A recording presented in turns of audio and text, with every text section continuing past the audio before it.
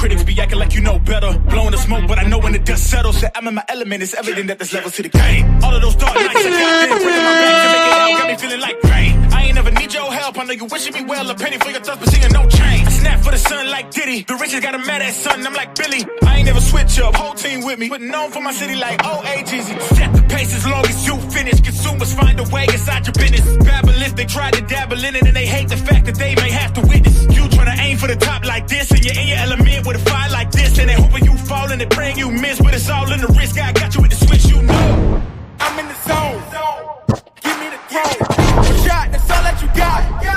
That's all that I know. Foot on the gas. 155 on the road. I know. I'm in my element. Ooh, yeah. I'm in my element. Ooh, yeah. I'm in my element. I'm in my element. Ooh, yeah. I'm in my element. Ooh, yeah. I'm in my element. Ooh, yeah. Keep that same energy. I'm in my element. Ooh, yeah. I'm in my element. Flow is like water. I'm forced through the fire. I'm feeling like gold. Gotta stay grounded, stay down to earth. Following God and you grinding. You do as you told. I don't work to make you like me, but I'm front and center. Word to Spike Lee. And God came in the nick of time. They think I'm crazy, well I might be. Let's run it up, run it up, run it up. We beating the odds just to sum it up. You know it's a rap, never waistlines, and I'm cutting the weight like a tummy tuck. That mean I'm about to give it out right now. You see what's coming down the line, I never pipe down. I give 100% and be trying to stun on my enemies. In my element is crazy as that might sound. I'm in the zone. Give me the throne. One shot, that's all that you got. That's all that I know. Foot on the gas. 155 on the road. You could be a friend of me, an enemy. Keep that same old energy, cause I know I'm in my element. Ooh, yeah. I'm in my element. Ooh, yeah. I'm in my element. I'm in my element. Ooh, yeah. I'm in my element. Ooh, yeah. I'm in my element. Ooh, yeah. Keep that same energy. I'm in my element. Never switch up. Never switch up. Never switch up. Never switch up. Never switch up. Never switch up. Never switch up. Keep that same energy. Never switch up. I'm in my element.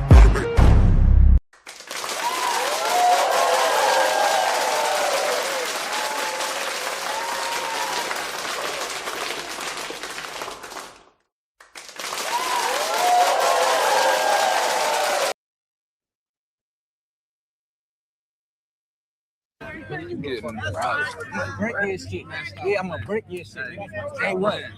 Man, good, nigga. Man, good. Stop bumping me, bro.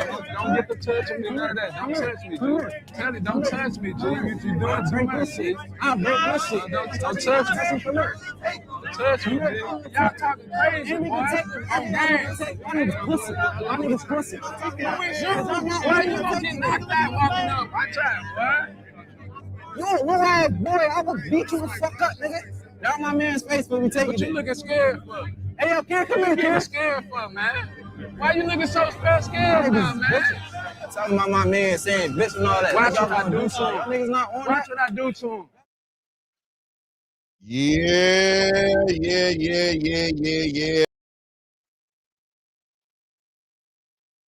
Ooh.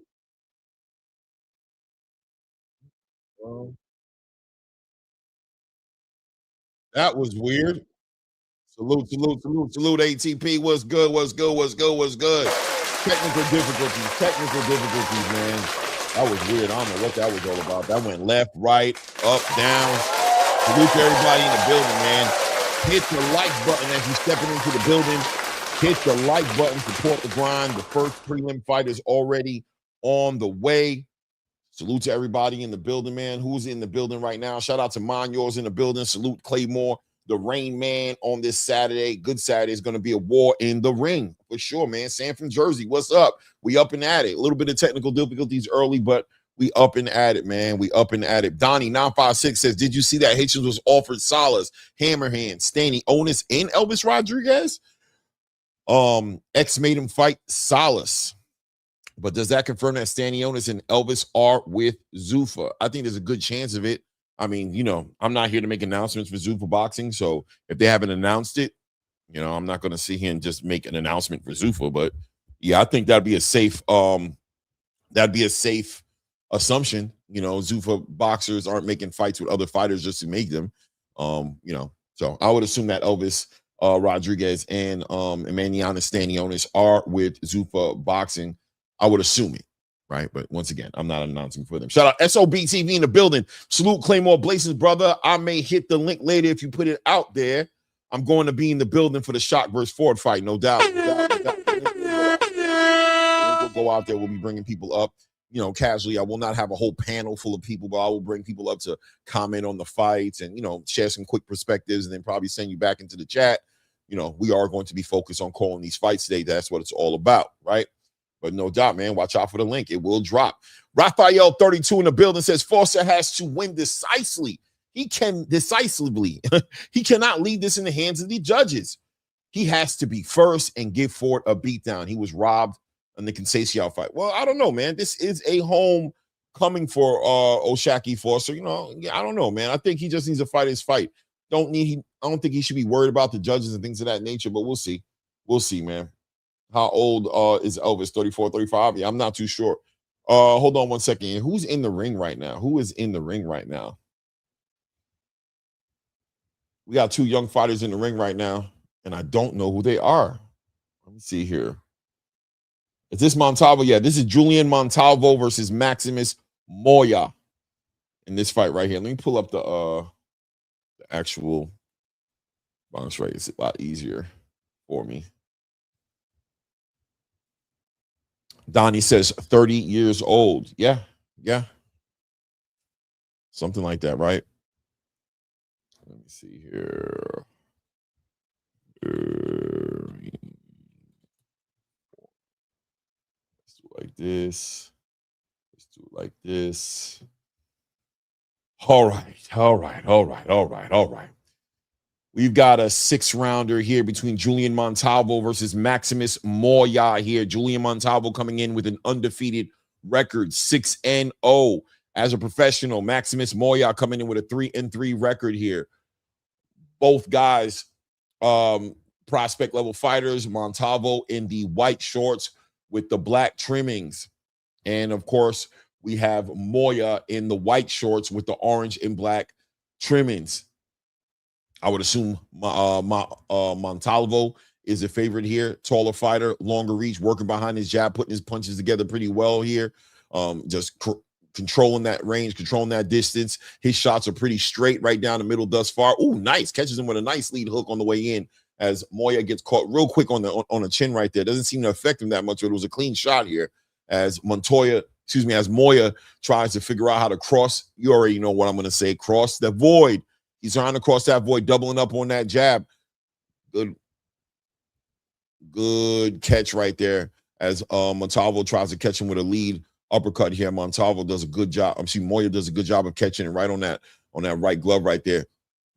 Closing that space, putting that pressure.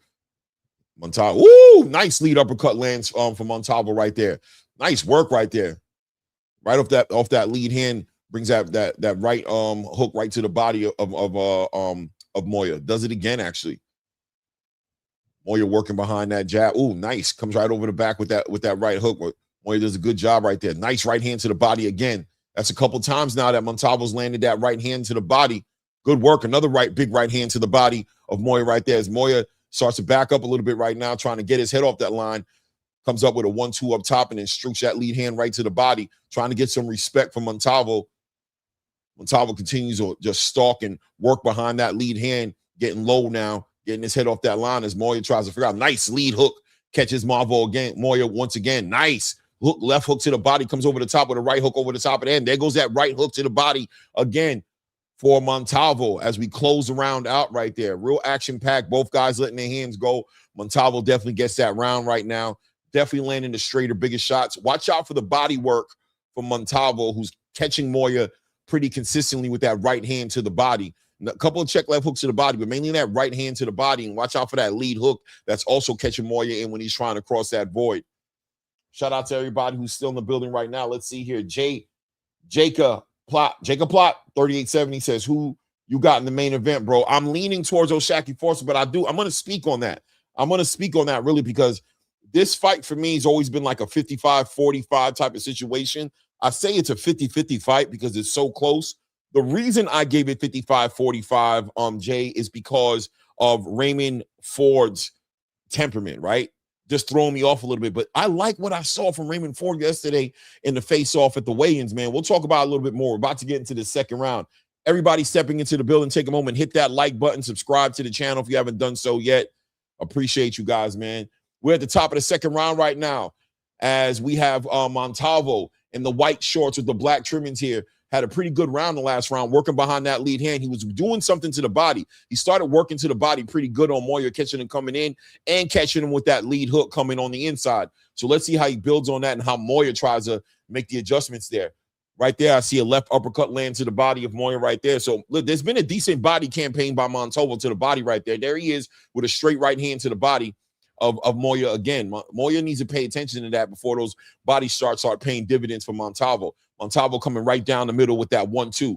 Right down the middle, man. He's real straight with his punches, controlling that range and that distance. Moya having a hard time figuring out how to get through there without paying that toll. Nice. Lead left hook to the body again, lands for Montalvo right there on Moya. Moya needs to pay attention. Those body shots are going to start adding up right there. Good timing, good lead uppercut right there by Montalvo. Fouls it up. Good combination punching by Montalvo. Clean punches by Montalvo, man. Right down the middle, just 1-2 down the middle. Nice left hook to the body again of Moya right there. Tries to time him with that back uppercut up the middle. Another left hook lands to the body. Another left hook lands to the body as Moya adjusts his belt line right there. He feels it. He's trying to adjust that belt line. He's starting to feel it. You got to feel it after a while. Those left hooks are starting to land real clean to the body of Moya. Another left hook lands to the body of Moya. Fouls it up with a left uppercut, then fouls it up with a right hook on Moya. Minute and 30 seconds just passed. Another left hook to the body. Watch out, Moya. The body work is getting diabolical for you, brother. He turns him right there. Moya trying to get his head off the line. Montalvo can't miss with that left hook to the body, nor is he missing with the good combination punches. Good work by Montalvo, excuse me. Moya's getting the work. He's getting the work. He's collecting the work. Oh, man. Montalvo wheels back and tries to shoot two big uppercuts, a right uppercut, then a left uppercut. Misses on both of them, but Moya trying to hold his ground still. Needs to watch out for that body. Big right hook lands for him. Another left hook. Lead hook lands for Montalvo. Montalvo right down the middle with a straight right hand catches him. Oh, yeah. This fight right here is, oh, beautiful work to the body. Big right hand, big left hook to the body on both sides. 40 seconds left here in the round right now. Moya taking a beating onto the body. Big lead. Uppercut lands for Montalvo right there as Moya tries to figure out how to get to Montalvo without paying that crazy toll. His toll is high, a very expensive toll for Moya, who's trying to cross that void, but Montalvo making sure he's putting the work in on the body. He's punching straight down the middle. He's hitting him with big straight right hands. He's hitting him with huge straight right hands, doubling up on the jab. He's trying to set him up for the big uppercut. Big lead hand to the body for Montalvo again. Montalvo lands a big lead hand to the body. 1-2 down the middle, followed by an overhand right by Moya right there. Pretty successful combination of the punches he put together right there, but Montalvo's on a mission. That's the end of the round. Gets closed out as Montalvo hits him with a straight right hand right before the bell. Both guys go to their corner. Montalvo's got to be very happy about what he's doing in that corner right now. Moya has to come up with the answers. He needs to pay attention to that body work he's getting. He's really getting taxed on that body, man. It's starting to compound on him. Shout out to everybody in the building. Atheist, Ghost, busting in the building with the love. Appreciate that. Chat says, number one pound for pound fight commentator on YouTube. What up, Claymore? Did you do a video on the WBC mandating Noel versus David? It is on the way, family. Video is on the way. We definitely got to talk about that. We definitely got to talk. All I got to say is one thing on that one. I didn't know that sanctioning bodies could mandate unifications. And if that's the case, we have a lot more to talk about, right? Because it seems like pulling teeth to get undisputed. Meanwhile, the whole time, the sanctioning bodies were able to go ahead and mandate unifications. Hey, we'll talk about it. Watch out for the video. It will drop. It will drop. Trust me. Trust you, me. We're at the top of the third round right now. 2 minutes, 50 seconds left here in the round right now. Montalvo building, compounding on that body work. This is a 6-round fight right now as Montalvo has been committed to collecting those dividends on the body of Moya, setting up the big lead uppercut, working that body, trying to open up the head so he can land the big shot. He's looking for a stoppage without a doubt in this one here. 2 minutes, 25 seconds left here in this round right now. Montalvo's starting to put those punches together, putting those punches in 2s and 3s. Big work to the body again. Nice right hook to the body, followed with a lead hook to the body. He is investing in Moya's body like he's investing in his 401k, and he's getting a match by the company. That's a fact, right? 2-minute marker getting ready to be approached here in the third round right now as Moya, listen, man, he's big left hook to the body, big right hook to the body, followed by lead hook up top. Man, Montalvo putting on these punches together, man. Exciting young fighter. I'm not sure if he's Mexican or where he's from, but man, he's aggressive. He's on that front foot, and he works everything behind that jab. There you go. Stabs him to the body with that lead hand to the jab. Good. Moya trying to put his punches together, man. But it's got to be paying attention to what's coming back at him at this point. Look at the way Montalvo is putting those punches together. 1-1-2. And rips another lead hook to the body of Moya again. Oh, my goodness. Lead uppercut. Another left hook to the body of Moya. Moya needs another left hook to the body. Follows it up with an uppercut. Whoa. Big lead hand down the middle right there. Pushing Moya back. Big left hook to the body again. Catches him with a left hook up top. Right hand. Left hook to the body. Right hand over the top. Big lead hand. Left hook to the body. Oh, man. Montalvo. Another left hook to the body for Montalvo. Moya got an Iron Man body. Big left lead uppercut. Another lead uppercut. Big right hand. Big right hand. Gets up under that lead hook of Moya.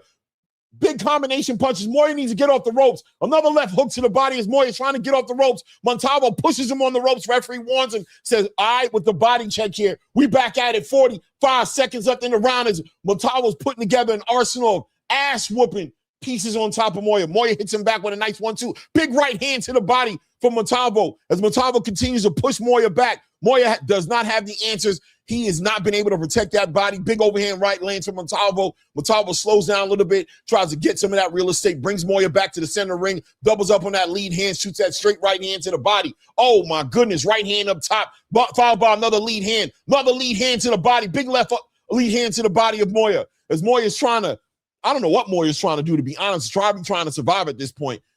On his back foot right now. Montalvo feels like he's one shot away from ending this fight. Another big left hand hits Moya so hard he almost loses balance. Oh, my goodness. Oh, my goodness.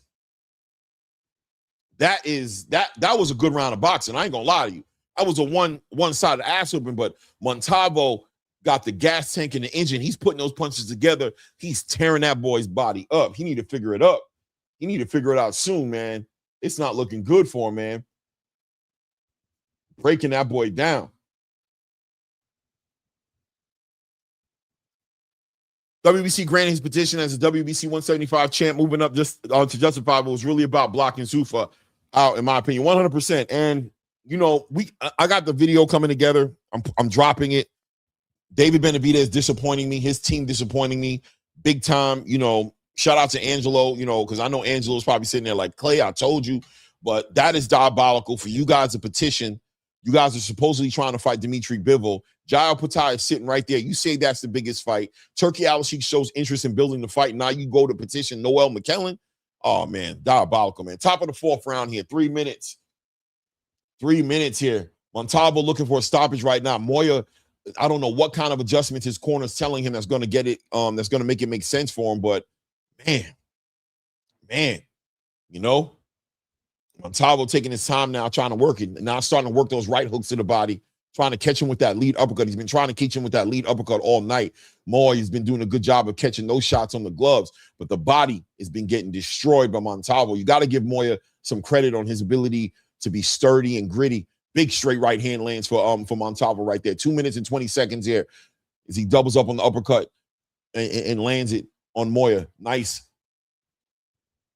lead uppercut lands for Montalvo. Montalvo right down the middle. Big shot, man. Lead hook with a straight right hand. Follows it up with a straight right hand.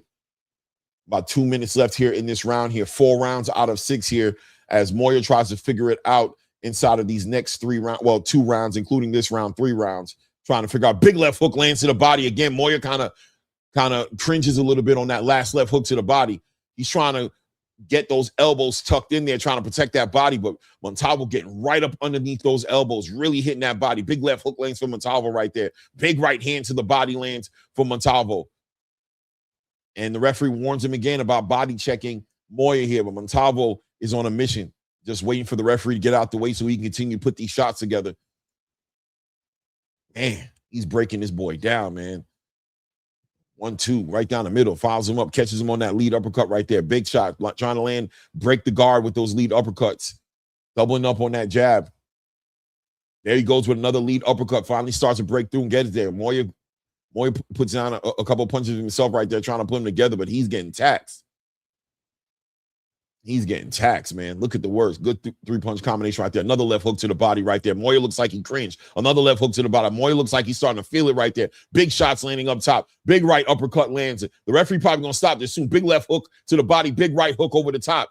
Big uppercuts. I think the referee's going to stop. Big left hook to the body. Big right hand over the top. As he's working him, the referee gets in there and stops it. With 45 seconds left in the round, referee stops the fight. Yeah, man, he was really getting broken. Didn't look like he's going to do the right thing and maybe take a knee or something. Referee stops this one here in the 4th round. Montalvo puts together a masterclass beatdown on Moya here. Moya looks like he should have never been in the round, and quite frankly, probably should have never been in the fight, right? Obviously, a stepping stone for Montalvo here. 1 second here. Obviously, a big stepping stone for Julian Montalvo here. Let's take a look at Julian Montalvo. 7 fights, 5 KOs.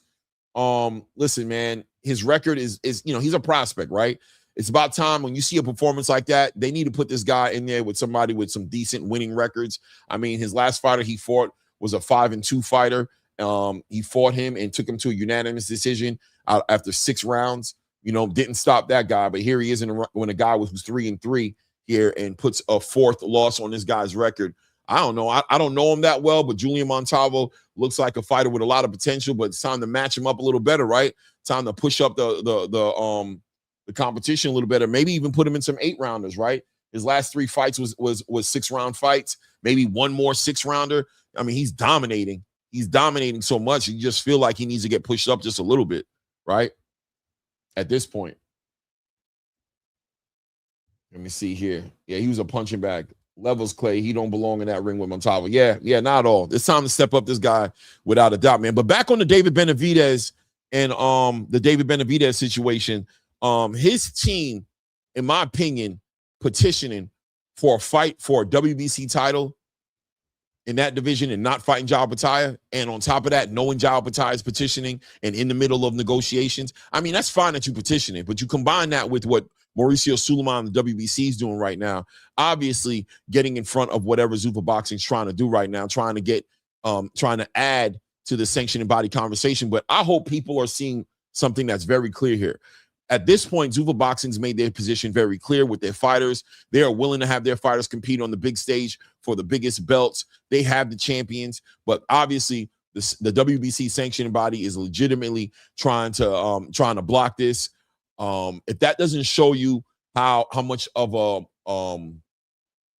a dictatorship these sanctioning bodies are, they're not even separating. Now you're seeing the WBO and the IBF looking like they're going to come together and try to work against it. I told you guys already, there are 4 sides to the same coin. As crazy as that sounds, right? 4 sides of the same coin. It's the same coin. It's one big monopoly, one big dictatorship, one big money grab. These sanctioning bodies have positioned themselves to be connected to fighters with the biggest purses. They don't want to change the program. Zuffa Boxing's coming on the table, trying to interrupt and push back at the status quo. As fans, I know we got caught up on these belts, the green belt, the red belt, the black and red belt, all these different belts. I get it. I'm in the same boat as you guys. But at the same time, I don't think we can deny the big pink elephant in the room. Clearly, right? If this was all about rules, as Mauricio Sulaiman has stood on his soapbox for months now, over a year now, saying it's all about rules, then we wouldn't see the rules just bending and moving around conveniently all the time. Whenever they need to, they can, right? They can make an interim belt. They can make a silver belt. They can make another division. They can say, you know what? We won't sanction unifications. And all of a sudden, they're sanctioning unifications. They're pushing and mandating unifications. They're doing whatever the hell they feel like doing it. And I mean, we all know that. I think as boxing fans, we've all been known that they can do that. But seeing them use it as a retaliation, no matter what Dana White has said, listen, it's a free country. People can say whatever they want to say. What is being done? Are your sanctioning fees being paid? Of course they'll be paid, right? Is Jao Pataya a legitimate champion? Come on, guys. We know better than that, right? I mean, this is the perfect fighter to put this fight up with. He'll be the mascot for how corrupt the sanctioning bodies are, because there's no argument in the world about who Jao Pataya is, what he's done, and where he's ranked in the cruiserweight division. So to sit there and not only strip him of his IBF title, but legitimately in real time block this man from getting a fight with a fighter who's already made an announcement about how interested he is in the fight and how much he'd want to see the fight happen in September 12th, and turn this into a whole political contest as, well, David Benavidez, he's petitioning the fight for the W. David Benavidez is a unified cruiserweight champion. He is not in the WBC rankings. He's not allowed to be. He's a champion of 2 other sanctioning bodies. That is a legitimate unification. You guys are stepping in there you're not trying, you're legitimately doing it, right? You're mandating the unification. And I'm assuming if Noel McKellen does not take this unification, that you guys will be threatening to strip him. I mean, it's a big circus act, right? It's a big circus show, a big clown show. It's a big circus show. And I think they're just exposing themselves. I think in the long run, this is all going to come right back at them and just fuel the energy of the Ali Revival Act for coming across, and fuel the energy behind the government supporting Zuffa Boxing, whatever they want to do. And look, I'm not this big Dana White fan like that. I know people think I am. I'm into the structure being put into boxing, but listen, I'm not the one making the moves. Mauricio Suleiman is making the moves. The IBF is making the moves. They're the ones moving around doing the things that they're doing. I mean, you can't make this shit up, right? You can't make this up. What was it, like a day, 24 hours before that mandate happened? You saw Noel McKellen put out a video on social media saying that him and Jao Pataya would be a big fight in September. Everybody knows the fight was in the middle of negotiations, and all of a sudden now you're mandating a unified champion to be the next fight for the WBC champion? Really?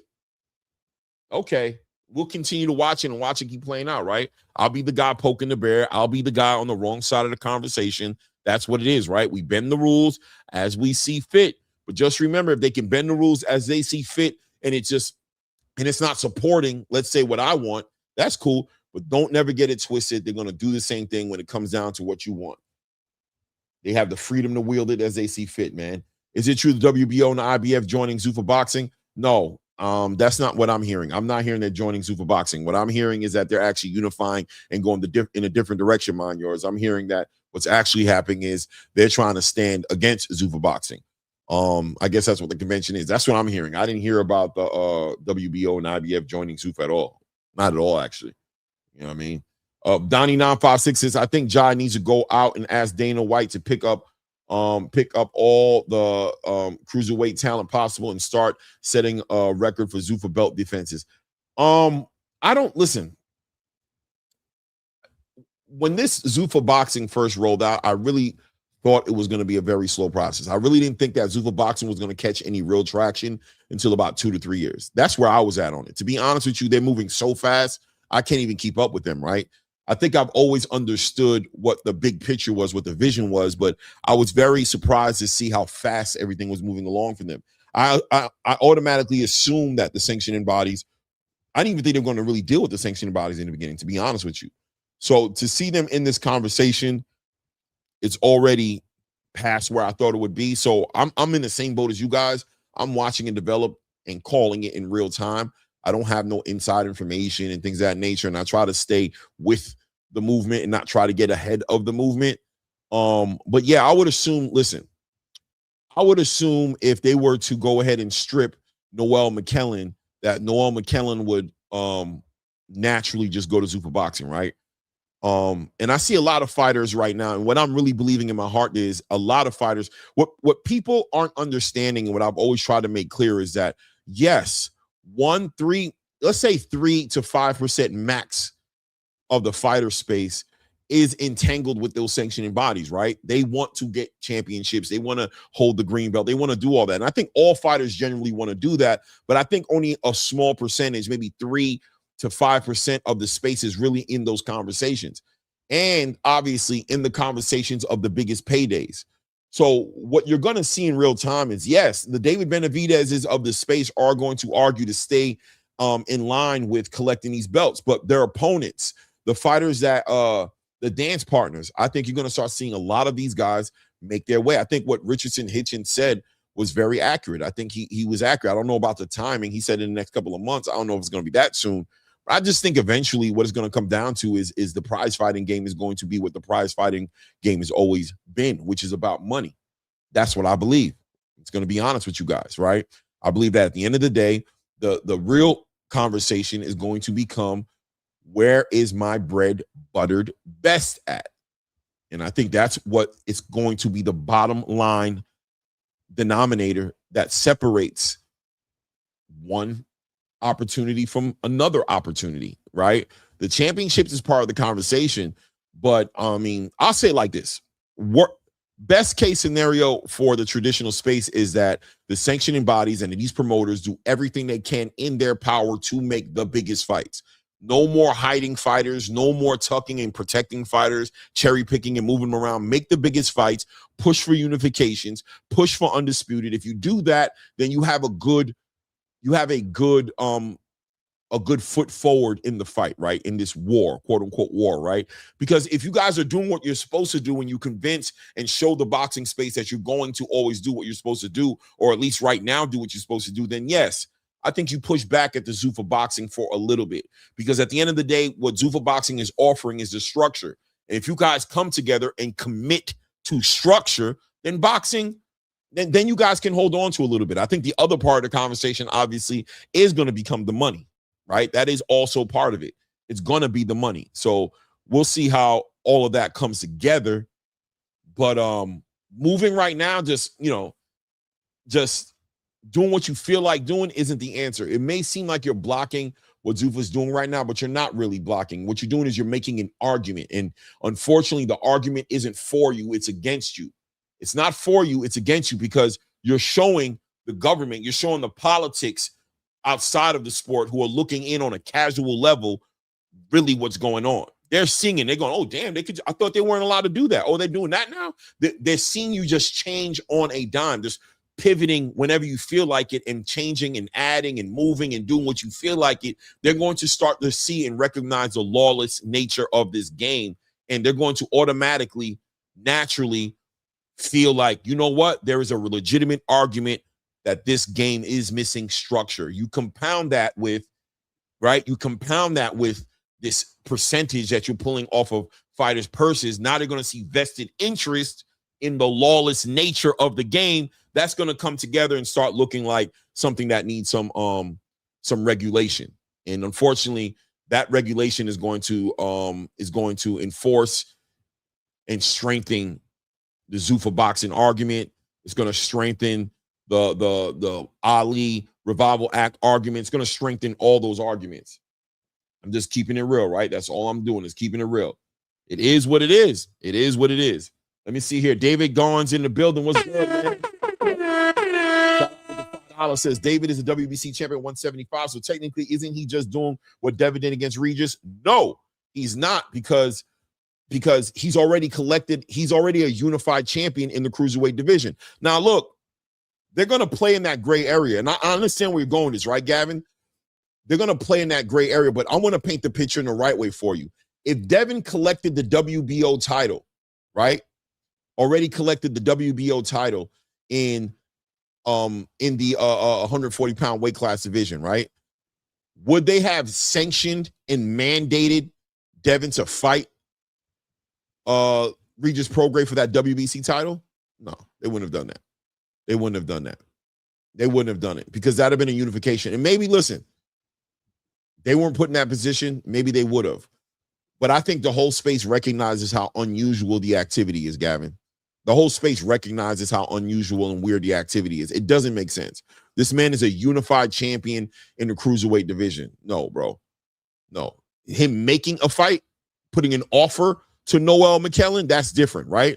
If he puts an offer to Noel McKellen, that's a different situation. But mandating it, saying he got next no matter what, no, sir. No, sir. I think, listen, it's only so long they can continue to play in this gray area, because they're gonna what you said right there, Gavin Goins, I'm gonna be real with you, is that's the gray area they're playing in. That's what they're saying, right? They're leveraging that WBC title in the light heavyweight division to put him in position. They're leveraging it to put him in a position to fight for that title. But I think this is super unfair to Noel McKellen. I think Noel McKellen having to fight David Benavidez next after David Benavidez has picked up a unification where Noah McKellen could pick up a big payday to fight against Jao Pataya, I would argue Noah McKellen is getting screwed over right now. And as a champion, he deserves better than that, right? As a champion, Noah McKellen deserves better than to be mandated to unify when he has an opportunity to get a big payday for an even bigger accomplishment to pick up a lineal title and put himself in position as the top dog in the division. I think this is super unfair to Noah McKellen, who's getting caught up in the politics of this sanctioning body nonsense, right? Let's just be honest. They're getting caught up in that in those politics. And how is that going to play out? How is that going to play out in the big picture as far as fighters and how they're concerned? You look at the way Shakur Stevenson was treated. You look at the way Terrence Crawford was cheated. Now Noah McKellen getting put in a very compromised position. It's just going to add up in a bad way. It is what it is. It is what it is, right? Shout out to everybody in the building. We're about to kick off this next fight here on this card right here. It looks like we have, let me see, Espinoza. Bear with me here. 1 second here. Who do we have in the ring right now? We got Frank Espinoza in the ring here with Bryce Blackwell here. This one's going to be another 6-rounder here. Frank Espinoza comes in the run with a 3-0 record here, and Bryce Blackwell with 4 wins, 2 losses here. What division is this, Lord Child? It's a middleweight fight right here. 6-rounder here. I'm assuming that Espinoza comes in as a favorite, but I don't know. As far as an athletic specimen is concerned, Bryce Blackwell looks like the bigger fighter without a doubt right now. Although Espinoza very active right now in a very tight clinch right there, as Espinoza was letting that lead hand go with hooks to the body and uppercuts up the middle. Blackwell trying to get that respect here, shooting that lead hand to the body right now. Trying to slow down the momentum here of Espinoza right now. Very aggressive fighter, very slick fighter, big puncher too. You can tell that he wants to cross that void and hit him with the big shot. Big overhand right by Espinoza right now, looking for the big right hand, doubling up on the jab, tries to shoot that right hand over the top, gets tied up by Blackwell. Blackwell on his back foot, working behind that lead hand, trying to keep that high guard. Very tentative of the power of Rafael Espinoza that's coming at him. Blackwell switches over into a southpaw stance here with that right hand in front of him. Continuing to work here. Working behind that jab here on his back foot. Espinoza continues to stalk him behind that high guard. Straight right hand to the body for Espinoza. Another lead hand up top, shoots a big right hand in the body. Catches Blackwell trying to turn out to his right there with a lead uppercut on the way out there. 1:12 seconds left in this round right now. Bryce Blackwell just working behind that jab right now. Very tentative with the big right hand of Espinoza. Big right hand lands for Blackwell right there in that exchange right there. Jumps in and ties up Espinoza, breaks up the clinch right there and starts hitting him with that lead hand like a David Benavidez, just shooting these lead uppercuts and lead hooks. Oh man. Oh, big right hand lands for Espinoza right there in that exchange. 45 seconds left in the round right now. Espinoza timing out Blackwell right there, timing out that lead hand coming over the top. Blackwell in that southpaw position as Espinoza's working on getting over that lead hand. Big straight right hand lands again. That's the big shot that's going to land for Espinoza. Bryce Well doesn't figure out how to deal with that. That big straight right hand is right there every single time.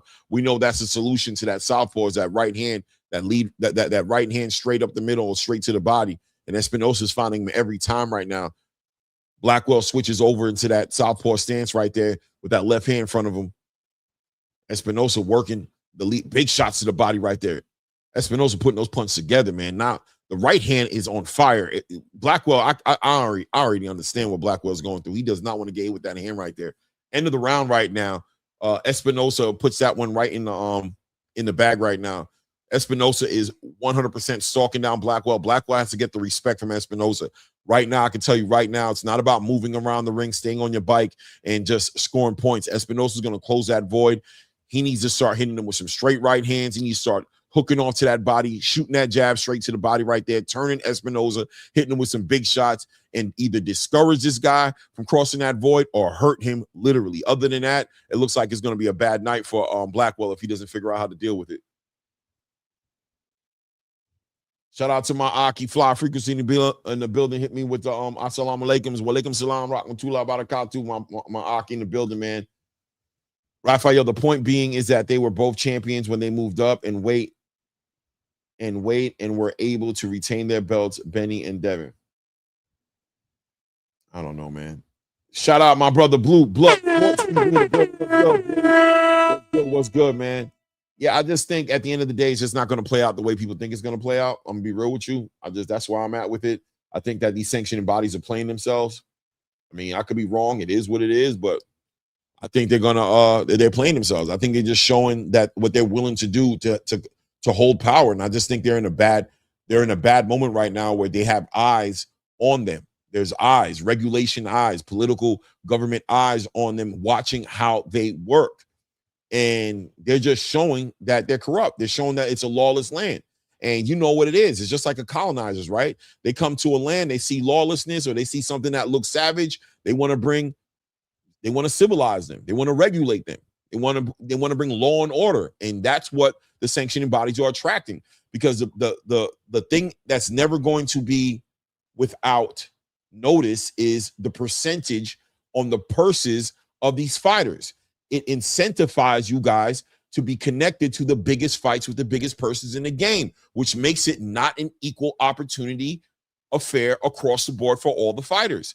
A large portion of these fighters, 90+%, 95+% of these fighters are not being treated fairly because they don't garner the attention that the stars do. So they're not getting their opportunities. They're floating around. Talk to your Yoenis Tellez. Talk to a Rohan Polanco, right? Talk to these fighters. Talk to these guys who are getting skipped over all the damn time so that a Ryan Garcia can get like the belt, so that a Rolly Romero can keep can keep a belt, right? Talk to these guys so Canelo Alvarez doesn't have to give David Benavidez an opportunity. Talk to them. These fighters are right there talking about this every other day. It is what it is. Minute and 5-second mark, getting ready to approach here in the second round here. I don't know what his first name is, but Espinosa's done hurt Blackwell a couple times already in this round right now. And look, a big right hand lands right there for Espinosa right there. Another left hook, left uppercut as Blackwell tries to tie up that lead hand, that backhand of Espinosa. But Espinosa has no problem doing just as much damage with that left hand, shooting those short little left uppercuts, short left uppercuts, and short left hook to the body. You know what I mean? As big right hand lands right there. He's hurting Blackwell. We're down to 35 seconds left in this round right now. Rafael Espinosa working him to the body. Blackwell trying to get that respect. I called him to do it, but I don't know if it's even smart for him to do that. Doesn't look like he's able to hurt Espinosa. He's trying to throw big shots. He's trying to, time up. He's trying to get off of his back foot so he can shoot some shots off of his front foot. But Espinosa is hurting him, man. Real bad intentions on those right hands. Real bad intention. Is Blackwell's trying to look up at the clock right now. Clearly, he's trying to get through this round right now. He looks up at the clock, but will he make it through? I guess, I don't know. He's trying to tie up that right hand, but that lead hand of Espinosa is active. Referee can't even get in the middle of it. Big left hand, big shot right there lands. Hurts Brian Blackwell as he's stumbling in that corner, looking to sit on that stool. He's a hurt man right now. Referee taking a look at him, doubling up on that look on him, but Blackwell looks like he's going to be on his way out the door shortly, man. Shortly. Deep East says, is it possible that the reporting is wrong? David could have petitioned for the title fight, and that piece is missing. He did petition. His team petitioned for that fight, which is why I got to hold David Benavidez accountable in this conversation as well. Shout out to David Benavidez, a fighter who I think is very, I know he's willing and able to fight anybody, but he's allowing the sanctioning bodies to use him as a pawn on the chessboard right now, right? It's disappointing, to say the least. David, if you're going to stay there in the cruiserweight division as a unified champion, the biggest fight in the division is Jai Opetaia. It is not Noel McKellen. So how diabolical of your team to petition to fight Noel McKellen, knowing Jai Opetaia is negotiating that fight, knowing you just came off of your fight right now, got a decent little payday, and supposedly supposed to be in the conversation of negotiating with Dimitri Bivol, who just had his fight today, right? So why would you petition that fight? Why would you petition that fight in the cruiserweight division? Yeah, I'm a little disappointed, man. I think you're letting the handlers get the best of you, and I think he's going to catch a lot of flack for this. I think the real boxing space is going to criticize David Benavidez, as they should. They're going to say he's ducking Jai Opetaia, that's a fight he should be making, and he's going to earn every bit of that scrutiny. That's what comes with it when you do things like that. Why would you petition? Why would you even get on board with that? On the back of Turkey Al-Sheikh announcing that he wants to put that fight together. So the payday is there now. The lineal champion is there now, and you're sitting here playing along to get along with the politics of the sport that was destroying you when you was a super middleweight, the WBC, that wouldn't even give you an opportunity. You're going to allow them to use you in this type of conversation to block out a big fight with Jao Pataya, knowing that the money's already there? Nah, man. It is what it is, man. 2-minute mark just passes here in the third round now, and I'm watching Espinosa continue to apply this pressure. Big right hands as Bryce continues to try to tie him up, holding on to the ropes right now, trying to tie up this fight. A referee warns him and lets him know the excessive clinching is not going to be tolerated. Minute and 35 seconds left here in the third round right now as Espinosa continues to work and try to figure out how to let his hands go. One thing Espinosa is going to have to do when he gets, nice left hook to the body, left uppercut to the body. Big right hand lands over the top right there as Bryce. Big right hand lands again. Bryce is getting hurt. He might need to take a knee. Big shots to the body. Bryce tries to shoot a big left hand over the top right there, but Espinosa continues to work right there, working to the body, working up top right there. Bryce is not able to tie him up right now, shooting them straight right hands on the body. Come with that left hook over the top. Big right hand over the top. Big left hook to the body of doubles up on the hook. Follows it up with an uppercut. Almost puts Bryce Blackwell down right there. Bryce Blackwell's holding down for his life right there, within an inch of his life, just holding on to him, breathing out of his mouth right now. Those body shots starting to pay dividends. He's ripping his own left hand to the body. He comes over the top with his own right hand, but ties up Espinosa again. Espinosa is tearing him down, bro. Breaking this boy down, man. Blackwell is got no sauce on the back of his punches anymore. He's on his back foot. He's trying to time up an uppercut right there, but he's just not able to let his shots go as Espinosa is just shorter with his punches, connecting way faster than Blackwell can. Blackwell's really telegraphing his shots. Espinosa really short and straight down the line with his punches. Big straight right hand to the body lands for Blackwell right there. Nice right hand lands for Blackwell right there. Or left hand, sorry, lands for Blackwell right there. There we go. Another left hand lands for Blackwell. Blackwell comes over the top with a big right hand. Here comes Espinosa with the big left hand over the top, ripping left hands to the body. Wow, man. Bryce Blackwell makes it out that round, but he is exhausted. He is exhausted. He is exhausted.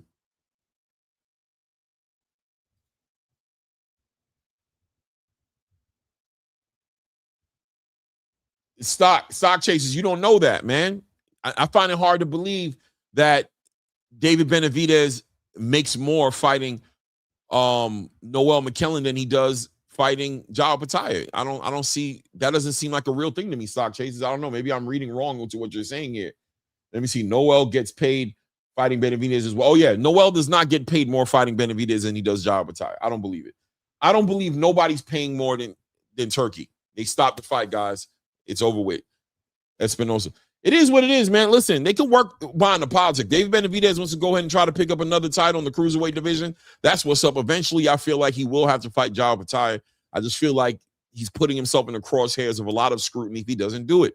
Because if you don't fight Jao Pataya, the cruiserweight division isn't heavy like that in fighters. So if you don't fight Jao Pataya, who are you going to fight?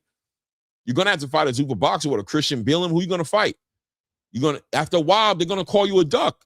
It's only a matter of time. It's only a matter of time before the space gathers up and says David Benavidez is ducking Jao Pataya. I think the space is going to say it right now. I think right now, stock chasers, they're going to say David Benavidez is ducking Jao Pataya. And I can't argue with the space if they want to say that right now, because to pick up and petition to fight Noel McKellen when Turkey Al-Sheikh is offering you the Jao Pataya fight, which is going to be followed up by a great payday, you're literally not fighting Jao Pataya. You're not doing it. It's not an opportunity you're looking that you haven't gotten yet. You're petitioning to fight another fight in the division where Jao Pataya reigns as king. So, I mean, it is what it is. He's becoming a pawn in the political space of boxing. Can't do nothing about it. I mean, I'm not so mad at him that I'm not going to like David Benavidez or all of a sudden, but I gotta be honest about what it looks like, right? I mean, I'm sorry.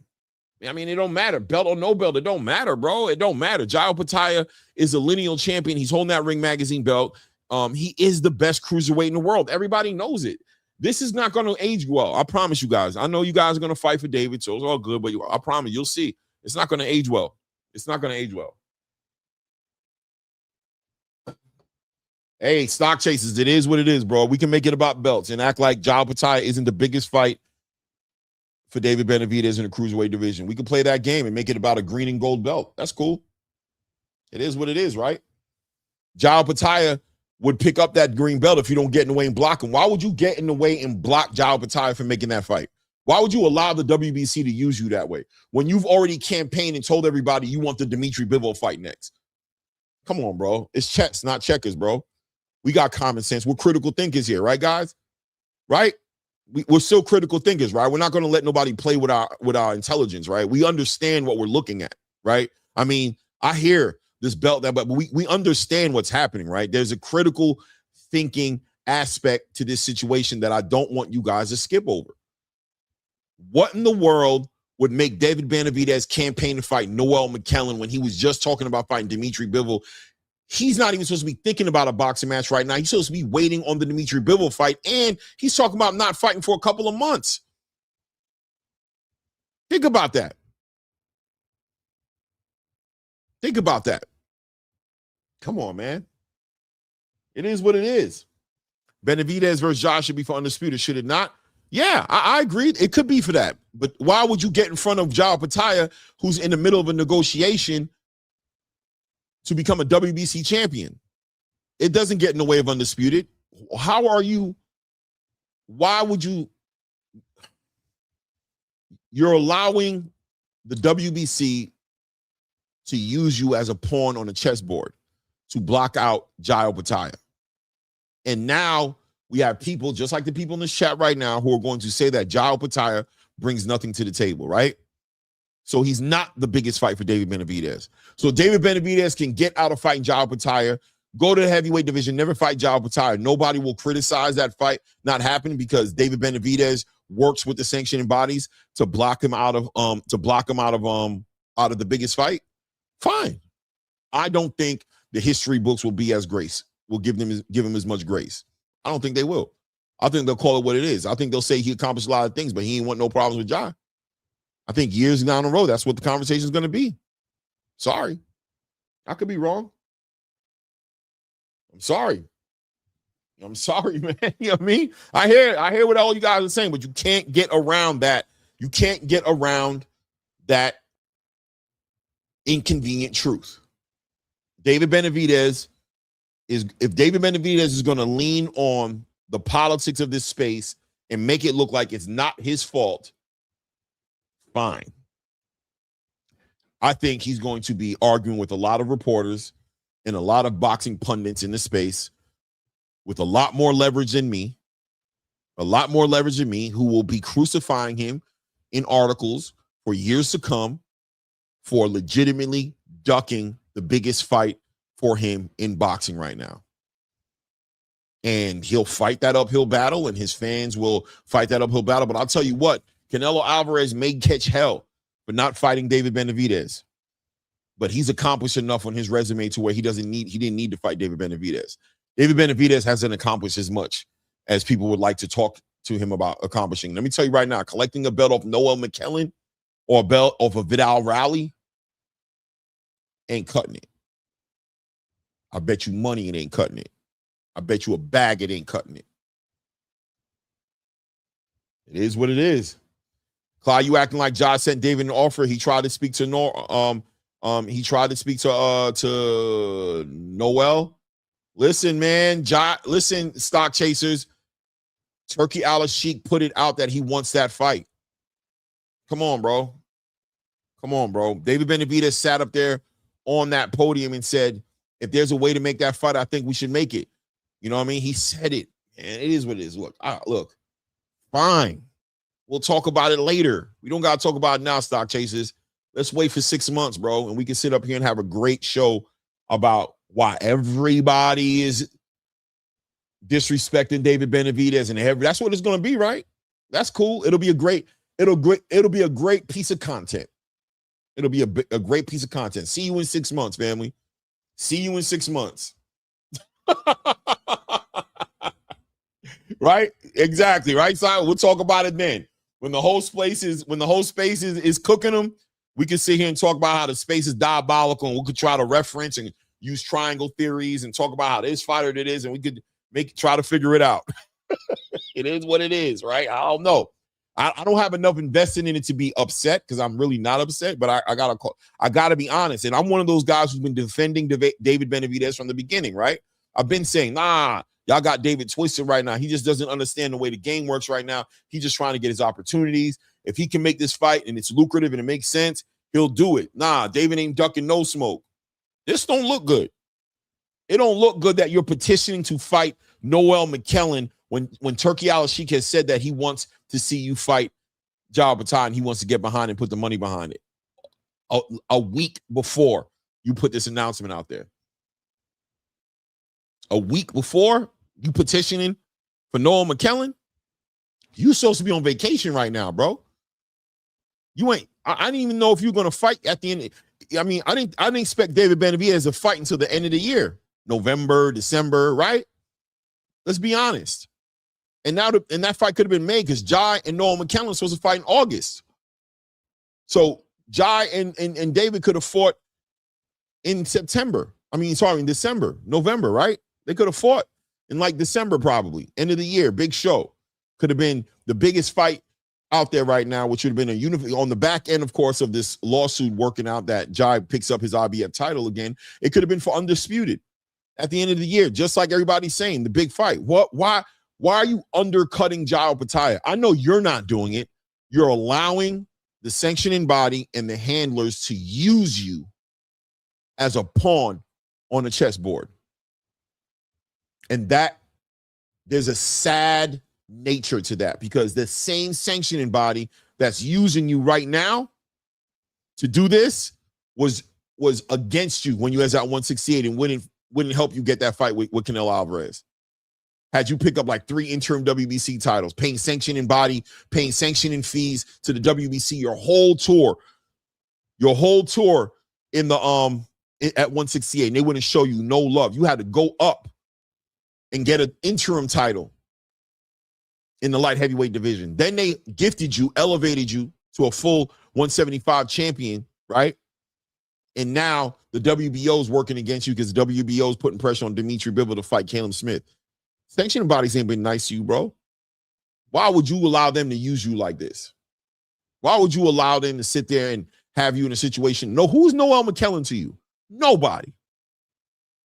Noel McKellen is nobody to the whole boxing space in real time. When you get in the ring with Noel McKellen for that WBC title, people are going to say, okay, there's a title involved in it, but who's Noel McKellen? Everybody, every space is talking about you and Jai Opetaia.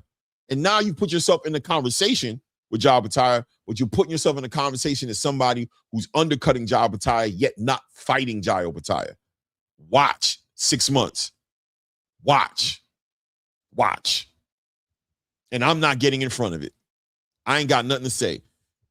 When people want to attack that, I'm not saying nothing, bro. I'm going to sit here and be like, hey, bro, that's what it looked like to me too. I don't know, man. Do I think David Benavidez is scared? No, I don't think he's scared. Do I think he's going backwards and backstepping on what he said he stood for? Yeah. He's backstepping. That's what he's doing. Sorry. That's what it looks like, David. How in the hell are you talking about fighting Noel McKellen right now? How are you not? If you're going to be in that cruiserweight division as a unified champion, how are you not aiming at the biggest dog in the division? It is what it is, man. It is what it is. Clay David has the right to chase undisputed at cruiserweight. Nothing wrong with that, bro. Hallelujah, bro. Hallelujah. You know what I mean? Alhamdulillah. You know what I'm saying? Good luck to him, man. Hopefully the space is as forgiving as you are, stock chasers. Hopefully the space is as forgiving as you are, bro. Maybe they will be because there is a big campaign against Zuffa. I know a lot of fans are against Zuffa, so maybe they will stand with him. Shout out to my brother Just Do Boxing. I seen you cooking earlier today, man. They were getting at my girl Clarissa, man. I can't believe this space is being so diabolical with Clarissa Shields, man. I think that's crazy, man. The way they're being to Clarissa, man. Petitioning to get her out of boxing for what, bro? Where was all the petition when Chris Eubanks slapped Conor Ben with an egg across the top of his head? Where was the hoopla to get him out of boxing? Was that professional? Was that part of boxing? I don't know, man. I don't know. That's crazy to me. That's crazy, man. They treat him like that. that they're treating my guy like my girl like that, man. Shout out to Clarissa Shields. My wife was sitting there like, what are they doing? Why are they doing this to her? You know what I mean? I don't know. I think people just really think. I think this as a community, we are just horrible in certain different ways. One of those ways is with our women. We treat the dark skinned, confident women a certain way, and we love the chinky-eyed, light-skinned girls. And we just want to always be on their side. And they can't do no wrong. You know what I'm saying? They can't do no wrong. And Clarissa, should be more humble and stay in her place and not be so confident. I don't know, man. Two girls getting into it, one of them slapping each other. I could give a shit about it. I don't understand how the boxing space is all cooked up about it personally. It is what it is, man. It is what it is. What's good? Alan Land in the building. What's good, man? What's good? No, we talking about a couple different things. We're talking about David Benavidez and this whole WBC petition on the cruiserweight division. And I was just closing out talking about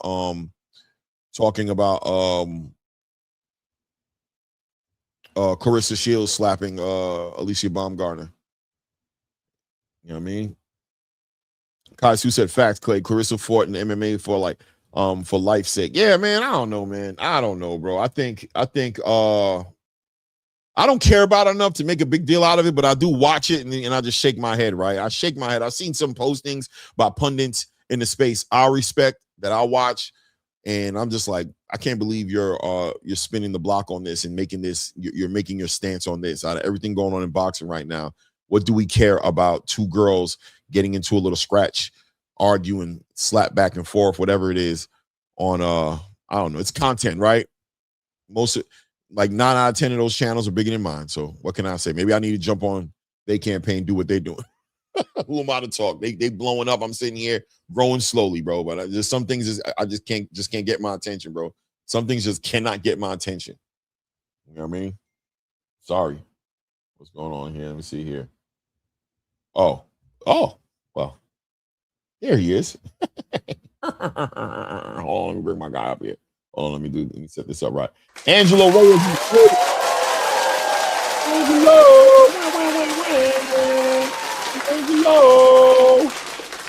Jello, what's good, man? You're definitely muted, brother. You definitely got the mute on. I was saying I appreciate the shout out from earlier. I mean, I like to say I told you so, and I'm not talking about you. I'm talking about the rest of the world. Right? Listen, it could be me too, man. I was defending him, man. No. And you know what? I'll put it in this perspective, guys. Right? There is no getting away from the fact that David Benavidez is the reason why this Noel McCallan thing is happening, and I'll explain to you the rule, Clay. Apparently, according to the WBC rules, any champion of a lower weight belt can automatically ask as a mandatory to fight another champion on a higher weight belt. Right. So even though he's not ranked in the cruiserweight, the WBC, or any of that or whatever, he can just do that. Now, goes to why the hell, David, are you saying a name that you never ever said before, bro? Right. When the Jai Opetaia fight was already offered to you, and I told you after that day, when all these people were defending David Benavidez, I said, hey, man, I will defend David Benavidez to the end of the earth when it comes to 168. Past that, he has not beaten anyone worth anyone, including the guy who got knocked out by a substitute school teacher, Clay. Yeah. All right? None of that. So, no, David, the only fight, I'm sorry, bro. If I'm going to defend you because Canelo ducked you, then you were ducking Jai worse, bro. Because you're actually getting offered a lot of money. I think the petitioning is diabolical. I think the petition stings. If you, as somebody who support of David Benavidez, that hurts me that you did that.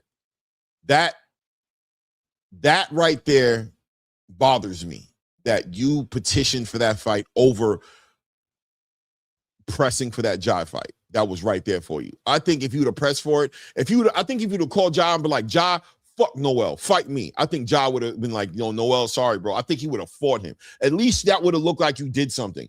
But to play timid, laid back, talk about you going down to 175, don't even look like you're going to fight in the cruiserweight division next, and all of a sudden you're petitioning for this fight. It's an eyebrow raiser for sure, man. It's no, bro, it's diabolical. I told you that the offer would come. I told you that Turkey will absolutely send an offer. And the minute, well, I don't know that Turkey sent the offer. What I know is made it public. He showed Turkey's intention. Made it public. Yeah, he didn't put it public that he sent the offer. He put it public that his intention was to make that fight. On the back end of Jai Opetaia, on the back end of Jai Opetaia negotiating with Noah McKellen, the offer probably didn't go out yet because they're probably waiting for that fight to get finalized, it to get done, and then shoot him a fight later. But he knew it was coming. He knew that Turkey was interested in making a fight. It is what it is. Let me call this fight real quick here. We're at the top of the first round right now here. Jaden Franklin Britton and Najee West here. This is a super middleweight fight right here. 168-pound fight right here, guys. Big guy right here in Jaden Britton in the white shorts, purple trimmings right now. And we've got Najee West. Immediately, as soon as this fight starts, you can see the size difference. You see that Jaden Britton is a taller fighter, has that reach, and he's working behind that lead hand, measuring and trying to control that range, as Najee West is looking for his opportunity, sitting behind that high guard, anticipating big shots coming from Jalen Britton, and looking to close that void. Very tight with his defense right now, tight with that high guard, elbows tucked in, just waiting for big shots to come in from Jaden. I think he's going to try to counter punch him. Instead of crossing a void, he's anticipating an aggressive Jalen Britton who's going to come at him. But Jalen's not doing that. He's being very patient, and he's waiting behind that jab. He's taking his time, working behind that range. Nice right hook to the body by Britton right now. So Najee's going to have to make an adjustment. I can tell you right now, Jalen is not biting into that. He's not attacking. He's not trying to steamroll Najee West. So Najee's sitting there in that high guard, inviting Britton in to be over aggressive so that he can counter punch him. I think Britton is onto that game and has changed it up. He's working behind his lead hand. He's controlling that range. He's not collapsing the pocket,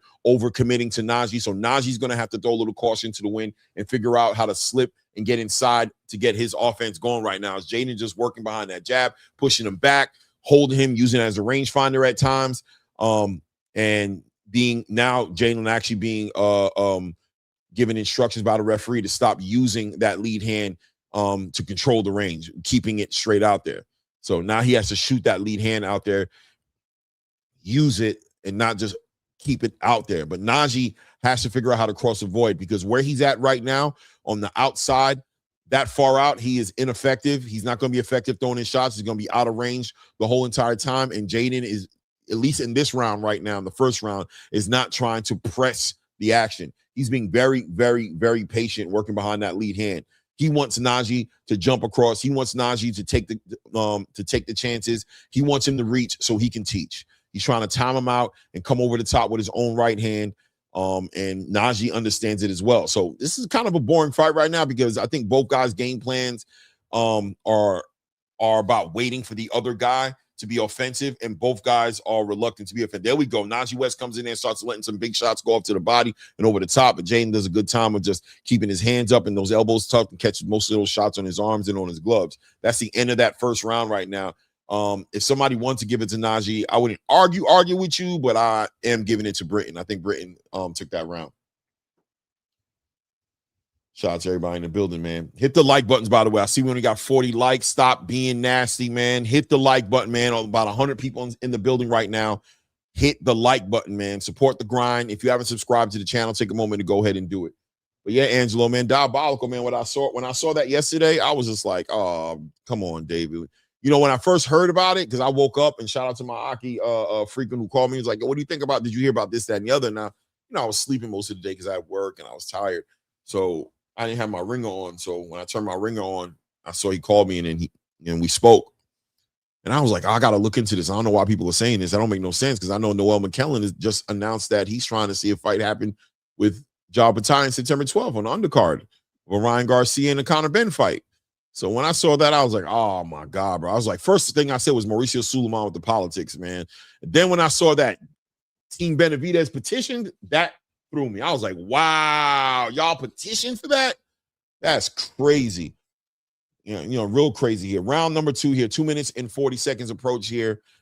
Let's see the adjustments. So first round seemed like there was a lot of processing of data.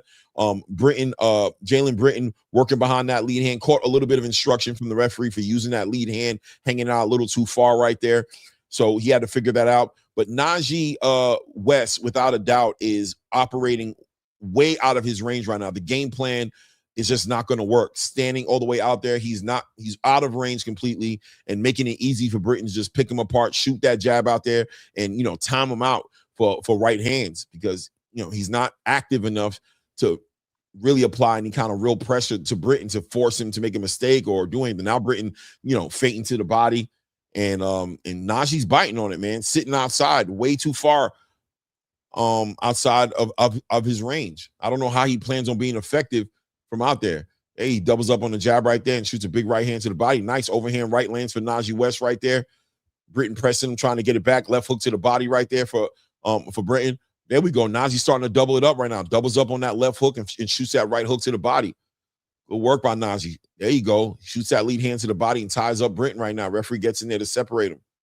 Minute and 30 seconds just passed right here in the second round right now. Nice uppercut lands. Right hand uppercut lands for Britton right there, who tries to touch him to the body with that lead hand. Najee gets up out the way, turns him. There, good work right there. Britton starting to commit a little bit and go into Najee West's game right now, giving Najee West an opportunity to counter him. Caught him with a nice right uppercut earlier. Nice left hook to the body by Britton too that we just missed here. About to hit the minute mark right now. Is Najee working him to the body right now. Britton continue to stalk him and work behind that jab, pushing him back with a real straight jab. Ooh, tries to really just telegraphs that lead hook. Winds the lead hook back a little bit, and Najee able to see it and get out the way. Najee's not slow, so Britton has to shorten up those hooks if he wants to really connect it. Really sitting there trying to good work right there. Turns him and lands a nice lead hook to the body right there on Najee. Nice, another lead hook to the body, another right hand to the body right there, catching Najee with those big right hands to the body right now. Najee on his back foot. I think he got hurt with that body shot a little bit right there. Najee doubling up on that left hook to the body and dropped him over the top with the right hand. Tries to complain about a right hand over a punch to the back of his head. Oh, wow. Najee tries to tie up Britton right there. Tries to tie Britton. I think he's hurt to the body. I ain't going to lie to you. I think he got hurt to the body. I think he was trying to buy some time there, even when he's on the ground. He goes trying to shoot that lead hand to the body, but once again, Najee fighting like he's a tall guy, but he's not. That's another round for Britton, man. Another round for Britton. Or Brighton. Sorry.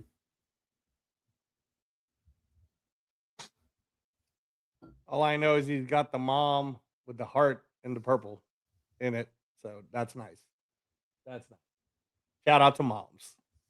Shout out to moms. Yeah. I mean, West is at least giving him. Yeah, Alan.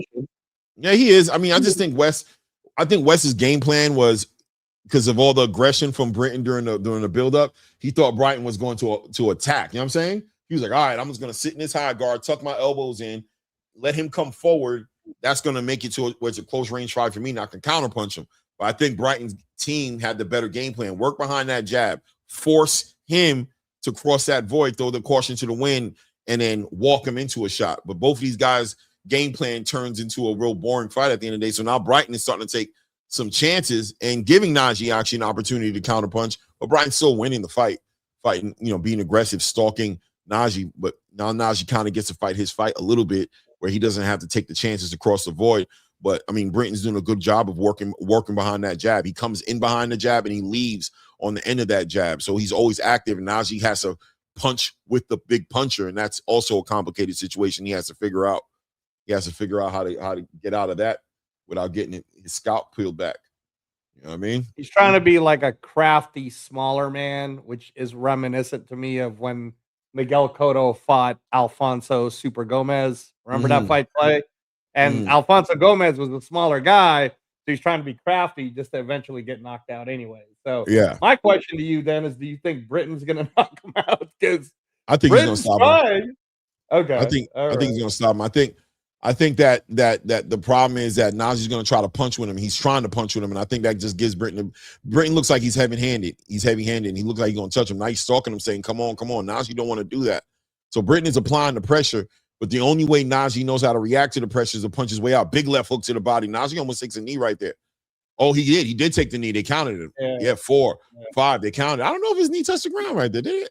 He went down. He said to the referee, let me get an 8 count. Right. It looks like he needed it anyway. Brighton hurt him to the body earlier in the last round too. You kind of saw that he was hurting him. Even when he went down, but it wasn't a knockdown, he took too long to get up. I knew he was hurt to the body. Right. There we go. Boom. Big shot to the body. Another right hand to the body by Brighton, man. Najee's punching with desperation. It's winding up that overhand right there, trying to get that respect as Brighton is walking him down, applying that pressure. I think Najee's on an empty gas tank right now. I think the body shots took their effect on him. I think he's been hurt to the body right now. Britain getting in there, getting small, working him to the body. Small, short, little punches to the body right now. There he goes. Doubles up on that body. Comes over the top. Right. There we go. Najee tying him up. Najee giving me the signs of a hurt fighter right now. Trying to figure it out. Good work to the body right there from Brighton. Brighton working him to the body as Najee West is trying to tie him up right now, trying to protect that body. Referee gives him final instructions to be careful with the excessive clinching there, but he's trying to keep Brighton off that body. Brian working behind that jab and that high guard. Trying to use his movement right now, trying to pull. Woo, big check left hook to the body. Hurts not. Najee West immediately gets on his bicycle. Another left hook to the body. Right hook to the body. Big left hook over to the top. Big right hook, left hook, straight right hand. Najee on the back. Right hand to the body. Left hand to the body. Right hand up top. Right hand up top. End of the round right there. Najee West makes it out of that round. This is the best round for Brighton, though. The most dominating round out of all the rounds, man. Shout out to everybody. Hit the like button, subscribe to the channel. Go ahead. Just a little rough and I understand what Eddie's doing, but have you felt like all of these fights so far that we've seen is very A side, B side? Definitely prospects are fighting right now. So he's definitely building his prospects up. These are all 6-round fights. 6-round fights. Right. They're not gonna be, you know what I mean? Right. I guess I'm just used to the Zuffa format, Clay. My bad, bro. My bad. Nah, that's how the game goes. You know what I mean? You already know that's what it's gonna be for these kind of fighters. You know what I mean? 100%. I do like that West is trying. I think Brighton needs a fight like this, to be honest with you, man. He's having a hard time with this dude. He's gonna have a hard time. He don't want to get in there with no damn no damn Khalil Hackett or nothing like that. You know what I mean? Hell no. He wants to stay right here. He's not ready, Clay. He's not ready. Not at all. No. Not at all. He's getting the crowd involved in it because they're punching on each other. But honestly, Najee West just seems like he's out of his element. And, even right now, Najee West being the kind of fighter he is, playing on the outside, just allowing, there he goes. He jumps in there and starts, shoots that straight right hand to the body. But once again, giving it, there we go. Working behind that jab, trying to be first. There we go. Work behind that jab. There you go, Najee. Oh, big shots. Najee trying to land something big right now.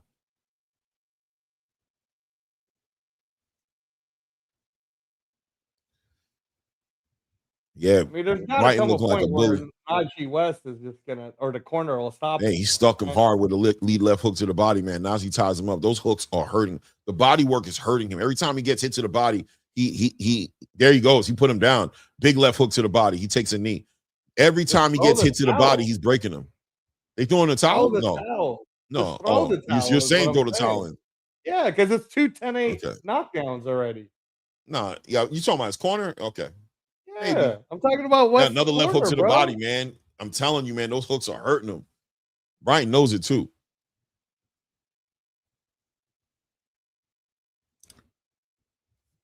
Short little left hook to the body. West is game, bro. West is a game fighter. So. Yeah. He one of those dudes in the street that's gonna fight all the way out. He's fighting it out. But the war of attrition is killing him. Big right hand, left hand to the body, right hand to the body. Yeah, he's letting off some big shots on him. Another right hand to the body, left hand to the body. Big uppercut, right hand uppercut right there.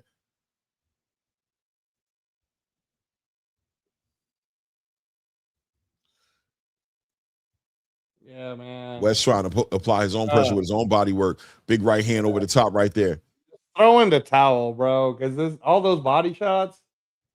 No, Najee's, he's doing all right, collapse in the pocket. He's trying to make it messy and dirty, trying to make it to where he can get in there and do his own Do his own work. Big right hand drops him again. Big left hand, sorry. Big left hand to the body drop. I don't think he gets up from this one. I think he's done. I think he's cooked. He got up. He's looking back at the corner right now. They're giving him instructions. He's breathing hard right now. Yeah, walk forward. Well, I think he's about to have that. I think they're about to wave it off. I hope they do. The referee lets him get it. The referee lets him do it. I would have thought the referee would, oh man, there he goes. Big left hand to the body, right hand, big right hook.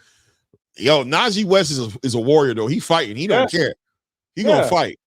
Yeah. No, that's why I was saying it's like, why ruin a kid like Najee West or a guy like Najee West? I mean, should he be fighting at 168? I probably not, bro. Probably not. I mean, his size, but Montel Griffin fought at 175. They stopped it. I don't know what to tell you.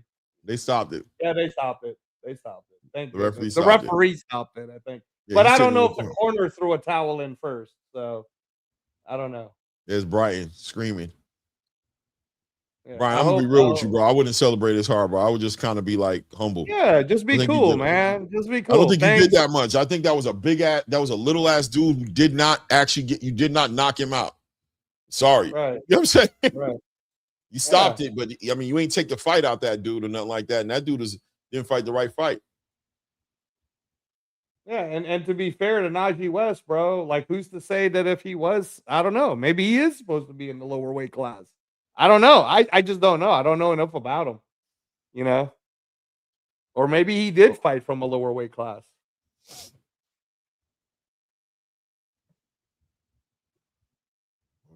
Pass opponent was on here. He got robbed. First TO prospect. Shout out to everybody in the building, man. Hit the like button, man. There are not enough like. Hit the thumbs up. Stop playing games, man. Hit the thumbs up, bro. Double tap, whatever it is you got to do, man. There's more than enough people in here. It don't make no sense for They've been diabolical for the last hour, bro. For the likes not to be up. That don't make no damn sense. They're greedy with the likes. They're not greedy with trying to defend David Benavidez, though. David the Duck Benavidez. That should be his new name. Duck Benavidez.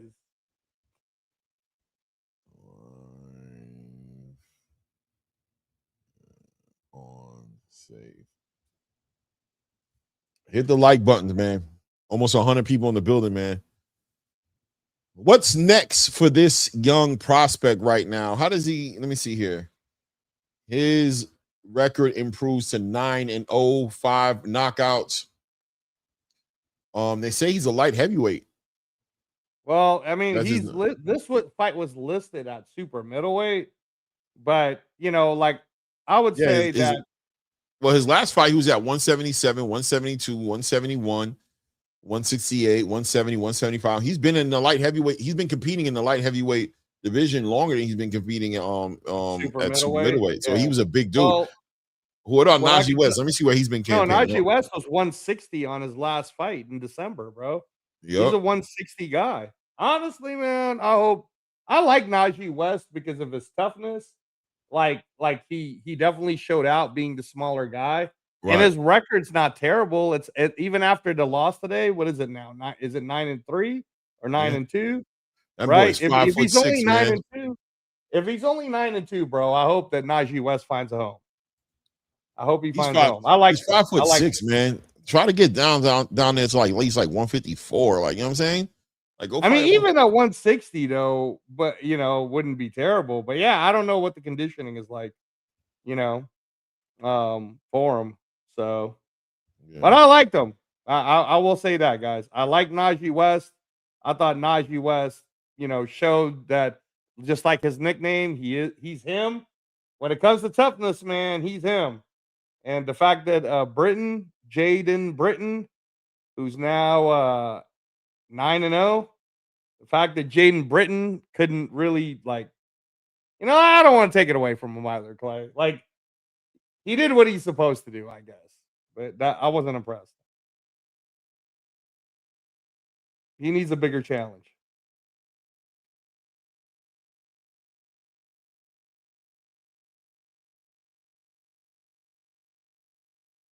I guess what I can give him credit for is he was fighting a bunch of 4-rounders up until now. So I can give him credit for that. I guess. Who was the first fighter that you called, Clay? Was it My Charlie? bad. I was Sheen? listening to him talk a little bit, just trying to get a little bit of a gauge on who he is, and you know what I mean, as a Right. person. He seems like he needed this win. He really needed this win. I mean, even though he's undefeated, for some reason, you know, he really needed this win right now. He wanted it. I think, listen, he's down at 168. I don't know if they're trying to get him to cut that weight and compete at 168, or if they're going to let him campaign at 175. I mean, when you see somebody, to me, it's kind of weird that he's a light heavyweight, but he's fighting a super middleweight fight. So it's kind of like, why? You know what I mean? Why not a light heavyweight fight? When you look at his record, most of his fights have been at light heavyweight. Are they not happy with what he's doing as a light heavyweight? I don't understand. What's going on? I mean, he doesn't look like he has one punch power at 168. So would he really have one punch power at 175? So maybe they're trying to get him eventually down. But no, what I was saying is that Najee West is only 9-3 at this point in his career. And I hope that he finds a home, man. I like Najee West. I like that he was thrown back. I like that he was feisty. I mean, I like, and again, he was a 160 guy. So I don't know. I don't know if he took this because the payday was nice or something. Right. I have no idea, bro. Was it just for the activity, right? Was it a fight exactly. that was available like for him? But it's weird, Clay, because he just fought in December. So I don't know. He fought 160 in December. So I don't know, man. I don't know. I hope he finds a home, though.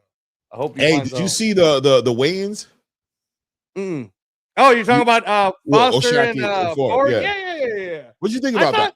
I thought Raymond Ford been playing his part, bro. He looked. No, I love the way Raymond Ford looked. I love the way he looked at the weigh-ins. Cool as a cucumber. I told you, bro. Yeah. He's fine.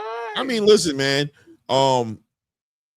We gotta see, man. You know, like I said, I feel like there's a 50-50 fight, but I feel 50-50. Yeah. I feel like Raymond Ford, to me, the way his temperament was, like when he pushed O'Shaquie on the stage and everything, is just like doing all that. I think Even that Eddie was Hearn, more for show. Didn't you think that was more for show, bro? listen, even Eddie Hearn was like, he can't be like that. People are commenting all over the place. You know, I mean, if you listen, everybody from Sergio Mora to Eddie Hearn to Antonio Tarver to maybe Andre Shakur Durrell. called him then. Maybe Shakur called him and said, "Calm down, bro." Well, I'm almost sure that was definitely part of it, right? Like without a doubt, part of it is going to be the people around him, and that, you know, that's the weapon. That's the element, the intangible that I always say when you talk about that Newark camp. When you talk about Shakur, you're talking about a Raymond Ford, you're talking about a Keyshawn Davis, you're talking about even a Zaquin Moses. Anybody coming out of that camp, they have good leadership around them. They've got Terrence Crawford, they've got Shakur Stevenson, they got the mature people who are going to tell them, "Hey, bro, get yourself together, man. Get that dude out your head, man. Stop getting all upset." You know what I'm saying? Dial in, bro. You gotta be focused. You gotta carry it a certain way, bro. This guy's gonna take advantage of all of that, right? So when I saw him do that against Raymond Ford, first thing I thought to my mind is like, damn, man, I hope Shakur reaches out to him and gets him together. I hope somebody gets him together, you know what I'm saying? Gets this guy out of his head, you know? But I'm gonna tell you what I didn't like as well. I didn't like Teray Stevenson participating in the foolery. Oh yeah, well he's young. He's a young trainer, bro. That's the thing. That's the thing we're talking about. You feel me? That's what we're talking about in the corner. We need you to be the OG. We need you to be the voice of reason. We need you to bring him and dial him in if he gets into that situation. We got two hotheads in the corner, Lord child. You know what I'm saying? Where we going? Well, I mean, Teddy Atlas was always kind of a hothead, and he was a young trainer. You got your too. exceptions to the rules. You got your exceptions, but not too many of them. You know what I mean? Most of them supposed to have that zen. You know what I mean? Supposed to have that ability to bring it down. You know what I mean? Supposed to be like a Virgil Hunter. Supposed to be like a, you know what I mean? Like a Bomac. Supposed to be like a Eddie Reynoso. Supposed to be able to be like, hey, look at me. Focus. Focus. What is he doing in there? We got to stop that. We need to start doubling up on this, and we need to start moving off to the right now. Forget about that last one. You just got knocked down. It doesn't matter. Champions get knocked down. It's about how you get up. Focus. Look at me. What are we gonna do? We're doing something good. We gotta stop doing it. You know, whatever it is, you gotta dial him in, bro. I don't need you up in there. Shout out to Brian Norman Sr. You know what I'm saying? You know what I mean, respectfully. I thought you were gonna use Teofimo Lopez's dad, but go ahead. Well, he's an extreme, right? He's wild. Okay, he's damn near crying. Right. Come on, bro. Where the, you know what I mean? He's doing a lot. Well, even with Brian Norman, like, you got to go out there and get him, man. Knock it. No, bro. He just got knocked on his pockets doing that. He needs a You know what I mean? Do something else. So we need the instructions to be right in a fight with a technician like O'Shaquie Foster. But at the same exact time, I like what Raymond Ford showed me in that face-off. I like what he did in that face-off at the last face-off with the weigh-in. I like the coolness. I've seen O'Shaquie try to get under his skin and walk up on him and press him and force him to get out of his skin, and he didn't allow that to happen. You know what I mean? And I like his reasoning with the pushback. He actually made the pushback actually work for me now. You know what I mean? When he explained, he was like, hey, man, he's like, wasn't no emotions. I was just getting my pushback. He's like, that's all that was. No emotions. But you did get a little emotional later when he said he would have slapped the shit out of you if you'd have called him a bitch. You kind of got upset. They had to drag you off the stage. That's not a good look. That they had to drag you off the stage. They had to drag you off the stage. No, bro. Like I said, veterans in the game. Shout out to Andre Durrell. Shout out to Antonio Tarver. Shout out to Sergio Mora. You know what I mean? Shout out to all these people that were just all saying, no, champ. No, champ. What are you doing, champ? What you trying to do? You trying to mess up the bag. What are you doing? You getting crazy. Right. So I think that when we did our discussion 2 days ago, I think we both made a lot of really good points that a lot of people are seeing. And those will all be the key factors to both of them winning, and those will be the key factor to both of them losing. And this is the type of fight, honestly, bro, that I wish was on TNT already. You know, because then it would show the larger group, right? You know, because what's showing on ESPN right now is the MVP fights, right? And you know, that's what's showing in the bars and everything. But I wish that this Shockey Foster and Raymond Ford fight was like on regular TNT television, just so that people can pay attention to it. But to be honest with you, Clay, a lot of America's casual sports fans tonight are going to be watching Game 7 of the Spurs versus OKC, anyways. You know, for basketball. So yeah. But no, this fight's going to be, to me, I think it's going to be like Naoya Inoue versus Nakatani. I think it's going to be very, very telling, very close. If someone was going to knock out someone, who were you picking? I'll probably lean with Raymond Ford for a knockout. Yeah. But nobody, neither one of us really feels like either one of these guys are. Yeah, I think this is going 12. Shockey's too defensive. Yeah, Shockey's too good defensively, and Raymond, like, he's not put together like that. Like, he's not really like a Methodist when it comes to methodically getting somebody out. You know, I've seen Raymond Ford be very technical, very technical. I'm expecting him to be technical in this fight. I'm expecting him to be very technical in this fight. I do not expect him to just charge at, you know, bring the, you know, all pressure only. You know what I mean? I expect him to cut the ring off. I expect him to work the body of O'Shaquie Foster. I'm expecting for him to try to out. I don't want to say class. I don't want to say outclass, but I'm going to say out slick O'Shaquie Foster. You know what I'm saying? Like, he's not going to let O'Shaquie Foster just have the real estate like Stephen Fulton did. You know what I'm saying? Like, just have him just cruising around the ring. No, we're gonna cut this ring off. We're gonna force you to operate inside of the space we provide. We're gonna take this real estate and we're gonna force you to operate inside that real estate and be witty and you know what I'm saying? Be slick and all that stuff you are inside this space. You know what I mean? And eventually, you know what I mean? We're going to double up on our jabs. We're going to work it to the body. We're going to keep you in front of us. We're going to keep our position with our feet.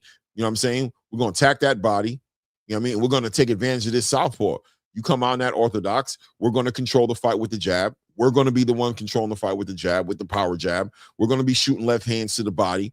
We're going to be stopping all that movement, and we're going to be setting up the big left hand. And if anything, force you to try to fight southpaw. Because we seen you do that with Stephen Fulton. We know you like to switch. We know you like to switch over to the southpaw and play like you play both positions. But we're gonna see who the better southpaw is. Which, you know, I'm the natural, real southpaw. You're gonna be trying to show improve things. We're gonna make you uncomfortable. And I think the moment you start to see O'Shaquie Foster switching, that's gonna be a point for Ford to me. You feel me? Because he's gonna be doing what he has to do, not what I think he wants to do. You know what I'm saying? Right. Ford has the power, but the KO not happening tonight. Yeah, I don't think the KO coming tonight. I don't think so. Unless O'Shaquie just gets out his body and all of a sudden decides he wants to, you know what I mean? You know what I'm saying? He gets out his body and decides he wants to brawl it out with Raymond Ford. Right. That's his business. You know what I'm saying? You know what I mean? Hey, I want to point out because I've been reading the chat. So you're absolutely right, Donnie956 is you, and you know this too. You know, because I know you follow the Zuffa traction a lot, but there was a negotiation that was happening between McKalen and Jai, which I talked about on the show a couple of months ago. It kept getting pushed. From what I heard, McKalen did get an offer from PBC, like a 3-fight offer or something like that. But McKalen, because this is what Donnie956 was pointing out on the chat, McKalen, because he has a voluntary from winning, he chose, no, I'm going to take the money and fight Jai as my voluntary. And to the point of David Benavidez, it was David Benavidez who said, nah, bro, I'm going to enact my right to get my mandatory right now. And that's why we're playing this stupid ass game of the WBC stripping Noel if he doesn't fight Jai and this whole bullshit. But you know what, Clay? At the end of the day, bro, Jai's going to be fighting. He's already in the middle of training camp. I don't think he'll be fighting in July now. So unfortunately, Donnie, I think you might be right. I think they might have canceled the July 12th show because I'm not seeing it here now either, which sucks, Clay, because I really thought there were things that were happening. But T.O. made a comment about Hunter Campbell and Dana White. And, you know, so now I don't know. Yeah. It was during the Aiden Ross show. He, you know, he felt a little disrespected, I guess, because Dana and Hunter didn't shake his hand when they were coming in to sit with him to commentate. And then on top of that, Aiden Ross was like, the commentators are kind of fucking with T.O. about his dad a little bit. And so I don't know if he's too happy with it. So maybe T.O.'s not signing Zuffa. Maybe I'm wrong. Yeah, looks like the July 12th show play isn't going to happen here in Vegas. But how'd you like that New York commercial for July 26th? I didn't see it. You didn't see the? Oh, it's dope, dude. That's dope. I think when it comes to the Zuffa conversation, man, the resistance is going to be there. And like I said in the beginning, when Zuffa first was rolling out, I said, you know, I mean, I felt like it was going to be a lot of resistance and that they were going to have to, you know, take the good with the bad. I thought they moved kind of fast signing the big fighters. You know what I'm saying? And I think the sanctioning body wars are going to make it complicated for the bigger fighters. You know what I'm saying? Like the bigger fighters who want to make the big fights, like the Conor Benns and, you know, even the Devin Haney's, you know, he hasn't announced it yet, right? Why? You know what I'm saying? I don't know. You know what I'm saying? I think that at the end of the day, that pot has to be sweetened up to a certain degree for them to make it make sense. And if the sanctioning bodies are drawing this line in the sand right now, if it's true that the WBO and the IBF are drawing this line in the sand with Zuffa boxing right now, then, you know, that's going to affect Devin Haney's position on how you see things. Because I do not believe Devin Haney's going to sit here and fight for a Zuffa belt. You know what I'm saying? As far as like on the cost being letting go of his sanctioning body aspirations. You know what I'm saying? They need to iron that out for those fighters. For the Shakur Stevenses, even the Teofimo Lopez's, for the Devin Haney's, they're going to be like, what about this? Oh, don't worry. We got this. We're working out. Hey, man, okay, let me know when you got it, bro, because it don't look like it. And, you know, watching Jabatai get his legs cut from under him on this WBC shit doesn't help the argument too much. You know what I'm saying? Or watching the WBO and the IBF come together and make public statements about how Zuffa boxing, you know what I'm saying, is bad for boxing or bad for what they're trying to do in boxing does not help the argument for these guys. So yeah. There's a part of the game that's always going to be available for Jalil Hackett, for Demazion Van Houter, for even the Richardson Hitchens and the Edgar Berlanga, who are looking, you know, to move in a certain direction. But even those guys at some point or another are going to push back at the idea of not being able to fight for a sanctioned body belt. There has to be an understanding that Zuffa makes with these sanctioned bodies, a conversation that probably going to involve, hey, stop dissing us. Stop saying we're corrupt. Stop saying all this shit. Stop saying you're not going to acknowledge us. Stop saying all this shit. or we're not fucking with you. You know, period. And your fighters are going to have to realize they're not going to get no chances with us until we have an understanding. If we don't have an understanding, we're going to be uncooperative. We're going to be resistant. We're going to move in a certain way that's going to make it difficult for these fighters. And I know you don't give a shit, but I have a feeling your fighters aren't necessarily on the same page as you. And I think they're going to give you hell about it. I think they're going to be like, yeah, but no. I like it, but I don't. There's certain things that I like over here. I ain't gonna lie, but this other part of it is part of my dreams as a fighter. So we'll see how it plays out. Yeah, no, I mean, my opinion on it's gonna stay steadfast, bro.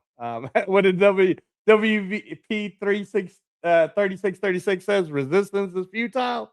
Yeah, man. To an extent, I think it is. I think that even Jai Apataya, who will be fighting, he'll probably be fighting in either August now. I mean, I hope they still create some kind of July fight, but he will fight before whatever a date is that's going to come up.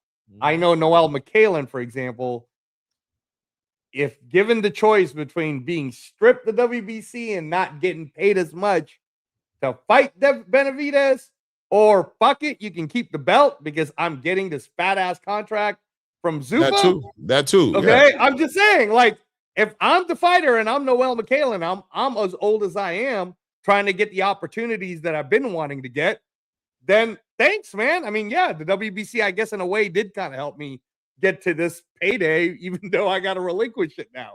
And, you know, for that matter, Jai doesn't even have to fight Noel. If Noel says, fine, PBC, you want to give me a 3-fight deal and you're going to upfront some money, which we'll see. Jai can fight the number 4 ranked guy for Ring Magazine, Sislak, who's the interim WBC anyway. So who cares? I think that if anything, it's going to convince a lot of these fighters more and more. If the sanctioning bodies are going to play these games with us and our careers, then why the fuck should we be caring about them as much? And why should we be paying these fucking fees? All right? Like, why do I have to pay a fee? If you're not even going to do this for me the right way, how am I going to trust that you guys, right? So no, like, if anything, I think this because David Benavidez is such a popular name, I think this makes the Ali Act happen sooner. I think that Ring Magazine rankings become more prominent and important. And you know, and in terms of the Haney thing, I'm not so worried about it, bro. Richardson Hitchens already publicly stated. I mean, hey man, it's up to him if he wants to say shit. But he said that one of the offers he did get was Stanionis, to which I've been telling you for fucking months that Stanionis is a Zufa guy. And Stanionis is still number 3, and I think Haney Stanionis is still on the table. I think that it's only a question of what date are they going to use that for, right? Are they doing September 12th, Garcia Connor? And then if they are, wouldn't it make sense? In fact, how about this, right? Since Garcia is with Golden Boy, right? And Connor is with Zufa anyways, and Connor doesn't give a fuck whether it says he's the headliner or not. He's not that type of guy, right? How cool would it be for Haney to be like, yeah, motherfucker, September 12th, I'm the main event. Haney Stanionis for the ring belt, and the co-feature or the co-main event is Garcia versus Ben. I think that'd make Haney even happier. I think he'd be like, yeah, Ryan, you know, so we'll see. But you're right, though. Ryan's seat was 1 row higher than Haney's seat at Egypt. So who knows, bro? Who knows? Yeah, we'll see how it plays out. You know, I mean, you know, the sanctioning body part of the conversation is, I think, I've always said it, and I just think it's a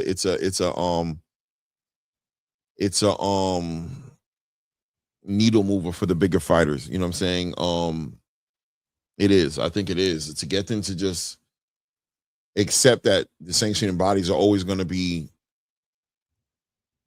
where they're at with it. I don't know. I don't think it's something difficult to solve.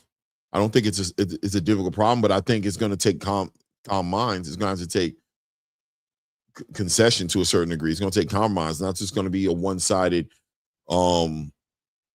you need us, bow down type of thing. I don't think I think clearly right now, with the way the WBC just moved right now with David Benavidez,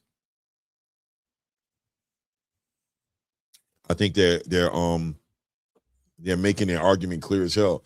Same thing with the way the WBO and IBF is coming out publicly to unify that way. I think the sanctioning bodies are making a very clear line in the sand. Lamont Roach being interviewed right now. Find out what Lamont Roach, I guess, has that fight officially been announced with him and Williams Zepeda? Is it official? I know it's official in my mind, but I haven't heard anything official about it. Right. It was just being reported.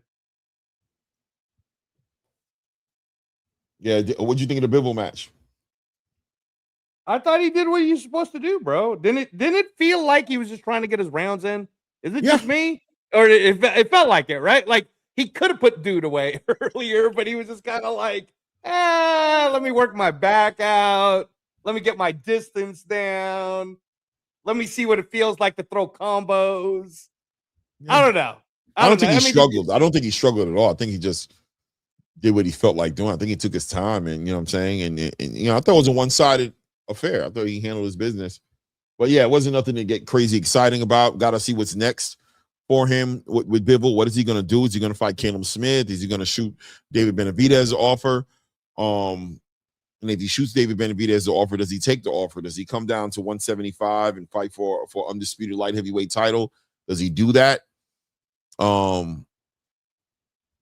don't know. You know what I'm saying? Yeah. Let's see what he does. Well, I mean, like when I was listening to what they were saying in Russia, I told you, Beterbiev has already been training.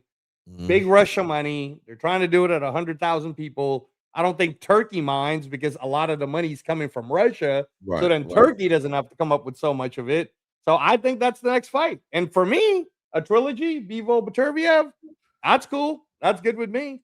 I know that what they'll do, though, Clay, is if they do agree to that one for Russia, it's what I said. Caleb Smith automatically becomes the real WBO champ. Right. And that's the whole Ben Whitaker thing. That's what I've been saying. Ben Whitaker beats the shit out of Popeye Rivera. That's the fight to make, man. Nottingham, UK. Could you see a scenario where David Benavidez is like, you know what? Let them fight their fight. Let's make a big fight. Let's go. Let me get ready. Let me get my body acclimated to 175. Let me go fight Caleb Smith for the WBO title, unify, so I can get that undisputed with the winner of Beterbiev and Dimitri Bivol. Is David Benavidez like ranked number 1 or anything by the WBO? Because Gustavo doesn't really like to play those games. Remember, in order for you to get a title shot in his, you have to relinquish an interim belt of some sort, right? He'd relinquish the WBA. That's what he'd run the interim WBA. So he would relinquish the WBA interim, yeah, and keep the WBC 175, and then go for a unification with Caleb. I mean, that's not a bad move. And that gets his body acclimated, getting ready for the winner of Beterbiev and Bivol, rather than him coming down from cruiserweight to go directly into a fight with one of those guys. Yeah, that's not a bad move, Clay. It's just that who's going to pay for it? Can you tell me who's going to pay for Caleb Smith? The same people who's going to pay for McCallan and the same people who's going to pay for McCallan and him. Whoever that is. Well, again, man, I still don't know if McCallan will honestly accept any of that bullshit or just be like, you know what? I'm just saying whoever was on the hook for it, whoever was going to, you know what I mean? Whoever that is. Because it ain't Turkey. Turkey ain't paying for that shit. So, you know what I mean? Zaquin Moses making his way into the ring right now. Young Zaquin Moses, man. Tonight I'm looking for this guy to do something, you know, I want to see some separation. He's been looking good in his outings, but, you know, he's still fighting 6-rounders. I think he's ready to graduate to the 8-rounders, but he needs to put on the dominating performances, right? He needs to do something special right now and make a mark. The prospects have been doing great things, man. You know what I mean? When you think about the Amari Joneses in the game, the Jamal Harveys, and you know what I mean? Like the young prospects in the game have been showing out. You know what I'm saying? Zaquin's been showing the skills. He's been showing a lot of cool things, but you know, has he dominated?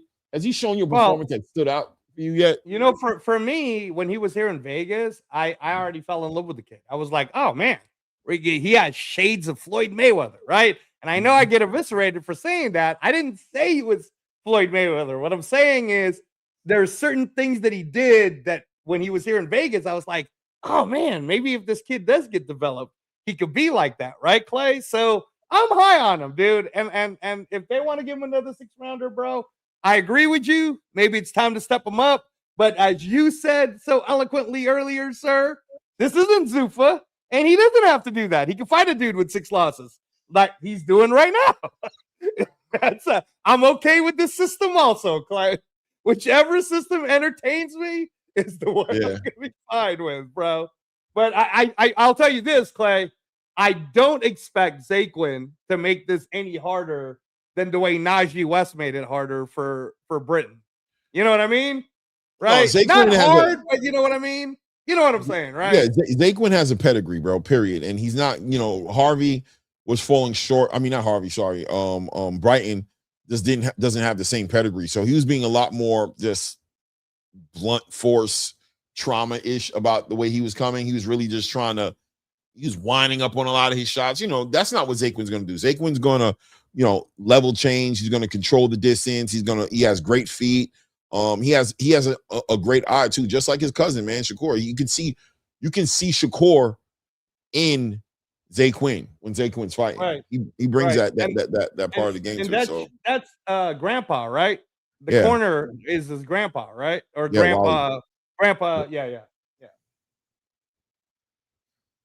So let's see how he brings it. Let's see what Zaquin does on this one, man. I'm not familiar with the opponent. Very rarely am I familiar with the opponent. But this guy is somebody who's getting ready to go to the military and just in the last minute changed his mind and decided to fight Zaquin. So he's here for the paycheck.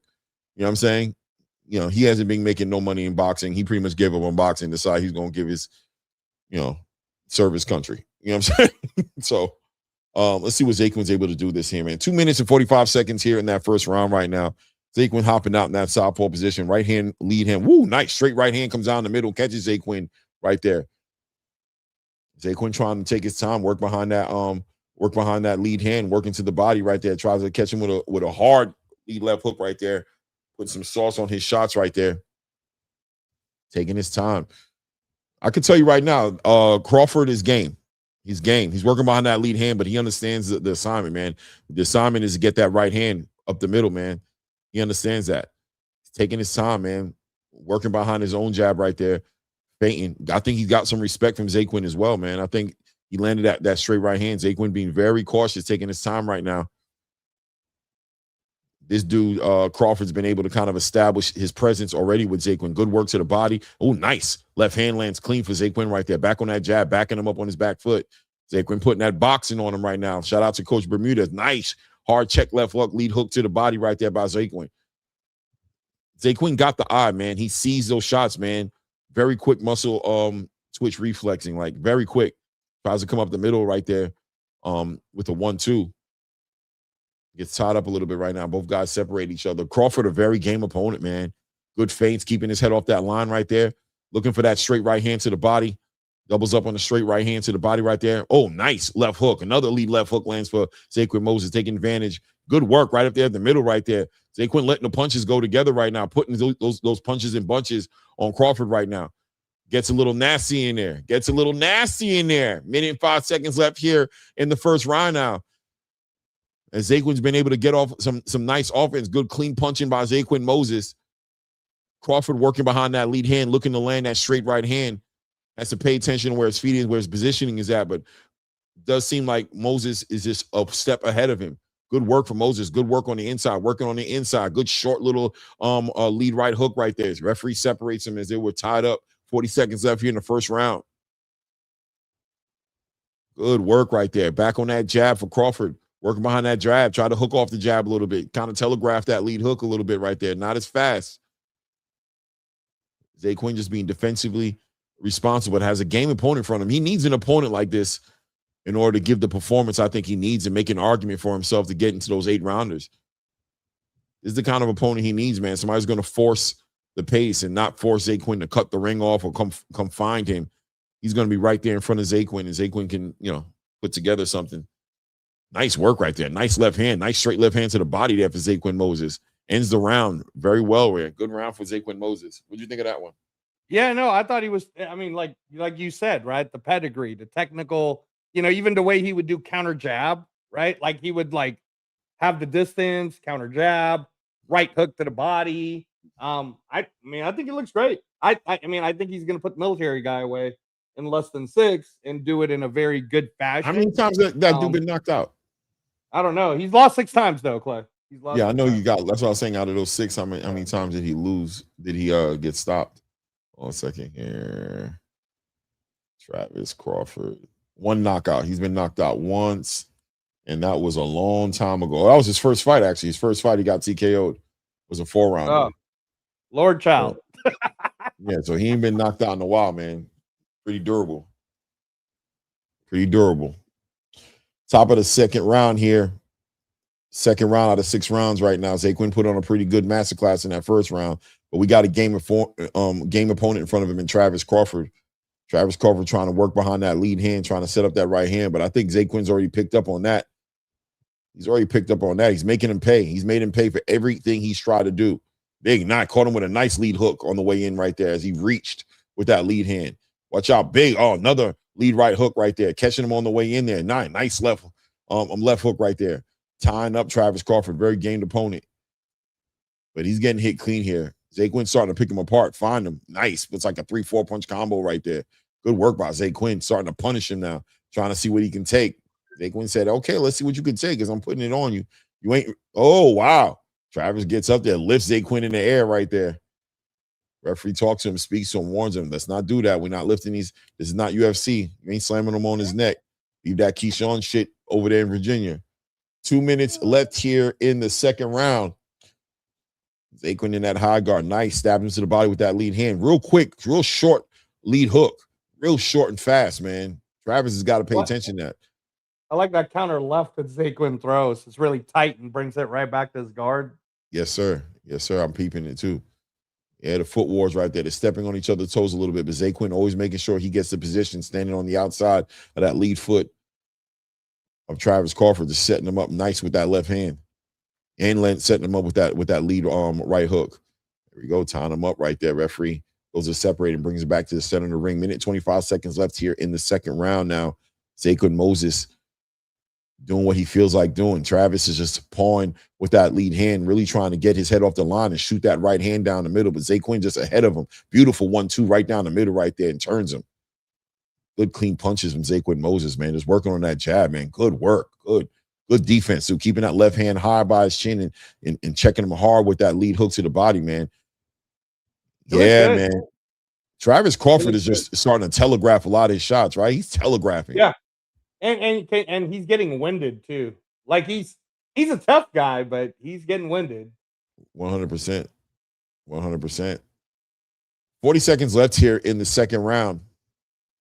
Zaquin Moses is taking his time and just sees everything coming, man. You can see how visual he is. He just sees everything. He's really just seeing everything coming at him. And, you know, that jab is just, he's just running on that jab, man. That Travis Crawford is going to have to start throwing some caution to the wind, throwing some big right hands, some overhand right hands, something to make a difference. Because even his feints aren't doing the work right now. Zaquin sees it coming from a mile away. Look at the short punches by Zaquin. Lord child. Yeah. Hits him with a big right hook and a big left hook right there. He hurts him. Travis Crawford is hurting that corner right there. Zaquin is starting to open up on him, looking to get that stoppage, opening up on that corner right there. Referee looking very cautiously right there as the round ends. And Travis Crawford in his corner right now. Barely made it out that round right there. Zaquin hurt him. Yeah, he's got the right eye starting to close on Crawford. And yeah, man, like this is what I mean, right? It's like, again, hear me when I say this, chat. I see shades of Floyd Mayweather when I watch Zaquin Moses, man. He's very like when remember when Floyd was just starting out and he was like under 8 fights. He had like that tightness, you know, where he was very compacted and his guard, the way he threw strikes, like I can see the same things out of Zaquin. He made you pay a lot. He hurt you. He threw shots with bad intentions. Yeah. Like he really was looking to do that. You can see Zaquin working his way up to doing that. He's kind of like doing what Shakur always wanted to do, right? Like Shakur is starting. Right. Yeah, Shakur's doing it now. Lately in his fights a little bit more, but Zaquin's doing it because he got 2 good hands and he's really doing it. Like he's really doing it. It's just his man strength ain't really all the way there yet, but he hurt this kid right here, man. He hurt him. He hurt him in that right now. Yeah, he hurt him with that left hook. Oh man, big right hand to the body. Oh no, stop it. What? What was that? Man, if you don't get up out of it, I thought he stopped the fight. Thank God he didn't stop the fight, at least. But Jaquin was hurting him, though. He got in the way of the momentum. Jaquin was literally hurting him, probably getting ready to get him out of it. What was that? I don't know. I think the referee was like trying to break him apart because it wasn't break what apart. Jaquin was in the middle, breaking apart Travis. Big right hand to the body, big left hook up top, man, touching him to the body. Jaquin is beating the brakes off of him right now. But Jaquin really starting to really hurt this dude. He's about to go to boot camp for sure, man. After this one, he's out of here. He go serve the country. Big left hand. I'm gonna thank him right now for his service. Right now, I'm thanking him. I appreciate him. I'm thanking him right now. So I ain't gonna lie. Right now, you know what I mean? I appreciate you right now, bro. Big left hook to the body. You know what I mean? We need you, bro. We need some good men right now, bro. So I ain't even mad at you, bro. Nothing but respect for you, bro. You know what I mean? I don't know when your departure date is, but you know. He's tough. He's tough, man. I gotta give Crawford the toughness part. Yeah, bro. You put a AR-15 in his hand. Hard hat, you know what I mean? He gonna fight hard for us. He got that heart. There we go. Okay, nice work by Travis Crawford right there. Shoots that big right hand, shoots that lead left hand, right hand, shoots that left hand to the body. There you go. He's fighting, man. Shoots that straight right hand down the middle. But I think Zaquin's like, yeah, bro, you're not supposed to be here with me, but we're gonna have fun, man. Hit you with these shots. Like my guy, Coach Hector Bermuda said, we're gonna put this boxing on you. I'm gonna bring this boxing to you, bro. We're gonna have a good time. There we go. Zaquin Moses resting on the ropes right there, allowing Travis Crawford get a little confidence, let his shots go, but catching all those shots. Good work to the body right there. Oh man, Zaquin getting checked for that lead left for that left hand to the body. I didn't think it was that low though. I ain't gonna lie to you, but it was. Yeah, that was weird, dude. That was not low. Yeah, I thought that was like right on the belt, but whatever. Oh, 45 seconds left here in the round right now. 45 seconds here in the round right now. Zaquin Moses putting on a clinic here. Travis Crawford, though, you know, give him his flowers, though. This is probably the best round he's had.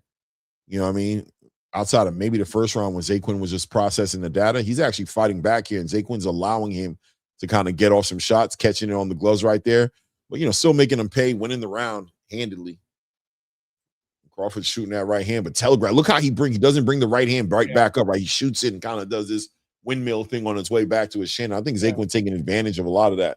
Just see so many openings there where he's just like, okay, you're hurt. It's the end of the round. It's the end of the round. It's the end of the round. Boop. There we go. Straight left hand right down the middle. End of the round. Zaquin makes his way back to his corner. Travis finds his way back in the corner. Was there from the beginning. Kind of that shows you Travis is looking at the clock, right? He sees it and he knows when it's time to get back to his corner. I mean, again, I like what Zaquin. This is the good part of it. Like to your point from earlier, Clay. Like, so Zaquin, should he do a step up? I mean, he's talented enough to do it, but fights like these is what's going to make him better, right? Like, because he's like seeing things, so he's trying like plays out, right? He's trying. This is like preseason game for him. So I feel like he's going to stop this guy in this next round, though. Maybe I'm wrong, but it feels like it. Feels like he's going to stop him on this next round. Yeah, I agree.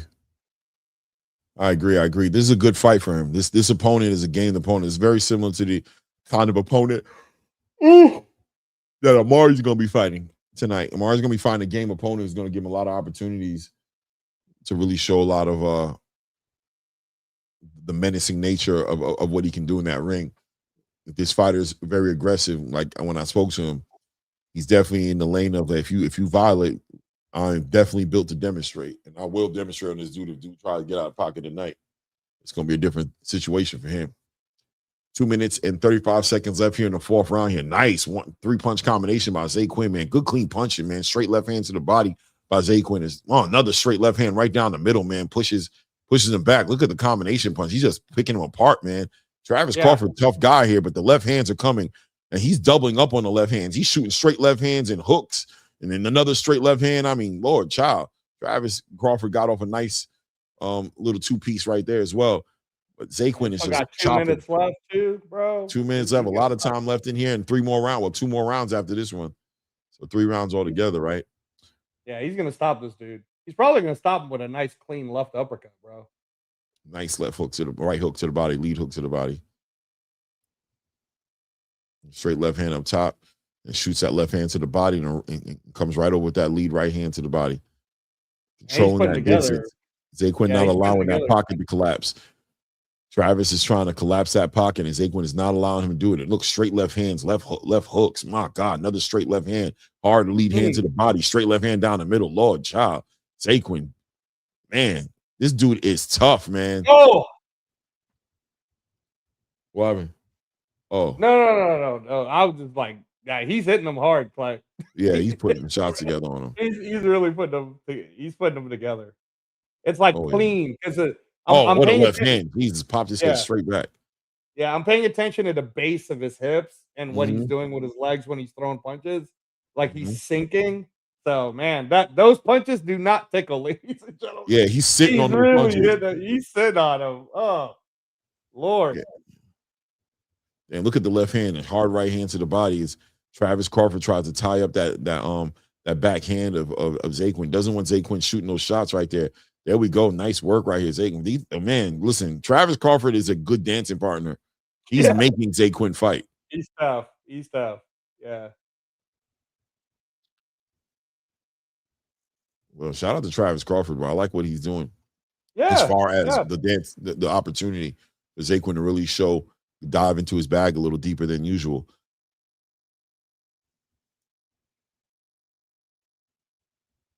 There we go. There we go. Nice, hard. Yeah, Zaquin smiled at that left hand. I was like, oh, there you go. You punching on me. Come here. There you go. Game. Yeah, you a game guy, bro. There you go. You play Madden, bro? After this, let's play Madden, bro. I like you, bro. They got to start protecting Crawford's face because it's really swelling up. His right eye's starting to close. Yeah. The corner got to do a better job, man. Yeah. Literary Pharaoh, stop it. 3-0 Crawford. What do you?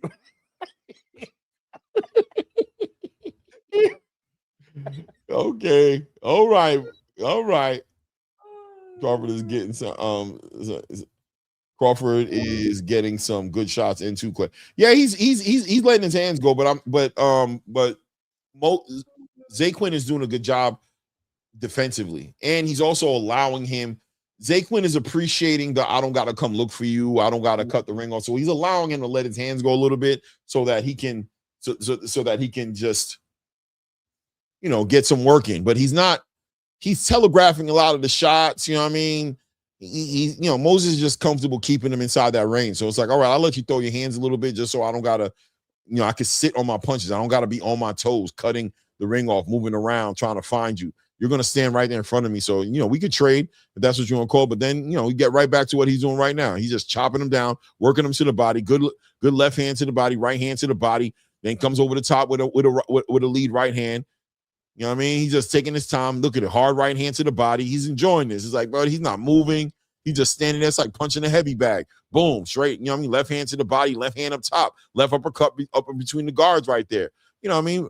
Travis is throwing his shots, but he's getting caught on a lot of gloves. Look at him just looking. He's looking at the body, shooting the left hand to the body, ripping the right hand to the body, and then he's looking up top and he's just ripping a lead right hand up top, then ripping the left hand straight up top and ripping the left hand straight to the body. Like, look how he's just taking his time dismantling this kid. You know what I mean? He's having a good time. Good hard little left hand to the body, right hand to the body, left hook up top, right hook up top, left uppercut up the middle between the guard right there. Just real easy work, taking my time. You know what I mean? Straight left hand up top, left hand to the body, right hand to the body. Let's go. You know what I mean? Turn him around a little bit. We got 1:45 seconds here. Back on that jab. Touch him. Yeah, we go. Nice little 3-piece right there. Ends with a straight left hand right down the middle. Gets up under there. There we go. We're working it. Right hand to the body, left hand to the body. Travis Crawford is still coming forward in that high guard. He's comfortable to stand in front of him. So, it's fun for Zaquin at this point. Just taking his time. Let's, work behind that jab. Let's get this work in, man. Good work. Ooh, nice. Nice right hand to the body by Travis Crawford right there. Tries to follow it up with a lead left hook, but as soon as he does that, that straight left hand came right down the middle, forcing the reset. There he goes, catching those shots on the arm. There we go to the body. We hooking onto the body. We're going with the left hand and the right hand to the body. No problem. Continue just working. Just continue just work it. That's it. Come on. Follow me here. Let's take it over here. There you go. Walk me down. That's right. You walking me down. I'm running from you. You walking me down. There you go. There you go. There you go. Oh, nice overhand left hand right by him. There you go. Little straight left hand. There you go. Let me move around a little bit. You got me moving now. You look at you applying the pressure to me. Look at you. Look at you putting the pressure on me. Look at that. There you go. I'm catching on the arms, you know what I mean? Boom. Spin out a little bit to my right. Bring it back to center ring. Reset it right here. Back on that jab. We got time. Just taking my time. I'm looking for an opportunity to hit you with that crazy left hand. It's gonna make that right eye hurt even more than it already hurting. We're gonna hit you with it. Don't worry. Remember that mouse. We're gonna hit you in that mouse. Referee with the instructions. There we go. There we go. Taking the time. Here we go. Lead hook up top. Lead hook to the body. Boom. Nice four place. There goes that straight left hand. Push them right back. Boom. Right in the middle of Bosun. I shot another left hand. Right in the middle of Bosun. Acting like you somebody. Yeah, that's right. Don't try to dap my hand. I'll still get you a steak later, but after the fight. I got you. I like what we're seeing from Zaquin because he's showing a lot of the elements of the game, like the bag that he has, showing little wrinkles of defense, showing little like lean backs from a certain stance position. I feel like he's like almost running through a Rolodex of different techniques that he works on in the gym. So I like it. It looks good, man. I mean, I'm entertained, but I don't know about you guys. Like, hey, I know he was gonna whoop on this dude. I just needed to see how he was gonna whoop on the dude. Right. So right.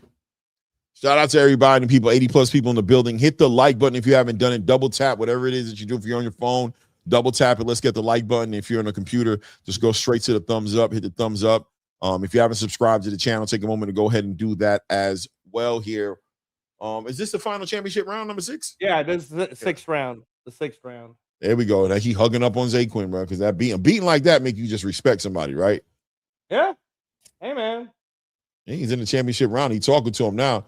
He doubling up on that jab. He's talking to him, trying to smile with him, like, yeah, man, we friends. Zaquin like, I don't know about that, bro. I'm trying to separate the consciousness from your mind. So yeah, keep your hands up if you fucking with me. We ain't that cool. I'm here. Ooh, nice left hand lands for Zaquin Moses as Travis Ford comes forward. Good work, man. Good lead hook to the body. Really tight punches, you know, really tight punches. I love those short punches, right? The short punches, the short combinations is so effective, especially when he can sit on the punches. You can see the effect. Like he's really beating the brakes off this dude. Yeah. Oh, there we go. Good work from Travis. Good work from Travis in that corner right there. Hey, on the ropes, going for it. Work from Travis. Travis. Going for it, Travis. Yeah, that's how you got to do it like that, Travis. Fight that. Fight him. Fight him, Travis. Fight him. What are you talking about? That's what I'm talking about, bro. Fight that dude, bro. Don't let this dude just pick you apart like that. Zaquin had to spin around a little bit like, boy, what you doing over here? You going crazy on me? Oh, he about to slam him. He about to hit him with the Keyshawn. That's probably going to get him knocked out, though. Hey, man, I appreciate the game nature of it. Just so I'm not going out that way. If you're going to knock me out, but I ain't scared. There we go. Nice lead hook, right uppercut, but Zaquin just touching him to the body, touching him up top as Travis Crawford ties him up. Oh, finds an opportunity. Minute and 25 seconds left here in the round right now. Zaquin telegraphing those big left hooks, straight left hand right down the middle, man. Good work right there from Zaquin. Yeah, Zaquin letting it go. Nice lead hook over the top. Nice left hook. Measuring them. When Zaquin wants to let combos go, bro, they're pretty. Jeez. Look at the look. Ooh, 1-2 up top, and follows with a lead hook to the body. Yeah. Hard left hand up top. Another hard left hand up top. Walk him back. Walk him into this. Straight left hand down to the body. Oh, you pushed it down under the belt, bro. It wasn't me. I was shooting down to your belly button, bro. You push my hand down. It's all good here. Take that 1-2. Yeah. Come here. Ooh, jumps up there with that Superman lead hand right there. There we go. Good work here. 40 seconds left here in the round right here. Good. Turns him around there. Nice little a backhand and follows it with a lead hook. Boom. Nice. There he goes. Travis working to him straight right. Ooh, caught him right in the middle of all that with that straight left hand. Ooh. 25 seconds left right there. They tied up. Referee had to separate them. Back to the center of the ring here. Let's see if they ended like the 4th of July here. Let's let them let's have it then. Let's have it, bro. Where's the power, bro? Straight left hand down the middle. You know what I mean? Kind of slaps him with a lead hand to the body right there. Yeah, I think Zaquin's accepted. We're not going to stop this. We're just going to go ahead and just, take this win, take this victory. You are outclassed. You know what I mean? That's a solid win, bro. That's a solid win. Solid win, solid performance, good tape for 6 rounds. tape that you could review. I think he's only going to get better from here, not worse. You know, so yeah. I mean, the funny thing is, Clay, right? Like in the Zuffa world, you would already have Jamal Harvey fighting Zaquin Moses, right? That would be a fight. But in this world, we're getting a chance to see a Zaquin Moses continue to develop the bag. Right now, he's going to be 7-0. That's good, man. That's good. Maybe they're going to let him like step it up when he gets his 10th fight. That's my guess. You know. Yeah, this was good work for Zaquin. You got to shout out to Travis Crawford, man. He did a good job. Great dance partner.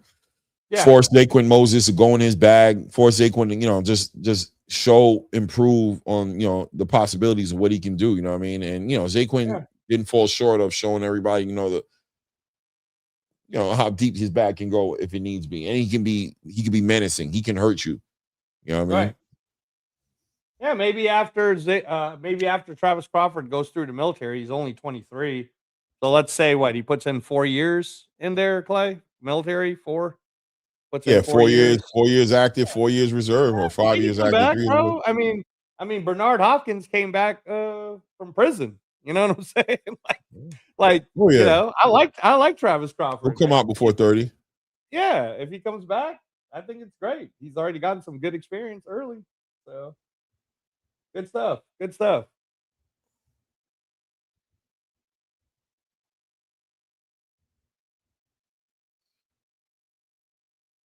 Be right back, Clay.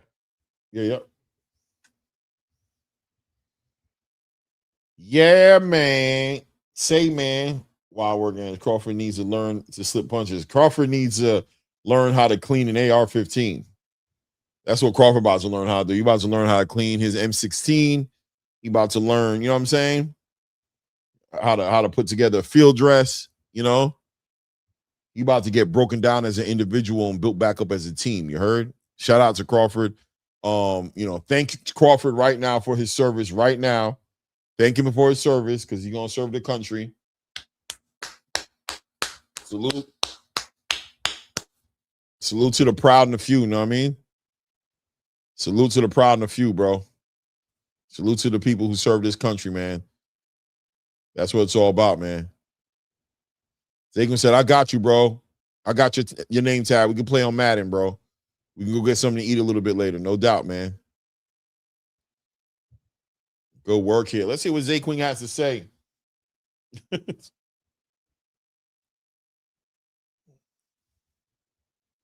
I'm on mute y'all for a second, man. 100% Literary Pharaoh. Thank him, bro. That's where he heading right now, bro.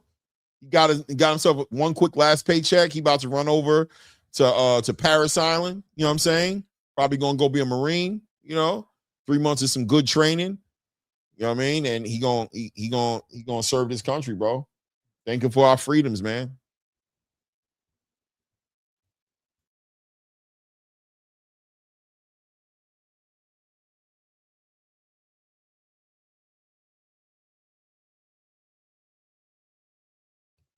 Yeah. Oh, shout out Ordinary M. I know you're active duty. Salute, family. Thank you for your service, man. I ain't playing when I say that, man. I'm dead serious. I know people take it as a joke.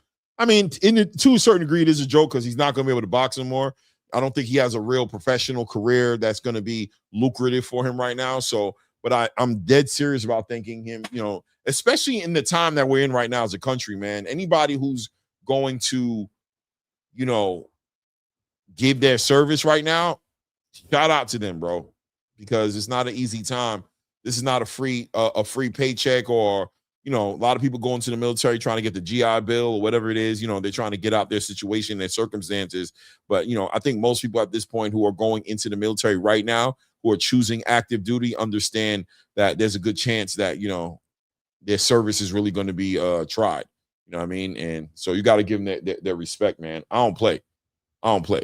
I give them the respect, man. I served and I know what it is to do it, man. And I never did it during wartime, but it could have been, right? And right now it looks like we're damn near on the borderline of seeing something like that. So shout out to all the service people who are putting in that work, and taking a chance, man. Being courageous right now. Exactly, literary Pharaoh. Man, and he showed you. If he showed you anything, he showed you the heart he has.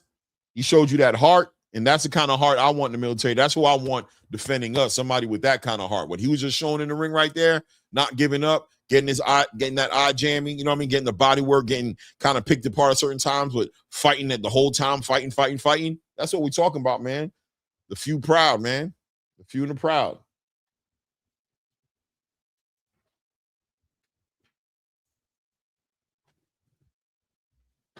Yeah, I had to fix something on my chair. Yeah, man. So ordinary end, man. Salute, bro. I really appreciate your service, bro. Thank you. Thank you, man.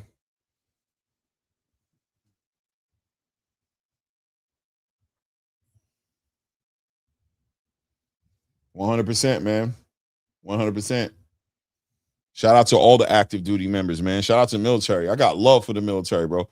I mean, I don't care if you ever agree or disagree with the government, with where their stance is at. I mean, that's your prerogative. And once again, that's why you got to thank the military, because without the military fighting and showing and proving on all fronts, we don't even have the freedom to move like that. A lot of countries don't got the freedoms we do, right? To sit here and just blatantly disagree with the government and, put out content or whatever, do whatever it is you do to work in your freedom of speech. It's those military members. It's those military members that give us that. You know what I'm saying? So I don't play about that. You see my truck, I got a big American flag. I'm dead. I'm not even playing. Anybody who knows me will come up here and be like, Clay ain't playing, though. He dead serious about them veterans, bro. I'm dead serious about those guys, bro. I don't play no games about that shit. I don't play no games about that shit. You know what I mean? If you've seen the world even a little bit, you know how blessed you are to be an American, bro. If you've seen the world, I don't care about your little vacations or your little visits to resorts and all that. That's cute and everything. I'm talking about that real shit, right? I'm talking about that real shit. I'm talking about all these damn guns I got in my you know what I'm saying, that I wouldn't be able to have nowhere else, bro. All these damn guns I got up in here, you know what I'm saying? All the freedom that I wield all the time that I live in, all the little things that we take for granted that we don't even know ain't even allowed. Hold on a second here. I'm trying to, because it went to the main card. Hold on. Went from the prelims to the main card.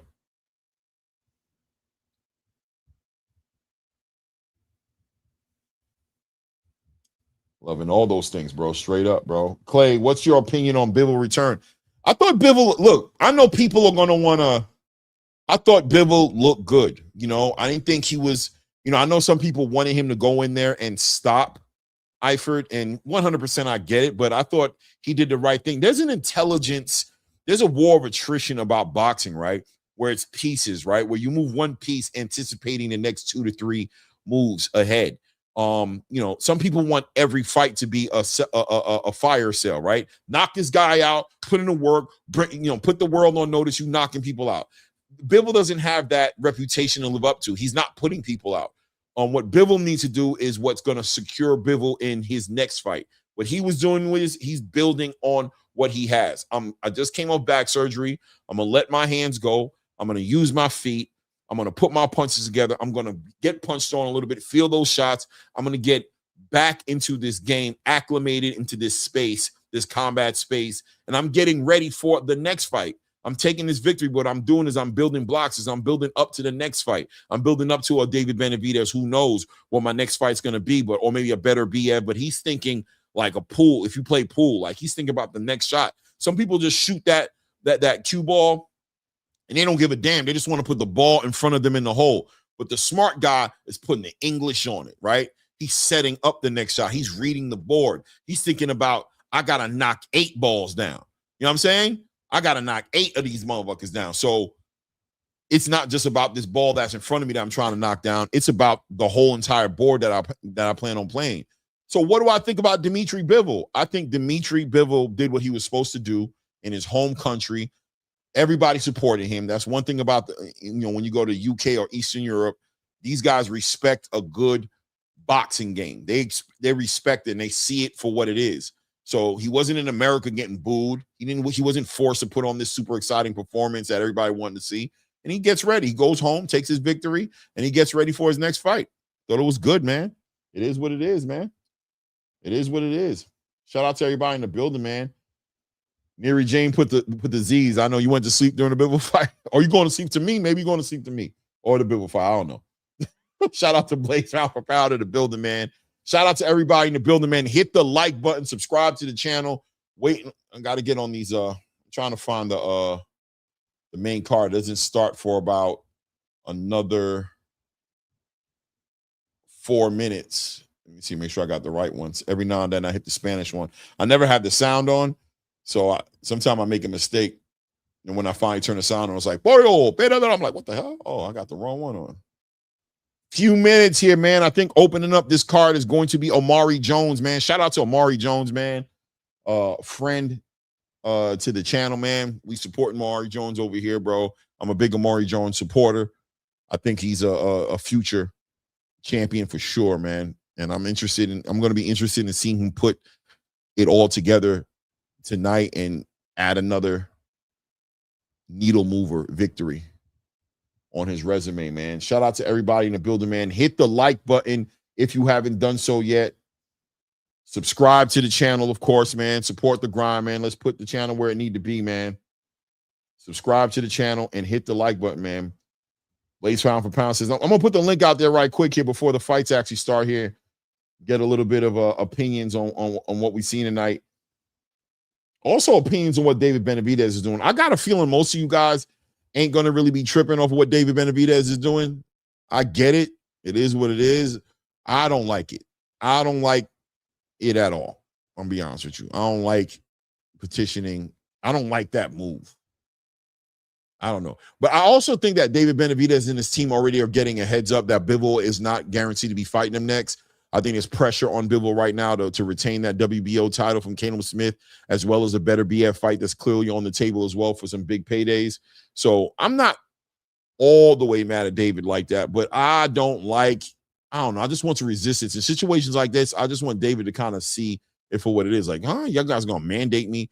You know, I don't like the fact that he petitioned for that WBC title, but I mean, it is what it is. It is, man. Literary Farrah, the move I'm talking about is David Benavidez's team is petitioning Noel McKellen for that WBC title. So the WBC has mandated Noel McKellen to defend his title against David Benavidez, a current unified cruiserweight champion. And so my argument is, well, if the WBC can do that, then I want to see the sanctioning bodies mandating unifications. If you can mandate that fight on Noel McKellen, the current champion, and force him to fight a unification fight in the cruiserweight division, then I want you to use your power to wield unifications across the board. I want more undisputeds. I want more unifications, and I don't want these fighters being able. I don't want to hear that stupid thing about we can't force unifications champions. I don't want to hear that no more after this move. You know what I mean? Hold on a second here. Shout out to my guy Blaze Pound for Pound in the building, man. Blaze, what's good with you, family? Oh, what up? What up, Clay? What up, Ray? What up, Angelo? What's up? What's up? What's up, Hey, Blaze? Just real quick, just wanted to jump in real quick and jump out. Like, Zay look good, man. Zay look good today. You know, I just wanted to point that out as far as him getting that work in. When he get older and he get able to take full advantage of, like, you know, his physical advantages. But what I take away from that fight is very defensively sound. They got a whole back foot defensive camp over there, man. You know, all of them over there, as far as Shakur being over there, as far as Hitchens being over there, as far as Keyshawn jumping, as far as even when you seen Britton today, he kind of looked good, you know, as far as taking his time and, you know, being just defensively sound, regardless if you didn't like them getting in them rounds like that. That was easy money for that camp. It just leads me to say this when I land my plane is I'm interested to see what Ford, if Ford added something to his bag, being down with those guys as he approached his fight with Foster. Because, like, for me, man, like, from what I've seen with the tape, I got it 50-50, man. I think this might be a fight of the year candidate, or even if it ain't a fight of the year candidate, these two fighters is doing what we want to see in boxing. And we want to see, you know, particularly, and I'm going to be specific, Black American boxers. We want to see y'all fighting each other, you know, and we're going to respect your record, and we're going to respect the L's or whatever, as long as y'all keep working and doing what you do. And so I just want to give a shout out to, you know, Foster and Ford really taking this fight, irregardless of them storylines on the outside, but they skill set of what they bring on the inside. And I'm going to land my plane right there. Yeah, I agree with you 100%, man.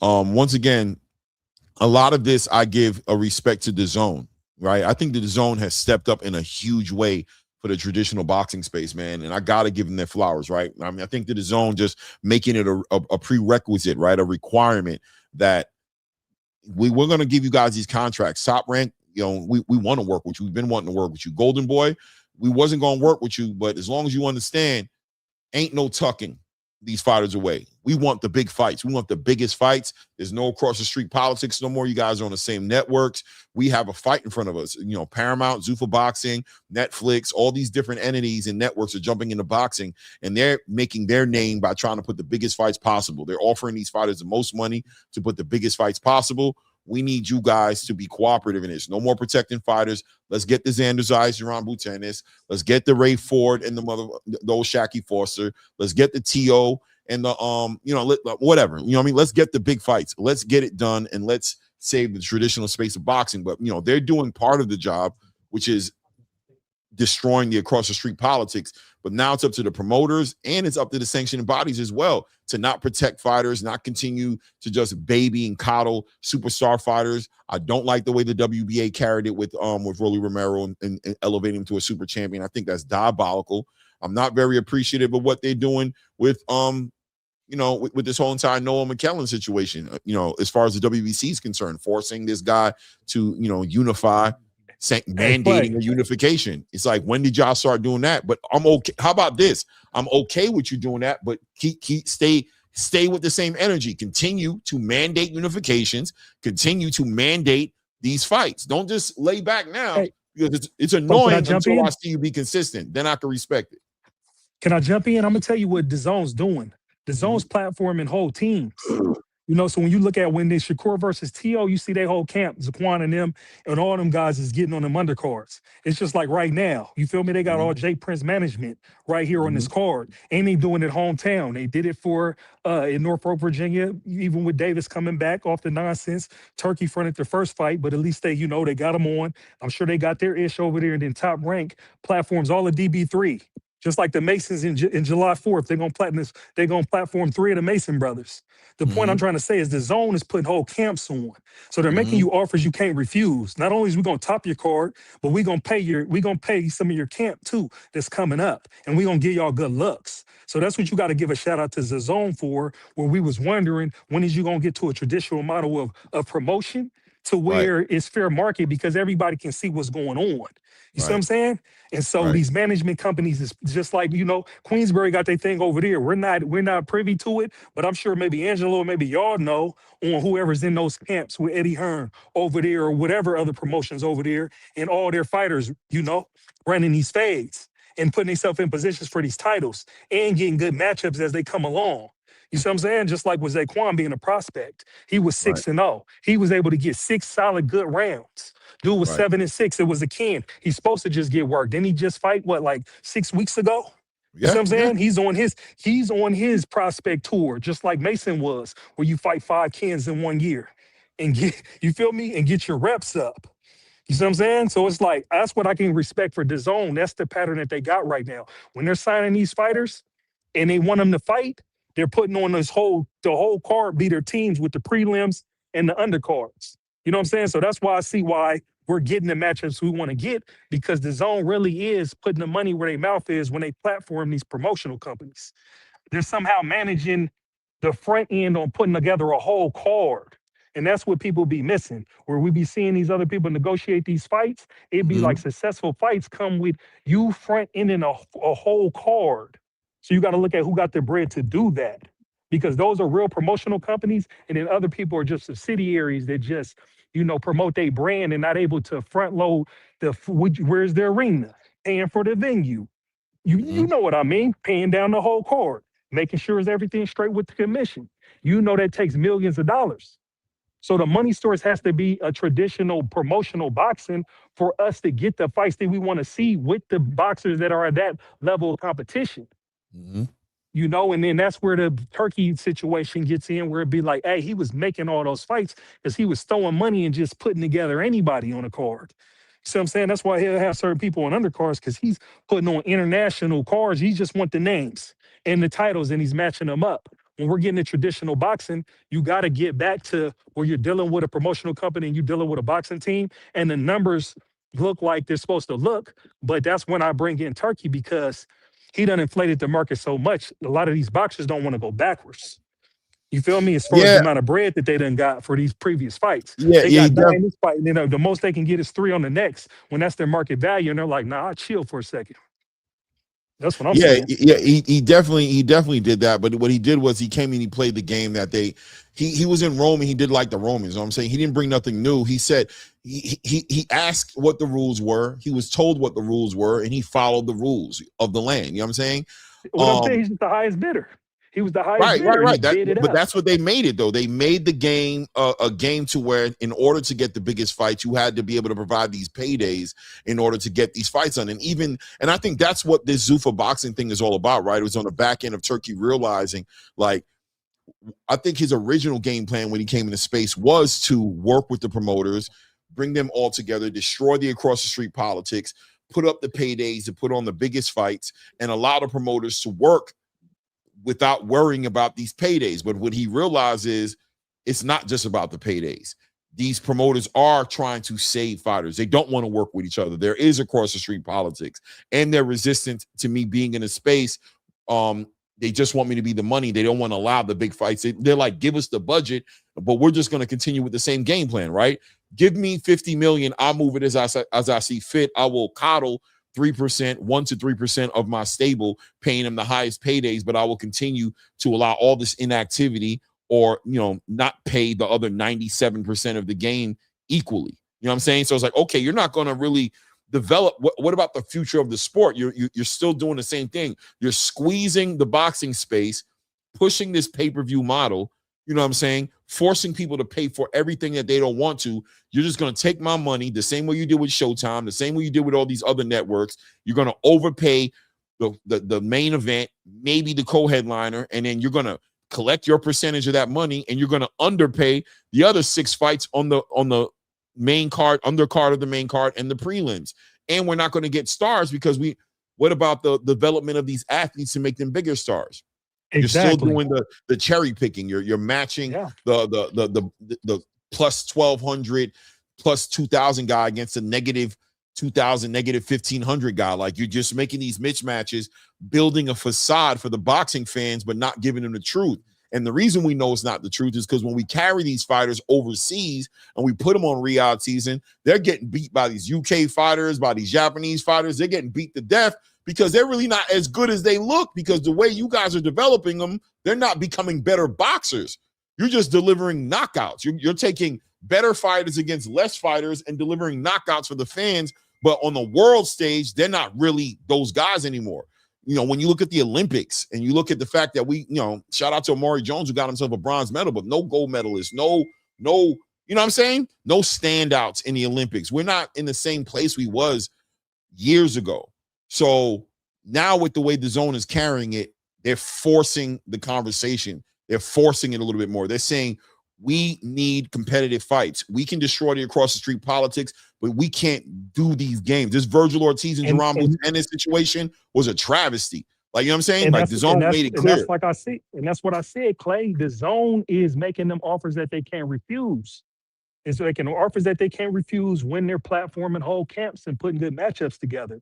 That's why 100%. I bring up like what they're doing with here when they what it looks like is like this. The contract comes as a zone. They work with both promotional companies. They make the money work on both sides. From what I'm seeing, just like they'll say, you can stream it on both of your platforms. Simul, I ain't tripping. But what we're going to do is we're going to make sure this arena's straight. We're going to make sure all your camp fighters, you guys is fighting all in the same day. You feel me? And y'all figure out, what your matchups is, and then make it happen. And that's what I'm seeing right now, what we're seeing when we're seeing the real matchups being made. And like I told you, that's why I always tell you when I watch the boxing, because I be in the YouTube streets and it'd be like, hey, we got this same cycle with these same fighters that we only talk about, but a lot of fighting's happening. People are fighting. You see what I'm saying? And these guys that you want to fight is going to eventually fight. And there's so many good fighters now that they can't run from everybody. So I don't Right. care if I see a Shakur versus Devin Haney, or a Haney versus Boots, or some of these ones that, you know, they don't put their foot in their mouth for me, and I'm every day on these guys. I don't necessarily care to have to see those fights, because there's Dalton Smiths, because there's Azim. I want to see Azim fight whoever. You feel me? Adam Azim over there. I've been watching his tape. You know, he ain't been fighting. He been fighting everybody across the pond. I want to see him come over here and fight somebody stateside for some type of interim title, or some type of title. He I should be think we're ranked. gonna, well, I think He's we're putting getting in ready to work. see that soon too. I think we're getting ready to see that soon. Yeah, I want to see a Tito Mercado. I ain't forgot about him. I hate that he's unsigned. I wish he would sign to Zuffa. We ain't tripping. Platform him over there in front of 8 million people on Zuffa 9. We ain't tripping. Well, I just want to see him in the ring and get busy and do his thing, because he's nice. Yeah, You see what I'm saying? And he gonna let fight. him be active. Let him be active Yeah. at the end of the day. That activity means a lot, man. It means a lot, man. Let me see here. SSSM 1999 says, how long does this last though? Last for though? Say Zuffa fails to take off. Do the promoters start going at it again? Well, listen, man, No, we you talking can about only the zone, man. no, but he's just saying this whole movement with Turkey as far as the effect of what he's doing. At the end of the day, and even with the zone, right? We can bring it back to the zone. The zone can provide you the platform and provide you the incentives, but if the promoters are focused Yeah, you on gotta agree. being what they've been, that's what it is, and that's going to be unfortunate for us, right? If the promoters can't see the writing on the wall and carry it accordingly and take advantage of the opportunity the right way, then it's an effort, but it takes everybody doing their part. We can't force the horse to drink water, right? Like, we can only be like, listen, you said there were all these obstacles. You couldn't do it because of this. You couldn't do it because of that. It didn't make sense because of this. It didn't make sense because of that. Well, we're trying to remove as many of those obstacles off the board as possible. You guys need to do the right thing now, because now with this money getting pumped in from Saudi Arabia, with Dana White focus on carrying it the way he is, if you guys continue to play the game you did before, you're just going to make it easier for a monopoly to happen. You're going to make it easier for the 90, because this is what it's about, right, Blaze? This is why I keep trying to explain to everybody. Yeah. It's not about the superstars, right? Like, I get that we're watching this campaign of, like, potentially Shakur's going over there. Richardson Hitchin went over there. Devin Haney might be going over there. T.O. might be. I get the excitement of all that, but that's not what this is about. This is about the 97% of the boxing space that's not being treated right. You understand what I'm saying? So it's like, eventually your superstars will go and retire and do their things. But when the smoke is cleared, if 90% of the game is over in one place, it's a monopoly. Because even the 3 to 5% that's left over that's not in the space is going to need that 95% to dance with. You know what I'm saying? So Clay, let me just say this, and then I gotta go. Man, when it comes to Zuffa, what we finding, like, we seeing Zuffa's being Zuffa, and what Zuffa's doing is people are fighting, and there's fighters that are on the rise that are fighting out of Zuffa right now. So at the end of the day, this is highest bidder. Zuffa might be here, Zuffa might not be here. It's gonna change shout out hands, to Easy Work Boxing. But at the end of the demand for the fights is gonna be there, and individuals is gonna particularly fight. So people would hate on Zuffa. I just don't. I got a dispassionate approach for it. I'm not hype about it, and I'm not hating on it, because at the end of the day, I've been a boxing fan since I was a little kid. And mind you, I was born in '86, but the first books I was reading in the library was about Muhammad Ali.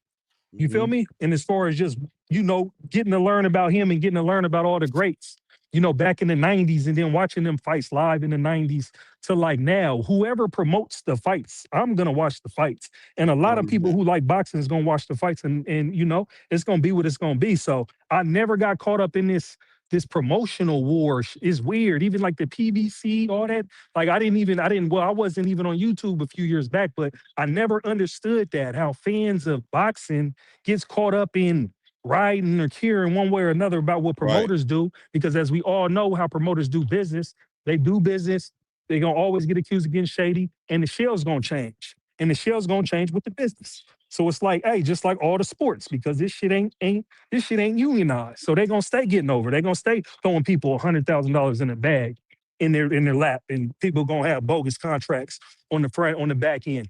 That's going to be the corruption of the sport, because It ain't regulated like that. So we know so for me, if you follow the money and you see that, it's like, how could you find yourself ever just riding or mimicking or parodying what you hearing about a promotional company on YouTube or in a report that you done read?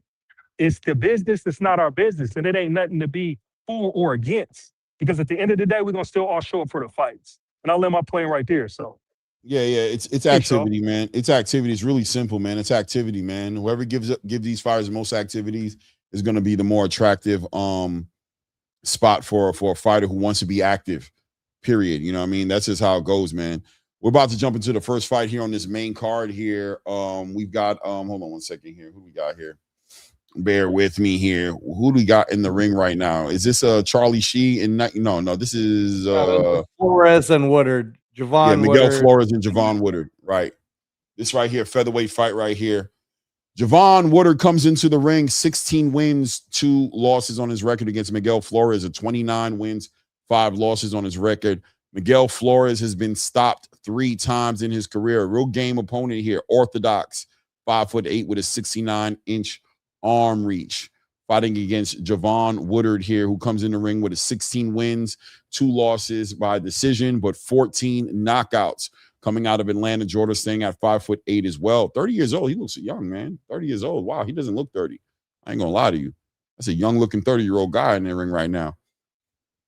Hey, look, I'm a young-looking 90-year-old, bro. So you know what I'm saying? For sure. They don't even know, bro. They don't even know. You like, you was with the Golden Child, that Eddie Murphy movie. Can I please have the knife? I was a kid in the Golden Child. You ever seen the movie? Y'all don't know. That's who. Man, if you guys know Golden Child, then man, oh my God. Can I please Shout have out to Eddie the Murphy, knife? Please. Shout out, man. Flores, I'm an old guy, man. Don't let the gray hairs fool you, bro. But yeah, man, I ain't listening to that drill rap, but I'll watch the Golden Child every time it comes on, bro. Every time. We got Miguel Flores here in the black shorts here with the white trimmings here. Woodard Jr. in the gold shorts here with the black trimmings here. Woodard Jr. standing out. Both guys orthodox fighters here. Both guys trying to take control of the center ring here, working behind that lead hand. Woodard just being very cautious, working behind that high guard. Flores looking to work to that body, come over the top with that right hand. Both guys on the same game plan, process and data here. Nice straight right hand lands for Woodard right there. Woodard with that 1-2 right down the middle right there. Good work to the body there by Flores. Woodard makes him reset with that stiff left jab. Comes through with that big right hand to the body, chopping right hand to the body, chopping right hand over the top of the lead hand of Miguel Flores right now. Flores is being patient, showing that veteran. You could see Miguel Flores has that veteran energy about him. He's been here before, right? Even though there's a lot of pressure and a lot of menacing aspirations coming from Woodard. Miguel just being very poised, taking his time, picking his shots, shooting his shots to the body right there, trying to set up the big right hand. Woodard chopping with that right hand, trying to hit him with a big shot. Flores just taking his time, working behind that lead hand, stabbing him to the body. War of attrition for Miguel Flores. He's taking his time like he's been here before. Good lead hand to the body by Woodard. Woodard back down with that lead hand. Nice hard right hand to the body, chopping right hands to the body, chopping uppercut right to the middle. Good work to the body by Woodard here. Really letting his hands go on the inside. Nice lead left hook on the outside as Miguel Flores makes his way out of that right here. Closes the round out a little bit.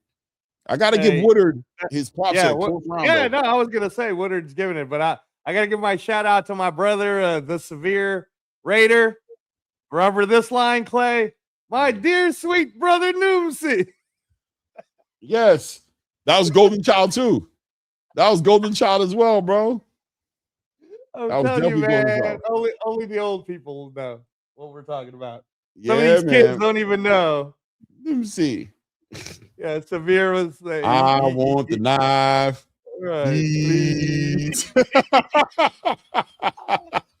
Yeah, my dear sweet brother Noomsy. For sure, man. They don't know about that, man. I'm telling you, I'm watching that every time it comes on, bro. If it comes on, I'm watching it, bro. Like, I don't care. I've seen the Golden Child probably about 20 times, bro. Oh, like I'm not going to not watch it. Like, if it comes on, I'm catching it, bro. And if ain't no commercials, it's a wrap. Yeah. I'm definitely catching it. You know what I mean? 3 minutes Oh, here at the top of the second round right now. As Miguel Flores step into, let's see the adjustments though, because I thought Miguel Flores was doing all right in the last round. He lost the round, but I thought, listen, no, he lost for sure, bro. He lost the round. But he's patient. He's working behind that lead hand. He's working to the body. He's staying to. Ooh, big lead uppercut lands for Javon Woodard. That was a big uppercut. Miguel Flores has a sturdy chin, man. Gritty. Really? Gritty, man. You sure? Gritty, yeah, sturdy. I don't know, man. He got hit with that big lead hook, man. He just kind of took it. Nice work to the body right there. Nice. Oh, man. Woo, straight right hand puts Miguel Flores down, man. Miguel Flores tries to sell. I got hit behind the ear, but nobody's buying it, brother. Keep that left hand up. Nobody's buying that, brother. You're on 7. Let them know you ready or are you not ready. It's a knockdown. 2 minutes left here in the second round here. Miguel Flores getting off the ground. Big lead uppercut. Oh, big shot. Oh, Woodard is. Oh, nice left hand lands for Miguel Flores here. It's a shootout in Houston. Lord child. Woodard is putting those punches together, but Miguel Flores was giving it just as bad as he was taking it, man. Working to the body, man. It's a Mexican shootout here. Miguel Flores has been here before. Doesn't mind the exchanges here. And neither does Javon Woodard as he's putting on a masterclass here, putting his shots together. I think Miguel Flores is a little too willing to get in those exchanges, and I think Woodard is loving every minute of him just wanting to stand in front of him and do this. Good work. Yeah, I think what's fun about this, as you're watching the action right now, Clay, and it's a ton, right, is that by Flores getting knocked down, now he has to step it up. Because if he was behind 10-9 in the first round, now he's down 10-8. He got to step it up, bro. It's only a 10-rounder. Yeah. Well, look, Miguel Flores, number one, is bleeding like a stuck pig over his left eye. That shot, that big right hand split his eye right there. And also, on top of that, Miguel Flores is way too willing to be in this mid-range, close-range fight with somebody who's clearly way twitchier than him, punching way harder than him and shorter with his punches. So he's getting there before Miguel Flores. Now, every now and then, Miguel Flores does come over the top with a nice right hand, or nice lead hook, but he's definitely getting outclassed when it comes to this type of fight right now. You know, Woodard is just taking his time and just picking him apart, stabbing him to the body, setting him up, combinating. Look at the way he just switched over to his left like that and just hit him with that hard right hand to the body and a right uppercut. It was ridiculous. Flores is just trying to smother what Woodard is putting together, but Woodard's doing a good job of not allowing that box to collapse and letting his hands go. So Flores is either going to have to start letting his shots go and tying him up, or he's going to have to start getting off that line because he's getting tagged on standing there. Look at that right uppercut. Beautiful short punches. Just sit right there and let it go right there and brings the hand right back, man. He's not telegraphing. His shots are coming straight from the shoulder. Beautiful shots, man. Yeah, what I was going to say is subscribe to the channel if you haven't done so yet. Another round in the bag for Woodard, man. But what do you think about what Ford is doing? Any hope? No, it's a 10-8 round for Woodard. Like I said, like Miguel's going to have to step it up. But I got to point this out, Clay. When you're watching Miguel Flores, he is getting the right straight through. Like Woodard has not adjusted to that at all. Facts. So Woodard keeps getting hit with the straight right and left hook to the liver, bro. He's always going. He's doing the Kodo body shots. Bow, bow. He's hitting them with that bow. You can't take too many of those, man. So we'll see. Let's see. No, I'm telling you, Miguel Flores is finding shots in there. He is. But I still believe right now at this point, Woodard is still hitting him with a good 3 for every one that he's getting hit with. So if Miguel, listen, you could see the opportunity for Miguel Flores, but I do think he needs to get off that line a little bit. I think he needs to not get hit with, as clean as he's been getting hit. You know what I mean? He's right there for Woodard. Look at Woodard with the short punches. There's opportunities in there for him to do what he's doing. Now, yeah, and even now, though, you're talking about that. Look at Woodard. His hands are up now, right? You see the 2 hands up now? Right. His corner told him about those right hands. His corner told him, hey, everything is good. With those right hands, hey, bro, he's hitting you with them right hands over the top of the head. I need you. Look at his hands. You know what I'm saying? I need you to get that hand up, baby. But you're doing good, baby. But I need you to get that left hand up, baby. I need you to get that left hand up. Look how short Woodard is with those shots, though. Good short shots, man. Beating Miguel Flores to the punches on those exchanges. You know what Woodard's style is right now that he's sticking to, and I don't think he's gonna go away from it, is remember Ike Bazooka Corte? That's kind of what he's doing. He's like going guard, jab, guard, jab. jab, right? 100%. 100%. This is a good opening fight, man. This Beautiful was a fight, man. I'm loving it. Real action-packed, man. Yeah, this is a good Third fight. round, man. We already got a knockdown in the second round, and Flores hasn't taken his foot off the gas. He's still up in the, this fight has been in the center of the ring for the most part. Yeah. You know what I mean? Yeah. Yeah. Good right hands to the body by Javon Woodard here on that exchange. Really not an exchange, just him just letting that right hand short lead hand shots right down the middle. Look at the short shots. Bop, bop, bop. Keeping them hands up. Keeping them good. Doubles up on that left hook to the body, trying to find that liver. Miguel Flores trying to find that liver, man. Shoots a hard right hand to the body, tries to come over the top with a lead hook. Miguel, but once again, Javon Woodard keeping that high guard, not allowing him to get those free shots in anymore. Working behind that jab, but keeping his punches short so he's defensively there. He's not trying to allow Miguel Flores to hit him with the big right hands. Nice left hook to the body right there. Kind of seeing Miguel Flores kind of cringe a little bit at that left hook to the body right there. Just a little bit. Back on that lead hand. Nice straight lead hand to the body by Miguel Flores. Good work. Oh, good work. Good punches by Miguel Flores right there. Let's off a nice three-piece right there. Good work to the body by Miguel Flores right there. Woodard sits there in that high guard, continues working that high guard. Miguel Flores adjusting to the high guard and starting to attack that body a little bit more, committing to that body a little more. Good work by Woodard right there. Quick hand. Woodard giving it to him, bro. Good work. Oh, nice right hand lands for Miguel Flores. Woodard, like I told you, see, for every one, here comes 3-4 right back. Right. That's how Woodard is giving it up. 1-2 right down the middle, walking Flores down now. Flores on the ropes right now, catching a one-sided beating right now as he's trying to tie up Woodard. Woodard doing a good job of controlling that range, not allowing that pocket to collapse. He's not allowing that pocket to collapse. Yeah, I gave that round to Woodard. Yeah. I mean, you're like especially near the end, right? Like so. Now you got if you're looking at our scorecard, we got Woodard up 3-0 with a 10-8 round in the second. Like. I don't know, man. I feel like Woodard could actually get a stoppage if he doesn't get careless. And it's the first time I've really recognized it, but Woodard's much bigger than Flores, bro. Like in terms of like actual frame size, because Flores is fighting small, but he is actually small. But watch how Woodard, he's stepping in, and then he's like really putting his weight behind the jab. I don't know. I feel like Woodard could stop him. Let's see what Flores does. Oh yeah, Woodard can definitely stop him, man. Flores, I like Woodard adjusts to the big right hands. He got his hands up. He got way more defensively responsible and adjusted. Flores is still finding that right hand from time to time because Woodard is very willing to let his hands go. So you can't be two places at one time. But for the most part, Woodard's doing a good job of catching and shooting, man. He's allowing an active Flores who wants to be offensive to get his shit off. But he's making sure he pays. Good work by Flores right there. Nice 1-2 up top and follows up with that lead hook to the body. Nice straight right hand to the body by Flores. Woodard responds with his own combinations. Right, good straight right hand by Flores lands, followed by a lead hook to the body. Nice work. Nice work by Flores, putting his punches together in 2s and 3s right there. Nice straight right hand lands for Flores. Yeah. Right there. Yeah. No, Flores is winning this round. Nice 1-2 down the middle. Kind of pushes Wood back, kind of jars Woodard up a little bit with that straight right hand. Pushing back a little bit. Woodard reacting. Nice uppercut. Flores is putting his punches together in 2s and 3s now. And that's making a difference now. He's doubling up, tripling up on the jab. He's doubling up on the hooks to the body. Everything is coming in 2s and 3s now. He's not just picking his shots from it. Even with his jab, he stabs up top, then he stabs right down to the body immediately. There we go. Big right hand coming over the top for Miguel Flores. Woodard just kind of processing this new cadence coming back at him from Flores now. Flores is dominating this round, Clay. He's dominating the round. Yeah, he's definitely letting it go, forcing Woodard to reset and find it. Woodard having to make the adjustments.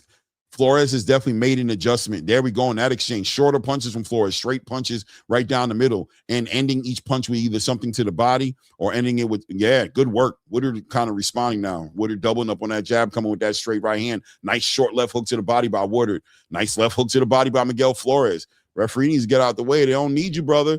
You're out. You're really not needed right now, man. I'm gonna be honest with you, bro. They kind of handling the business.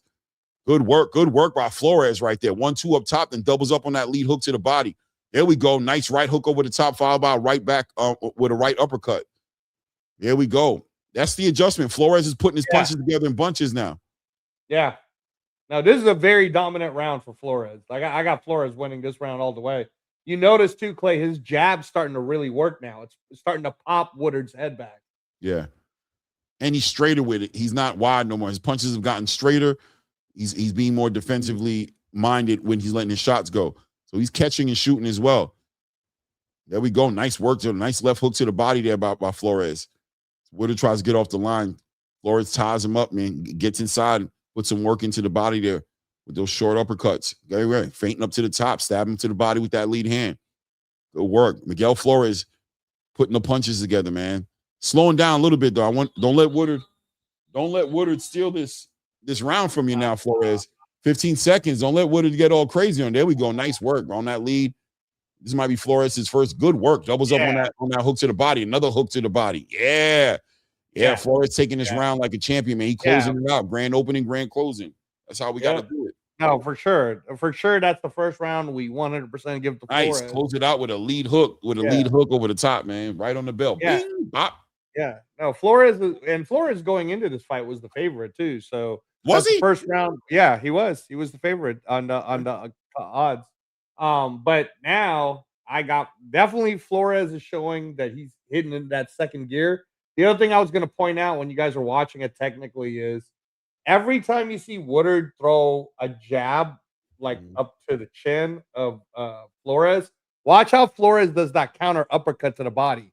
That uppercut to the body that Flores has been throwing is what's setting up that left to the liver. Because you can tell like Woodard doesn't like the uppercut to the right side of his body. So it's actually allowing that left hook to the liver to come across more. So yeah, we'll see, man. But heading into round 5, Clay, top of the fifth. Yeah, Woodard's going to have to dive into that bag on this one. He's going to have to dive in his bag right now and make some adjustments. And Flores has found himself a groove, man. He's found himself a groove. Let's see if Woodard makes the adjustments here. Flores starts a round off, doubling up on that jab. There he is, back on that. Just level change, up top and stabbing to the body. There he goes. Lead hook right, coming right up top with a lead hook. Good work, Woodard. There we go. Woodard working, trying to get his punches together, not allowing Flores to set the pace, not working on his jab. Real snappy and short with his jab. Doubling up on that jab, a right hand over the top, and then throws a hard lead hook to the body. Nice work for Flores right there. Leans a clean right hand. Good work by Flores. Good fight right there. Woodard tries to lead with a lead hook right there, tries to just catch him off guard right there. But Flores kind of caught on to that lead hook right now, being way more defensively minded, taking his time right there. Nice work. Shoots that lead hand to the body and the right hand straight up top, man. Catches Woodard clean. Ooh, nice straight right hand, short right hand for Woodard. Nice right hand to the body by Woodard. Woodard finding him in the body right there. Nice uppercut. That right uppercut was clean right between the guard there. Flores forced to kind of back up a little bit, get back on that defense, get them hands up. Don't let him break that high guard up with them uppercuts. Minute and 45 seconds left here in the 5th round right now. Nice work by Flores. Shoots that 1-2 up top, then rips that lead hook to the body of Woodard. Woodard back on that jab. Nice work. Oh, man, Flores putting it together. Very competitive round, though.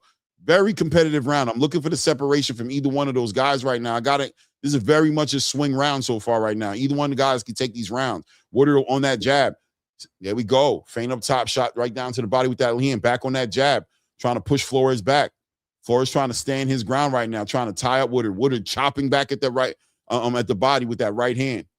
Minute and 10 seconds left here in the 5th round right now, as Woodard is trying to outwork both these guys, trying to find and outwork each other. Miguel Flores is not giving up the real estate though. Good work for Miguel Flores, working to the body. Woodard trying to push him back right now. Ooh, this is such a close round right now. I don't even know how to score this one all the way, man. I think both these guys put in a lot of work in this round, man. Let's see. Somebody can take it. Ooh, big straight right hand catches Woodard. Big straight right hand catches Woodard right now. 40 seconds left in this round. Still a round anybody can take right now. Flores got the big right hand there. Let's see if Woodard can respond there. Letting it good lead hook to the body right there. Well, good right hand to the body. Look like he was in the middle of switching. Woodard jumps in there, kind of collapse the pocket, trying to catch him with that lead check hook right there. Collapse the pockets and allows it to get tied up. Oh, nice work by Flores right there. Good work by Flores. Good short punches. Woodard putting it together right there as well. Back on that lead hand. Back on him. Woodard trying to steal the round here in the last seconds of this round here. Last 10 seconds in the round. Back on that jab. Flores walking him down. See, I think Woodard could lose this round off the strength of he's allowing Flores to stalk him right now. Woodard is definitely trying to run away. I don't know, man. I think I'm going to give that round to Flores. What do you think? Yeah, no, I mean, this is one of those rounds where I wish judges would score a 10-10 rounds more often than not. But if you're gonna put a gun in my head, Clay, I'm picking Flores. It's a gun in your head. Make a decision. Gun in your head, man. Yeah. If you're gonna put a gun in my head, man, I'm picking it's Flores. your life or a decision, Reyes. It's your life or a decision. What's it going to be? You gonna throw it all away? Oh man, no. But I'll tell you what it was for me with Flores is. Did you notice how he was making Woodard miss in the middle portion of that last minute by doing the bobbing and weaving, right? So I count defense too, bro. Like I count, like if I'm purposely making you miss, I gotta count it. So but it was close though. So like I'm not gonna get mad at a judge if he gave it to Woodard. I'm gonna be like, yeah, that was kind of close. No doubt. Shout out to Brendan Pierre in the building, man. What up? Shout out to everybody in the building, 150 plus people in the building. Hit the like button if you haven't done it. Support the grind. And, of course, subscribe to the channel. Do that right now. Subscribe to the channel. Let's help this platform grow here. 2 minutes and 50 seconds left here in the 6th round right now. Miguel Flores, Javon Woodard putting on a very, very competitive fight right now. I got Javon Woodard up 1 round right now. Let's not forget there was a knockdown in the 2nd round here by Javon Woodard on Miguel Flores. So Miguel Flores is on an uphill battle here. But he is in this fight 100%. Found his cadence, working behind that jab, hitting with punches and bunches. Both guys putting on a decent campaign to the body right now. So both guys have bad intentions on the way they want this fight. You know what this fight is giving me a vibes on, bro? A little bit. Abdullah Mason and Sam Noakes. Just a little bit. Yeah, right? I can buy that. I'll buy it. I'll buy it. Yeah, because they're both. Neither guy is going up to the rope, bro. They're all like, nah, I'm not giving up my space. This definitely has an appetite for smoke type of energy, right? Yeah. Appetite for smoke kind of energy right now. Minute and 50 seconds left here in round 6 here. Good work by Woodard right there. Hit him with a nice, clean right hand. But look, there's the work to the body. Miguel Flores chopping at the body. Every single time Miguel Flores is throwing to the body, guys, those punches do not tickle. Those are really bad, man. Ooh, look at him double up with that lead hand to the body. And the thing about it is those last, right? They carry over rounds. They carry over. They don't just, it's not like a quick stinger. You shake it off. Nah, man, they start to compound. And by the time you get into those championship rounds, it gets to be like, ouch, it's kind of staying there now.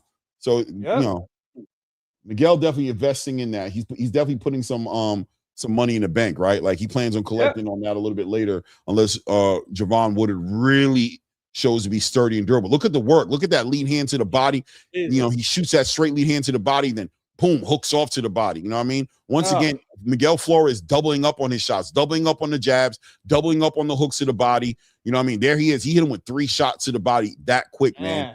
Doubled up the first. Good work right there. Big overhand right followed by left hand, man. Miguel Flores is putting it together. Right now, Miguel Flores is summoning the spirit of Julio Cesar Chavez, bro. Working that body the way he's doing it. Jesus. He is. I got him winning this whole round, Clay. I got him winning this whole round right now. He's gonna have 3 rounds straight at this point. He's officially built momentum now. He's taken the fight away from Woodard. He's taken it, and Woodard hasn't yet made the adjustments, right? We haven't seen him. He's still trying to fight for this position, but I think Miguel Flores has cemented, like, this is my fight here. You need to take this fight somewhere else. As long as we're here, I'm winning this. I'm good. Right. You're playing my game. I'm good with this game. Yeah. So Woodard, it's up to you to take this game away and be like, we're not doing that no more. We're going to do this other game. What's the other game going to be? You show us. I don't know what to tell you. But this game, this guy's just taking 3 rounds in a straight row playing this game. The unfortunate thing for Woodard is because he took so many body shots in a period of 6 rounds, I don't think he's got the legs to do another game, Clay. I think he's stuck to having to play this game. So this is just like what you said. It's giving me that Noakes Abdullah Mason, like what you're talking about, right? I think we're gonna see mano y mano for the last 4 rounds, bro. 4 rounds left. We got a 3-3. The knockdown's the difference. Yeah, it's 1 point. Woodard has to win this next round. It's a 10-round fight. You know what I'm saying? It's a 10-round fight. Woodard has to take this round. He has to take this round, or I mean, he might be in trouble already. But I'm going to say that you bag those first 3 rounds. If you can take this round, listen, this fight can end up in a draw too, depending on if Woodard can make it. Look at that work by Miguel Flores. Immediately shoots that right hand and leads with that hook, doubles up on that hook to the body, sets the precedent early. Look at the hooks to the body. Lord child, bro. Straight right hand, doubles up the lead hook to the body again, man. Woodard has made no adjustments to that. It's been repetitive. Either straight right hand or right hand, or right hand to the body and doubles up with that lead hook to the body. You know what I mean? Or he shoots the right hand. No, I almost feel like the reason why Woodard's not trying to let his right hand go, Clay, is because of that left hook to the body. Right. He's trying to keep his right hand right there, right elbow right there, bro. There we go. Oh man, almost loses his footing right there, trying to let that lead hook go. Flores just comfortable. Like, you're gonna sit here in front of me. That's okay. Get your shots off, but I'm gonna start. Good work by Woodard. Woodard, nice left hook to the body. Good work right there. Woodard pushing and not allowing that pocket to collapse. Wants to control that range and keep it mid-range. Trying to let his hands go. Shoots that straight right hand. Miguel Flores catching it on his glove, though. Nice. Times out that right hand and comes up with his own lead hand right over the top of that right hand and then shoots a lead hook to the body.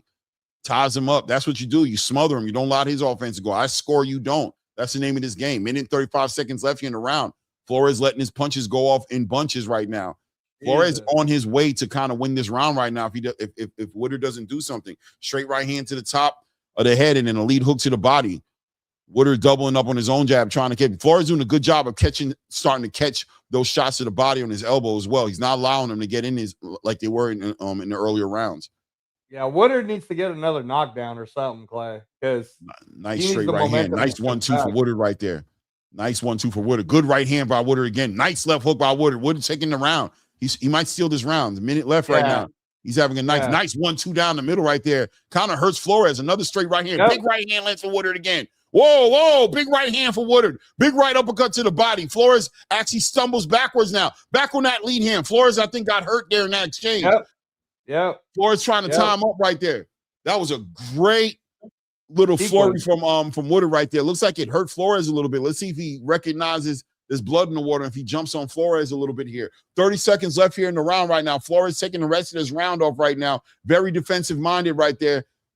Tying up Woodard. Woodard allowing that pocket to collapse and allowing Flores to tie him up.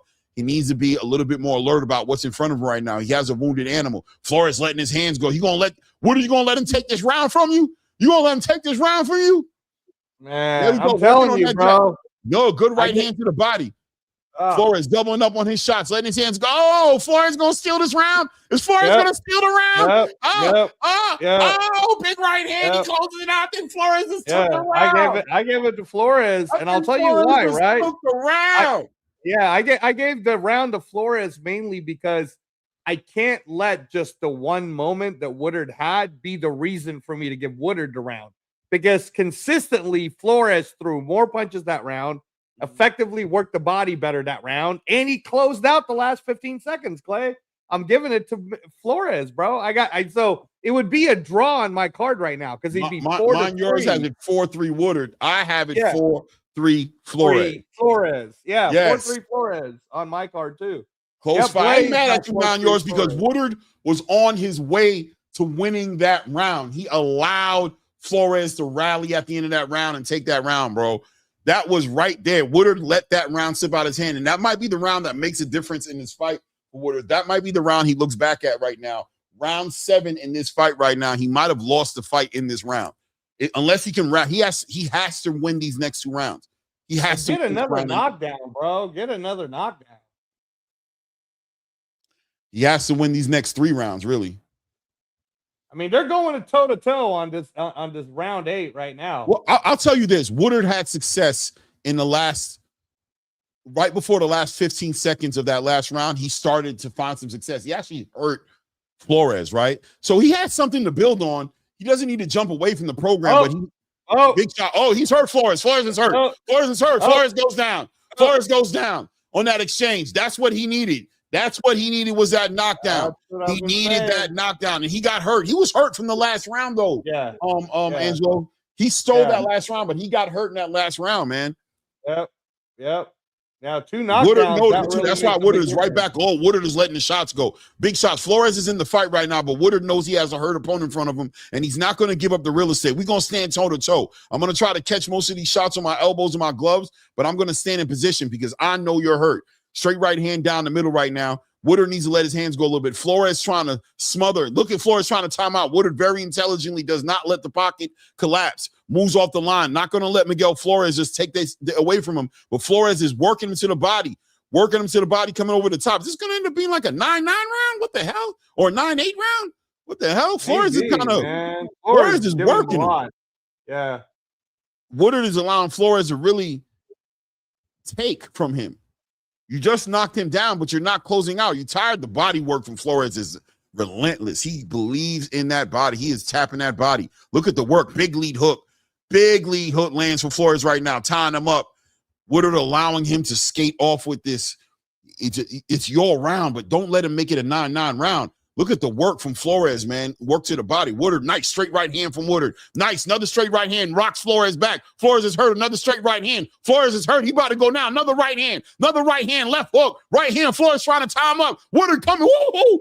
Woodard on him. Woodard. Oh, big left hook. Big right hand. Oh, big right hand. Big left hook. Big right hand. Oh, big left hook. The combination. Oh, straight right hand. Down again. Oh my God. Don't get up. Don't get up. Oh, he's hurt. He's hurt. Is he going to get up? No, he's he waves it off. It's over. It's a stoppage. It's a stoppage. It's a stoppage. Would have said, hold on, man. I got to get my celebration on. I got you, bro. Hold on, bro. I'll be with you in a second. Hold on, bro. Let me get mine in, man. You went to war. Man, listen, man. You got to give Woodard his props. Woodard understood. You got to give Flores and Woodard both their props. Right, but I'm saying you got to give Woodard his props. You got to give Woodard his props because he knew it was like inevitable. Like I know what I'm putting on him as well. And although he's blending off these combinations and he's winning these last 3-4 rounds potentially, I'm hurting him. I'm seeing he's hurt. And after he got hurt in that last round, even though Flores rallied and took that last round, Woodard came in, committed to the process and stopped Flores, put him down twice in that round, man. Yeah.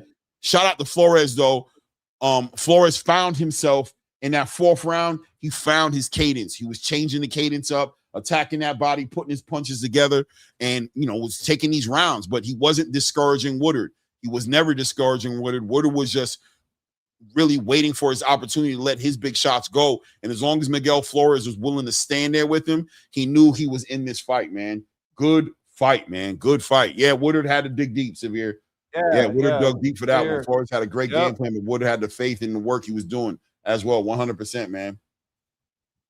100%, man. Shout out to everybody in the building, man. 140 plus people in the building. Hit the like button. Support the grind, man. If you haven't subscribed to the channel, get that done as well. I don't know too many people who are calling this the way we're calling it. I'm just be honest with you.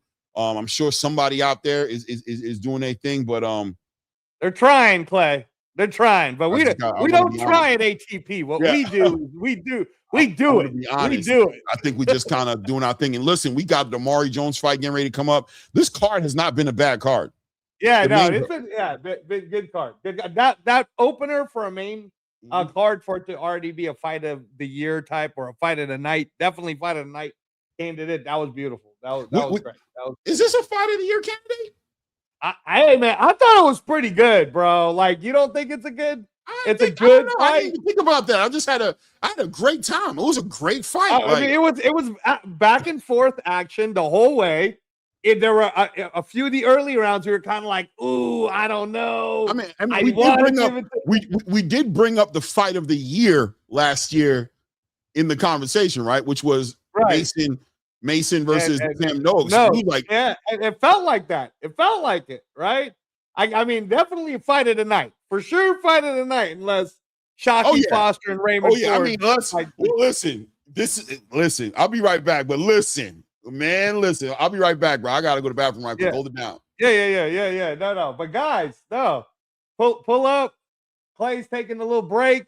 Severe, you got the link. Blaze, you got the link. Pull up, baby. And yeah, no, I mean, I'm with you, Blaze. I like that fight. We're only in the last day of May. Definitely fight of the night, though. Definitely fight of the night, guys. You guys tell me. Could this be one of the best like back and forth fights you guys have seen all year? Put it on the chat. Put it on the chat. But yeah, man, that was awesome. That was awesome. Please hit the like buttons, everybody. We would really appreciate it. Very much so. And yeah, no, that's I mean, so far so good. Good job on the opening of the main card. Let's see what Woodard's saying right now, guys. Woodard's pretty exciting. He's saying he hit his ass like 3 or 4 times.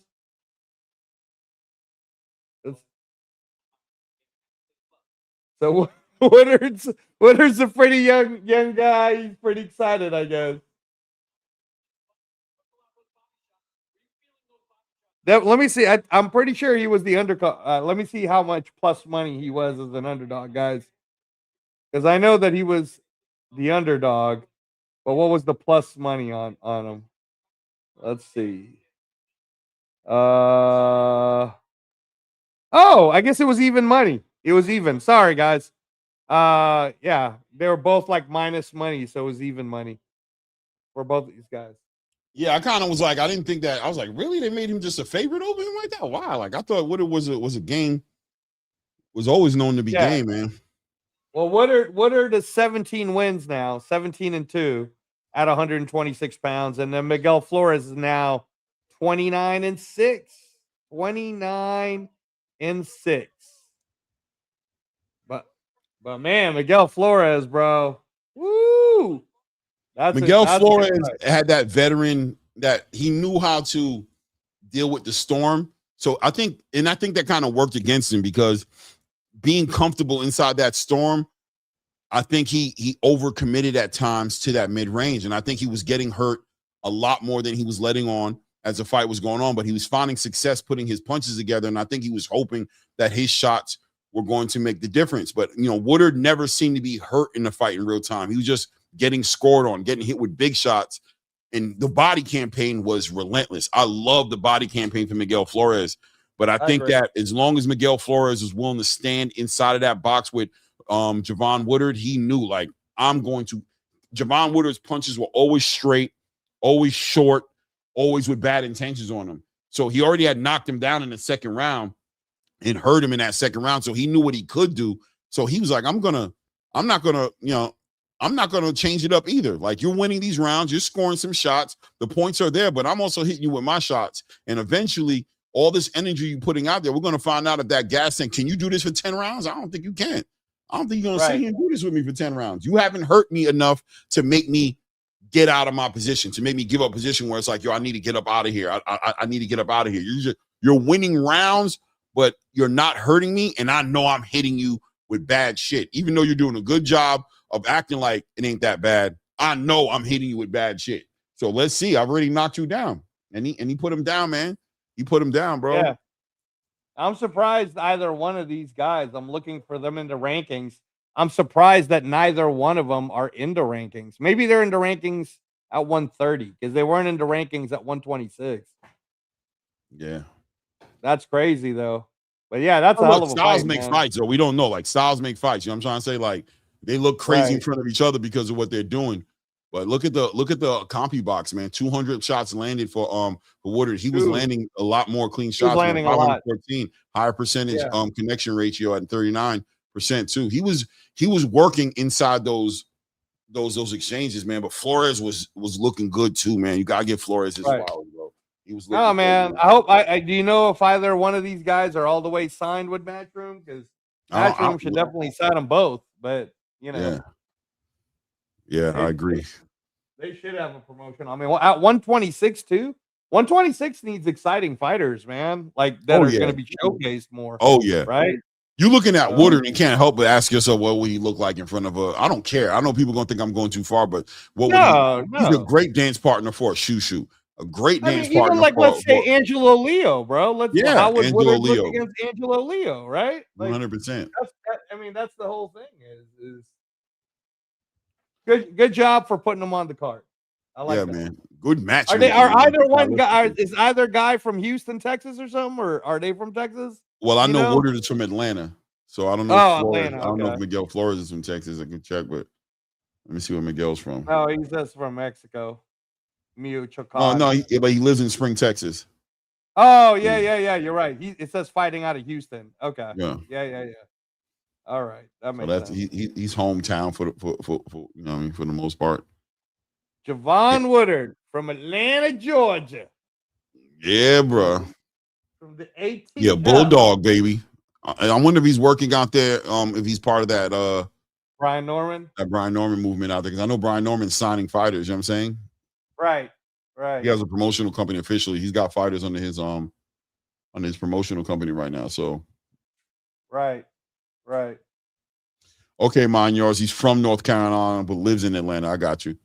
Okay. From North Carolina. North Carolina. Or Who got the better barbecue? North Click. Mind yours. Is it North Carolina or South Carolina? Who got better barbecue? I don't know. I heard it's different though. I heard it's two different types of barbecue. Is that true, Clay? North Carolina barbecue and South Carolina barbecue? I don't know. I'm sure there is. I know North Carolina and South Carolina are very prideful. They're not into, representing themselves as one. They're definitely two separate places. You know what I'm saying? Like there's North Carolina and we used to call them North Click and South Click. You know what I'm saying? Okay. When we was in the military. You know what I mean? We come from North Click or South Click. Okay. All right. So yeah, came from Jersey. Said North Carolina got that fire. I've had barbecue in North Carolina. I haven't had barbecue in South Carolina. So I don't know. The South in general, Joe, just does the barbecue thing, right? They just smoking the meat. Pause. You know what I'm saying? But you know what I mean? They're literally they're doing the work. Especially me, I'm a brisket dude, bro. I love a good brisket. If it's done right, though, it's got to be done right. 100%. Yeah, because otherwise, it's gotta have that bark.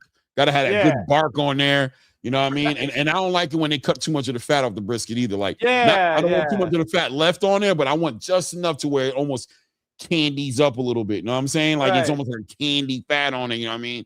A good brisket, oh man.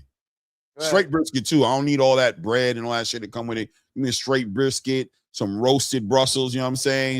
You know what I mean? Some candied roasted Brussels with it, you know what I'm saying? Some good sweet cornbread, a good sweet cornbread, you know what I'm saying? And if you got some of that real Southern mac and cheese on the side for me, don't play with me with that the real Velveeta shit. Yeah, not that the real Velveeta shit. You know what I'm saying? I'm talking about that real cheesy, cheddar cheesy shit with the eggs in it and everything. You know what I'm saying? Get it together. Oh Lord, child. You want to see fat? You want to see fat boy get it in? You're gonna see a fat. You gonna look at me like this boy fat is. Look at this fat motherfucker, bro. This motherfucker ain't got no shame in his game. We don't want to run around the lake or something. I ain't gonna lie. I like to take it home. You know what I mean? I don't like eating like that in front of people. Angelo. Right. I take mine to go. I don't like sitting in front of people. I don't no eggs in mac and cheese, bro. Are you crazy? Of course there's eggs in mac and cheese. I don't know what you talking about. They put eggs in there. The Southern mac and cheese got eggs in it. Somebody help me out here, bro. Am I tripping? I know there to be eggs in mac and cheese. I don't know. You know what I mean? Hey man, everybody got a lot of difference in mac and cheese. I've seen fucking prime rib on top of mac and cheese. I mean, before. yeah, of course. I'm just talking about the original style, Southern baked mac and cheese. You know what I'm saying? Like, right. You know what I mean? I'm talking about, but yeah, there's so many different ways. Right. I mean, yeah. But when I'm just talking about that regular. Attorney Bailey says. Yeah, Attorney Bailey says, "What you know about that Southern mac Boy, and cheese?" what are you talking about, man? I lived in Florida. I got all my kids is got Florida mamas and live in Florida. You know what I'm saying? All my babies is out there in Florida right now, and I was in the military. So stop playing with me. There we go. Walking down my heart and say, yes, baked mac and cheese has eggs in it for sure, bro. See, that's what's happening. Somebody done show their true colors. Whoever said eggs in the mac and cheese, see, you already showed your colors. You ain't like that. You ain't like that. Where you at, man? WP 3636. You expose yourself, brother. You He's expose a city. yourself. He's a city folk. Yeah, these You're city a slickers city jump into these conversations and expose themselves. You know what I'm saying? These city slickers. You know what I'm saying? That man right there. You know what I mean? That let me know, bro. You know what I mean? It's, what they say, it's better to open your mouth. It's better to be thought of a fool than to open your mouth and remove all doubt. CWP. Right. Yeah, yeah. See, Severe says Southern mac and cheese has eggs in it. 100%, man. That cheese be hitting. WP 3636, a city slicker, man. You need to go get you a chopped cheese or a Philly cheesesteak and sit down. You know what I mean? Go find you a nice little chopped cheese spot and chill out. WP's used to having Velveeta on his mac and cheese. Yeah, bro. You mix it up in there. I understand. I tasted some pretty creamy, good mac and cheese like Velveeta. I tasted that kind before too, but ain't nothing like that classic, that old school, man. Eggs and mac. And another city slicker. There's another city slicker. There's another city slicker. Yeah, you can't dock it until you try it, though, guys. Like, you gotta try it so that you can. It's delicious, bro. What are we talking about, man? It's delicious. It's sinfully delicious. Sinfully delicious. Period, bro. We're about to watch Omari Jones, 23 years old, 6'1". This one here at 150 pounds, man, still floating in between that welterweight, super welterweight division, man. Omari Jones, favorite prospect of the channel here, of me. I love to see what Omari Jones is doing. Tonight, I want to see him put it all together. His last two fights went to the decisions, but still master classes, in my opinion. I'm a fan of that kind of boxing. But tonight, he has an aggressive fighter in the ring with him now, Diego Zuniga. Zuniga, right? I don't know. It's a last-minute replacement, but 100%. Credit to Omari Jones for taking on an undefeated guy. That's a last-minute replacement, right? Because whatever ends up happening in this fight, and watch, Clay, they're probably going to kill me for this. See, Angelo, you're always trying to build up the fighters that you like. But look, what I'm going to say is when you're the A side and you get a last-minute opponent, it's hard for you too, because maybe you were training another way for a different opponent, right? So I don't know. All I know is Zuniga's 9-0. He's undefeated as well, Clay. Right. And listen, he's going to be aggressive tonight.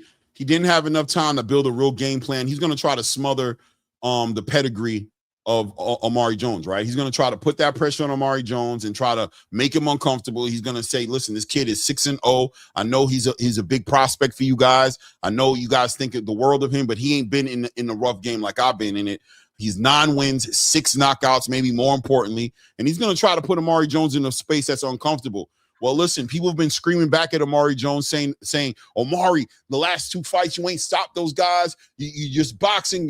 You're fighting tentatively. Even though he started his career off with 4 consecutive stoppages, here he goes into this fight with somebody who's going to try to put that pressure on him. I think we're going to see Omari Jones turn it up a notch tonight, and I'm looking forward to see if he can stop this guy. If not, at least put on a masterclass. Yeah, put on a masterclass. The banger show performance. You know what I mean?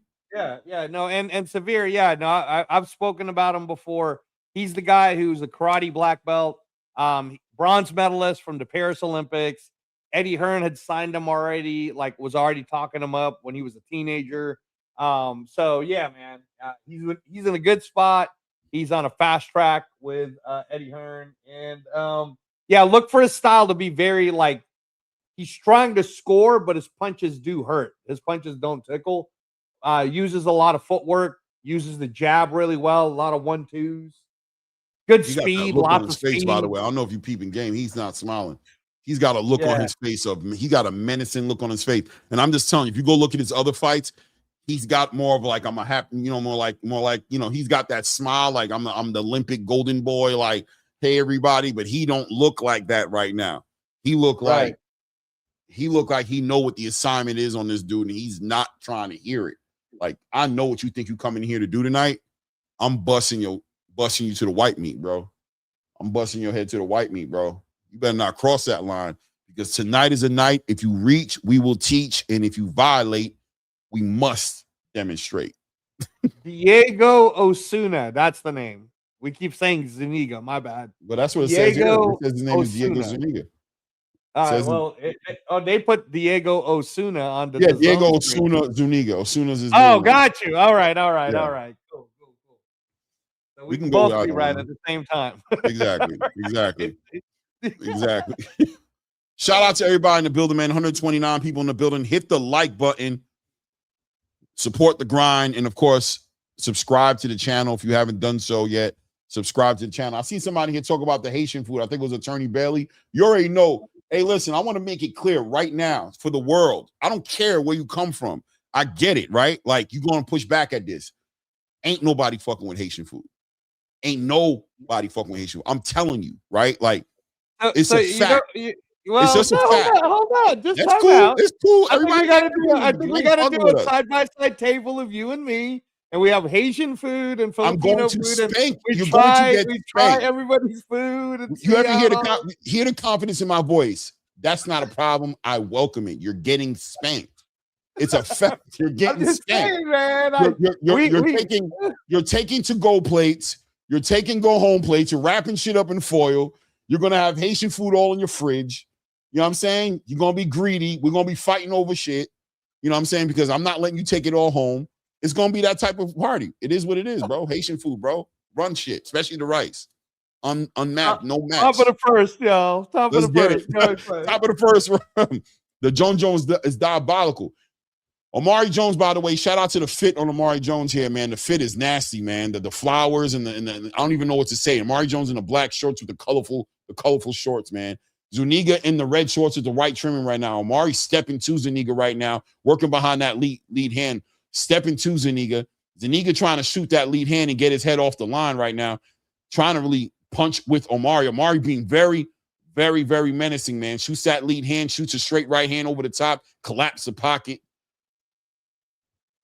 Referee has to separate, take it back to the center of the ring here. 2 minutes and 20 seconds here in the first round right now. Omari working behind that lead hands we expected him to.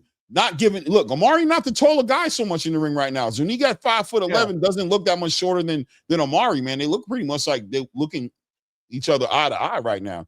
So Omari, nice work by Omari. Shoots that lead hand and shoots that hard right hand to the body, walking him down. As Omari Jones is taking control offensively in this fight right now, working behind that lead hand, backing Zuniga up, forcing Zuniga to work behind that. Big right hand lands. Big right hand lands for Omari Jones. Put Zuniga on his pockets. I don't think Zuniga is as hurt. Looks like he got caught off guard a little bit, maybe a little off balance as well. Still a knockdown. Pockets. Still a knockdown. I like how Omari's using his length too. Bro. Big hands, man. 1-2's down the middle, man. You know what he's doing? He's forcing Zuniga on his back foot right now, and Zuniga can't get no power on his punches, can't sit on his punches because Omari's forcing him backwards. And then that's that experience that people sleep on from Omari being in Olympics, fighting on a big world stage. He understands what the assignment is, man. Doing a great job, man. Doubling up, working behind that jab, but the right hand is laser focused, touching him to the body, touching him up top with the right hand, back on that lead hand, backing him down, man, walking him down, man. Just be careful. But Zuniga doesn't look like he can really get any power going on that back foot. Zuniga tries to hit him with a lead hook. Oh man, nice. Look, the jab is it's got sauce on it, man. The jab has got sauce on it, man.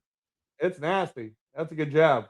That jab is got bad intentions on it. 35 seconds about to be approaching round one here.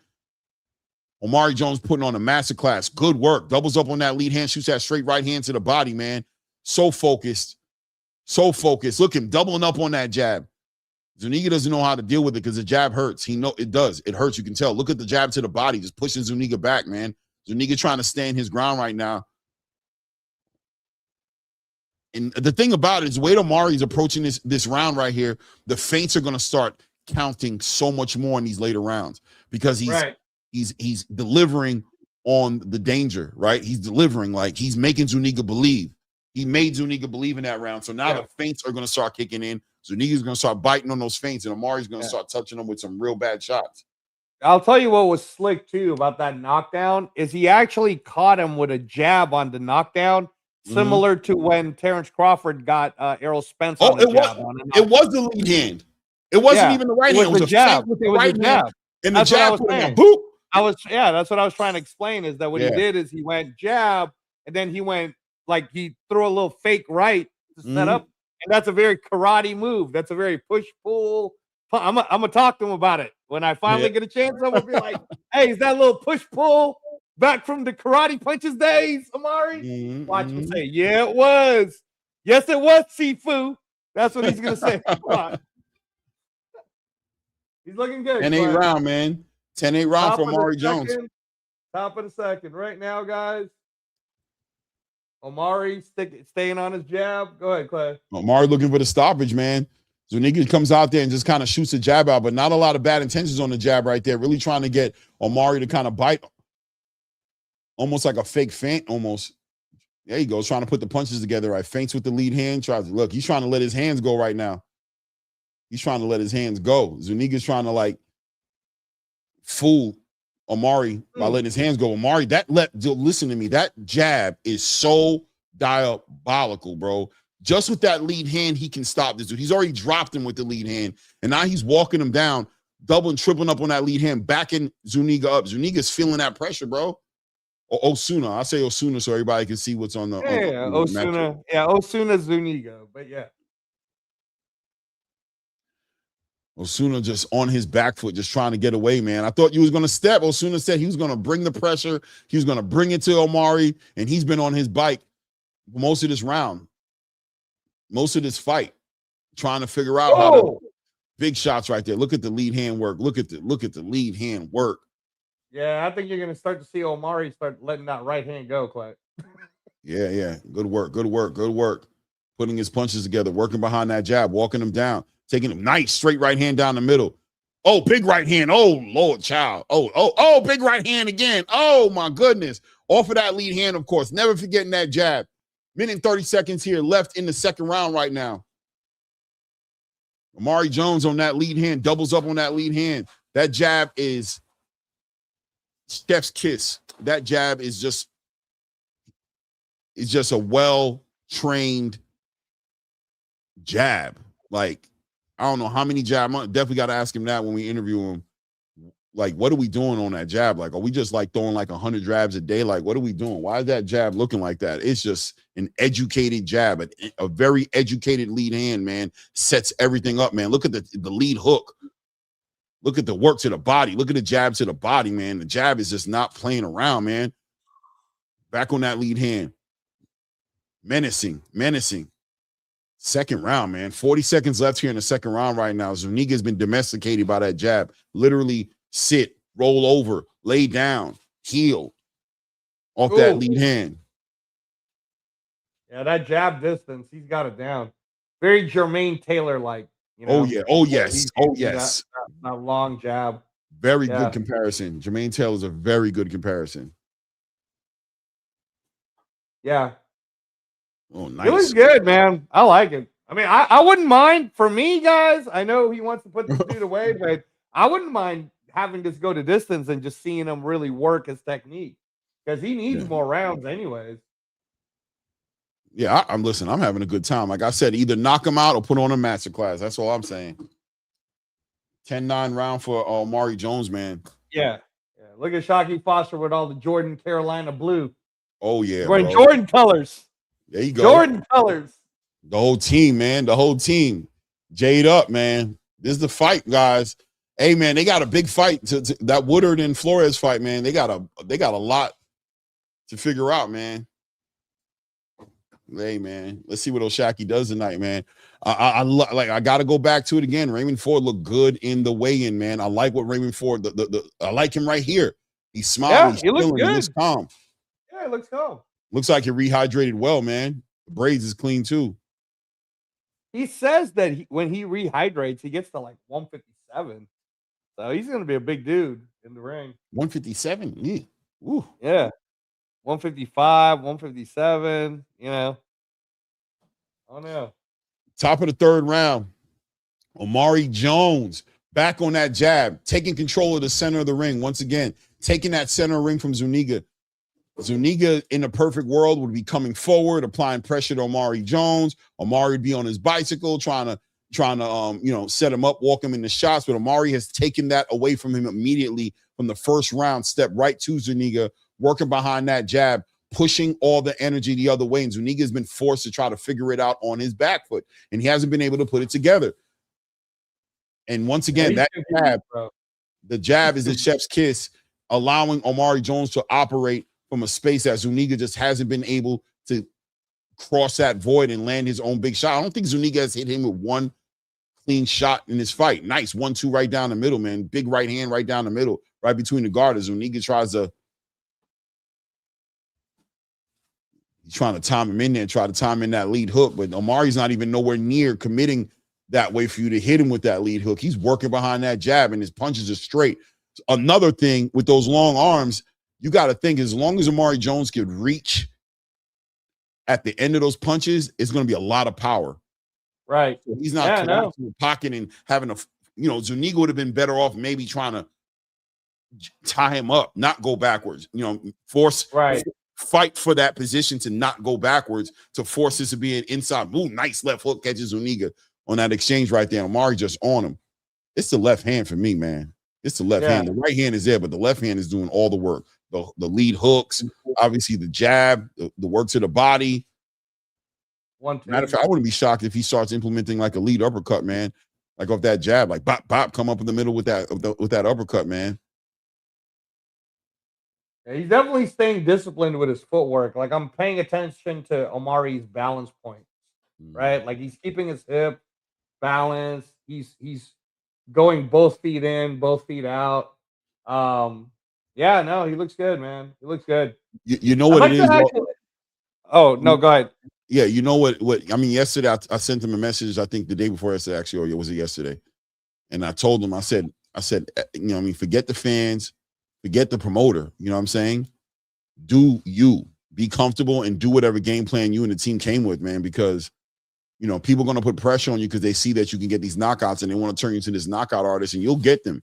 But at the end of the day, be disciplined. If you got to do it, if you got to take these rounds, bro. Do not let these people trick you out of your bag, man. The real gonna recognize. The rest gonna be faking and gonna hate on you anyway, bro. You ain't no pleasing these people. Nice work right there by Omari. Doubles up on that jab, comes over with a big overhand right. Don't let these people trick you out your position, man. Because as soon as you fall trying to impress them, like Devin did, for example, they're gonna turn on you. They ain't gonna give you no respect for putting it out on the line, trying to deliver an exciting performance. They ain't gonna celebrate you. So you might as well put on that masterclass. The next thing I'd like to see him, the next thing I'd like to see him do is be able to, like, he's using the jab and it's really effective. If he could, like, on this next round, like, show me that he can go half fake with the jab, then let the right hand go, like double right, something like that. I just want to see, because you don't want to get one tone, right? Like, I want to see multiple tones to how he's using the jab. So. But his shape is good. That's really good. Going into round 4, shut out 3-0, got that 10-8 round into first. So, yeah, man. Top of the 4th.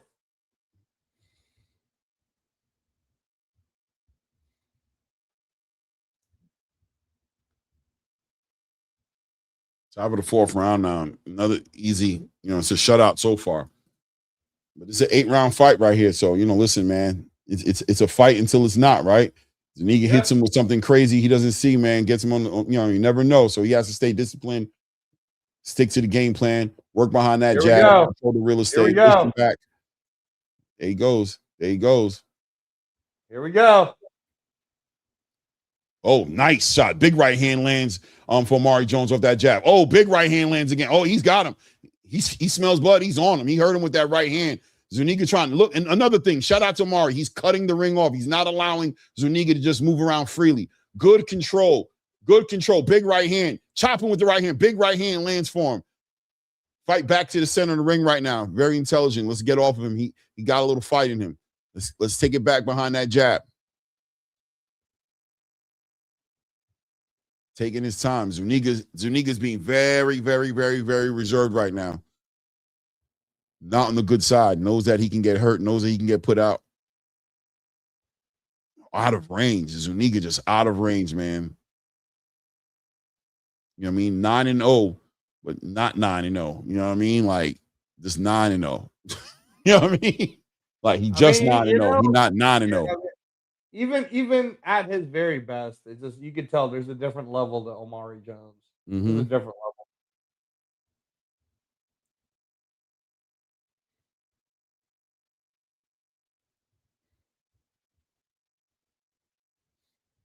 Yeah, that was nice.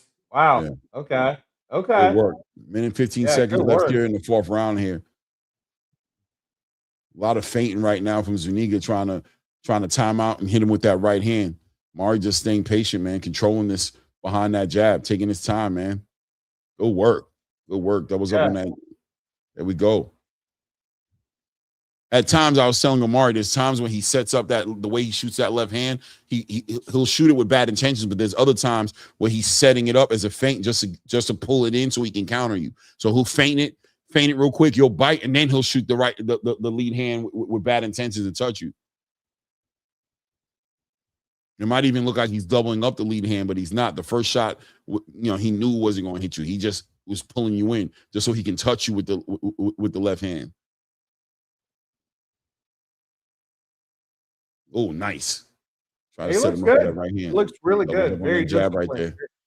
Very poised, very disciplined. If you guys are watching, what me and Clay are watching, this is what a master class using a jab looks like, guys. I mean, I don't know.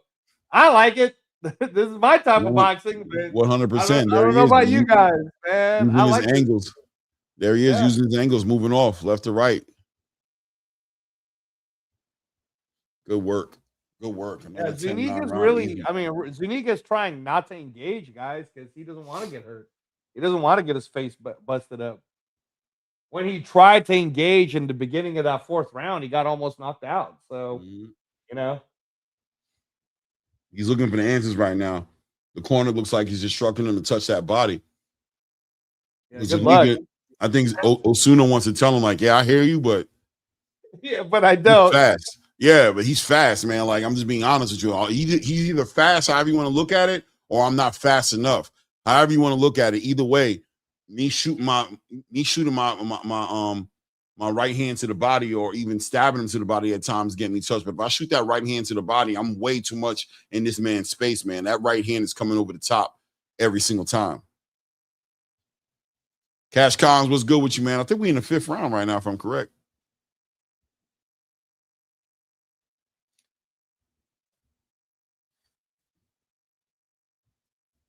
Let's go. Yeah, round 5 right now. Zuniga trying to double up, triple up on that leading hand. But it's really like, if you're not in range, it's not really, it's not really offering the threat for a feint to do. Good work right there. Nice right hand lands for Omari Jones. If you're not in range, all that pumping with the lead hand does not offer any type of danger to cause Omari to bite on a feint. And Omari's just done such a good job of controlling him with that jab.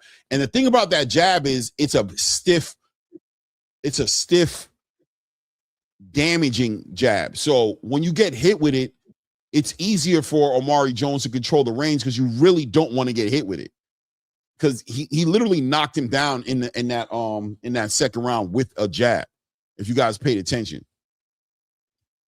So you just can't play with his lead hand, and he has no reason to complicate his life and shorten up this any more than it is. I'm gonna work behind that lead hand. I'm gonna hit you with the straight right hand, but if you're moving out the way and doing whatever, you're running, you're trying to use your bike, that's cool. But I'm winning these rounds, doubling up on that jab. Nice work. Almost caught him with that lead hook right there. Kind of. There we go, setting him up with that big overhand right behind that. Doubles up on that jab, tries to come over with that right hand. There we go. Straight shots, 1-2 right down the middle.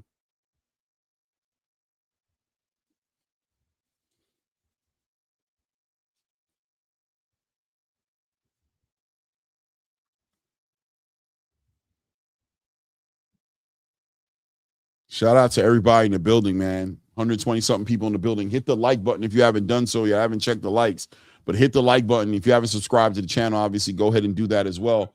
Omari Jones versus Diego Osuna Zuniga here in the 5th round here. Omari Jones putting on a masterclass.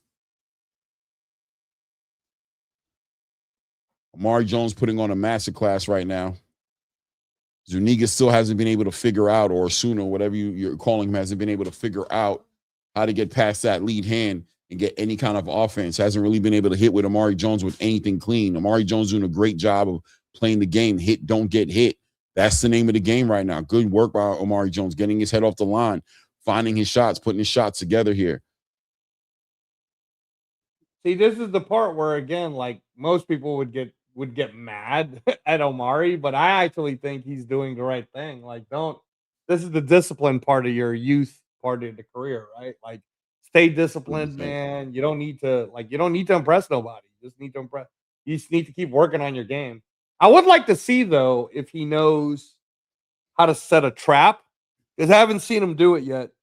Like how to, he's using the jab anyway. Dude looks like the Osuna kid. Looks like he doesn't really want to engage.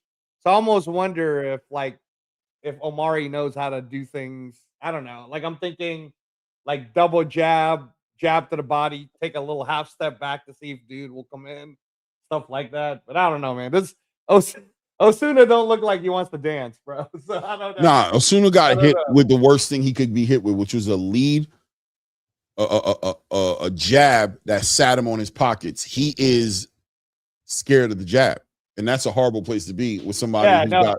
I mean, it's a horrible. No, I agree with you, Literary Pharaoh. That's exactly what I was thinking too. It's hard to set traps when your dance partner is not willing to engage, brother. 100%. He got hit with that. He got hit with the worst. This is the worst thing that could happen to him. He got knocked on his pockets in the second round with the lead hand, and it's messed with his mind. He's not going to be able to fight this. He's out of range. It's very similar to what happened to Giasov when he just fought Jack Catterall. He got sat in his pocket super early, and now he's been out of range the whole night. Look at him shooting that right hand from absolutely out of range, shooting that right hand because Omari Jones has captivated him with that jab. And now it's Omari Jones once again to press this guy, make a fight with a fighter who's not fighting. You know what I'm saying? He has to make a fight. People are going to sit there and try to and they're going to try to insult him and say like, oh, he should have done more. But no, he's doing what he's supposed to do. The fighter doesn't want to fight anymore. He's won that fight in the second round. And now he's trying. He's there. Look, he's there. But Osuna is definitely focused on not getting hit with that jab or that right hand. He's not trying to put shots together. He's not throwing any caution to the wind, trying to mix it up, trying to get into any kind of a melee, even though that's his best chance of winning. He's trying to survive right now. Look at him shoot that right hand, completely out of range. Why'd you even shoot that right hand? It made no sense. Completely out of range. Right. I mean, like right here, like if he's sitting in his punches, he could shoot like quick. Oh man, he caught him with a nice right hand right there. Shout out to WP3636 with the gifted membership, man. I appreciate you, man. Thank you, bro.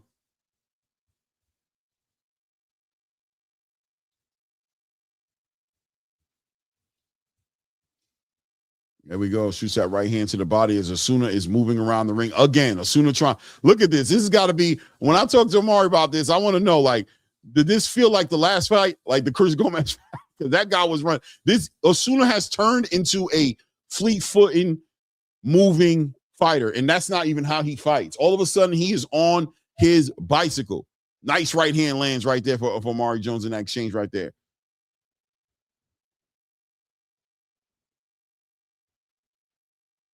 Probably be a good idea to get Omari back in the ring, maybe in Saudi Arabia on the undercard of Anthony Joshua versus Pranga.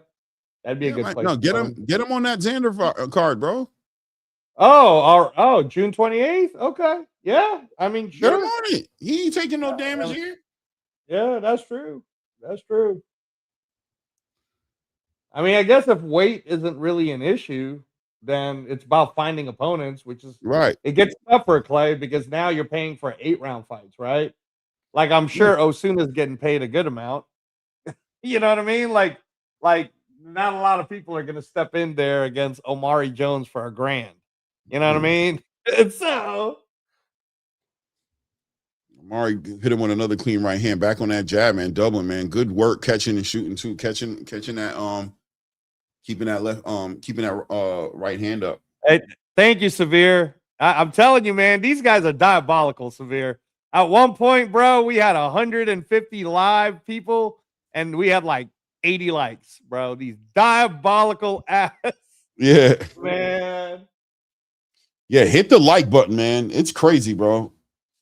It's diabolical to just sit here and just not hit the like button. It's the easiest thing to do. And subscribe to the channel.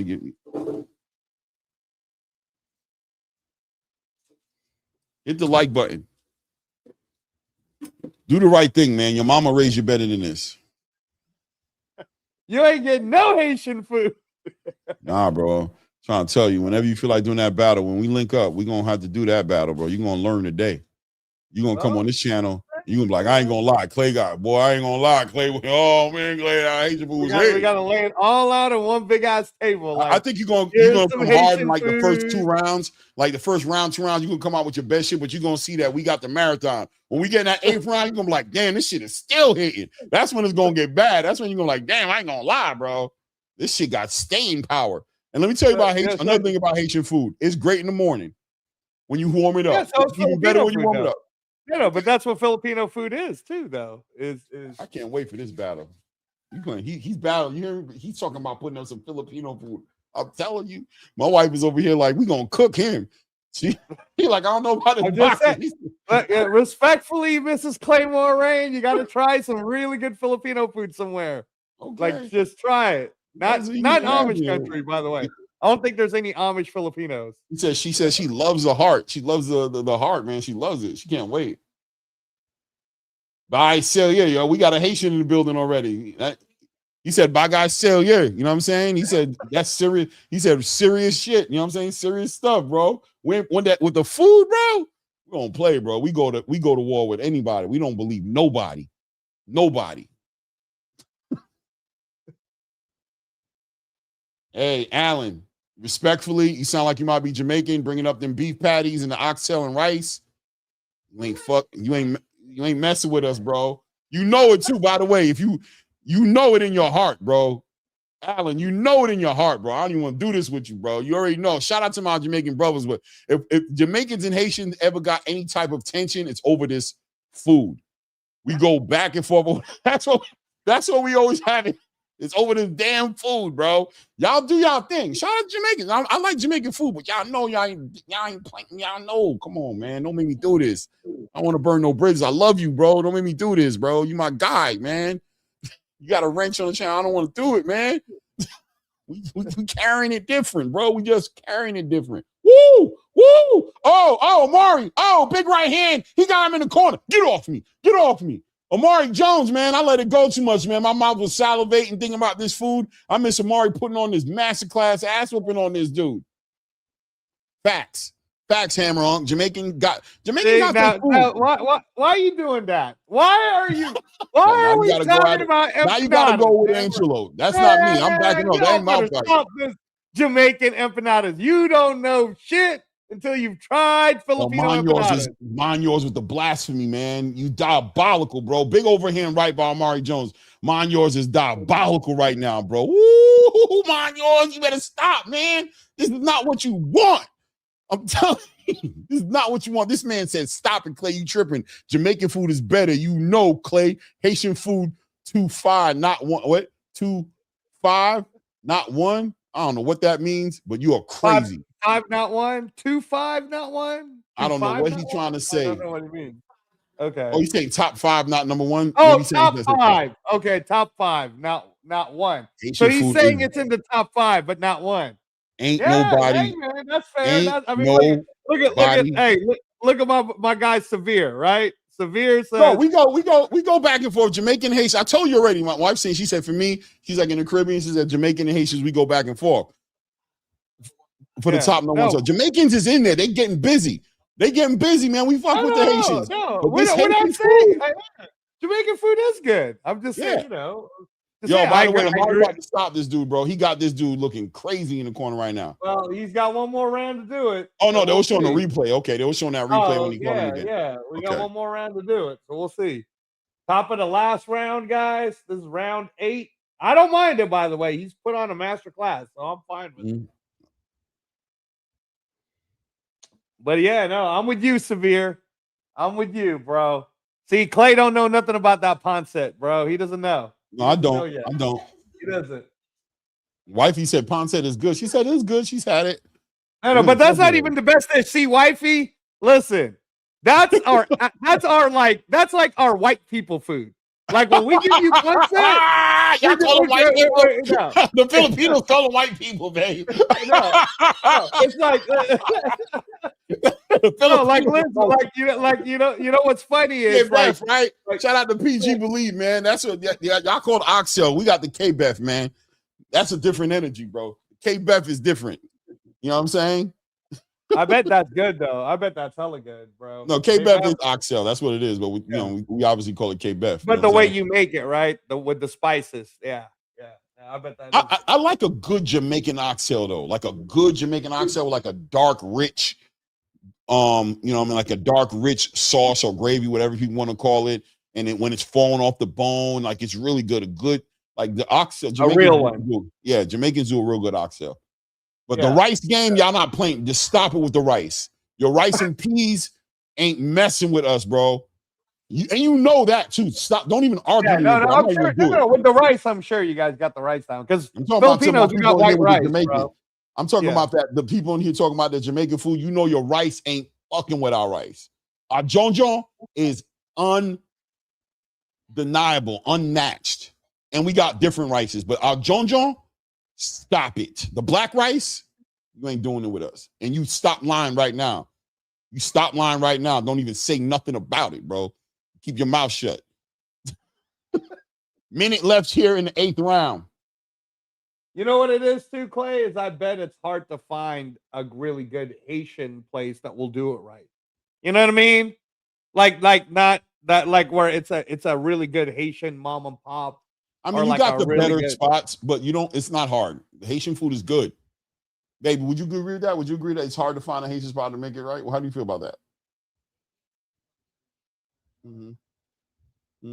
Yeah, she said it depends the neighborhood.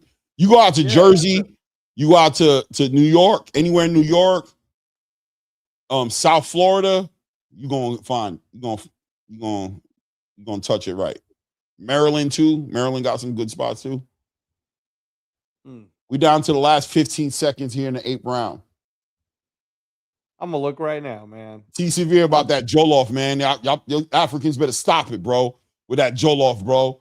Jollof is all right, bro. Y'all ain't playing without black rice. Stop it. Shout out to the Africans in the jollof. Jollof, all right. It's straight. I'm messing with the jollof a little bit long. You know what I mean? It's cool. It's cool. It's cool, whatever. You know what I mean? Messing with the black rice, man. Long Island for sure. Allen for sure, man. Come on, man. The jollof is cool. It's cool, bro. I ain't gonna lie. The jollof is, you know what I mean? But ain't fucking with the black rice. Listen, we got videos on YouTube of people doing the test. They're putting the jollof against the black rice. They're putting the rice and peas. They're doing it. Everybody, even the Jamaicans, when they do it, they be like, I ain't gonna lie. I love my country. I ain't fucking with the black rice. They keep it real. Look it up on YouTube. Pull it up. The Jamaicans is talking about it. I'm just getting some text, Clay. I'm getting some text. I'm trying to look for where I could even try Haitian food in Vegas. In Vegas, because see, it falls under Caribbean, and I don't want to go to one of those places, right? That's like I want like a real Haitian place. Like these people came from Haiti. And they're doing a little mom and pop spot right here. Like that's what. Listen, don't nobody make better Haitian food than my wife. Okay. I live in a home with the best in the business.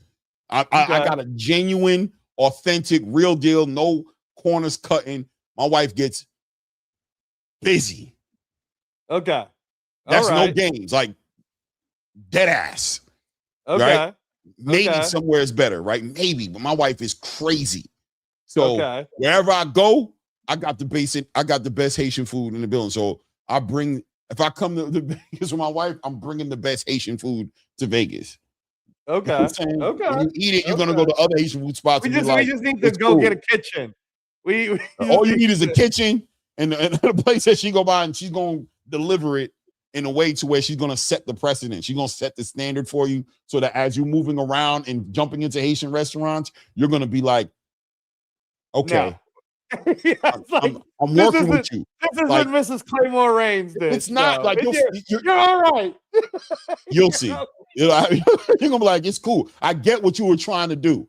I see what you were going with. That's what you're gonna say. Not the I see where you're framework, going. what you were trying.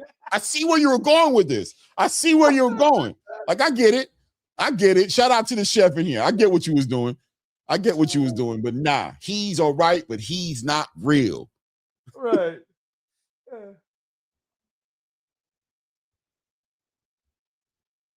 ADs goes to his brother Claymore. Does your boy have an overtime clause in his contract? Leave him alone. He just did it. You know what I mean? Exactly.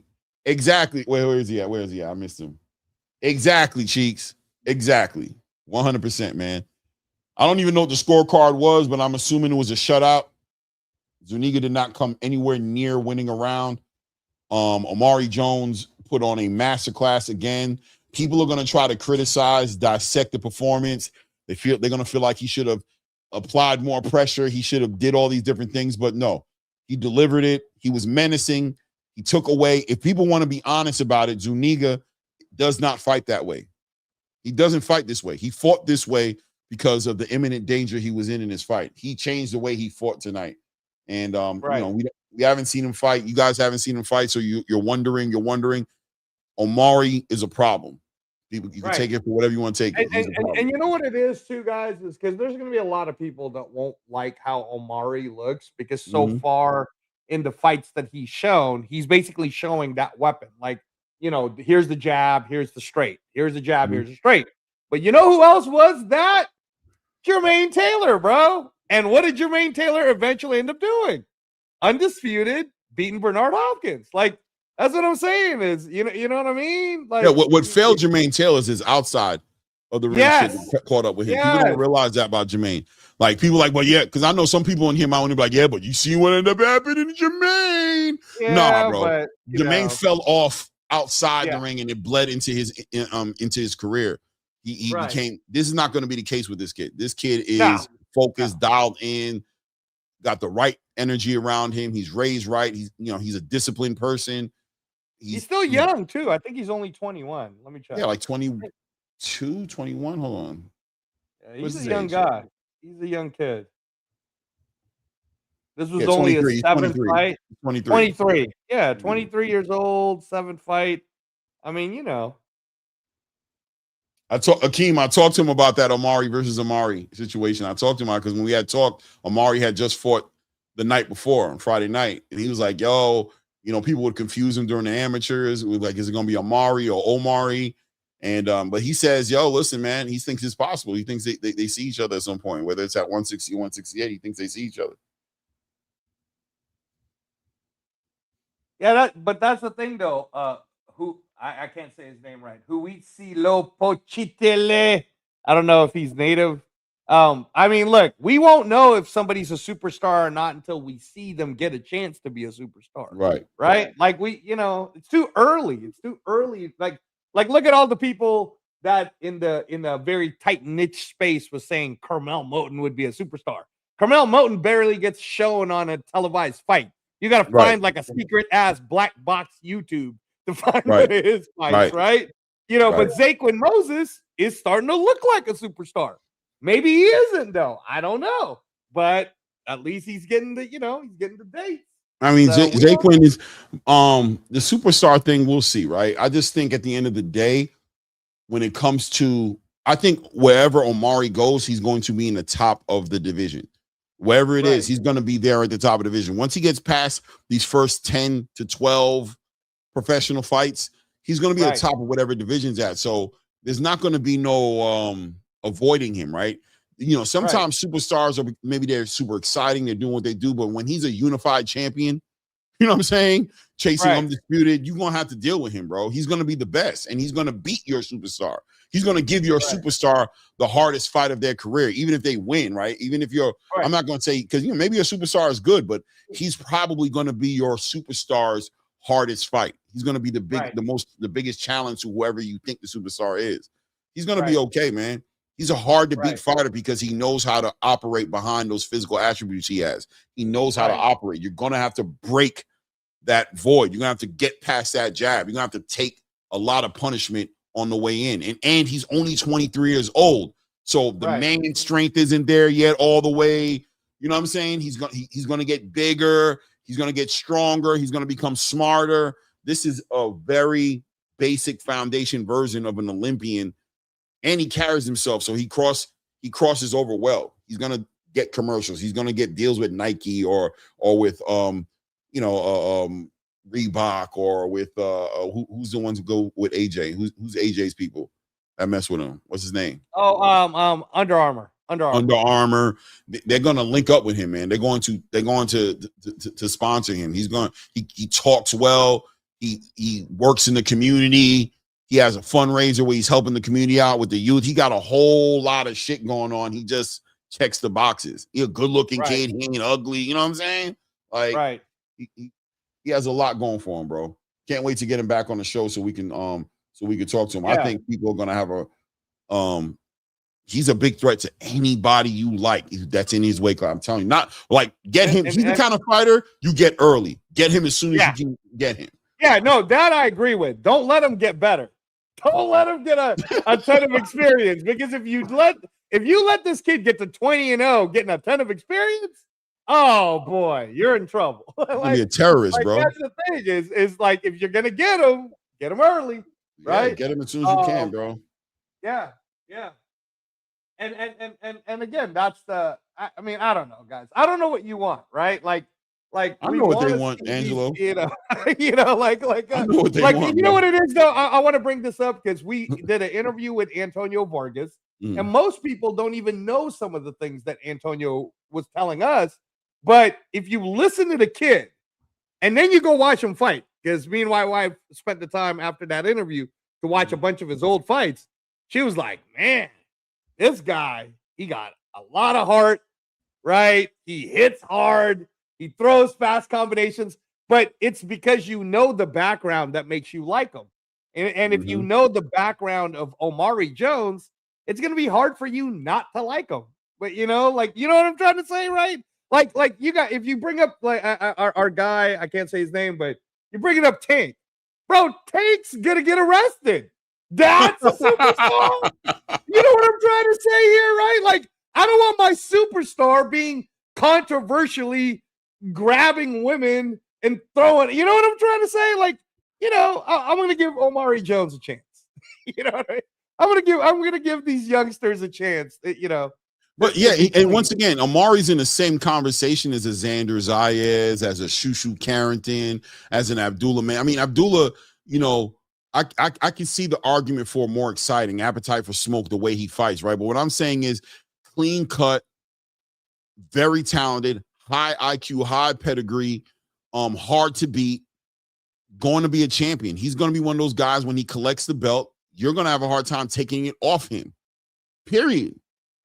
You're going to have a hard time, and you're going to see some of your favorite fighters, your biggest stars, your champions duck him and try to sell the idea that he's not exciting.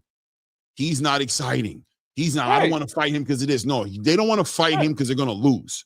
Exactly. That's why they don't want to fight him. That's what it's going to be. He's definitely a tough matchup, man. Like we don't even know yet what weight class he wants to settle in. But let's say he settles at 147. Mm-hmm. This is a 7-0 kid right now at 100. Let's say he goes down to 147. Well, with that 6-foot-tall frame, with that long jab, I don't know, man. We can go down to top 10 if you want. I bet you there's going to be some of those top 10s that we go, I think Omari gets that guy. Yeah. And this kid doesn't even have 10 fights yet. And that's what I mean, man. Give a kid a chance, to my man that I can't pronounce the name of. But yeah. Give him okay, so look, right? Early on you saw Ryan and Tank, right? But that's a season. That's a type of fighter that was celebrated in that time period. I don't necessarily know that that's the same fighter the space is looking for right now, because it's about who is the space looking for, right? We had the Tank. We had the Ryan. Tank didn't age well. Ryan is trying to bring it back. I don't know if you guys are paying attention, but Ryan is trying to get away from the antics. He's trying to get clean cut. He's trying to be a champion. He's trying to go a different route. He's not trying to do those things anymore that that people like so much about him, right? Like he's actually becoming likable. Like Ryan Garcia is tolerable, palatable now. Like I like him at times. You know, sometimes he's weird and he does weird shit to me, but for the most part, like when he jumps on inside the ring, or I like his takes. I think he's very articulate. I loved him on Jimmy Kimmel. Or Jimmy Fallon. Jimmy Fallon. Jimmy Fallon. I loved him on Jimmy Fallon. I thought he did a great job, man. I liked him on the Stephen A. Smith First Take. I liked him there. I thought he did a great job there. He's going the other way, right? The Tank thing is just not aging well. Shout out to the Tank fans. I'm not trying to get into it with y'all. I promise you, but he's not aging well. I mean, most people I know that like boxing ain't even trying to hear that shit no more. They don't want to hear it no more. They're getting tired of it. They don't want to hear about the arrest warrants no more. They don't want to hear about the DV cases no more. They don't want to hear about him not fighting this guy, not fighting that, going to fight this guy, not defending his title. I'm hearing it. People, it's not aging well. It's not aging well. You know what I'm saying? That island is getting smaller and smaller and smaller and smaller every month. You know what I'm saying? People are starting to attract more to the fighters who are willing to make the big fights. Terrence Crawford, I keep telling you guys, changed the conversation, bro. He did. When he did what he did with Canelo Alvarez, they want to see Terrence Crawford 2.0. Who's going to fight the big fights? Who's going to challenge themselves? Who's going to look for unifications, undisputed? Who's going to do all these great things? Who's going to step outside of their comfort zone and really shock the world? Those are the fighters who are going to become your superstars. You know what I mean? Even David Benavidez jumped on that. I was like, yo, bro, I'm going to leave light heavyweight. I'm going to go from super middleweight. I'm going to go to light heavyweight. Boom, cruiserweight. Boom. Look at what Turkey said. Boy, I want to see you there with Usyk. Look at what's changing on the landscape of what's considered great boxing. So your favorite fighter, the superstar, is going to have to deliver that kind of energy, I think, in this next era of boxing. But we'll see. You might be right. Maybe they're looking for a little delinquent, you know what I'm saying, who's knocking people out, you know what I mean? Right. This next fight coming up, by the way, guys, if I'm not mistaken, Charlie Sheehy is going to be a good fight. Guy from the Bay Area that I have watched before. I like him. Well, I would think he's going to win this, but we'll see. He's fighting a dude who's got 20 wins and only the 2 losses in Nike Theron from Colombia, I think. From Barranquilla, Colombia. Nike Theron. But again, man, Charlie Sheehy, 27 years old, 5'9". Let me check. San Francisco, lives in Brisbane. That's a Bay Area kid right there. Bay Area. Yeah, I mean, Nike Turin, 20 wins, 2 losses. Has he ever been stopped? One stoppage. He got knocked out once. 14 knockouts. Coming straight out of Colombia. Barranquilla, Colombia. In his last fight, he lost to Justin Paldo. Pro box Wait, did he get stopped? What does this mean? RTD mean? What the hell does that mean? Oh, yeah. Referee. Retired. RTD is retired. Okay. Retired. Yeah. Oh, the corner stopped it after round 7. Okay, his corner stopped it. They threw the towel in. Okay, that's why they called him the knockout. So other than that, he was coming off a knockout of a 5-2 fighter. Yeah, his record is really not that impressive at all, bro. This dude is really, I mean, yeah, he got a trash record, bro. 3-26, 0-15. Lord child, bro. 1 Well, it's about Charlie Sheehy, Clay. It's about Charlie Sheehy. 1-42, Lord child. 0-21. What the hell? 1-21, 0-8, 0-1, 0-15, 3-26. Lord child. 32-15. Oh my God. Look, man, his name's Nike. Named after the great better guy. do something bad to this dude, bro. My goodness. He better do it to him, bro. You better do it to him, bro. I'll be honest with you, man. Anything gonna look. You better not listen, man. Charlie Sheen, you better do what he's supposed to do, bro. That's nasty work. Yeah. And it's a co-headliner? Okay. Oh, is it a co-headliner? I think after this one is the main event right now. Who else is left? Oh, bro. No way. Hold on. Yeah, this is 10 o'clock at night, bro. This is it. And nah, bro. Oh my God, it is. Oh my God. Oh my wow. Damn, they spent all that money on Foster and Ford then. That's what it is. They shot them the money. They shot them the bag. When you think about it, for real, it's like a whole prospect card, bro. Wow. This is a whole Shout out- prospect card outside. I mean, Shout out to Stitch Duran there with Charlie Sheehy. it's a whole entire Yeah, this prospect was a card. prospects card. The whole card was prospects, bro. Yeah. This whole card was prospects. In my opinion, Omari Jones fight should have been the co-headline on this card before this one. Well, it's in Houston though, right? Texas. Hey, I hear you. I hear you. I'm looking forward to the main event though, for sure, man. It's a good main event, so I ain't mad. I'm good. I'm just saying. Yeah. I mean, hey, man, and it wasn't a pay-per-view either, so I'm not mad. Exactly. What are we mad about? I'm not mad at all. I'm calling out a little bit, but I ain't mad. But I'm still calling out a little bit.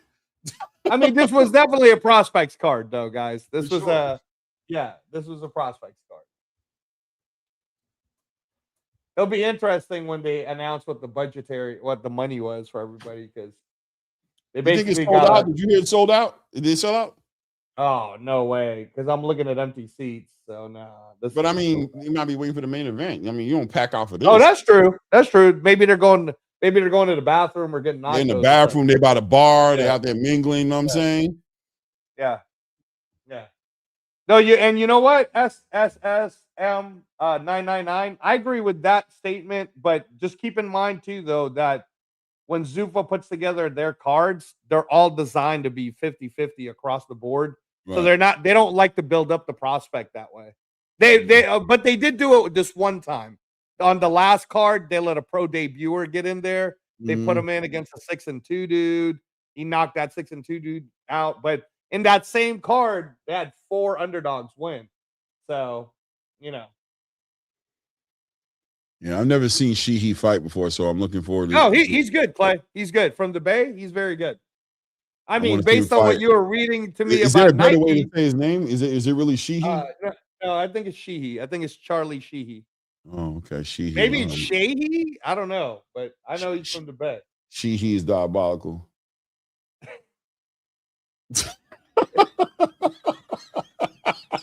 This is the Dave Chappelle portion of the show. Hey, bro, Sheehy is what it is, bro. I ain't mad at it, bro. It's just, you know what I mean? It is what it is. I'm trying to say it differently. I'm trying to do everything I can for you, brother. But you know what I mean? One of the greatest lines still, Clay, in the Chappelle special is when he goes, "They after you, Dave. One day or many days." It is what it is, man. I ain't make the rules, bro. I'm gonna have to hit you with the pause after your name, man. I can't just keep sitting out here saying Sheehy for free. I gotta let everybody know that that's not me. That's you. Oh man. Top of the first here, guys. 135 pounds. Charlie Sheehy versus Nike Theron. Yeah, I like that better. Sheehy. I'll go do that. Sheehy. Okay. I like how you did that. I like how you did that. Sheehy behind that jab right there. Both orthodox fighters, so let's get it right. Colombia is just trying to control the center of the ring right now, taking his time. Let's see what he does. There we go. Yeah, Nike with the black gloves, Sheehy with the white gloves. I like it. I like the stance. Nice I like the hand, jabbing. Yeah. Yeah, controlling, stabbing him to the body, controlling the center of that ring. There we go. There we go. I see you. There we go. Sheehy controlling the center of the ring. Well, I don't see. I'm gonna say that Nike's controlling the center of the ring. Theron is controlling the center of the ring. Sheehy, nice work. Good jab by Nike. Hit him with a clean jab. Theron handled himself. He got that pedigree about him. He ain't playing around. He's not overextending. He's not, he's very defensively responsible, controlling the center of the ring. He's got a good jab. He's trying to out athletic him a little bit. Nice work right there. Nice straight right hand to the body right there. Well, Sheahy's winning the round though with all the jab that he's throwing. Even though it's not landing, it's still activity, right? No, he's winning. He's winning, but still, the guy in front of him is still got a pedigree about him. I like defensively. He's got quick twitchy lead hand too. Like he's there. He's right there controlling the center of that ring. He's not giving up any real estate. He's trying to find his way too. He's getting his timing down as well. Look at that right hand, the way he came over the top. And he didn't land, but he's right there. Shea, he needs to be very defensively responsible in this fight. Good jab by Sheahy right there. Good work. Doubles up to paints to the body and comes up top, catches him clean. 35 seconds left here in this round.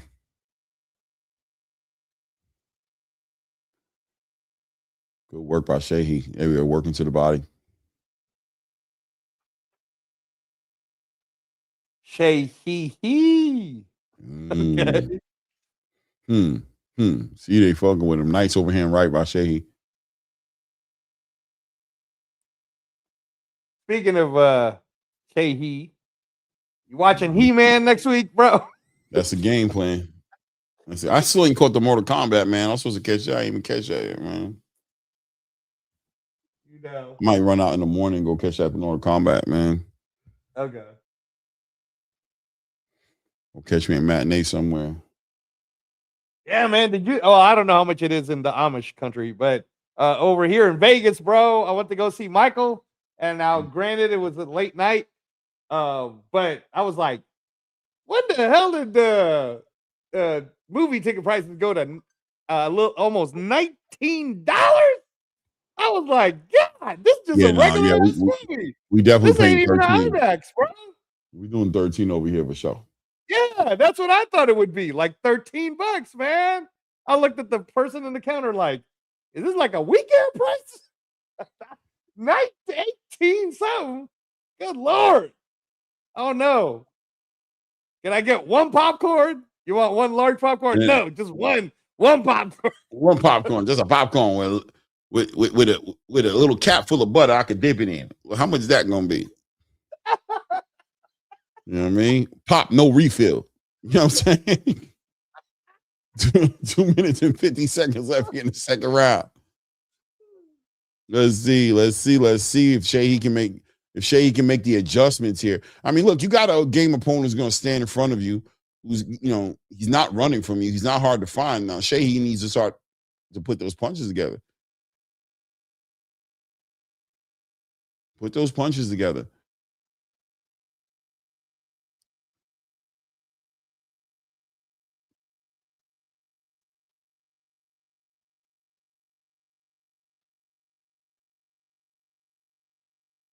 There we go. Good jab right there. Stabbing him to the body. There we go. Nice. Straight right hand to the body. He's working the body. Yeah. Yeah, Sheahy is I'm trying to find a word to describe. He's not committing. He's pop shotting, right? He's not putting the punches together. He's not bringing it together. He's scoring. He's shooting, one shot at a time. Every now and then he fouls it up with a right hand, but he's not bringing it together. There we go. He's finally throwing some shots there. But I think Theron is waiting for him to, commit a little bit to the offense. And I guess Sheahy wants to be the counterpuncher and I mean, I think he's trying to be careful too, right? Maybe Barranquilla got enough power that he doesn't want to get careless, right? Because Barranquilla, Colombia kind of throws weird with his right hand. Yeah, I guess. There we go. Nice 1-2 down the middle. Sheahy not committing, man. Being very cautious, very aware. Maybe he knows something we don't know. Maybe he's felt the power a little bit. Maybe he knows about the power. He's doing the Andre Ward, dude. He's just being cool. I don't got to try hard for you, Clay. I just got to win this fight. No doubt. That's what I mean. He on the road to doing that. As a 10-rounder, though. Kind of don't want to see this for 10. But let's see. Working into the body. Work with me here. There we go. Shoots one to the chest with the right hand straight up top. There we go. 1-2 to the body. By Sheahy pushing him back a little bit more, starting to get a little bit more consistent with the punches. Let's go. Yeah, maybe he's keeping that right hand tight on his chin, Clay, because maybe he's worried about getting clipped. You You know, think? Probably. I mean, you know. Taryn crossing the Oh, void right now. He's trying I to want to control see him. Scary Movie also, Clay.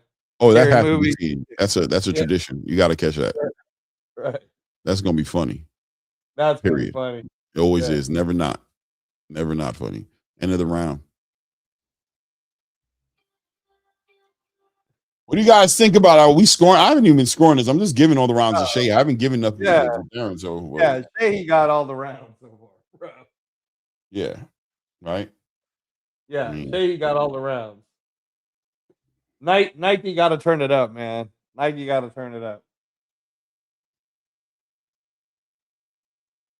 shout out to everybody in the building, man. A little less than 100. Hit the like button as you're stepping into the building. Support the grind, man. Obviously, subscribe to the channel if you haven't done so yet. We're watching. Is it Mike Sheehy? No, it's Charlie Sheehy. Charlie Sheehy, like I Charlie think it's Sheen, but Charlie. Sheehy. I think so. Maybe I'm wrong though. You know what I'm saying? Charlie Let me Sheehy check. and Let me Nike check. No, Carey. it is Charlie. It is Charlie. It is Charlie. Mhm. Yeah. He controlling like Amari Jones was. But he's not really. See, Amari Jones was being menacing. He was offering Right. he was offering that he was pressing it. I don't know. Charlie's just controlling the center of the ring, and it is cool. It's cool, bro. It's Yeah. cool. No, I mean, like I said, it's Andre Ward like. This was some of the things, some of the reasons why people didn't like Andre Ward, guys, is because he was very disciplined, right? But I don't know. I'm good with it. Oh, jab 39-39. Mortal Kombat was terrible. All right. What was it? I don't They've know. been messing up on those Mortal Kombat movies. Sub-Zero wasn't bad though. Yeah, I like Sub-Zero. I like Sub-Zero, the movie.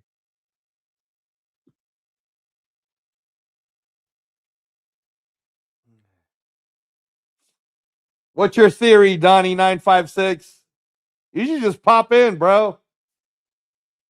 On the next break, pop in and give us your theory on. I got a theory about Benavidez and Jai too. You know what it is? I'll keep it simple. Ducking! Duckaroo! They wrote a song about it, Donnie956. I'm going to find the song for you, bro. I don't want to get Clay in trouble. Oh.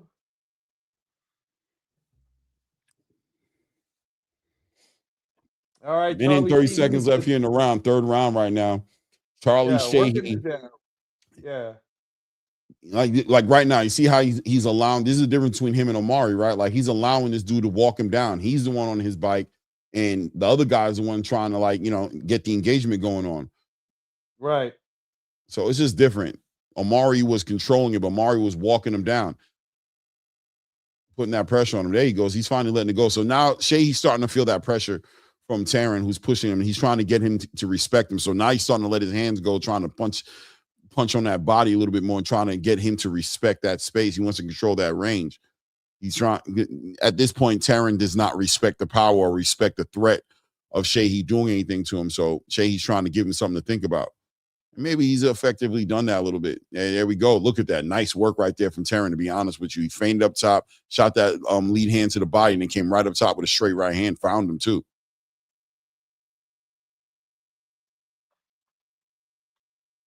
There we go. Tries to set up that right hand.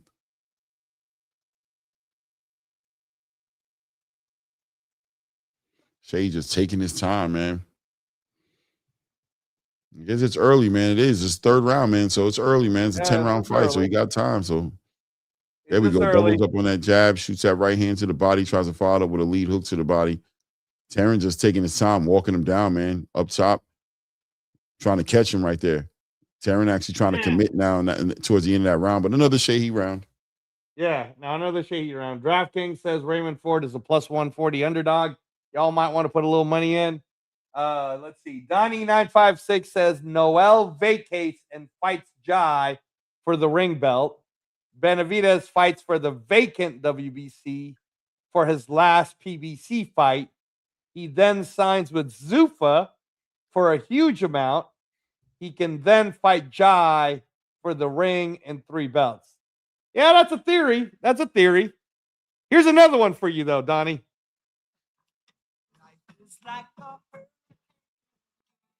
We don't hear it. Oh, really? Duck blur. Ooh. History. DuckTales. Ooh. That's my theory. Oh man. Oh man. Oh Lord, child, bro. Hey man, I can't even defend it. I can't even defend him, bro. It is what it is. I can't even defend him, bro. He's gonna have to deal with that. That's on him. He's gonna have to deal with that. Good work right there. Shay, he doing a good job being slick and really just being. I'm being real with you. Shay, he kind of. Want me to tell you who he reminds me of right now? Go ahead. Tell me. He's giving me Devin energy right now, bro. Oh. I'm being honest, bro. Like, shout out, but he's being clean. You know what I'm saying? He's working behind that jab, stabbing him to the body. You know what I mean? He's picking him apart with the jab, but he's not really trying to engage per se. You know what I'm saying? But he's showing slick defensive moves, though, right? Just like no, Devin, right? Just like Devin, no? That's not what Devin do for you. You do something different, right, Angelo? Damn. Hurry up and sign the zipper contract, Devin. Yeah, he be Come on, man. Yeah. Good work. He's trying to walk him down now. He's putting his shots together now. He's putting the pressure on him. He's doing good.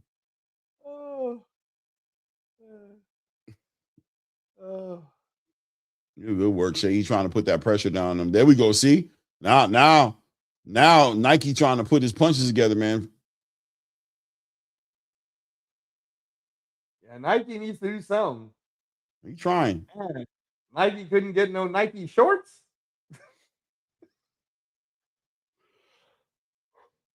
Those furry things on the side, man. Look how he bought that. You know what I mean? Right. Don't look like they were that expensive. Look like he bought it on one of those websites. Everybody be hitting me up on Facebook thinking I'm a boxing promoter now. Talking about they can make custom shorts of me. Look like I hit one of them dudes up. I could have sworn I seen that on the thing for $49.99. 50 seconds left in the round right now. I gotta look back at it. I could be wrong, bro. I feel like I seen it there. I don't know. Shout out to my brother HLD in the building, man.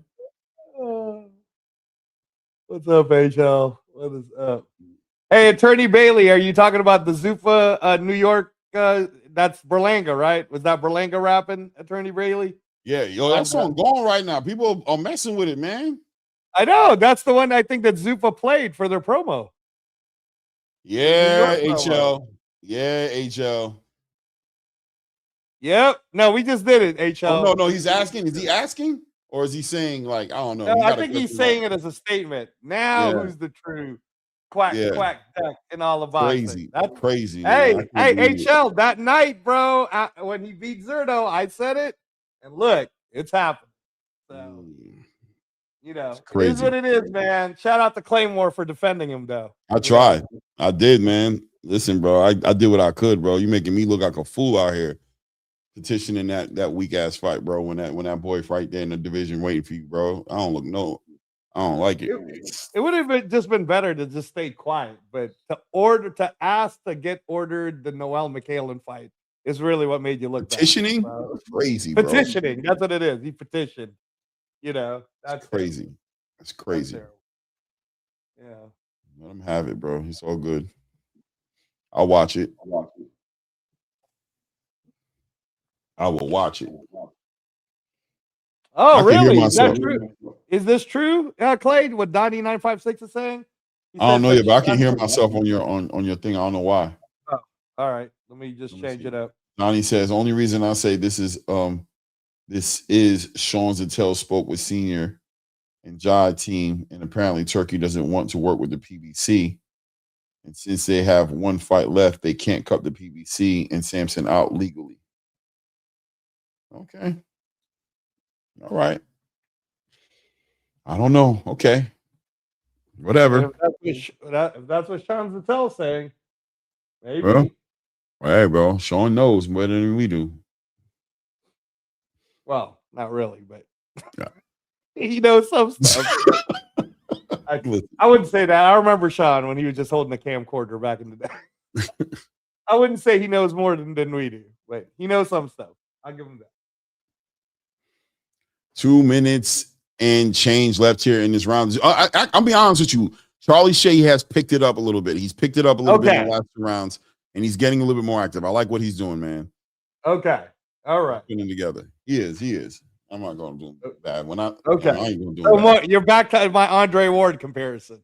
This is like what Andre Ward Yes. Okay. He's going back towards Andre. He's putting his shots together. He understands that, because I think I just feel like earlier it was clear that this guy was not on his level, that he was going to be able to outclass this guy. So I wanted to see him pick it up a little bit, but now he's pretty much stepping on the gas. And also I think Theron has forced him to, because if he doesn't take the position, Theron's going to take it, right? So he's like, you know what? No, I'm going to stand my ground. I'm going to put my shots together, and I'm going to score, and I'm going to start hitting him with some fire, because otherwise the judges are going to start looking at me running away from this dude for a bunch of rounds and start giving away rounds that I don't need to be giving away. Right. This guy's not better than me. I shouldn't, you know what I mean? I'm not going to make it, give him a chance to look better than me. Step it up. Right. You know what I mean? Now he's walking him down. Theron's literally on his back foot now.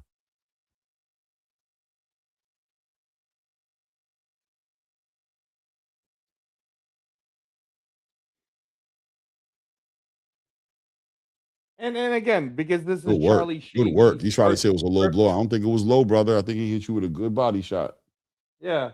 I think because this is Charlie Sheehy's 13th fight, we can't really, I mean, are we going to, like, we're not comparing him to people like Rayo Valenzuela or anything, right? It's still too early. No. I'm just calling the fight. That's all I'm doing. I'm not expecting more from him per se, but I am at the same time. You know what I mean? Like, because what I'm realizing since round 3 is that this guy is not in the same, you know what I mean, level as him. So I want to see him, show the separation.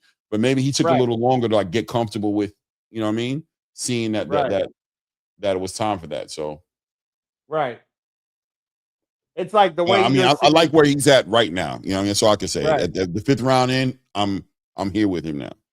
Right. No, it's like the way you're seeing it is the guy from Colombia, Nike Theron. Mhm. That's the guy that Keyshawn Davis would just knock out. But Charlie Sheehy's playing it like safer. Like, hey, let me just make sure I'm winning rounds. He's Devin Haney. Right. That's what he's outclassing him, but he's, you know what I'm saying? That's what he's doing. You know what I mean? He's doing do the Devin Haney. Do the Devin Haney. Yeah, he 100% was doing the Devin Haney. Shout out to Lamont Roach in the building, man. Lamont Roach with the menacing looking security guard with the buffs on. Yeah, watch that be his barber, bro. Stop it. That is not his barber, bro. I promise you. That dude choking people out on the side. You run up on Lamont Roach, that's who you're dealing with. I'm telling you right now.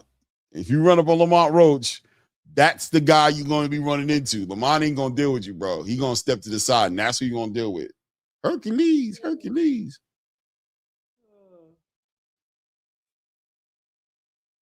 See, Mr. Van Houter, you got to get some rounds in too, though, Mr. Van Houter. See, you got to get some rounds in too. All right. Can't just keep putting them away. Mr. Van Houter, you got to get some 6th round right now. Shutout, 5-zip. Sheehy's trying to pick it up a little bit. Theron on his back foot, man. Sheehy has picked it up, man, and gotten that respect from him. There he goes, putting the shots together. All of a sudden, Sheehy looks bigger than Theron. Theron mad, bro. He's demanding. He's standing there in the middle with him. That's how you know he's getting in his head.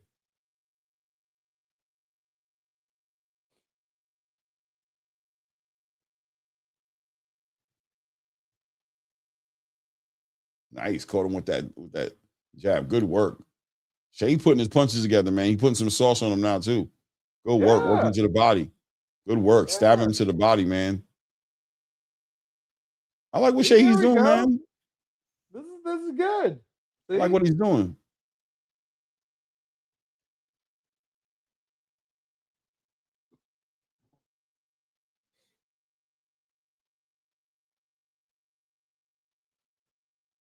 He'd be a big 135, a tall 135, Sheehy. Mm-hmm. Good work to the body. Good work to the body, pinning him on the ropes. Oh, nice. Theron almost caught him right there with a nice right hand, caught him on the ropes, kind of inviting him in there. Inviting him in there a little bit. Shea doing a good job of just not allowing that pocket to collapse, still controlling that distance, doing a good job. Shea has good awareness of where he's at in the ring. He's very aware. He knows how to control that range, but not smother his own work. Right. I mean, he's landing that straight right, Clay. Charlie Shea. Mm-hmm. Whether it's to the body, whether it's up top. Yeah. Good work. I really think he's just doing the Andre Ward, Clay. He's just being like stay within his pocket, like not overdo anything.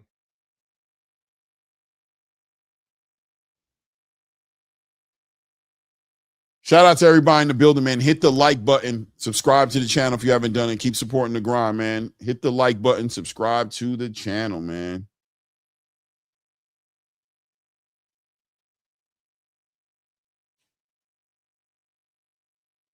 Hey, how much of the Russia card did you watch, Clay?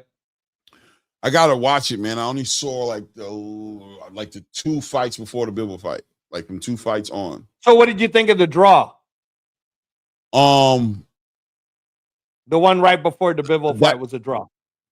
The one right before the Bivol fight, or the one, there was a draw. It was one of those. Right. It wasn't right. Oh, yeah. It's like 147. They were like 147. They were fighting for like the something continental, something the like WBA Asia title, right? Hold on. Yeah, Asia continental. It was a draw, right? I don't think it should have been a draw. The fight that I saw, that was before the Bivol fight. You talking about with the dude from Venezuela and the dude from I'm gonna look it up right now. I thought it was a draw. The dude from Venezuela and the dude from Russia is like a 30-year-old guy from Russia and like a 23-year-old from Venezuela, something like that, 24-year-old or 33-year-old from Russia. Yeah, no, it was Michael King, Your Highness Michael King from London, Tottenham, out of Congo, versus Sergey Luvkovich. No, I didn't see that fight. Okay, that was a draw. That was a 20-0 guy getting a draw. That was at 147.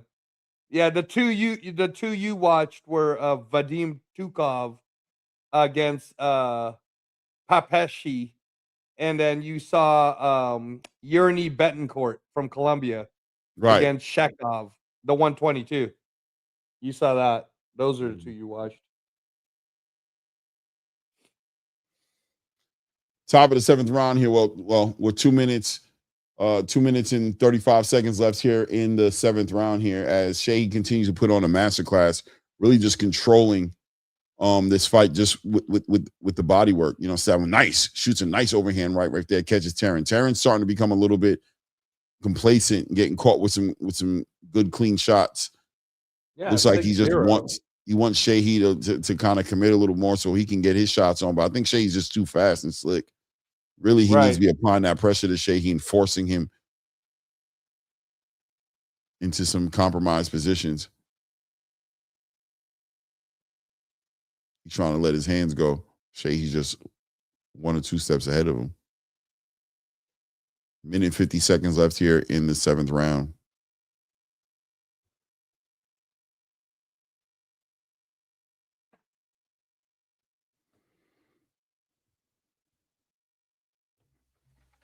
Shout out to my brother HLD with the super chat, says pathetic. Don't anyone ever better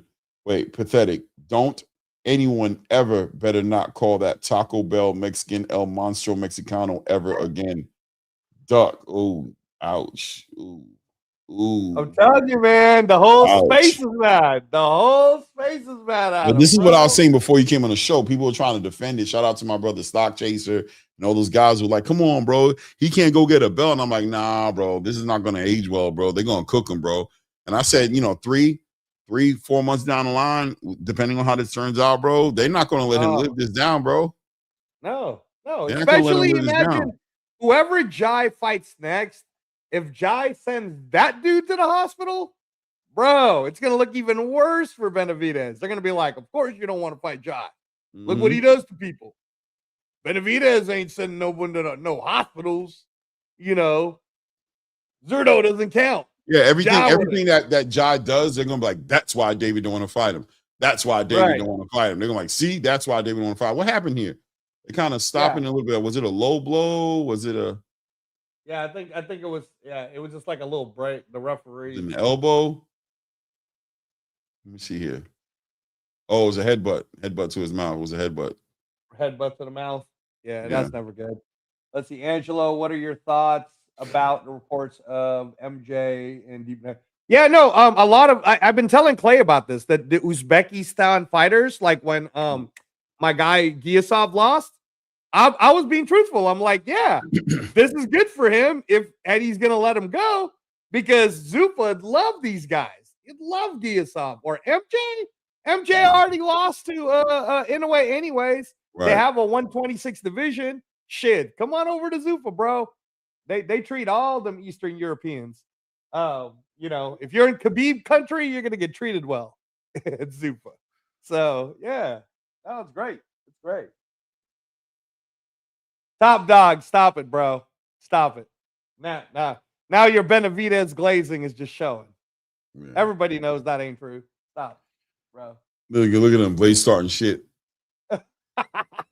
So I think Zuffa for Jai not fighting David. Okay, that's hey, you can blame him. That's all right. That's all right.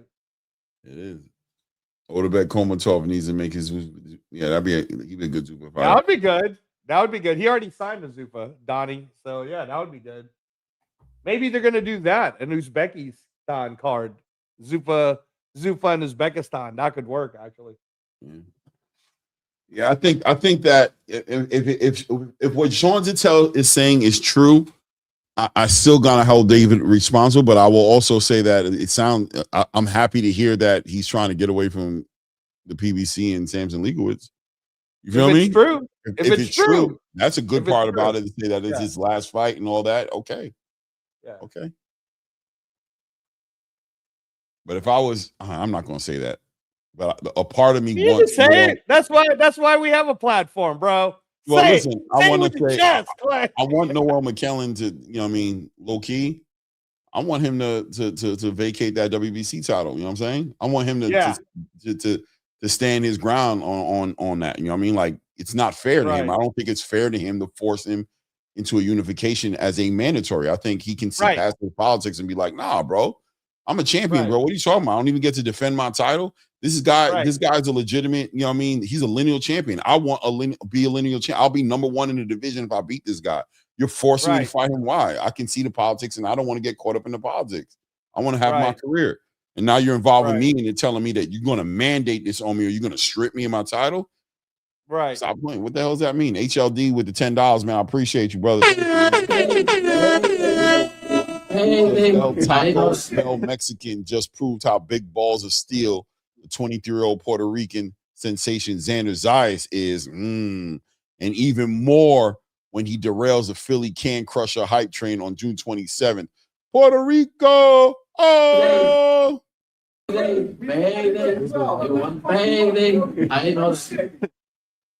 Yeah, HL, listen, man, I can't even say nothing, bro. I won't say nothing. Maybe I could say something, but I won't say nothing, bro. No, bro, you gotta do better, bro. You can't be petitioning on Noel McKellen, bro. Looks like he hurt him with a right hand, man. Yeah. Sorry, guys. She's been putting it on his ass. Yeah, he has been, man. He got this dude stumbling, like tying him up, trying to tie Sheehy up. She putting that pressure on him, walking him down, man. Yeah, he's putting it on. He turned it around. This is a dogfight, bro. They're getting it in right now. Oh, he's on him, bro. He's putting hands on him. Okay, so I'm gonna give Sheehy the respect that he deserves, right? So he understood that he needed to take the gas out of this dude's tank. He knew that this dude is dangerous in those early rounds and that he likes to let his hands go. Now that he has this dude hurt, he is breaking this dude off something fierce. He's gonna stop him. He about to stop him. If not in this round, the next round. He's going to. I believe he is. If not in this round, the next round. This dude don't got no more left. The body work is hurt him. He just stumbled right there. Big right. He's getting ready to stop him. If not in this round, the next round. Big left hand lands for him. This dude got no more gas tank. Oh, but he's still dangerous with those shots. But Sheehy doing a good job. I think Sheehy puts him down. Maybe he doesn't stop him in this round. I feel like he got to go. Shout out to Shakur. Oh, big right hand. Shakur in the building? Yep. The pressure's on. Building. The pressure's on. Where is he in the building, though? Where is he? He's in the locker room with Raymond Ford. Oh, it's gonna be me. It's gonna be menacing. It's gonna be menacing. It's gonna be menacing. Raymond Oh, Ford. that's I don't know, bro. Ford Savage might do Ford, this. baby. Ford might Put do on, this. hey, chat. Put on the chat what team you're for. You're either Team Savage Ford or Team Shocky. I can't believe I don't have this up. Let me get this up here real quick. Let me get a poll up, man. I'm tripping. Put it up. Who you guys going for? Shocky Foster or Team Savage Ford? If you guys like winning money, then you better listen to Angelo. Just kidding. I'm just messing with Clay. He's right, actually, a lot of times. So. Hold on. Let me add these options in here and get this up here, man. Oh, big left hook by Sheehy. Oh my God. Yeah, you're right, Clay. I think he might put this dude away. I think he's going to. Yeah, I feel like he is. He understood the assignment, guys. He knew. Mm-hmm. I'm not gonna do the Devin Haney here. I'm gonna put this dude away. Well, that's what it's all about, right? When he sees it, he's showing. This is what we want Devin to do, right? We don't mind Devin doing what he did, what Sheehy did in the first couple rounds. You're gonna take your time, work behind that jab, take away the gas. But once you got that guy, man, don't play around with. Don't just take that victory, snatch that victory. You know what I mean? Right. 1 second, I gotta fix this here. Decision. Hey man, if Devin could put away Stan Jonas, that'd be impressive. Because Stan Jonas is a tough dude. If he puts away Stan Jonas, man, that's impressive. Yeah, he can do a lot, man. He just got to do it, bro. Like he can do it. Because look at how look at Charlie Sheehy sitting on his punches. Oh, He's just dog walking this dude. Oh right man, now. uppercut, ripping him to the body, bro. Taryn ain't got no. Oh man, he about to stop him, bro. He about to stop him. The referee needs to stop this fight. Jeez. The referee is gonna stop him if Taryn don't get off these ropes and stop taking these punches, bro.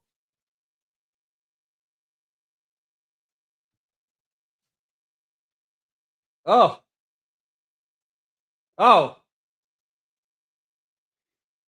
Yeah, Clay. Oh, this is bad. Oh man, he ripping him to the body. He's putting it on him right now. He's putting it on him right now.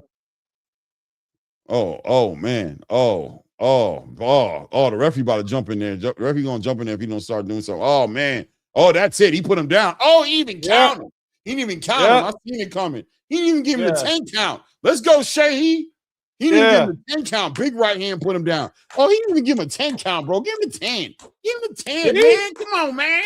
Shoot him 10. See, now you're a fan, right? Because you saw him do that. Now you're a fan of Sheehy. I want to see him fight again. Yeah, I like him. All right. I ain't no fan like that. You don't just win me over one little. You know what I mean? It's cool. It's cool. I mentioned you think. At least he did the job, though. He didn't sit on a lead and bore you. 100%, 100%, 100%, bro. 100%. Right. How that poll doing, man? Oh man, it's a lot closer, man. Yeah, Donnie. Donnie 956. It'll most likely be unless there's another thing. That's the one that makes sense because that would be for the Ring Magazine belt. Stan Jonas is number 3. Devin already beat number 2 and Brian Norman, so that would be for the Ring Magazine belt. Plus the Super belt. So Noel SSM 19. If Noel was an American fighter in the Cool Boys Club, like the Haynes, Garcia, Benavidez, and Shakur's club, they would never do him like that. Oh, he's saying, bro, they treating the foreigner. They're not giving the foreigner no respect, bro. Wow, bro. Maybe, yeah. I don't know, man. I feel like the WBC is pretty indiscriminate when they want to do some nastiness. They do it to whoever. Because I mean, look, they stripped Shakur. You know what I mean? They did strip Shakur. They did do that. You know what I mean? And they put the pressure on Terrence too. They try to charge him different. They didn't show him no love. You know what I mean? They stripped him in front of the world. They asked him for like double the money he paid everybody else. You know. So you know, I don't know, man. I think they spread it across the board pretty even when it comes to fuck everybody. You know what I mean? They just, you know what I'm saying?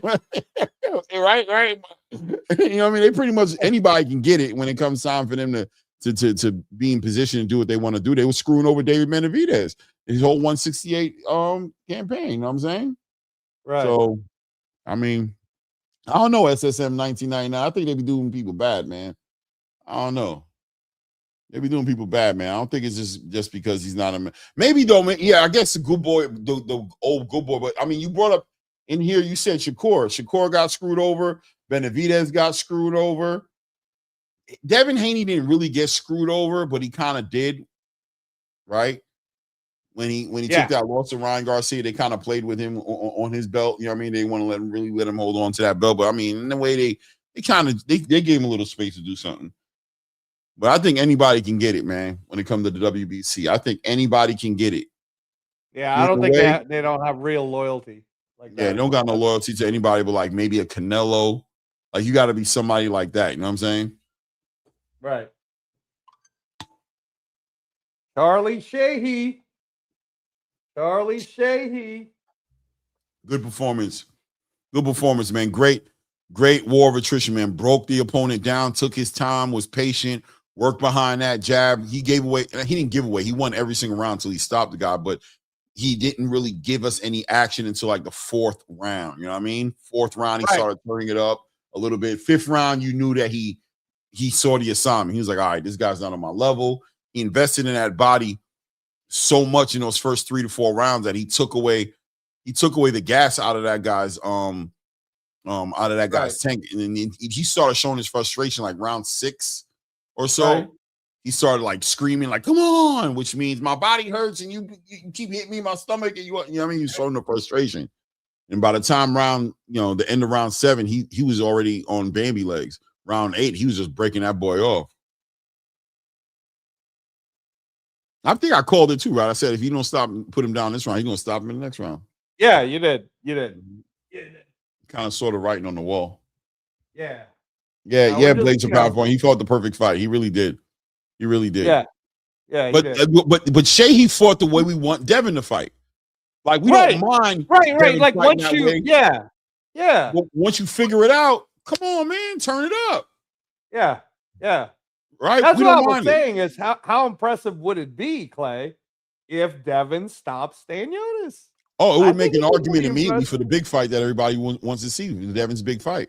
Boots. Yeah, that's true. It'd be the Boots fight. That's what everybody would talk about, be the Boots fight. So look, man, Raymond Ford going into this fight right now, bro. I like the way he looked at the weigh-ins. I like the way he's looking in the locker room. And also, I like the fact who's doing the mid work with him right now. I think he does have a little bit of OG energy in his corner. It's not just about Teray Stevenson. So listen, man, this fight is back to being 50-50 for me, where I had it 55-45 for O'Shaquie. It's back to being 50-50 for me. I don't know, bro. I told you, man. I said to be fair to everybody, it was 50-50, but I've always. Have you seen me ever go away from picking Raymond Savage Ford? Not once. No, definitely. I used to be on the same page as you. I used to think Raymond Ford was the guy I was picking too. It's just the way he's been carrying himself. It's been worrying me, man. All this energy, all this, getting into it with people in the audience, cussing out some lady. Hey, lady, I'm you know what I mean? I was like, damn, bro, focus, bro. You kind of all over the place, bro. It's just the new Zoomer generation, bro. They just, that's just how they do, right? They're not as thick-skinned as we are. You know what I mean? Like he wasn't even from the lady. He was like, lady, you've been talking way too much. I can't. Well, I was like, damn, I'm not the lady. Come on, bro. Let the lady cook. That might be his mama or something, or like his auntie or something, bro. She's supposed to support him, bro. She can't say nothing. Come on, bro. Come on, man. I think it's just the youth in him, bro. She can't say nothing, bro. She can't say nothing. Come on, bro. Let me see here. How's the come on, man. You guys hit the poll up, man. Hit the poll up, pause. You know what I'm saying? So far, we got O'Shaquie Foster with the lion's share of the decision. By decision. Okay. Yeah. You bunch of Savage Ford haters. Yeah, bro. I think it's gonna be hard for people to really give Raymond that Raymond's been carrying it the wrong way, bro. You know what I mean? Not the wrong way. I don't know. He's just been carrying it in a certain way that looks emotional. And emotions in boxing, especially in a technical fight, never really mix. You know what I'm saying? Nobody likes to see that emotion shit. Like emotions but between hold on, Fabio though. and Daniel, okay. But Hold emotions, on, though. Mike Tyson was very emotional. okay. But I mean, he was powerful. He was but you listen, towards the end of his career, bro, it started looking crazy, bro. When he was talking about the spinal and all that, it got bad for him. You know what I'm saying? It got bad for him. He was in his head. Wilder was pretty emotional, bro, and he was knocking everybody out. Bro, if you don't stop it, I can't believe you brought up Deontay Wilder, bro. You just want me to cook him. You trying to start some shit. You didn't bring up that dude. Clearly, that dude. You know what I mean? Are you crazy? Come on, man. Saying, man, it's subjective. Emotion is subjective. Mr. Till this day, him? Nah, bro. Don't bring him up, bro. Don't do that, bro. I told you, man, to go watch Traitors season 2, man. He's got a career in reality TV, bro. I'm telling you. Mr. Till this day, nah, bro. We ain't doing that, bro. There he is with his own little energy drink. Canelo shooting that VMC, bro. Get yourself some of that guanarine, guana. What is that shit that's on his ring? Yeah, whatever that is. Just make sure you don't have a test coming up. For real, huh? That shit is bad. Keep that shit about. I don't drink none of that shit no more, bro. Energy drinks at all. Bro, that's not good for your liver. My doctors told me, like, do not fuck around with those energy drinks. Yeah, like, bro. If you need some energy, here's an idea: drink some black coffee, right? And run around the block, bro. or some sugar. Put some black coffee, or you can get some black coffee with some sugar-free creamer in it. You know what I'm saying? If that's your thing, you know what I'm saying? And, right. You know what I mean? Do your thing, bro. But yeah, no, I ain't gonna lie. I don't drink none of that shit no more, bro. That shit is not good for you, bro. Yeah, it's not good for you, man. Back in the day, I used to be a Red Bull and vodka drinking motherfucker, bro. Oh, that was in the clubbing days, though, bro. Yeah, the clubbing days. Yeah, back in the day. We're talking about like back in the day. You know what I mean? Right. I used to be all about Red Bulls in my drink. Then I stopped that. Stopped doing the Red Bulls in my drink. And then when I started trucking, I used to play around with the energy drinks a little bit, but not too much. I might get a Red Bull every now and then. You know what I mean? I try to do sugar-free Red Bulls. Try to act like I was doing something healthy. Like, it's sugar-free. You know what I'm saying? That was all hype. Then I started rocking with the Celsius because they were like, "Oh, the Celsius," and the Celsius was just horrible as well, bro. So I stopped it all. Yeah, no, not good, man. Remember those 5-hour energy thingies? Remember those? Yeah, Clay? those you aren't get good. them at the store. Fucking, that's those ain't good for you either. Because those tasted like nothing. Yeah, no, bro. But that was all like placebo, right? Like that wasn't real. That wasn't really doing nothing. Well, I mean, you just don't want anything to fuck with your kidney rhythm, bro. Your kidneys and your just drink some fucking water, man. Get some electrolytes in your body or something. You know what I mean? A little salt in it, right? A little sea salt in the water, bro. You down with all of this. Like, you don't need none of this. That's just marketing. Everybody, you guys are all getting marketed. You know, I drink water and black coffee. That's it. Yeah. I'm a black coffee drinker too. I ain't gonna lie. I do black coffee. I ain't gonna lie. I think a good hot black coffee, like first thing in the morning, is good. Yeah, feels good. Yeah, because it's the sugar that fucks you, dude. Like it's all that extra shit you put in your coffee. Like, what's the point of putting all that shit in your coffee if you're not? If the whole point of drinking coffee is coffee has a taste. Like you know why I'm kind of hardcore on this too, bro. And I'm not gonna hate on you latte drinking motherfuckers. I get it, but how many of you latte drinkers drink it like a real latte, like how they do it over in Europe, where it's black coffee and it's just the milk, the cream thing, right? No sugar, right? Yeah, it's not supposed to be no matcha flavored, all that bullshit, bro. Because you know what it's like Clay. Imagine if I said, "Hey, Clay, here's a good bottle of 1985 Chateau Neuf de Pop," right? And then I hand you like this like little cold, but not really too cold, the correct temperature of the red wine. And you're like, "All right, hold on, Angelo." And then you started dumping a bunch of shit in it before you drank the wine. It's like, bro, the whole reason why you're drinking the wine is to taste the wine. So guess what? The whole reason why you're drinking the coffee is to taste the coffee. You know, drink the coffee, man. Yeah, You know, hold on there's one some second good here. coffee. That's SSM M9. I agree with you though. M1999 with the $5 says back in the day when you were in the playground like Kid Austin. Yeah, back in the day, bro. When I was in the playground just like Kid Austin. Yeah. Shout out to HLD with the $5. Says we watching in my house party. Amanda, the real deal Serrano. I forgot she fight, man. I need to flip over to her right It's quick. on ESPN. Bro, making history. Yeah. Oh yeah, I have can't watch it ESPN. because I gotta pay. No, I'm not paying for that, bro. Yeah, I'm not paying for that. messed up. See, like that's what I mean, Clay. I will not pay for ESPN because it's like, what is it, $40 a month? I don't know or what 30? it is. Is that what it is? I have no crazy. idea. I don't Yeah, even. I don't. It's not crazy, even a dude. price point for me. I already pay for ESPN Plus, bro. That's it. Yeah, I pay for ESPN Plus. I have ESPN Plus. Yeah, yeah. I got ESPN. But I'm not going to Plus, pay that's like it. an extra amount for ESPN No, regular. for MVP. Get out of here, bro. No thanks. No, bro. Tell us about it, HLD. Let us know what's going on. Yeah, let her put it on. Let us know which round Amanda Serrano is going to knock out the goth chick, bro. Just let us know. Yeah, the bunks of cheese. That goth chick came in with that crazy energy with her thong and everything. She was like, "Arr!" I'm like, yeah, Amanda's going to knock you out. Yeah. Yeah.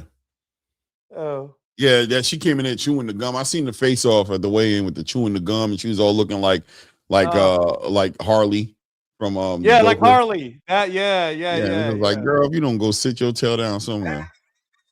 Nobody eating that. Amanda about to beat the brakes off your ass. I can see it written all over your face. I see Amanda about to beat the brakes off you. You were handpicked for Amanda to beat the brakes off you. Hey, so the Amanda Worthy conversation is, did you hear Amanda say yes? Okay, you heard it, right? Yes. You heard her say it, bro. No, That's Alicia Baumgardner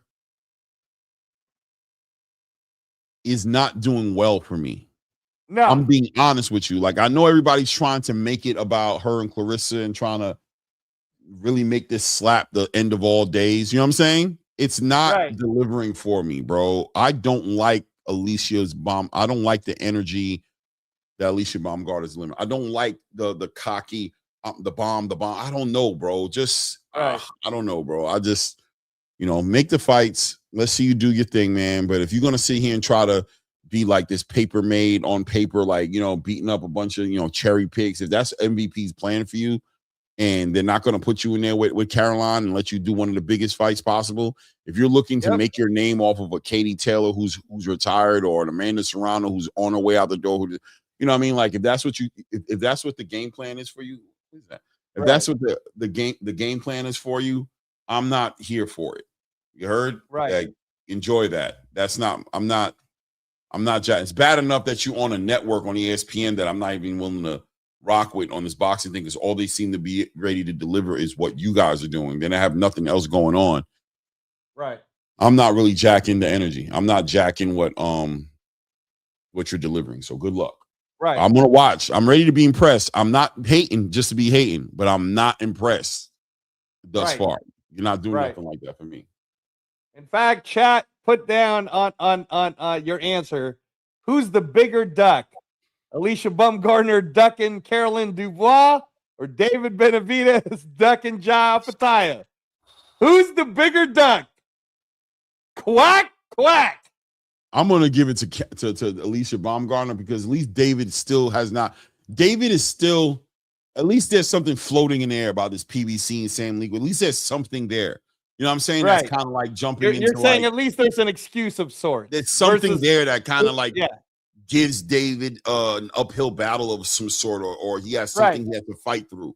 It's kind of like Virgil and Jerron to a degree, right? I understand. Almost. You know what I mean? Because there's no excuse for Alicia during the same company. Nothing. So if David was with Zupa, then it's like, bro, what's the excuse? You're both with Zupa. Or if he was a free agent. It'd be like, what's the excuse?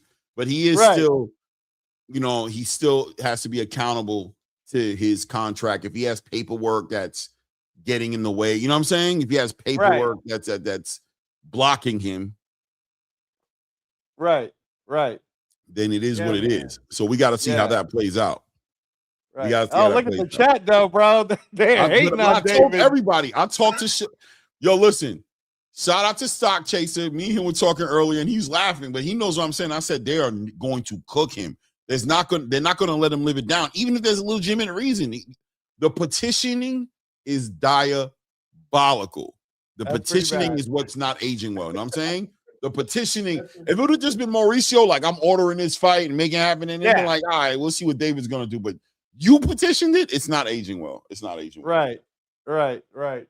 And you petitioned it while there was active negotiations happening between Noel McCallan and Jai.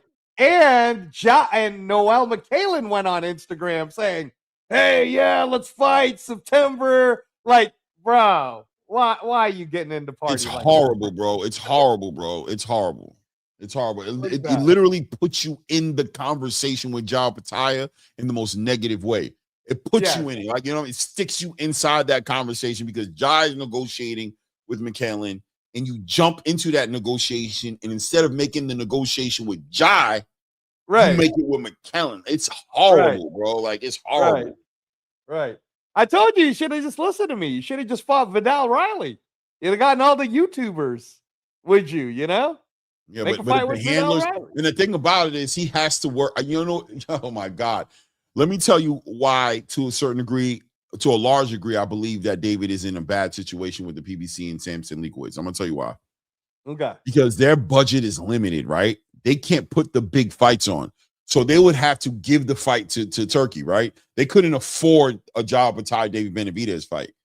So, but they want to have a fight for David Benavidez. As he has one more fight on the contract, they want to make a fight. They want to get some money off of him and capitalize off the star he's become. So it makes sense in that sense that they would try to do the Noel McCallan fight because they can afford that fight. You know what I'm saying? They can afford that fight. So now they're torturing him because they're like, yo, bro, you owe us a fight. And the best fight we can give you is the McCallan fight, right? That's the best fight we can give you because that's a fight that's going to give you a championship. So that'll, you know, I know that could interest you a little bit, but it's also a fight monetarily we can afford because McCallan will sign up for that points on the back end bullshit. You know what I'm saying? And the low upfront guarantee. And we know we got to hit you up with a decent little bag, but you know, it's still going to be limited. I bet you they're hitting them with like 3 to 5 million up front for that fight. 3 to 5. I mean, 3 to 5. I'll tell you what the easiest solution to this is if Dana wants to, if Dana's like, you guys want to fuck with me? Fine. Guess who just signed to Zuffa? Both Michael Sislak and Noel McCallan, who's the WBC champ and the interim WBC champ. They both just signed on a long-term deal. Now what you gonna do? You know what I mean?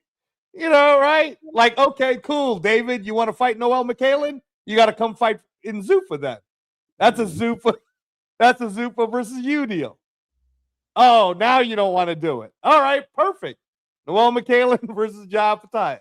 Boom. Did they lose money on the Zerto fight? Because they still haven't put up the numbers for that. Yeah, no, the numbers were bad from the people that did put it out and found it out through the thing. It was like 7,800 tickets sold, including comps. And then they had it was like 140,000 pay-per-view buys. It was bad. It was bad. It was bad. It's no good. No good. M199. Now I'm looking at my guy here, right? I don't want to throw no shots, man. Much love and respect, bro, but shave your head bald.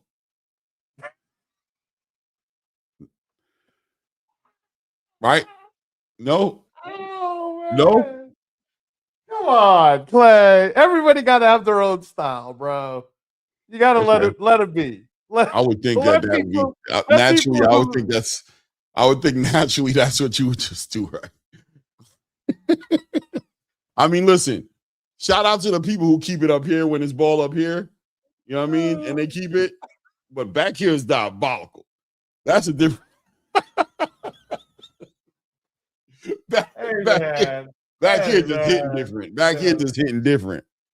Hey, sometimes people just want to wear their hair a certain way. I hear you. Maybe they don't want to lose hope, Clay. They don't want to lose hope, bro. No, ain't nothing to be hopeful about, bro. It looks like it's pretty. Attorney Bailey said it's a black. It's like an open shut case, man. That boy got it. You know what I mean? I'm just saying. Shout out, hey, Blade, Mr. Blade. I ain't trying to be like that.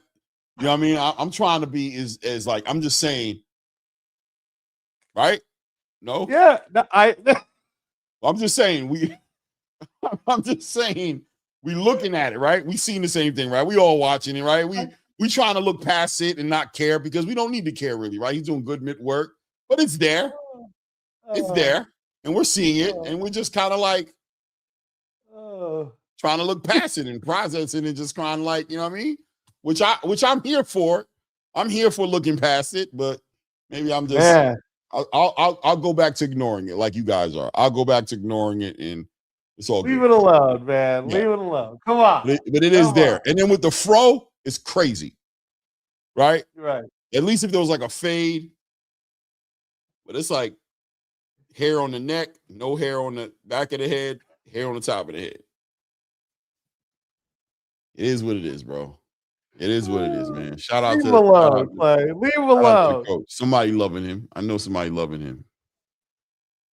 Somebody loving him.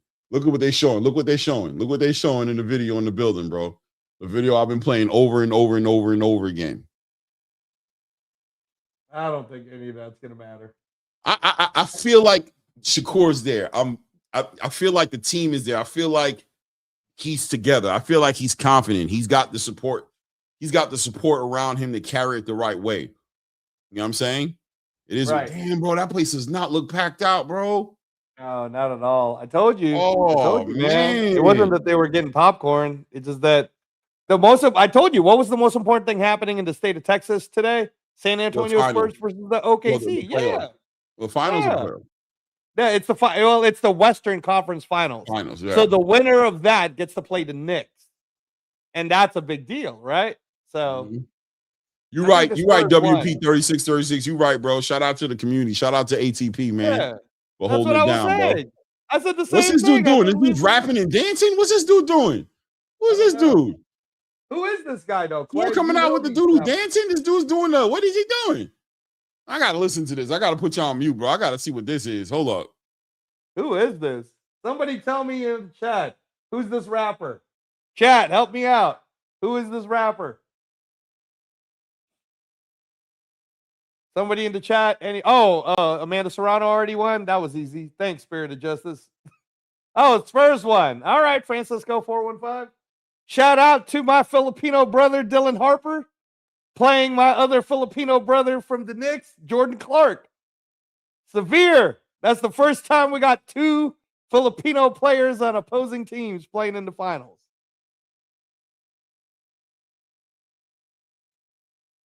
Look it up, y'all, if you don't know. Dylan Harper and Jordan Clark. Look it up.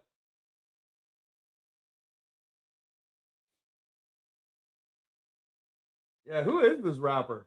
Guys, help me out. Who is this guy? Is he like a YouTube guy? Who is this rapper? Is he from Houston? Is it a Houston rapper? I can't even understand what the hell's being said. But who is he? I have no idea. I don't know who he is. I don't know what he's saying. I never heard of him. I never seen him. I never seen him with my eyeballs before. But I know he was doing some weird dancing. That I don't know what that was. That got crazy. I was like Nickelodeon on steroids.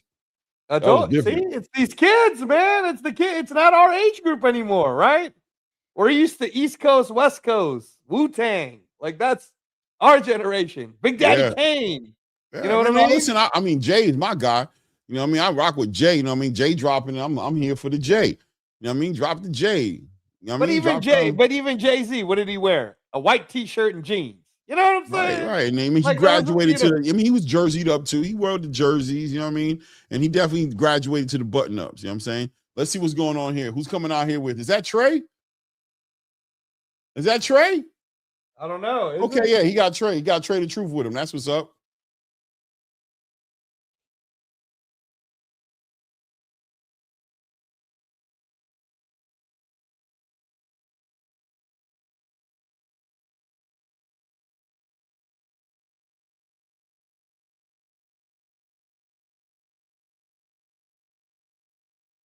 All right, make your vote on the chat, guys. Tell us who you're going for.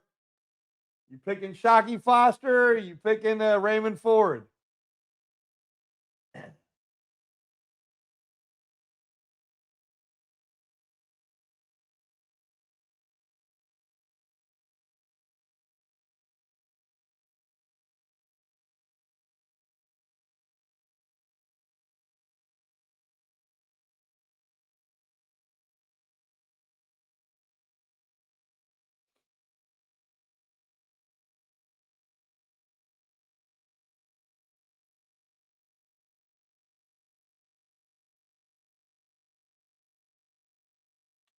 This is happening right now, guys. By the way, I believe at the Fertitta Center, which is where the Houston Rockets play. I want to be honest real quick, right? I want to have a moment of Yeah. honesty. Another moment of honesty for me, right?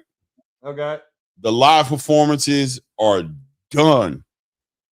If you ain't exceptional, you don't know how to do this. If the sound ain't right, stop it. We done with that. Yeah. We done with all the screaming and yelling. We can't hear what the words is. We don't know what the song is. And listen, I just don't think there's enough people in the building to do it. So we need to start going back to just the music going over the loudspeaker, clear, tearing the place up. If you ain't doing it like Chris Eubank did it, you know what I'm saying? When Chris Ben Eubank came out Whitaker's with 50, entrances are dope. Ben Whitaker's entrances. Ben Whitaker. I'm talking about with that Yeah. UK shit, right? If you ain't doing it Right. like that, don't do it. Just don't do Right. it. You know what I mean? If you ain't doing Right. it like Terrence Crawford did it, you know what I'm saying? When he Yeah, came Terrence to the Crawford. if you ain't Terrence going Crawford. crazy, if you ain't doing it like Monster in the way he did it when he came Yeah. out into the ring, you know Monster what I'm in with saying? the guitarist guy, dude. That was We dope. done. We gotta Yeah. stop that, bro. We spinning the wheels in mud now. We not doing good. It's not a good look. It's not a vibe, and the building is not packed, bro. Is it me? Is there a whole lot of people like on the ceiling No, or something? it's not packed, Clay, because that's where the basketball game is played. That's where the Houston Rockets play. That's the Fertitta Center. So, which, by the way, little info for you guys listening. The guy who owns the Houston Rockets, for the Fertitta's cousins, they just bought all of Caesar's properties, Clay, here in Vegas. So everybody's speculating that the Houston Rockets is about to leave and come to Vegas and become the Las Vegas Rockets for the NBA, bro. Why not, man? Wherever the money's at. Yeah, man. 7,000 people packed out. Okay. Wow, that's diabolical. That's a 20,000 seat arena. That's terrible. $50 tickets. I see why, man. $50 tickets. Man, this about to be up, man. I don't know. This is a 50-50 fight, bro. This is back to 50-50, guys. I had this fight for O'Shaquie Foster. Now I'm back on 50-50, man. I think Ray Ford is dialed in, man. Look out, I told you, bro. I told you. He's chill. I think We'll see, though. he's dialed in, Shocky's bro. good. We'll see. We'll see. Shout out to everybody in the building, man. Hit the like button. 100 people in the building, man. Hit the like button and subscribe to the channel if you haven't done it, man. Go ahead and subscribe to the channel. Shout out to Talker SD, man. All right, HLD. So Amanda Serrano broke the or tied the Christy Martin record. All right, that's Okay. cool.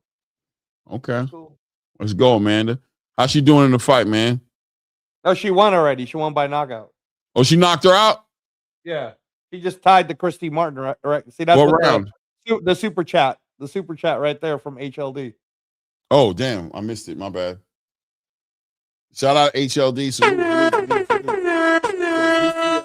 the real gold Amanda, the real deal Serrano has tied the all-time KO record by Christy Martin of 32 KOs in round number 2. Yeah, I seen that coming. That was written on the wall. That girl was going to sleep. Oh, this is at the shout out to University Brian of Dow. Houston? My bad. I thought this was at the Fertitta Center. My bad. Okay. My bad. Juso sick. I'm about My to say bad. that was a small stadium for the Rockets. I was looking at it, I'm like, that shit don't look that big. All right, Sanford, we got a Jersey said, Ray let's go, Ray Savage Savage, man. I'm rooting for Ray Savage too, man. I ain't gonna lie. I want him to win. I just feel like he was kind of I like it, man. It's 50-50 for me. I don't know who wins, but I am rooting for Ray, man. I'm a big Raymond Oh, Savage. you're back on my team now. You're No, going I for was Ray. always rooting for Ford. I was always But I rooting was for always him. picking Ray. Yeah, you was Ray picking him. I Ford wasn't to it. picking him because I thought his emotions was getting it twisted. But I don't know. He still might listen, man. I'm rooting for him though. I'm gonna call this fight the way I 50-50. call it, baby. You know what I'm saying? Let's see what he does. This is an opportunity. Listen, man, I'm gonna keep saying Raymond Savage. Raymond Ford has been searching for this opportunity for 2 years now, calling this dude out. He was calling him out at 126, wanted to come up to 130 and fight him immediately. He fought 3 fights. You know what I'm saying? This guy was denied a big fight with Nunes. When he thought him and Sugar Nunes was going to get in for that IBF title, I seen a disappointment in Raymond Ford doing interviews, upset about how that played out. Watching Sugar Nunes fight Emmanuel Navarrete for unification. trying to be humble in that moment, knowing Eddie promised him that fight, but understanding that the unification trumps everything else. He had to stand by and watch it. Then he had his opportunity at that fight to confront O'Shaquie Foster, and here he is, man. No matter how anybody wants to give it to him, whether it's on the back end of a Shakur fight, whatever it is. By the way, Shakur, I don't think walked him out in the ring, nor is he in the ring. So he, I think he might be sitting with the, the guys who are the commentators. I think Shakur's got to be with the commentators. We're not listening, but I think he's with the commentators. Yo, this place is not jumping. Both fighters have been introduced, man. O'Shaquie Foster, man, this could be his night as well. A lot of experience, a lot of moments have culminated into this moment. This could be his big signature fight. On the back end of this fight here, these guys are going to be in a different conversation. Like literally the winner, Ford looks bigger than Foster. Than Foster, I can tell you that right now.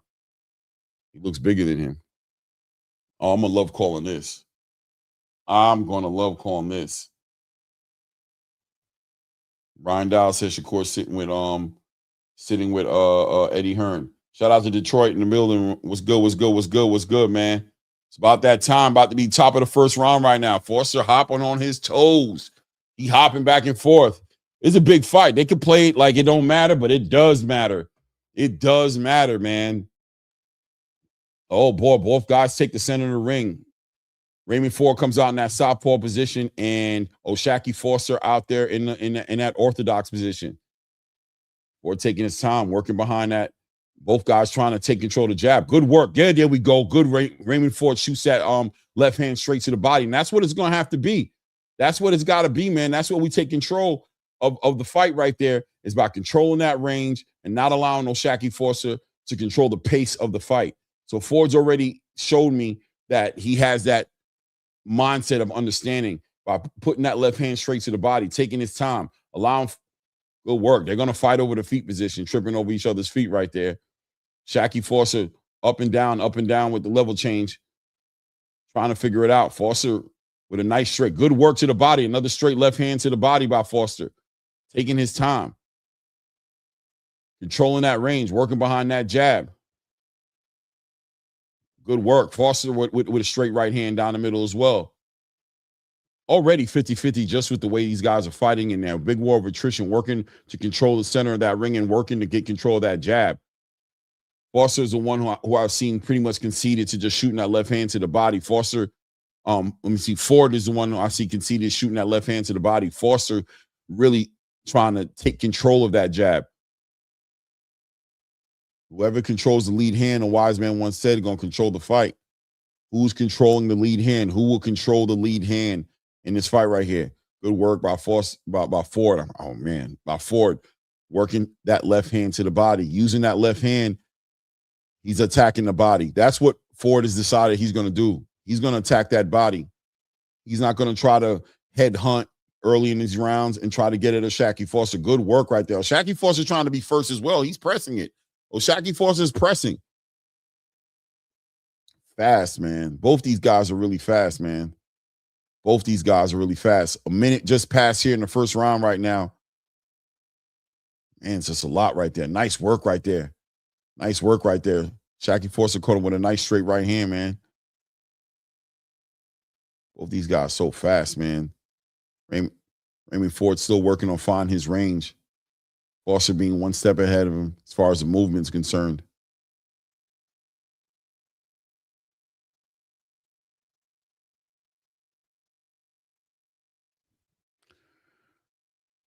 Oh, wow. He threw him out the ring. Bro, he threw him out the ring, bro. He threw him out the ring. That's a disqualification. You can't throw a motherfucker out the ring.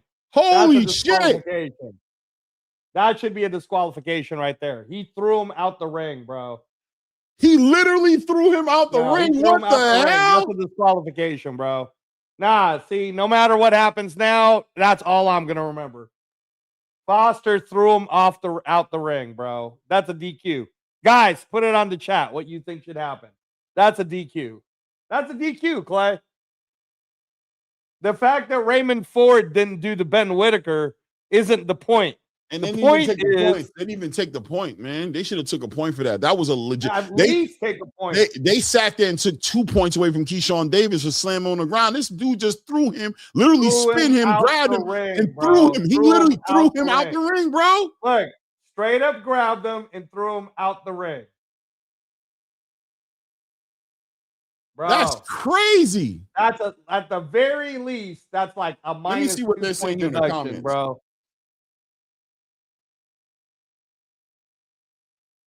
Ridiculous. Ridiculous.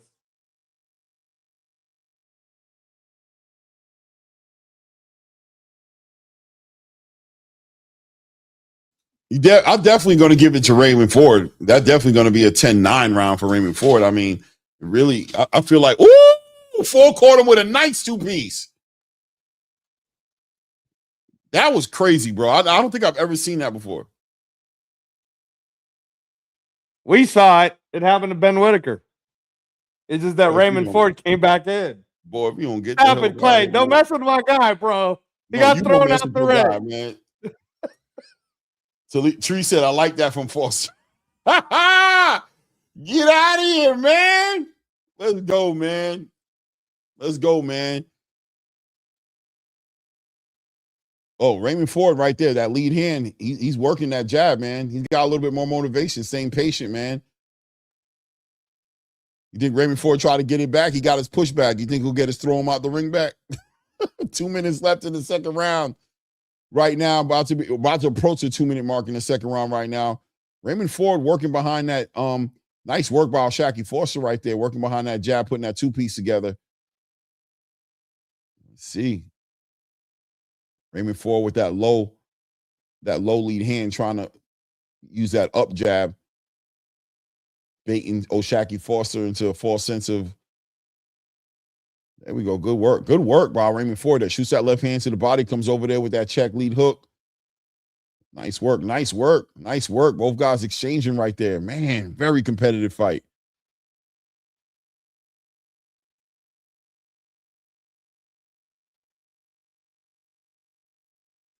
Ford taking his time. They talking to each other in there too. Yeah, Ford kind of whizzing that left hand. Good work right there. Behind that jab, Foster gets out of range. Foster controlling the center. Ford doing a good job of controlling the center of that ring, not really chasing Foster around. Working behind that lead hand, shoots that left hand to the body.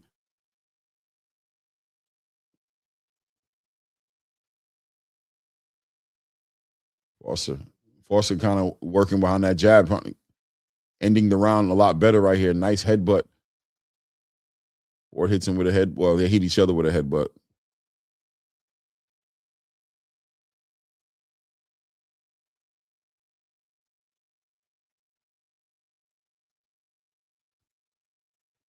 Yeah, the fight. Good work to the body. It's hard to score, man. Foster had a little moment about 30 seconds ago. He had a decent little moment in there. All right, there we go. Good clean. Nice 2-1 from Ford. That especially in that last sequence, I got a 2-0 for Ford. 2-0 for Ford. Shacky Foster got a lot of making up to do on my scorecard. I got a 2-0 for Ford. Yeah, I think Foster has been kind of almost pushing Ford back to a degree. So I think the effective pressure, I'm going to give that round to Foster. All right. So I got 2-0 for Ford. Clay's got it 1-1. Put down on the chat. All right. Mind yours agrees with me on my scorecard. Scythe Bud has a 2-0 Foster. Wow. Sam from Jersey has 1-1. Mind yours has 2-0 for Ray. See, Bud, you're tripping. I mean, the rounds have been close, man. Let me see. I'm talking about he threw him out the ring, bro. He threw him out the ring. If the judges don't take away the point, we can't just. I mean, you could sit there and give him like take a point off of morality here. 1-1 blades per pound. Foster's getting hit. Yeah, Foster is getting hit. Foster's pressing. See Sideblood. Foster's pressing. Yeah, man. We'll see. Virgil Wembley has a 2-0. Let's go. Top of the third round right now.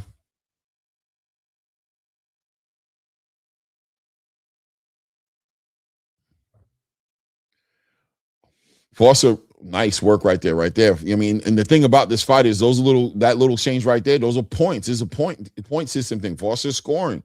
Ford hasn't scored really as much as Foster. Look at Foster doubling up on the jab, hitting him up with that straight right hand, turning him. You know what I mean? Those are the moments right there that shine in a round that's not that action packed. Look at him turning him 1-2, boom, turning him. Chris Mannix has it 1-1-2. Gave Foster the first round actually, and gave Ford the second round. Wow. Real close rounds, man. Hard to really. I think Foster's had more moments in this round so far. About to hit the 2-minute mark right there.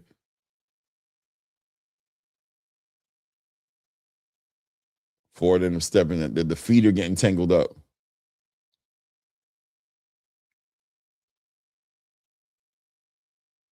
And this is what Foster does right here. This is where Foster's starting to shine right now. He's turning them. He's tapping him. He's turning him. He's scoring. And the judges have seen that. Straight right hand down the middle. Good straight left hand down the middle for Ford right there. Ford has a moment. But what has happened? Foster turns him around. Hits him with a nice body shot. Hits him with a little left hook to the body. Oh, nice. Ford caught him with a nice shot right there, man. Doubled up on that lead hand and caught him with a straight left hand. Ford walking him down now behind that high guard. Good work. But look, Shaki Foster scoring on him. That's what it comes down to. Moving, touching him to the body. And that straight right hand, right? You know what I'm saying? They're gonna count those. The judge is gonna count those. Moving. Good footwork from Oshaki Foster. Staying on an angle, forcing. There we go. Good work by Ford right there. Hits him with that lead hand, almost hits him with the uppercut. Then tries to hit him with a lead hook. Good work by Foster on that exchange right there. Foster got him the best of him on that exchange. Ford's hands in his pockets just a little bit, and getting turned by Foster. Foster continues to keep on turning Raymond Ford. So he's looking good. The aesthetics of the situation is that Foster's making Ford look for him. Ford can't find him. And he's also scoring, letting his hands go from time to time, turning him. There he is, getting off the ropes.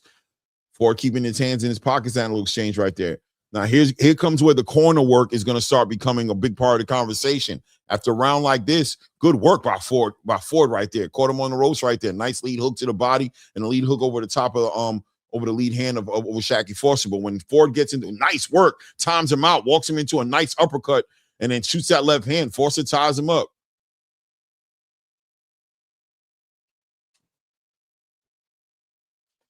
I don't know, man. Close round. I think I'm going to give that to Foster again, though. Yeah, I'll give that one to Foster, but Ray Ford hit him harder. Yeah, Foster threw more punches, but Raymond Ford hit him harder. Yeah, so, he did. But I'll give it to Foster. Yeah.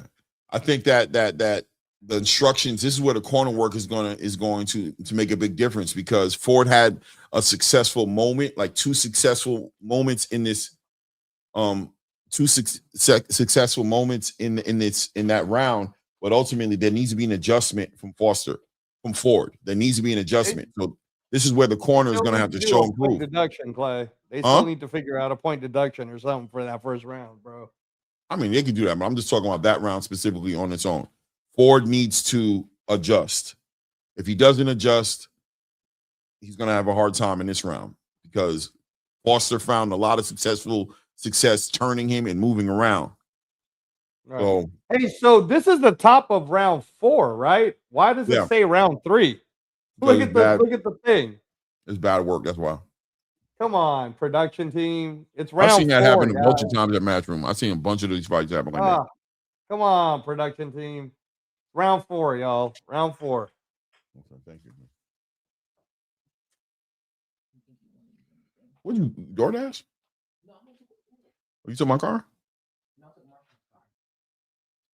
Oh, he has a car? But he just took your car? Okay.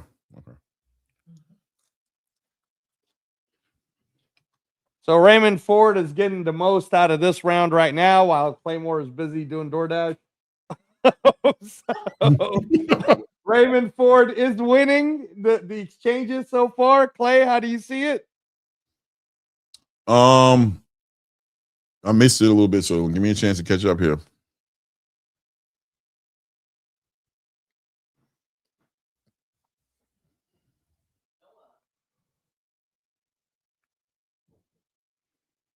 Here we go. Yeah, Foster is taking control. Foster's putting it on him a little bit here, man. From what I can see, I don't know what's happening the first part of that round, but Foster's finding him, shooting that straight right hand to the body. Ford kind of keeping his hands in his pockets a little bit here. Where's the adjustments? Good jab by Ford. Good work. Good jab by Ford right there, taking control. Not letting. Yeah, I had Raymond Ford having most of the action in the first minute, but in that second minute is what you were seeing. Yeah. So straight right hand by Foster. That straight right hand find him. So is that jab. Foster's starting to find him. That's what I'm seeing so far. Ford keeping his hands in his pocket, trying to good work, good counter punching by Foster right there. Yeah, both guys going, but good straight right hand by Foster. 45 seconds left here in the fourth round here. That jab is active for Foster. Find him scoring.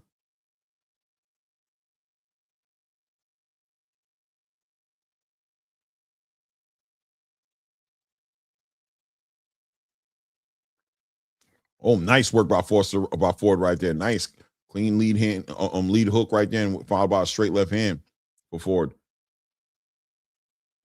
Good work to the body by Ford. Nice 1-2 to the body.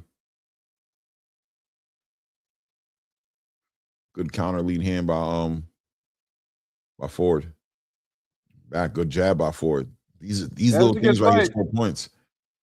Oh, good work to the body. Good lead hook to the body by Ford. Nice straight right hand by Foster. I mean, if he really took that first minute. Yeah, the first minute. I gave it to Raymond Ford. So I have it 3-1 for Raymond Ford. But he totally won that first minute. I'll go with you. I'll take it to 10-9. Yeah, see, big CP3 got it the same way I do, 3-1 for Ford. Yeah. I'll give it. I'll go with that first minute that you described, and I gave him the last minute. So the middle minute I gave to Foster, but I gave the last minute to Ford. So. Yeah, see, Literary Pharaoh gave Ford that round too.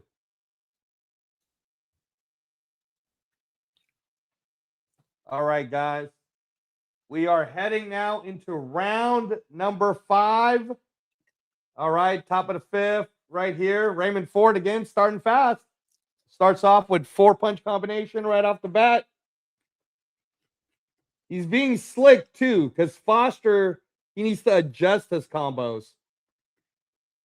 But what you're really trying to... Okay, here we go. Foster's starting to throw some combos now.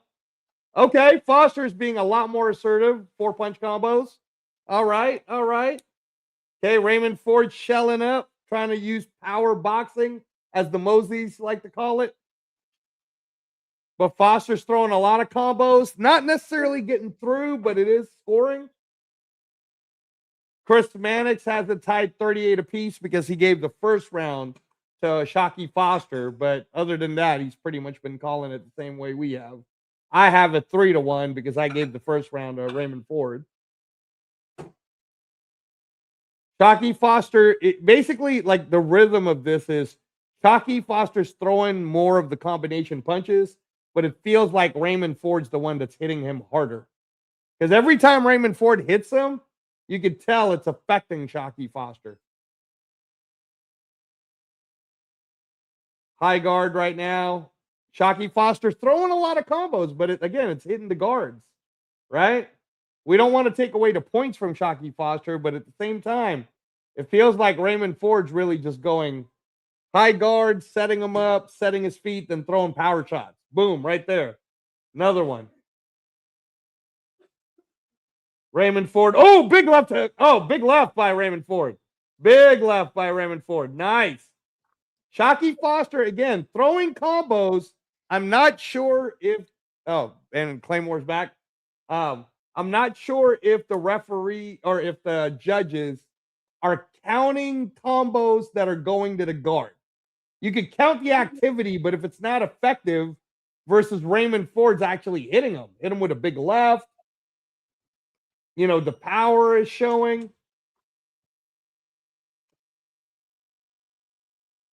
There we go. Raymond Ford stalking him. Go ahead, Clay. Go ahead.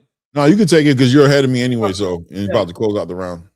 Yeah. No, it's just that, again, this is one of those rounds where who do you guys want to give it to? The guy who threw more punches, but it went to the guard, or the guy who actually threw the most effective punches, even though he didn't throw as many, he threw it with more power. He's throwing it with more intention. He's the one that was stalking him for most of the rounds. Yeah, man. I mean, I like how the way Raymond Ford looks. He looks confident. I'm sorry, like I'm a effective punching, throwing for power guy, right? Versus the Shockey Foster threw a lot of combos, but it didn't really get through. So I'm giving that one to Raymond Ford for me. So I got it 4-1. That's a super swing round, man. I don't know, man. Ford looked comfortable doing what he's doing. That's for sure. He looked comfortable. Foster is very active, moving around, doing so. Damn, I'm gonna give Ford the round. I'm not gonna lie to you, but close swing. It can swing. Yeah, it's a swing round. Yeah. Johnny gave it the 4-1 to Foster. Foster round 3-2 Ford. 4-1 Ford. Literary Farrell. So Literary Farrell has it like me. I'm for who hits the other person more. 4-1 for Ford. I got a 4-1 for Ford also. I'm just saying, Literary Farrell, that when Ford punches him, it looks way more effective. Like it's really affecting Foster. Yeah, I got 3-2 Ford. That's fair. That's fair. You have it 3-2 for Ford, though, right? Yeah, for Ford. Yeah. 6th round right now. Ford working on that. There we go. Foster starting the round off early, getting going. Must have heard that he's behind a little bit. The way he's fighting with a little bit of urgency. Ford good with the jabs, sticking that jab out there, following up with that straight right hand. Catching a lot of those straight right hands on the gloves, but I don't know how the judges are looking at it necessarily. Good work right there. Caught him with a nice check lead hook in the right hand. Well, yeah, with a lead hook in the left hand. Sorry. He hit him pretty flush too. Nice work. Ooh. Nice work from Ford right there. But also nice work from Foster coming back on, talking about getting hit in the back of the head. Foster complaining about getting hit back. I didn't see it at all either. Ford being a little frustrated.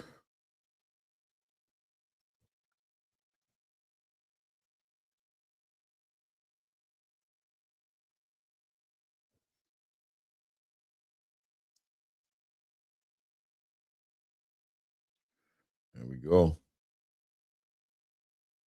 Working behind that lead hand. Ford to the body. Good work by Ford, man. Foster with them eyes wide open, trying to set up that straight right hand. Ford gets out the way of it a little bit. I don't know how the judges are looking at that, though. Foster's a way more active fighter in this round here. Ford just kind of picking his shots, working behind that lead hand. Nice straight left hand to the body by Ford right there. 1:20 seconds right here left in the 6th round right now.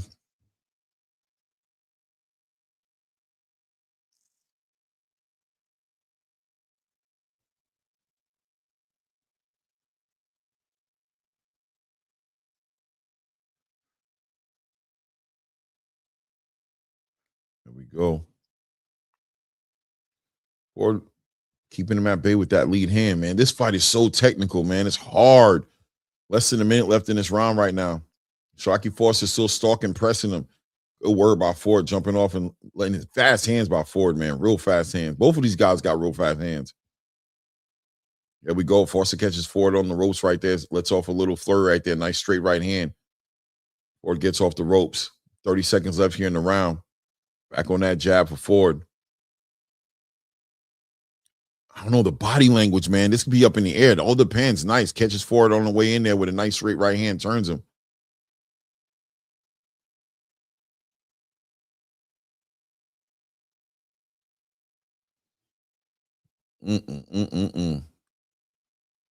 Nice exchange right there. Foster catches him with a straight right hand.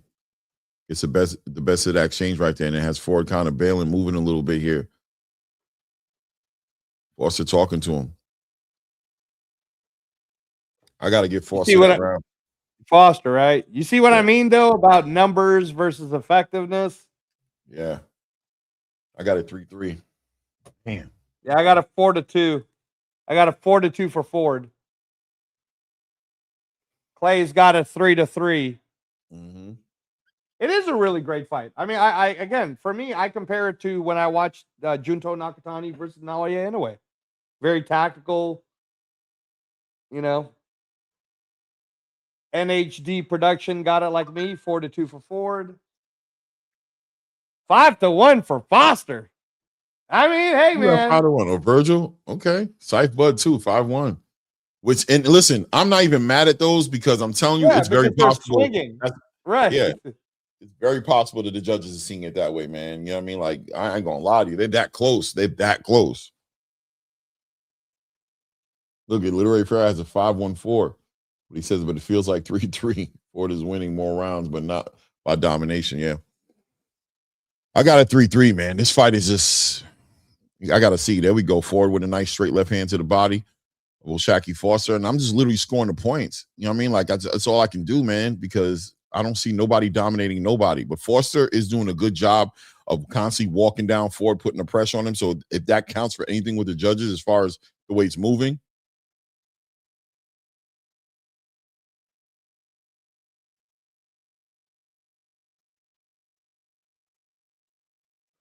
There we go. Feints up top. Shoots a little lead hand to the body. Good jab by Shaqy Foster. Nice work. Well, Shaqy Foster shoots up top and shoots that right hand, but Ford catches him as well with a straight left hand. Back on the ropes. There we go. Foster having that moment. Little flurry combination punching right there. Nice straight right hand to the body of Foster. In and out. Won't collapse the pocket. Won't smother the work. Good work. Doubles up on the jab. Shoots another straight right hand to the body of Ford.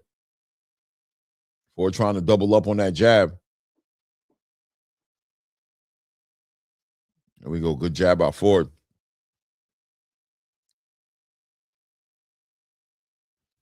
There we go. Working to the body. Lead hands to the body. Followed by a straight left hand to the body. Good jab by Ford right there. There we go. They exchanged a little bit right there. I don't know who won. Like, they both just hit each other. I don't know. Ford behind that lead hand tries to shoot that left hand. Foster does a good job of getting out of range, man. Foster's good feet, man. He has good feet. Real good feet. Foster really up on his toes, really moving in and out, turning. Good job, man. Ford trying to shoot that left hand to the body. Foster gets out the way of that, man. So far, there's a Foster round, man. And you know, I mean, in a way, Foster's starting to show the separation in the IQ. He has the separation. He's able to move. He's able to keep Ford out of range. Ford is just out of range with his jab now. He's he's shooting that jab out there, almost trying to set up so he can step forward and shoot that left hand. But Foster's doing a good job of just moving out the way and getting right back in the range and shooting his own shots. Way more control. This is the most clear round, I think, in this fight so far. This round right here, Foster looks like he's finally stepping it up and just taking away the fight away, taking the boxing match away from Ford. Ford lulled into this boxing match with Foster at this point. At some point, Ford needs to make this into a fight to a certain degree. Nothing reckless, but this pace right here, waiting on Foster. Foster really keeping him paralyzed with his hands in his pocket. That was a clear Foster round. That was the first clear Foster round, in my opinion. Yeah, that I got a 4-3 for Ford, but yeah, that gave that to Foster. Yeah, I got it the other way, 4-3 for Foster. Yep, you got it just like Blaze.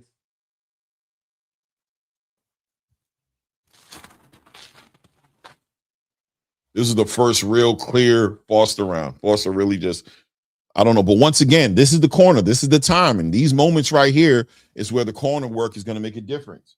You know what I mean? This is the ability of Teray Stevenson to really give him some real counsel that's going to help him get over on this. And this is a very cerebral fight. You know what I mean? There's not too many holes that Shaqy Foster is leaving in his game for Raymond Ford to take advantage of. So we need some real tact. We need some real tactician type of energy right now. We need a real game plan on how we're going to pull this guy into the fight we want to fight. And I think at the end of the day, it's about a fight for Raymond Ford, and it's about a boxing match for Shaqy Foster. And right now, this is a boxing match. And as long as it stays in this range, in this place, you can't help but feel like the judges are going to be leaning towards Foster to give him the win here.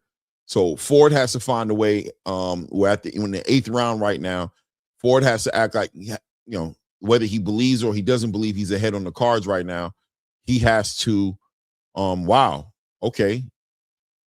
Mannix has Ford up 1 point right now. Okay. Yeah, Mannix gave round 6 to Raymond Ford. Yeah. And then gave him the 7th. Gave the 7th to Foster. I gave round 6 to Foster. Okay. Good work. Working behind that jab, starting to put some sauce on that right hand. Good work. Working on it. Once again, the boxing match. The boxing match is leaving Ford. Ford is losing the boxing match. Went from being explosive, shooting his combinations in 2s and 3s. Now he just pop shotting with that lead hand and trying to time O'Shaquie Foster coming in. And Foster's just so fast, has great feet. Foster's feet are so good. Like, I think Foster has way better feet than look how he steps in, like perfect. Foster has better feet than Ford. Ford trying to be flat-footed, sit behind that high guard, and Foster just sees everything. Good work by Foster right there. 1-2, nice straight right hand right there. Shoots another straight right hand, pushes him back.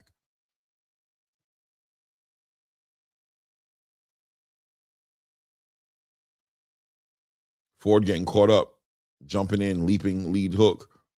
Foster sees that coming from a mile away.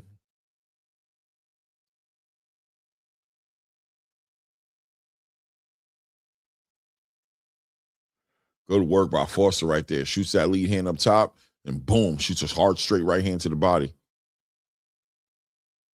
Good work by Foster again, man. Outboxing Ford at this point. Yeah, he's stretching on Ford.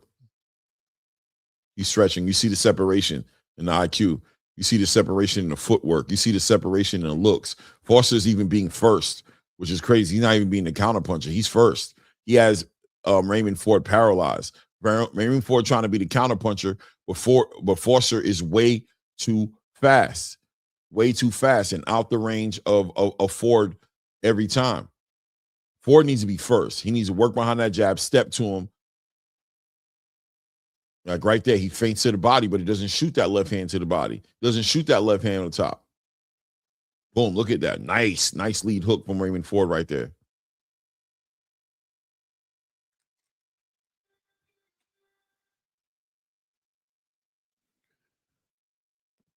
Another round for Foster.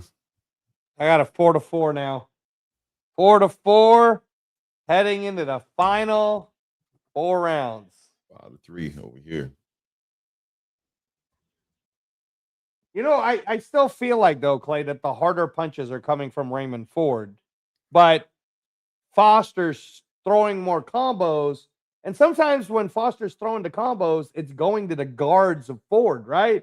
So you can't fault Foster for being active, but you can't take away too much from Raymond Ford either, who the punches aren't actually getting through. So that's what makes it kind of hard. It's like, well, do I reward the guy who's actually throwing more punches or the guy who's hitting them harder? You know, I don't think Ford hit him that hard in that at all in that one, except for he had that one moment where he, what I'm saying, he did touch him, but also Foster is touching that body properly, and he's turning him and he's pushing him back, he's walking him down, so it looks he has effective aggression. At a minimum, he has effective aggression. He's walking Ford down, so Ford has to stop that. He has to stop that moving backwards. He has to. If he has to time up, he cannot allow Sharky Foster to move him backward. So now both of them are trying to control the center of that ring right now. Ford's trying to be way more active with that lead hand, and he's trying to be first a little bit. He's not scared to be first. There we go. Ford on him, letting his hands go. That's what he needs. That's what Ford needs to do. What he's doing right now is what he needs to do. Maybe a little bit more educated about it. Nice work right there by Ford. That left hand followed by a check hook right there. He needs to make this into a fight. As soon as this can turn into a fight, this is when it gets into his lane. Because if it's up to O'Shaquie Foster, it stays a boxing match. Good work. Foster comes in there, but here comes Foster. Now Foster's in the fight. And he's fighting Ford. Also getting in that high guard, letting him know I'm not giving up this real estate. I'm not going backwards. So let me sit in this high guard. You're going to be aggressive. I'm going to sit in this high guard, let you come to me, but I'm not going backwards. I'm going to keep coming forward. There we go. Ford walking him down, trying to let off the combo. But once again, Foster good at getting out the range of Ford when Ford gets too complacent. When Ford tries to just control the center of the ring, O'Shaquie Foster lets him have the center of the ring and just plays the perimeter, takes his time, picks him apart. Good jab by O'Shaquie Foster. It started off good for Ford. Now Ford out of the range again of that jab right there. Ford tries to shoot that left hand. Foster just skips out, fouls out to his right, and gets out the way. And Ford jumping in there with that big left hand, trying to throw a little caution to the wind, try to catch him with a big shot. Working behind that jab.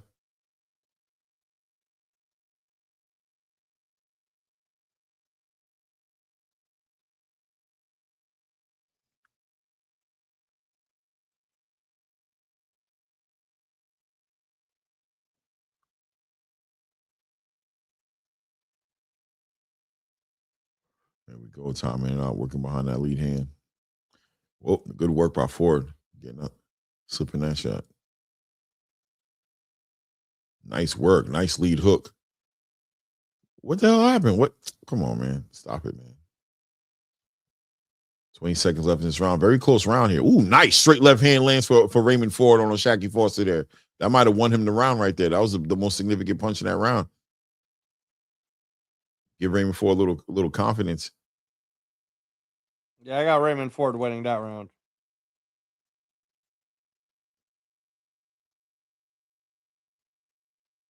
So I got a 5 that round. 4 for Raymond Ford. So what I'm starting to do, chat, is I'm just like I'm counting. I'm looking at the scoring in terms of the minutes. So in that round, for example, the first minute I had Raymond Ford winning. The second minute I had Foster winning, but then the last minute I had Ford winning. So then that's just making it a little easier. Yeah, I got a 5-4, Sam from Jersey. You heard me. I'm not the only one. Literary Pharaoh, all right. Literary Pharaoh got a 6-3 for Ford.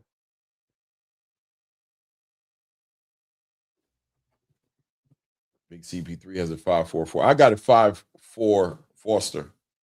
I got Foster. All right. Championship rounds.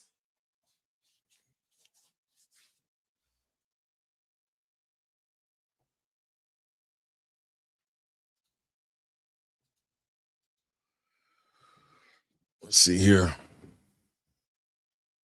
This one is very back behind that lead hand, man. There we go. Ford being first, man. He's trying to set the pace off, trying to give himself an opportunity to let his hands go. He can't counterpunch O'Shaquie Foster. He has to be first because O'Shaquie Foster is good at getting in and getting out. So he's got to, get comfortable with being first, setting up those shots, setting up that left hand.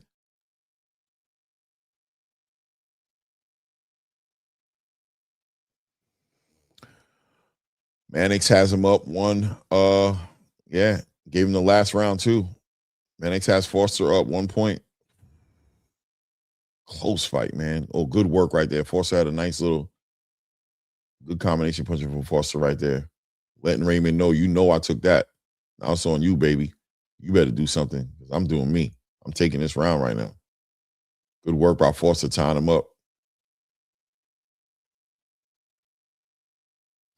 This is I'm so interested in what these judges are gonna, how they're gonna have this scored. This is so close.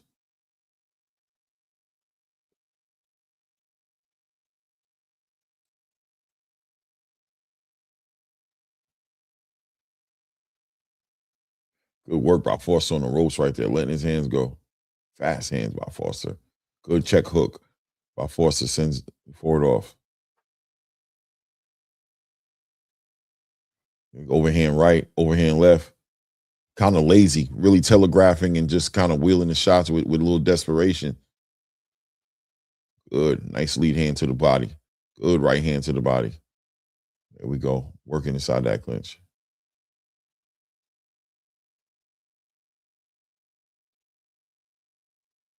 Good work to the body by Foster. By Ford, sorry. Good work to the body by Ford. Good aggression by Ford. Ford might be taking this round right here. This could be a Ford round for sure. Good. Oh, good work by Ford right there.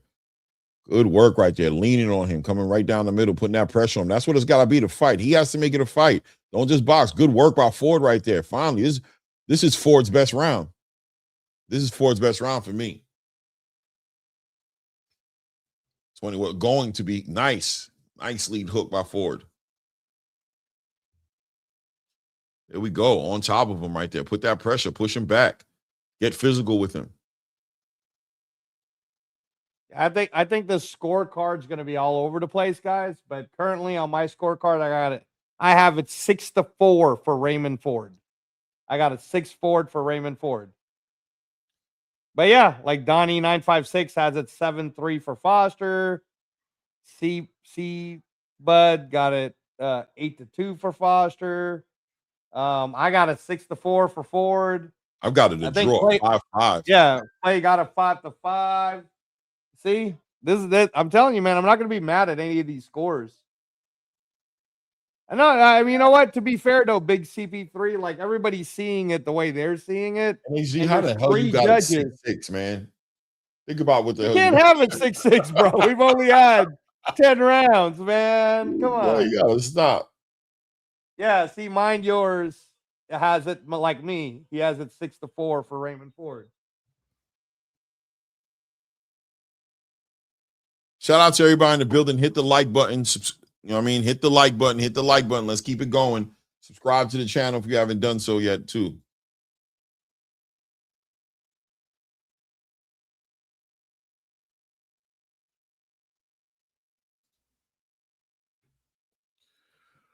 There we go. Good work right there. Good work. Ford, see, this fight, now it's becoming a fight. And now this could end up in a draw legitimately, man, because this part of the fight, Raymond Ford's doing good, but here comes Foster. Foster fighting Ford. He's not letting Ford. He said, I'm gonna fight you, and I'm gonna take the round. Let me see. I want to hear what Ray has to say.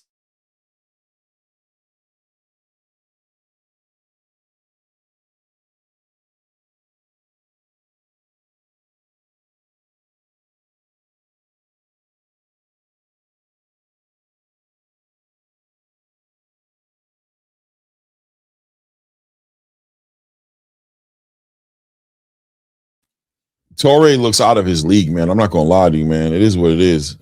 Ford is. I can't help but believe if there's any weakness in what Ford had tonight, it's the corner work. It was the big fear. Good work right there, Foster. Oh man, Foster opening it up right there. Foster taking the fight to Ford. He taking the fight to Ford. He taking the fight to Ford. He's opening up on the shots on Ford. Ford is taking a lot of abuse right there, fighting Foster, leaking on his nose. Big right hand lands and good lead hands land for Foster. Foster's taking this round right now. It's early. I mean, it's halfway through the round. Foster has to turn up right now. He's resting on those ropes right now, not turning up like Torrey said he needs to see from Raymond Ford. Foster is on. He's got that second wind right now, all the energy, and Ford looks like he's a little bit drained, trying to catch him, punch in with that lead hook with a little desperation. There we go. Good work. Good work from Foster, man. Good work putting those shots together.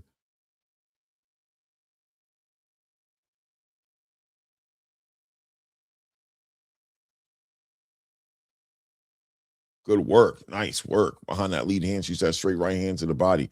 Good clean punching by O'Shaquie Foster. Oh, man. Nice work right there. Nice work. Good defense by O'Shaquie Foster. Catching a lot of those shots on the gloves right there. Ooh, Foster. Ooh, Ford working nasty inside that close range. He being nasty. That's it. That's it. That's how you got to be, Ray. You got to be a savage, especially in these last two rounds, man. This round coming up, but Foster putting it on him, man. Foster's stretching him. Foster's stretching. He's showing separation. He's in control. He's applying the pressure. He's being the offensive one. Foster is being the offensive one. Ford is waiting on Foster, and Yeah, man, it's hard to give him a round. Nice straight right hand to the body. Close that round, man. That is a Foster round right there. This can end up in a draw. This last round right now. If Foster wins this last round, he wins this fight by like 1 point, bro. If Ford wins this last round, I this have fight it. literally just draw. Yeah, I have it 6-5 for Ford. I gave that last round to Foster mainly on the points, but if Ford for my card, if Ford wins round 12, I got Ford winning 7-5. If Foster wins, it's a draw, 6-6. So we'll see. It might be a draw, man. So Literary Pharaoh has it 7-4 for Ford. Big CP3 has it 6-5. Crypto Groove says Foster by stoppage. Woo! Mine, yours. Yeah, Foster really did put the beats on him in that last round, though. You got to turn up. Ray Ford has to turn up. If I'm Ray Ford, I'm going in here thinking I need a stoppage, bro. I'm going for a stoppage. I'm not even allowed. I'm going for a big stoppage. I'm looking to hit him with something bad, or at least put him down. Oh man, good work by Foster, man. Look how Foster put those punches together. Ford's getting the shit box out of him right now. He's singing that high guard, but Foster's getting all around him, man. Foster is putting a clinic on this dude right now. There we go. Ray trying to.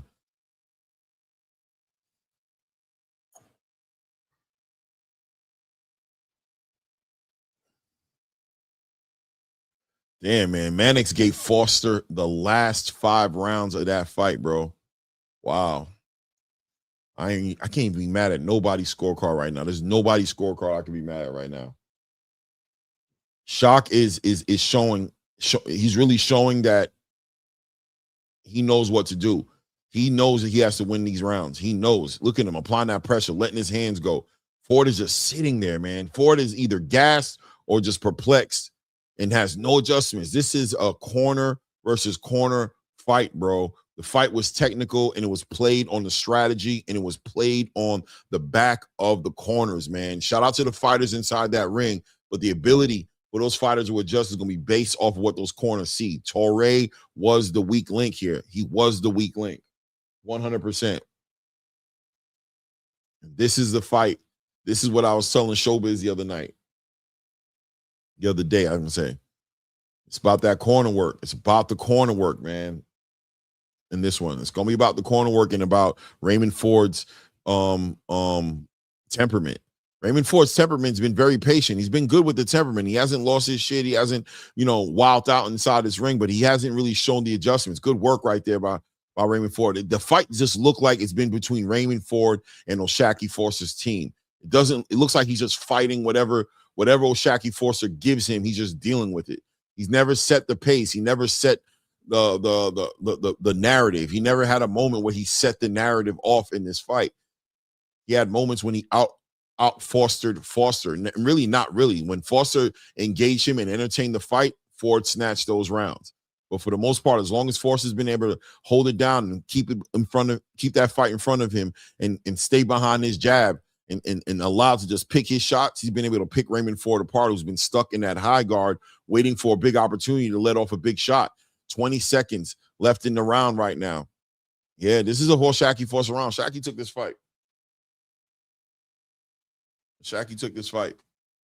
I don't know what the scorecard is going to be, but I got O'Shaquie taking this fight. Yeah, that was tough, man. Even that last round was kind of hard to score. But I'm not going to get mad at anybody's scorecards, but I'm going to call it a 6-6 draw for me.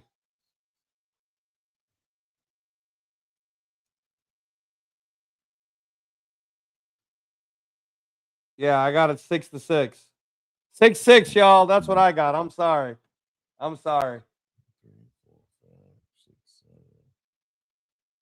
Yeah, mind yours. You got it like me. Yep.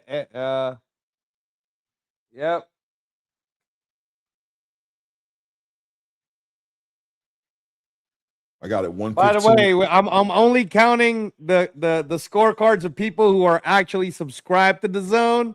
If you're doing it off your Fire Stick or something else, your scorecard don't count. All right. You got to actually be paying like I am to watch this. Get the real quality. I got it. 115, 113 on Shaqy Foster. Okay. What's going 7 to on here? 5. What's going 7 to on 5 for Foster. Okay.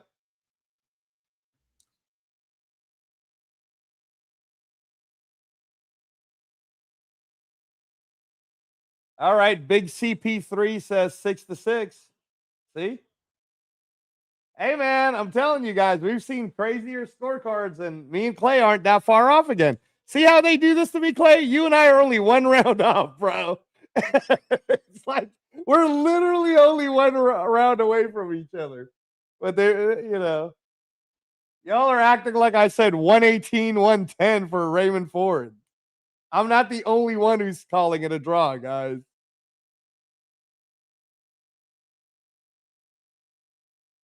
And what if Raymond Ford wins it? Because we don't know what's up with the scorecards, right, Clay? All right, Juice So Sick has it. Your scorecard, Clay. 115, 113 for Foster.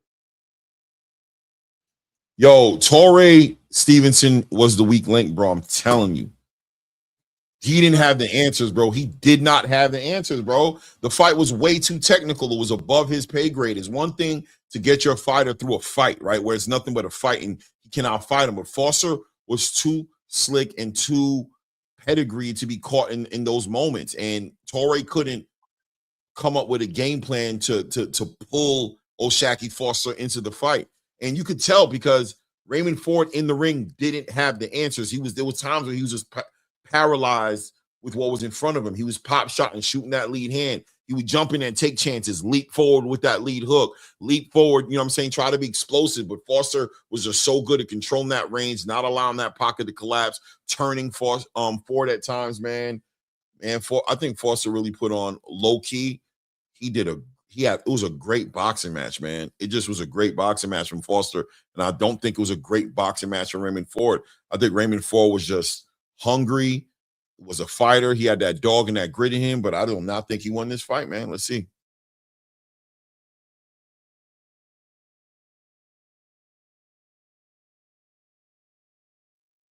Here comes the scorecards. And what did I tell you guys?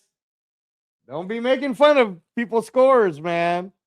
This was one of those hard ones.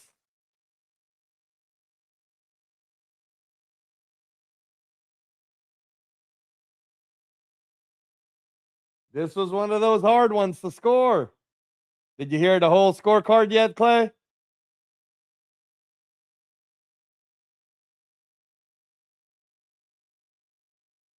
What did I tell you guys? Who said I was crazy? All right. I tend to follow. Shakur's coming in the ring. Shakur's coming in the ring. I told you, bro. I told you. Look at them. They're right in each other's face. Look at that. I told you. I told you.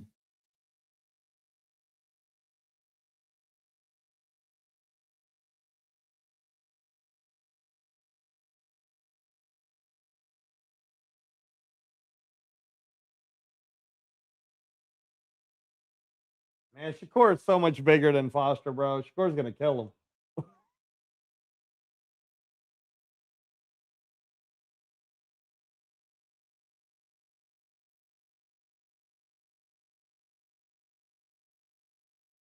Well, here's what I know, ladies and gentlemen on the chat and everyone listening to us on the replay. Looks like Shaqy Foster's going to be signing to Zuffa because that's the only way he can fight Shakur Stevenson.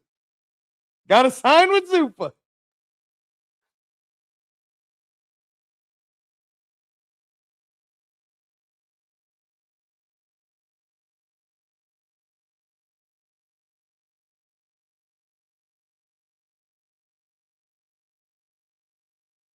Yeah, man. So first of all, you guys heard the scorecards. So for all y'all who were saying, to some of us who said it was a draw. What was the scorecard, by the way? The official scorecard is the first judge scored it the way me and mine, yours, and Big CP3 all scored it. 114, 114. Okay, draw. Now, okay. The second judge scored it like how some of the chat scored it, which was fine. 118, 110 for Foster. Okay. Woo! Now, the third judge scored it the closest to your scorecard, Clay. 116, 112. 116, 112. Yeah, I had it Right? 115, 113.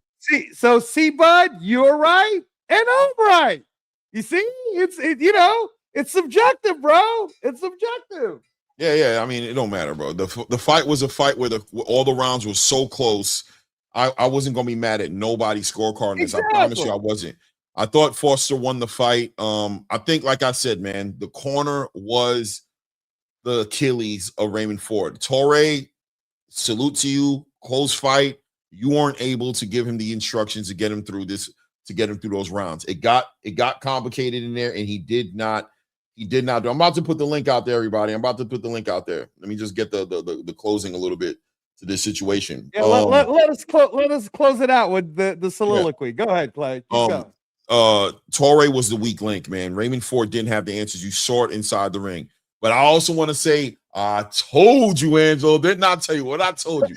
Shakur's gonna jump in. Didn't I tell you? Yes, Shakur's you gonna did. jump You in did. that ring. You said Shakur will jump in. And like a month and a half, 2 months ago, Right. we talked about this. It wasn't even like recent. It was like a while back. A while back, I said he's gonna. Yeah. This is a big fight, bro. This is gonna be a big fight. You know what I Yeah. mean? And Shakur not having a lot of dance partners. Shakur not having a lot of people willing to really sign that contract. People are talking shit, of course. Raymond Moritaya moving along. He's not going to fight Shakur. Right. He's going to go defend his title.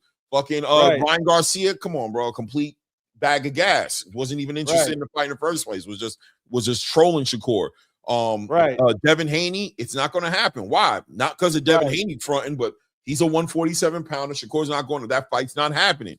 This is an opportunity for Shakur Stevenson to be part of a big fight. There's a great storyline here. His young bull loses the fight in a close margin. I mean, it was a far margin in somebody else's scorecard. I never saw it at 118, 110. Foster. But 115, 113 is very fair, Clay. Like 7-5, right? So that's why, like you and I were saying, why are we going to be mad because there's 3 judges in 3 different angles? We don't know, 100%. Like I wouldn't have been mad if it was a draw across the board. One judge had it that way. But I'm not mad that Shockey Foster got a win, and I don't care if it's 118, 110 or 116, 112. He won. Now, do you think Shakur should make O'Shaquie stand on that 140 business that he was talking about, what he was willing to do? So Shakur pull him all the way to 140. But you know what? Do you know what Shakur will do? No, so he doesn't have to. I mean, I would do that. I'd be like, you're talking about coming up to 140. Come up to 140 then. But I think what's going to happen, honestly, bro, is Shockey Foster, I believe, is would top rank. Correct, Clay? Top rank fighter, right? Shockey Foster, Claymore. He's confirmed. He says he's willing to go to 140 again. He said it again. Okay, but he's a top rank fighter, correct? Yeah. Okay. So again, I'm only speaking for me so that I don't get in trouble. In my opinion, in Angelo's opinion, Shakur Stevenson's really a Zupa fighter. So when or if it ever comes out, I think that this might be one of those 135 fights, Clay. And why not, right? Why not a 135 fight?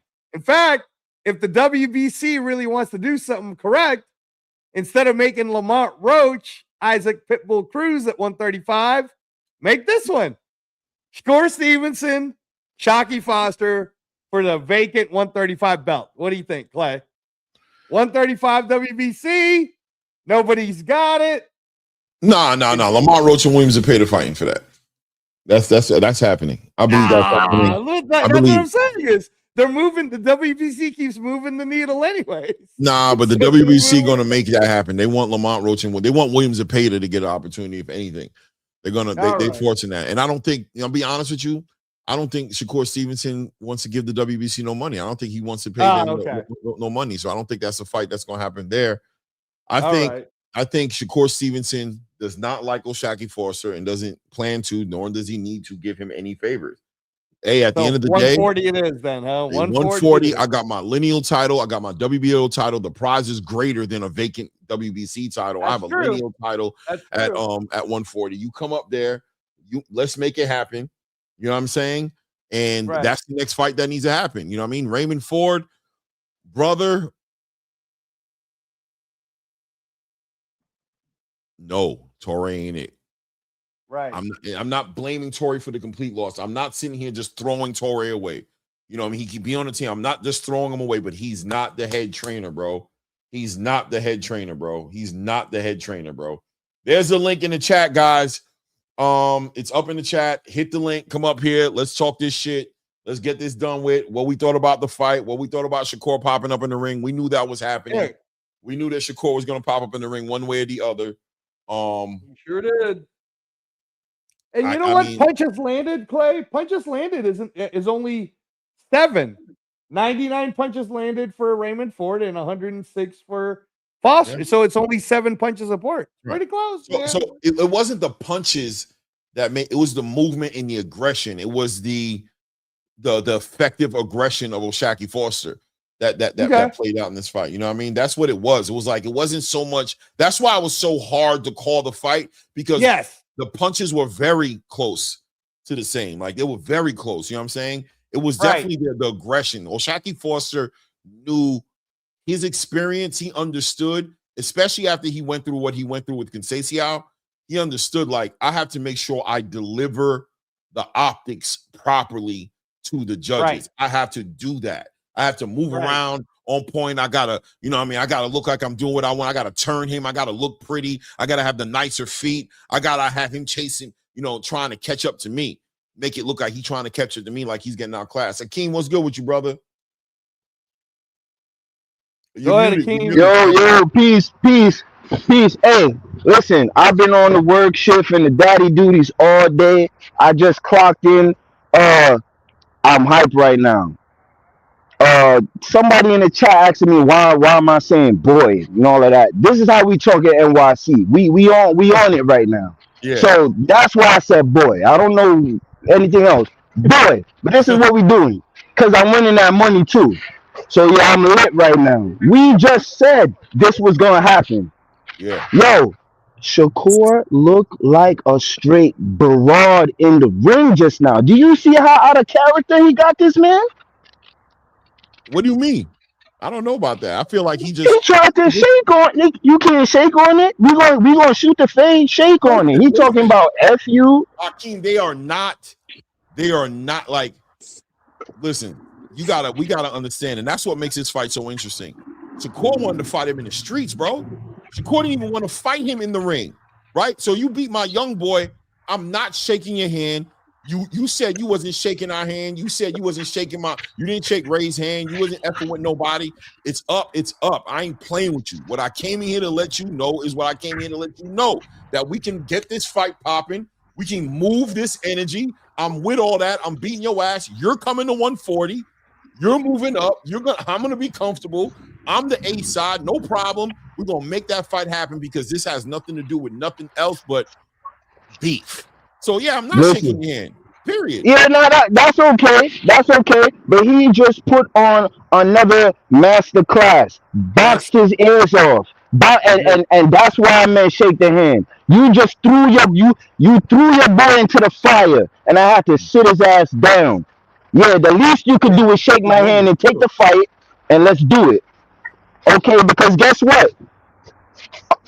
Listen, I'm not even banking on that fight being made because we know how Shakur moves. There's going to be all types of stipulations. There's going to be all types of stipulations.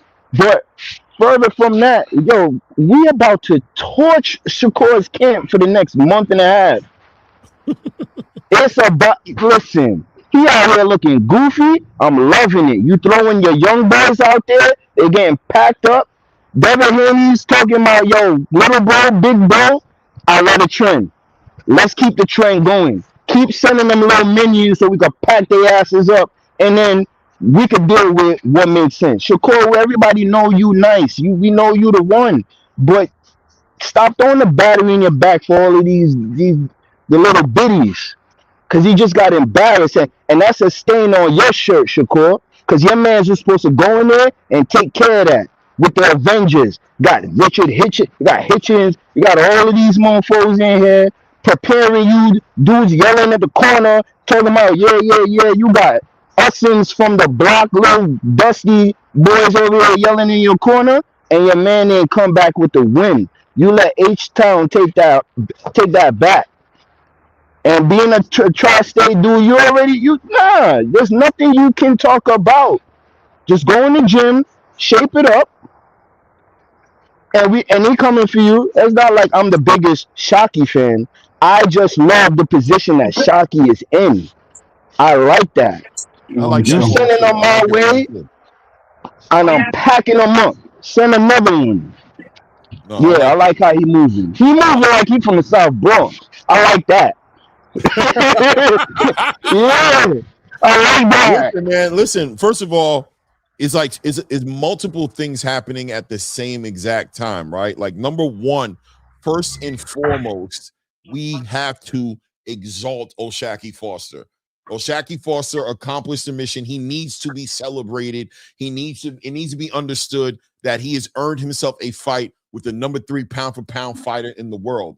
This is, people could look at it like it's an anger thing, whatever it is. No, he's taken himself and elevated his whole entire status. He showed the world that there's levels to this game. He's able to deliver. He's able to deliver those type of showcases.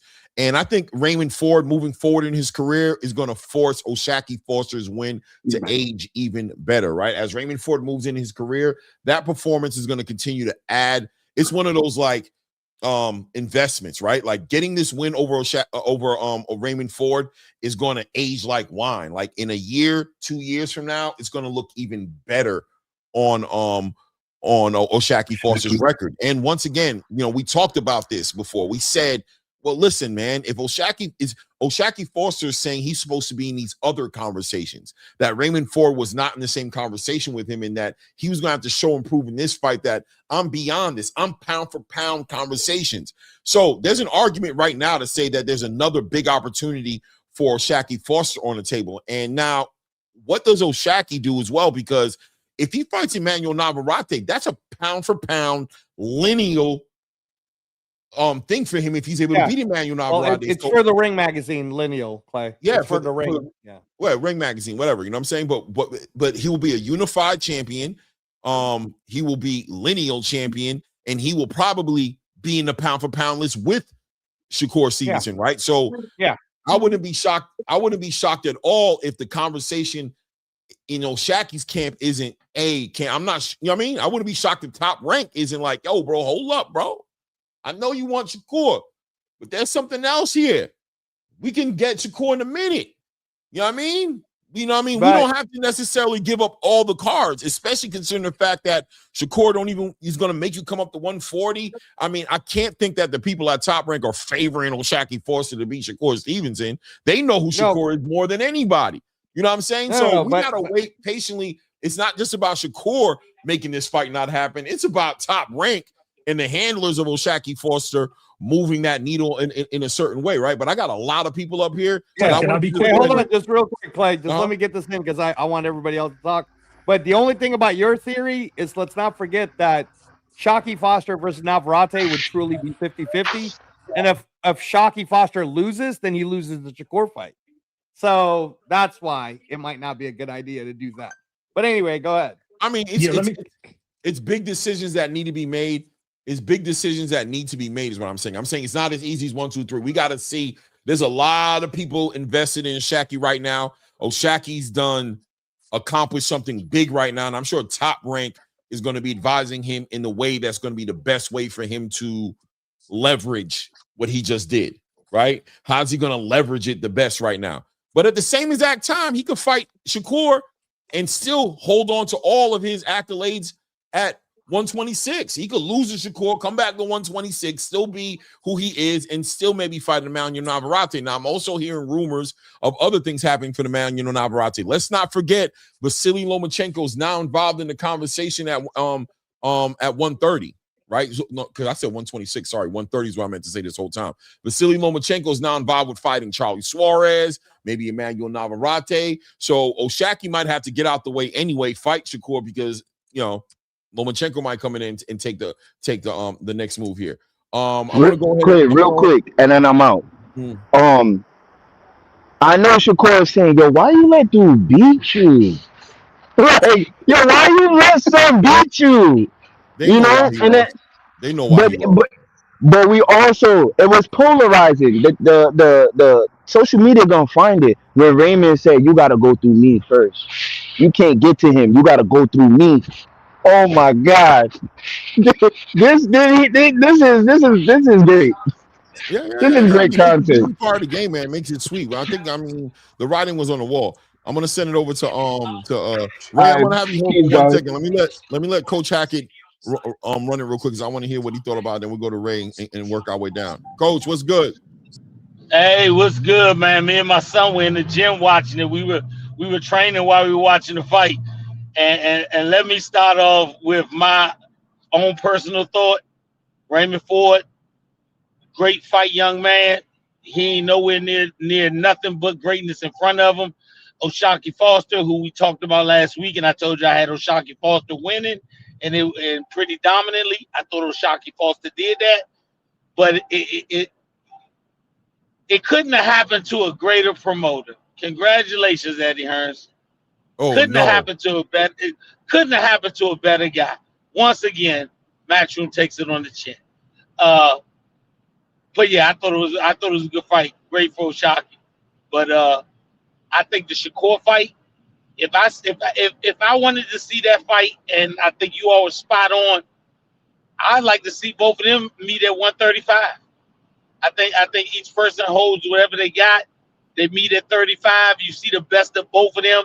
One came up 5, one came down 5. Let's see if that's something that even entices them. Like I said, I think Shakur is an A-side guy now, and hey, the A-side guy can call the shots. But when you come up there and give Goon Energy says, "I meet you where we both are comfortable because I want the best version of you, not a slight version of you." I think this is. I'm gonna be real with you. I think Shakur gonna be petty. I think Shakur can't stand him in real life. I don't think this is I don't think there's a competitive. I don't think there's a competitive nature to this. This is he wants to torture O'Shaquie. He doesn't want to give O'Shaquie nothing. He wouldn't even shake his hand in the ring, bro. So he doesn't want to give him nothing. He won't even give him the handshake. This is come up to 140. You was talking all that shit. You told the world you beat me at 140. You come up to 140 like you said you're going to do, and you're going to show the world that you a badass like you think you are. I'm down. This is about whooping you. I don't care if the world think I'm being mean. I don't think if the world think I'm being petty. I'm beating your ass on television. Whatever anybody wants to say at the end of it will be what it is. I think it is what it is. Let me ask you a question, though, Coach. Raymond Ford in a very close fight, right? In a close fight. I mean, some people want to say dominating. I had it scored 115, 113. But what was the difference maker in this fight? What was the big difference maker here where Raymond Ford just fell short and couldn't hang with O'Shaquie Foster? And I also want you to give me your opinion on the corner work of Raymond Ford. Let's be honest. There was a young bull in his corner by the name of Torrey Stevenson, 27 or 28 years old. Was that the right move for Raymond Ford to go into the biggest fight of his career against a fighter at the caliber of O'Shaquie Foster and bring in a young bull 1 year older than him? He didn't seem like he had the answers, Coach, but let me know, what was the shortcoming? What was the difference making? Respect to everybody involved in this fight, but just being honest. Can we speak honestly about what you saw in this fight and what the difference would have been for Raymond Ford to get that victory? I don't have any problem with Raymond Ford having the coach he had. I don't Okay. see an issue with the corner. I'm not gonna make no excuses. I just think that O'Shaquie's on another level that Raymond hasn't reached yet. I think Raymond will reach that level, but right now I just think O'Shaquie's one step under the ring top guys in the world, and Raymond Ford, I think is on the championship level. Not ready for that next jump. I think it is steps and levels to this. I think O'Shaquie's ready to go to that Ring Magazine level of being considered a pound for pound level guy, and that was the difference. I think Raymond Ford did an excellent job. If you've seen any of Raymond's other fights, you saw the Nick Ball fight. You saw he gave you what you're used to seeing from him. He didn't underperform. I think he performed right where he was, but I think that the pedigree that O'Shaquie has and the time that he's been at the championship level, I think shine through. if you look at the fight through 10 rounds, it was a very competitive fight. I did have the first 6 rounds, I had it 3 rounds to 3 rounds, and the last 6 rounds, I had O'Shaquie winning 5 out of the last 6. And I think that's where the separation took place. I think if you go back and look at round 10, 11, and 12, the fatigue started to kick in on Raymond, and he was looking for one big shot where O'Shaquie was still putting combination punches together. And it's just he's been at that level for a longer period of time. I think in certain ways, you gave Raymond Ford, if it's $1 worth of pennies, you gave him an extra penny on his side as opposed to O'Shaquie's side because he hangs out with Shakur, he hangs out with the in crowd. I think that's where O'Shaquie kind of got a little bit of he gets a little bit of drawback because he's not with the in crowd. In boxing, a lot of times I hear, even at the commentating, after the first 7 rounds, I posted on my Twitter, I think O'Shaquie need to pick it up a little more because even the commentation was with the in crowd. Even after 7 rounds, Raymond Ford is ahead. After 6 rounds, it was 3-3. But like I said, when we get away from this era that we're going through in boxing and we get to the next era where you have to fight the best. The best are doing this, a swing back to the 80s when you didn't call out champions, and champions, they received call outs. It wasn't sweat you down, lift you up. It was like, let's make the fight. So, I don't think there was nothing wrong with O'Shaquie's corner. I mean, with Raymond Ford's corner. I think Raymond Ford's corner did great. I think he did great. I just think that O'Shaquie's on the next level above where Raymond is. Okay. All right, Coach. Ray Davis, what's up? What up, Clay? Oh, you put your hand on your cheek. That means, I don't want to hear what this motherfucker got to say. You want to say, I told you so. No, I'm just messing with you. I thought what Coach Hackett said was fair. You know what I'm saying? Like, I think there was just a separation. I think that's what it was, But I do feel like there were points in the second half of the fight where it just felt like Ray was complacent. Maybe he was gassed. Maybe he wasn't able to carry out the game plan.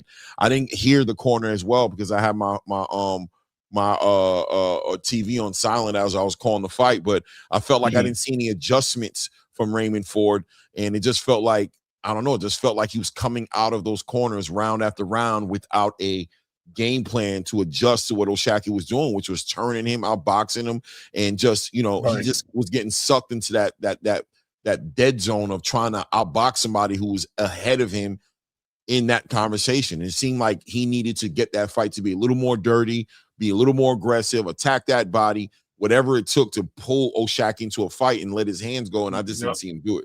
But it is what literally, that's basically how I broke it down before they fought. I literally said Raymond Ford is not going to be able to. He's going to get frustrated at some point, so he's going to just start throwing haymakers. I knew that he would be in a situation where he was going to look bad in the ring. To say the least. And I think for the most part, he did look good, but I just knew it was going to be a moment. O'Shaquie is a fighter that builds on confidence. Like, you have to take his confidence away.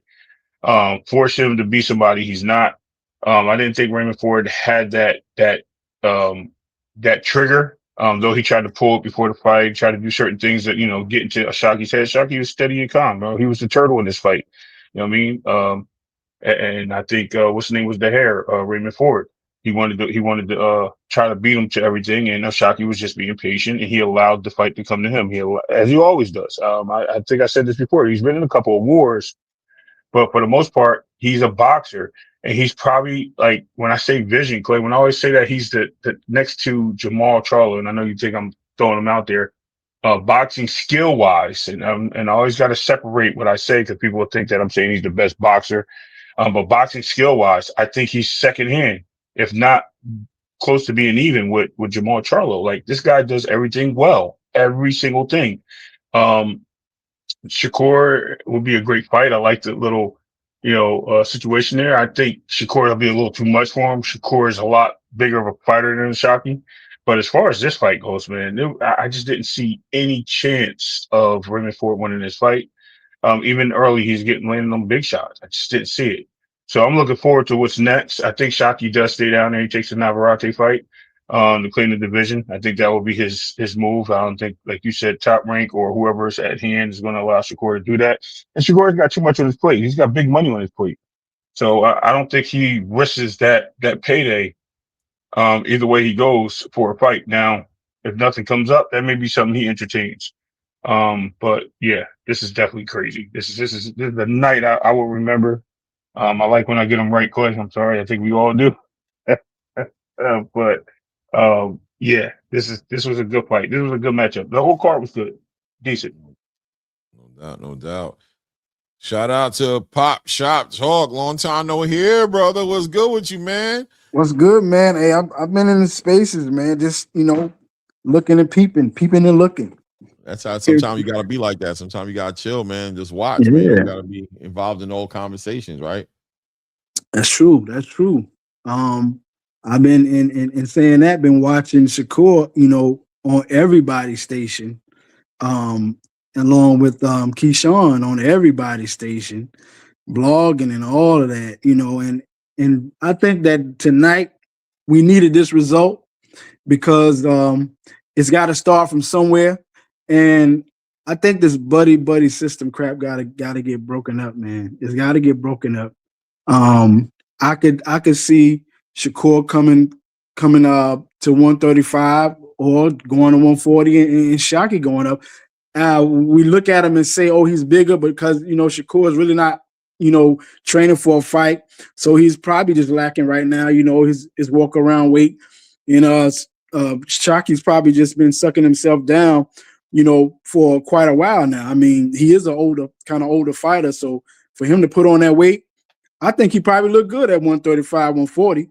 And if we got to go off of believing what someone says, you got to go with what Oshaki said.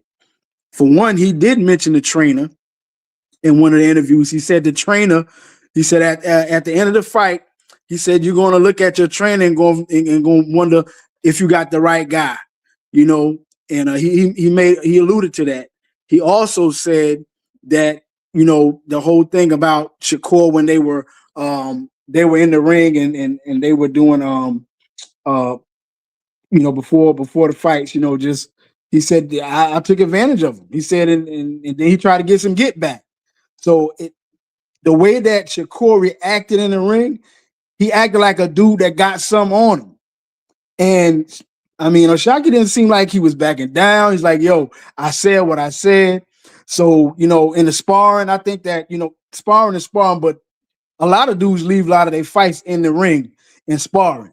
So I don't doubt that he tried to come back and take his head off because he got showed out in front of his dudes in a sparring match.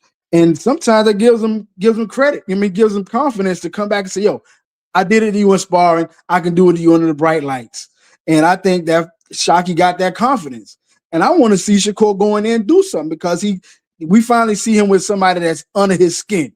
He's always been the cool, nonchalant guy, throw a little of this and throw a little of that out there. But Shockey got under his skin. You know what I'm saying? If I was like, yo, somebody gonna throw a punch. You know what I'm saying? Yeah, I thought it might got physical too. I ain't gonna lie. I saw Shakur like loosening up his band. I don't know what he was doing, but he was messing with his hands. I don't know. It got kind of weird. I'm telling you. So I look for that. I'm forget all of this, making other fights with this and that. We want to see the heated fights. We want the controversy. We got Keyshawn up here talking about Devin. Man, stop talking about Devin. Go get this Cruz get back.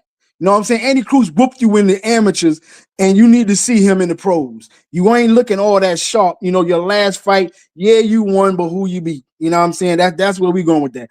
Jump on this Andy Cruz beef. Stop talking about Devin, because for real, I don't think he's on Devin level. From what I saw in his last fight, I don't think he'll be on Devin level. If Devin want to, if he gives him 4 months to prepare for just Keyshawn, like he did for Brian Norman, Keyshawn to get the work. You know what I'm saying? I don't see Keyshawn have on that level, but I'm not saying he's not that talented, because Keyshawn is very talented, but he's not putting his all into it, and it shows sometimes in the level of competition, because he should have just washed him. It should have been over. you know. But Albright told him, he said, I made him look normal last time. I'm going to make him look normal this time. And that's what he did. Keyshawn didn't look, excited. You know what I'm saying? We didn't look at him like, whoa, he washed him. So I want to see these guys do away with this buddy system. You know what I'm saying? Well, I ain't gonna fight my boy because he's the best at 140 and I'm the best at 140. We're gonna beat the rest of these guys. Nah, you gotta show us something. Because there are other talented guys out there that's ready to fight. And I want to see him get down. I like it. HLD, what's goody? What's going on? I put it up there because I know you want that picture. That's why you put that up there. Let me put it up there for you. Thank you. I appreciate that. I'll take it. Let's get to the fight real quick, man. I think Ford lost this fight more than what Shockey won it. He lost this fight. Way too much headhunting. The game plan or his execution of what he had to be doing. I don't know what the corner was telling him, what he was supposed to be doing, but I think his game plan was correct. Because when he was going to the body, he was making him pay. He was making him want to hug and shit. So I think Ford is going to look back. He's going to regret this whatever this performance was that he put up tonight. It almost seemed like he faded at the end too in the last couple rounds. So I don't know. He's like conceded or what. But I really think he lost. It was discouraged, right? It was like he kind of was like, I can't do nothing with it. Well, I mean, like, bro, do you want this belt or you don't? He didn't fight like he wanted the belt. I know. The champion was, bro. He came out with some new pep in his step and he was trying to get it going. So I respect that. I respect what Shockey did. I mean, he proved me wrong. I thought I was going forward, but he proved that he was the much better man tonight. And the only man to blame that is Ford himself. He's gonna look in the mirror. He's gonna be like, man, I blew it. Whatever it is that he blew it. But how did you feel about the corner work? I didn't get to hear much of the corner work, so I can't tell you. But what I can tell you, whatever execution he was trying to do in the ring was abysmal. Because he was just headhunting the entire damn fight. Like, bro, you're not Mike Tyson, bro. You got some pop, I get it, but you needed to break this guy down, and he didn't. I think you mentioned it earlier. He needed to come in a little bit more dirtier. He needed to be. Bro, you're not going to outbox the boxer. You got to come in and out-execute him with what you are. And he didn't do that. He should have been killing him to the body from the beginning. He didn't do it. So, credit to Shockey. He did what he was supposed to do. So, credit to him. All that other retarded shit that happened at the end of that fight with Shakur. Why is Shakur getting in the ring with his bitch assness, bro? What the fuck is it? You're going to get in the ring, it's because you're going to challenge the champion. Not because you just dared to yap. The guy told you, yo, put it in and shake the hand. I saw that. He didn't want to do it. So why are you in the ring then, bro? Why are you in the ring? I don't get that. You're at 140. This guy's 130. I don't understand that. I really didn't. And I agree with the man who was talking about, all this buddy shit. But whatever, it's not even about the buddy. It's just this generation. They're weird as fuck. They're all weird as fuck. So whatever that was at the end of the fight, I don't believe anything of that's gonna happen. Anything that's gonna come out of that. It was just whatever, clout chasing another guy's night. I would have slapped him, bro. If I was Shockey, I would have slapped. You're not gonna take my fight, so get out my ring, bro. I mean, if he was to take the fight, it's one thing, but you come in here and you're not gonna take the fight with me, and I would have slapped him. Get him out of here. It's my ring. I would have done that. You should have done that. But as far as then Keyshawn and the other, Keyshawn. Maybe Keyshawn is not as good as y'all think he is. Maybe that's why he was the way he was performing in the last few fights. He's maybe not that good. And everybody has a hype on him over the top. I'm not a believer in Keyshawn. And I agree. Devin Haney beats his ass. Devin Haney beats Keyshawn Davis. Period. I bet he won't take the fight. But that's where I'm at with that, man. Other than that, man, it's about my queen. It's about the real GOAT of boxing. Owning the record of 32 KOs in women's boxing. Give it up to the Puerto Rican Huepa girl from the island of Carolina, Puerto Rico. Boricua. Amanda, the real deal Serrano. Pure class. Pure class. Maybe some others need to take some pointers from the real queen of boxing. That's all I got for now, man. Let's get it. Blaze, what's good with you, man? Great night of boxing. Great Yeah, night of definitely a great night boxing. of boxing. I mean, we got other fights in Listen, the car we didn't even talk about, but this one right here deserves ooh, the attention. listen, hey, I had it 50-50. I don't get caught up in them fan wars and clips and all that other stuff and all of that. I had this fight 50-50. I went back, watched the tape for his last fight, obviously seen what Shaq did to Cool Boy, and was really looking at who was going to really win the lead hand battle and who was going to win the range battle. And in the end, that's what Shaq won. And it was a good man. That was a good ass fight, man.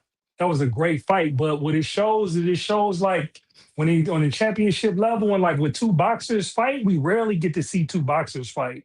You know what I'm saying? And when you see the IQ and the adjustments that was made at the end, but I don't even think it was necessarily adjustments. It was just also who wanted more and just who had the technique to win it. Shock had the technique to win it because Shock used his range at the end and then Shock pressed on the gas at the end too to get up in those rounds and then make Ford come to him and then make Ford miss.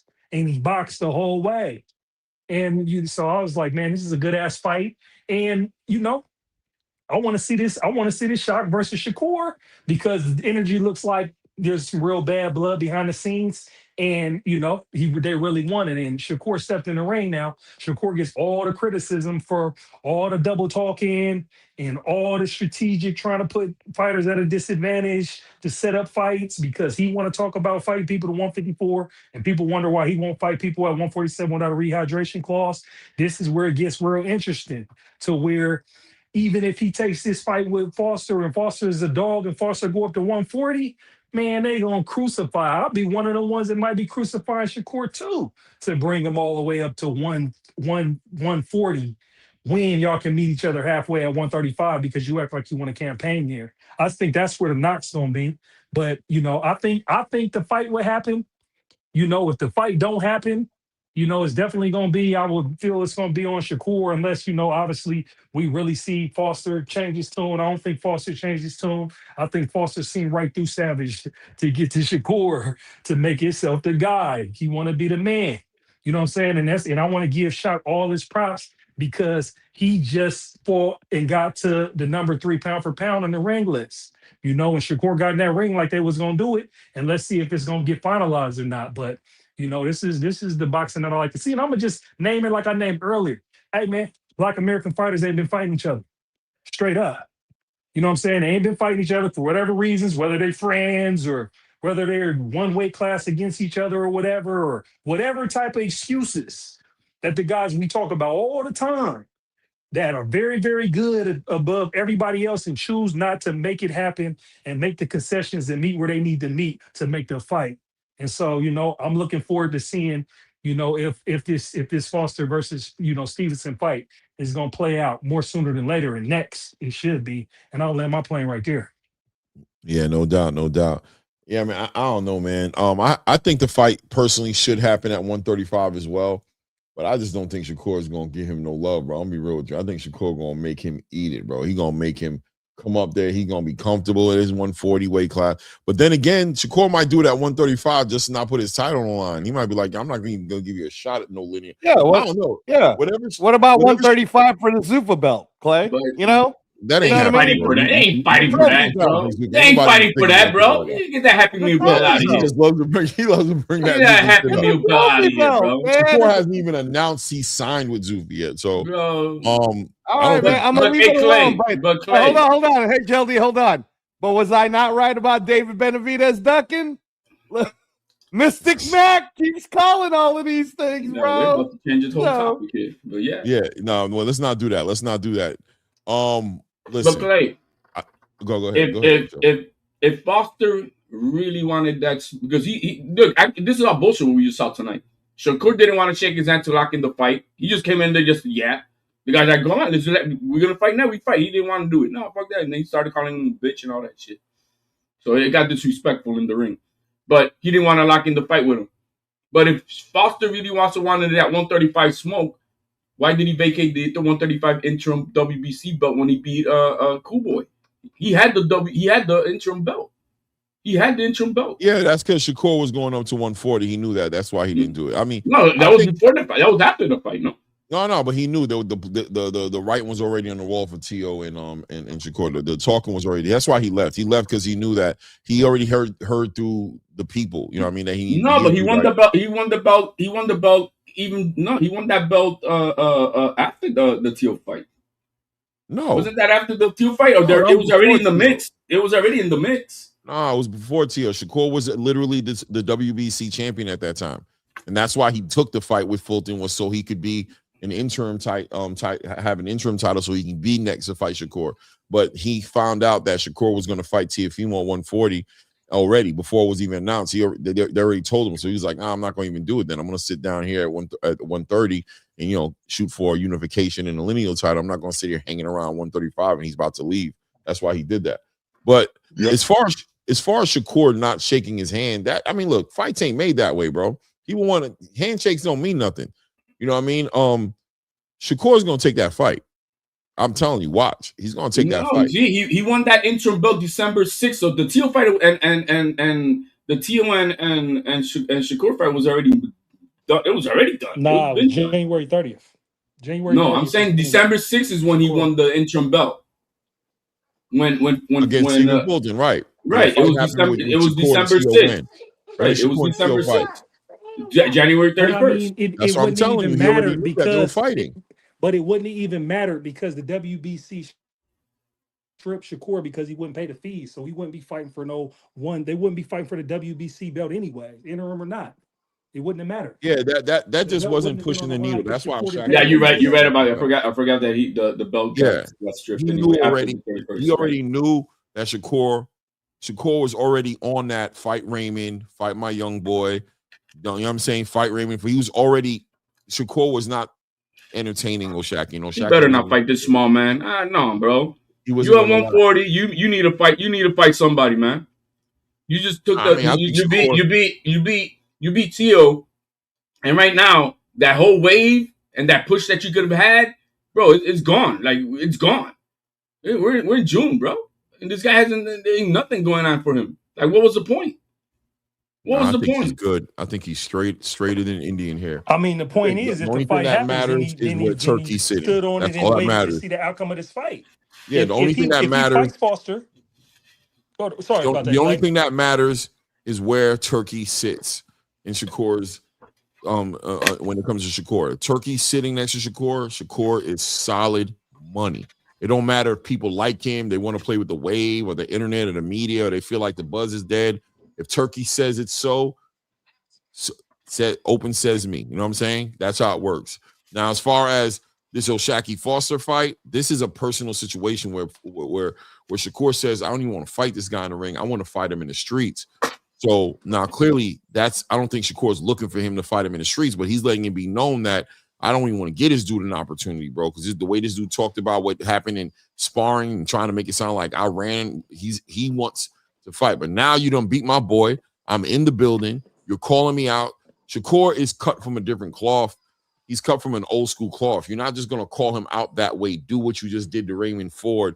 Make him stand in all his words and everything he did, and he's going to sit here and back down. No, that's why he came in the ring. That's why that situation happened when Ford was sitting out there pointing at him the same way Terrence Crawford pointed at Jamel Charlo.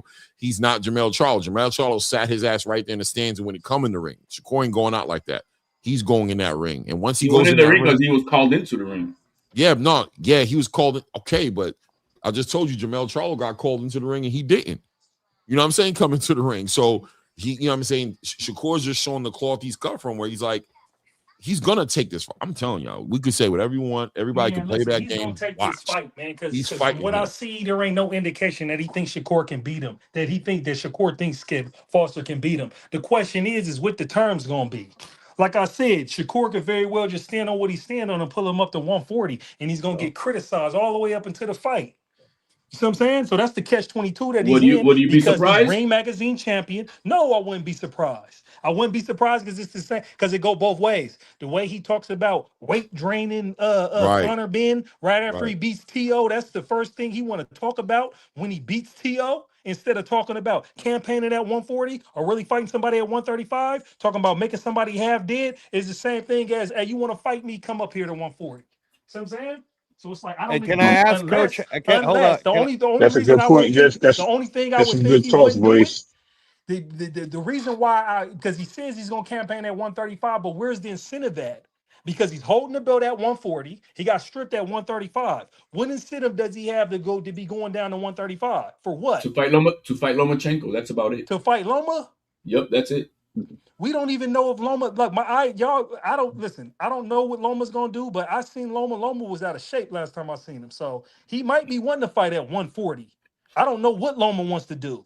You feel me? And Loma, and like you said, Loma's a little past his time anyways. He's I'm trying not to fight at interested in that 130, fight. I'm 130 or interested 135. when it comes to Shakur, I'm interested in either unifications at 140, fighting Devin at 147 with no rehydration clause, or this Shockey shit. There ain't nothing else I'm really caring or looking for with him. And so the thing is what does Shakur want to do and where Shakur's comfortable at? Because this is gonna smoke out where Shakur's really at. Shock done smoked out Shakur because we about to see in these negotiations where he want to be at. Because if he That's goes a down to good point. 135, then he's really standing on what he's standing on. Hey, I'm really 135. I'm real Bro, comfortable down if here. I really he's want to not reign. trying to fight another champion at 140, you already know what time he's on. If he's trying to fight Shockey instead of fighting another But champion at 140, we know what time he's on. But That's HLD. But here's the that's thing with not true. HL right now. Here's Yeah, the that's That thing not is with true at true. wait. all. Here's the thing. Here's the That's thing. true. That's HLD. completely true. Fighter But what you think what I'm saying, no, Antoine no, Russell is less what, dangerous than Shockey? no.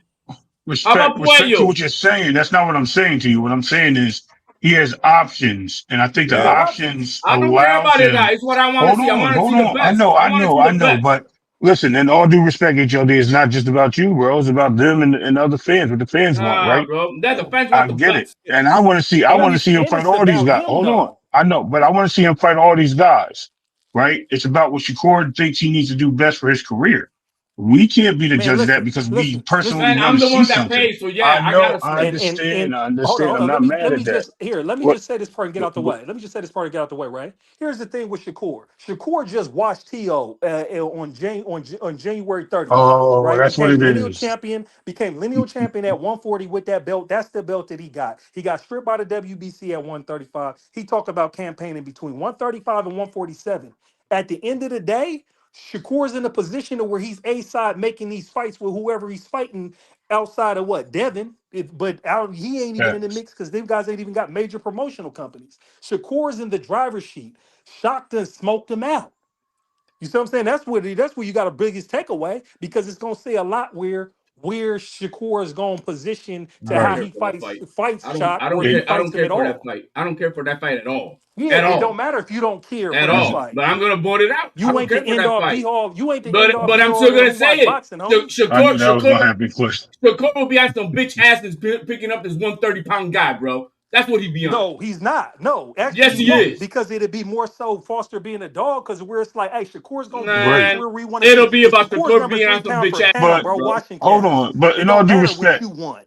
in all due respect, HLD, when Shakur was coming up, I didn't hear that same energy about him, Teal pulling up a dog and doing this, and he shouldn't have did that. He was a smaller fighter. I didn't hear all that barking. I heard he gonna whip Shakur ass. So now Shakur pulls him up. Now there's something different. That's crazy, bro. What you mean? I'm What not are trying you to, hearing that's bro. That's different, bro? hypocrite, The guy is 130 bro. pounds. The Shakur's at 140. Okay, okay. It Yeah, Yeah, doesn't. yeah, now It he he's at screaming doesn't about 140, it. but matter, You he's at bringing bro. him up. 135. This Y'all At the fight. too end of the This quiet about day, fight it. You gonna be isn't. the main one crying This. about And it. there's bigger fights. There's Wait. bigger fights to be done hold at Hey, on. HLD, 140. you gonna be the Wait. main Let one me hear crying Clay. about Let it me if hear Shakur Clay, walked y'all. Let out me there hear at Clay. Everybody, 140. hold on, right? So HLD, clearly we know what you want to see. That's what's up. Top That's competition. easy. So we know that. Nobody's asking that question no more. Nobody's concerned. We get what you want, right? If we're really trying to talk about what makes sense, what's strategic, we have to consider what Shakur wants. We have to consider what's important to Shakur. We also have to consider what's important to O'Shaquie Foster and what he wants. So at the end of the day, this particular fight between O'Shaquie Foster and Shakur Stevenson has nothing to do with moving the needle in no division. It has nothing to do with championship belts. It has nothing to do with any legacy. None of that. This is literally street level issues going on Yes. between O'Shaquie Foster and Shakur Stevenson. Now, I sat there and talked to Angelo about 2 months ago, maybe a little over 2 months ago. And I told him, I said, when this fight is done, Raymond Ford, if he loses this fight, the big fight is going to be Shakur and O'Shaki. Now, from Angelo's point of view, he went into the logic, right? Nah, there's more money here, there's more money there. And I told him, this ain't got nothing to do with that, bro. This is something that's deeper than money. This is about literally these dudes have that kind of issue with each other that is outside of boxing, but conveniently, they're both boxers who can settle it in the ring. If this fight happens, that's why it's happening. Now, Shakur Stevenson not shaking O'Shaki's hand, that's not about making a deal because fights ain't made with handshakes, bro. That's not how it's made. Shakur's not shaking O'Shaki's hand because if you're already on the cloud chasing, kind of beef, I'm not shaking your hand. That's what it is. It's on some like street level shit. I'm not shaking your hand. That's showing you way too much respect. Don't touch me, Negro. Don't touch me. That's the type of time I'm telling you. I've been here before in those type of very similar situations where it's like I can see what you're saying. I can see what you're saying. You know what I'm saying? If you touch me, I'm slapping you. Matter of fact, you saw Shakur start moving things around his hand, and O'Shaki now is like, what you doing it? I'm letting you know, you putting your hand out there. There's only one way I'm touching you. Fist to your face or slap I across agree your with you. cheek. It was on that. Because I would have slapped Shakur. Hold on. So what did Shakur say though? He said, that's no problem, and I'm gonna whoop your ass. Yeah, we're gonna make that fight. He acknowledged, he gave him the acknowledgement of the fight happening, which is why I'm telling you, outside of Top Rank, I'm telling you on Shakur's side, he's willing to make this fight. This is about O'Shaki, Foster, and Top Rank. Top Rank is gonna be the one having the conversation with O'Shaki, saying why go all the way up to 140? Why leave the division? Emmanuel Navarrete is right there.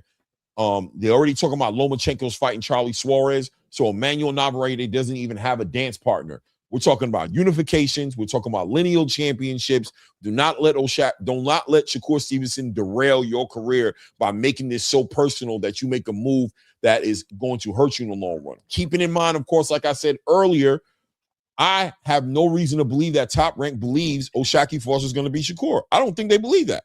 I don't think they believe that. No, nobody does. Like if O'Shaki goes up to 140, even less of a chance of him beating Shakur.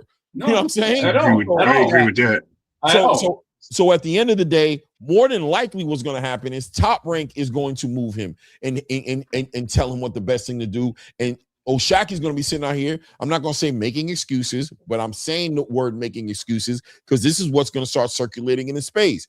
Bro, you did all that, fought Raymond Ford, called out Shakur, made him come into the ring, and now you're not going to fight him because you want to go fight. I thought you wanted this fight more than anything. You said you was going to go to 140. You said you didn't care about any means necessary you're going to make this fight. Shakur didn't care about making this fight. Shakur ignored you, was doing other things, went and became great, went and became number 3 on the pound for pound list. You've been screaming for this fight the same way Terrence Crawford was screaming for Canelo, the same way Tio was screaming for Terrence Crawford and Jerron Boots Ennis. It only makes sense that you go up to that division and fight. That's how it works. You're the one calling out Shakur, being calling out Shakur. It will never look like Shakur pulled up anybody. It's going to look like Shakur's giving the young bull, O'Shaki Foster, an opportunity at greatness because O'Shaki's been literally begging for that fight. He's the one who put out the narrative and said, I'll be willing to go to 140 pounds. Shakur ain't going to catch no hell from the boxing space. They can't paint this on Shakur and turn it into Shakur pulled somebody up. Shakur don't give a fuck about O'Shaki Foster. Shakur's up in there dealing with this fight ain't happening. I want to fight you in the street. I don't even want to give you the fight. This fight ain't. But you agree with me, Clay? Not pushback. This fight ain't happening. It ain't happening. If it ain't happening, I don't think it's happening because of Top Rank. I don't. Yeah, what you laid out totally makes sense. You got a unification with Navarrete. That's a big fight. Con Mexicano, right? That's a big fight right there. Yep. You know what I mean? That's a money fight. You know you're gonna sell out that stadium. So this fight ain't happening. That's what I'm saying. It's all clout chasing, all the bullshit. It ain't happening. Chasing. I think what it is it's real beef. Yeah, I really think it's real like that. I really think if these dudes catch each other like outside somewhere, I think it'll go left. You know what I'm saying? Without the proper security, I think it'll go left. But I'm gonna say that what Shakur's gonna expose O'Shaki is you ain't the guy to be. You don't make no fights. You got handlers. I'm free. I literally have nobody telling me what to do. I can do whatever the hell I want to do. So when the fight don't happen, Shakur's going to be like, now don't say my name no more, bro. You already know what it is. You know what I'm saying? Don't sit out here because it's going to get to that point. It's going to get to that point. I see what everybody's kind of like pushing it on Shakur like he got smoked out. Kind of, right? Yes, Shakur bit the bait, came into the ring, and is like, I'll give you the fight. That's because Shakur can, though, right? That's how I look at it. Shakur can. Like, I'm doing what I can do. Can you? We're going to find out because you're going to do what you said you was going to do. I don't like you. I don't respect you. I have no reason to make no fair fight with you. Kiss my ass, you black, you know what I mean? Shout out to Michael Black. Kiss my ass, mother. You know what I'm saying? I don't got to give you nothing, Negro. But if you want it, what we going to do is what you said you're going to do with your smart mouth, acting like it don't matter. You're going to bring your ass up to 140. You're going to do all that shit that you said you was going to do on gang, like you said, on gang. That's what we're going to do. And we're going to see if you're about that life. But at the same time, I believe the fight happens. I think Shaq Foster is going to scream on top ranks of the. That's what I believe. I believe O'Shaquie Foster is gonna throw away his career to go fight Shakur Stevenson. I think he's gonna get smacked around, bro. Yes, I agree with that. Not bringing all that to happen. I wanted to get Coach Hackett to actually. Yeah, go ahead, Coach. I think it's all posturing, to be honest with you. You can't. I hear what you're saying, Clay. It sound good. I think you have barked louder than either one of them. And the reason I say that is because if it was that much of a problem, we both training and living in Houston. You can't tell me we ain't bumped into each other, or I can make it happen where we bump into each other. So I think it's all it's posturing. It's posturing. Oh yeah, I forgot that the big boss is from Houston too. And, I just don't see where anything outside of posturing. If I think O'Shaquie in a previous life has proved in the wrong way, and I think he changed his life, then I'm really about that.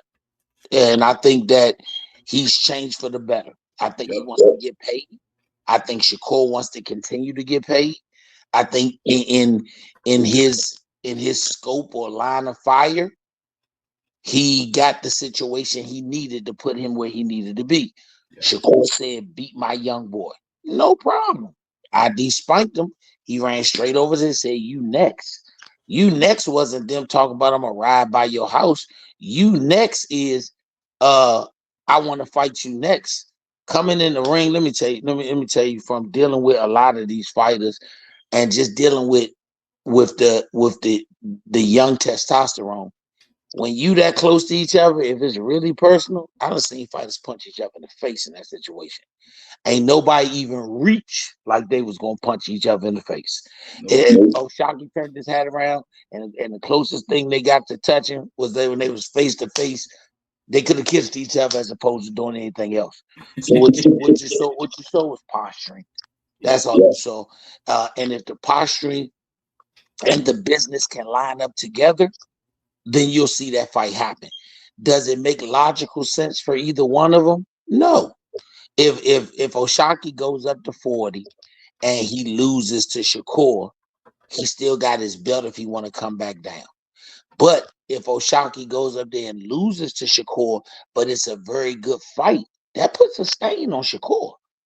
You got a guy that said that he was 2 divisions under you. He comes up and he gives you a great fight. Even if he loses, then you start questioning Shakur.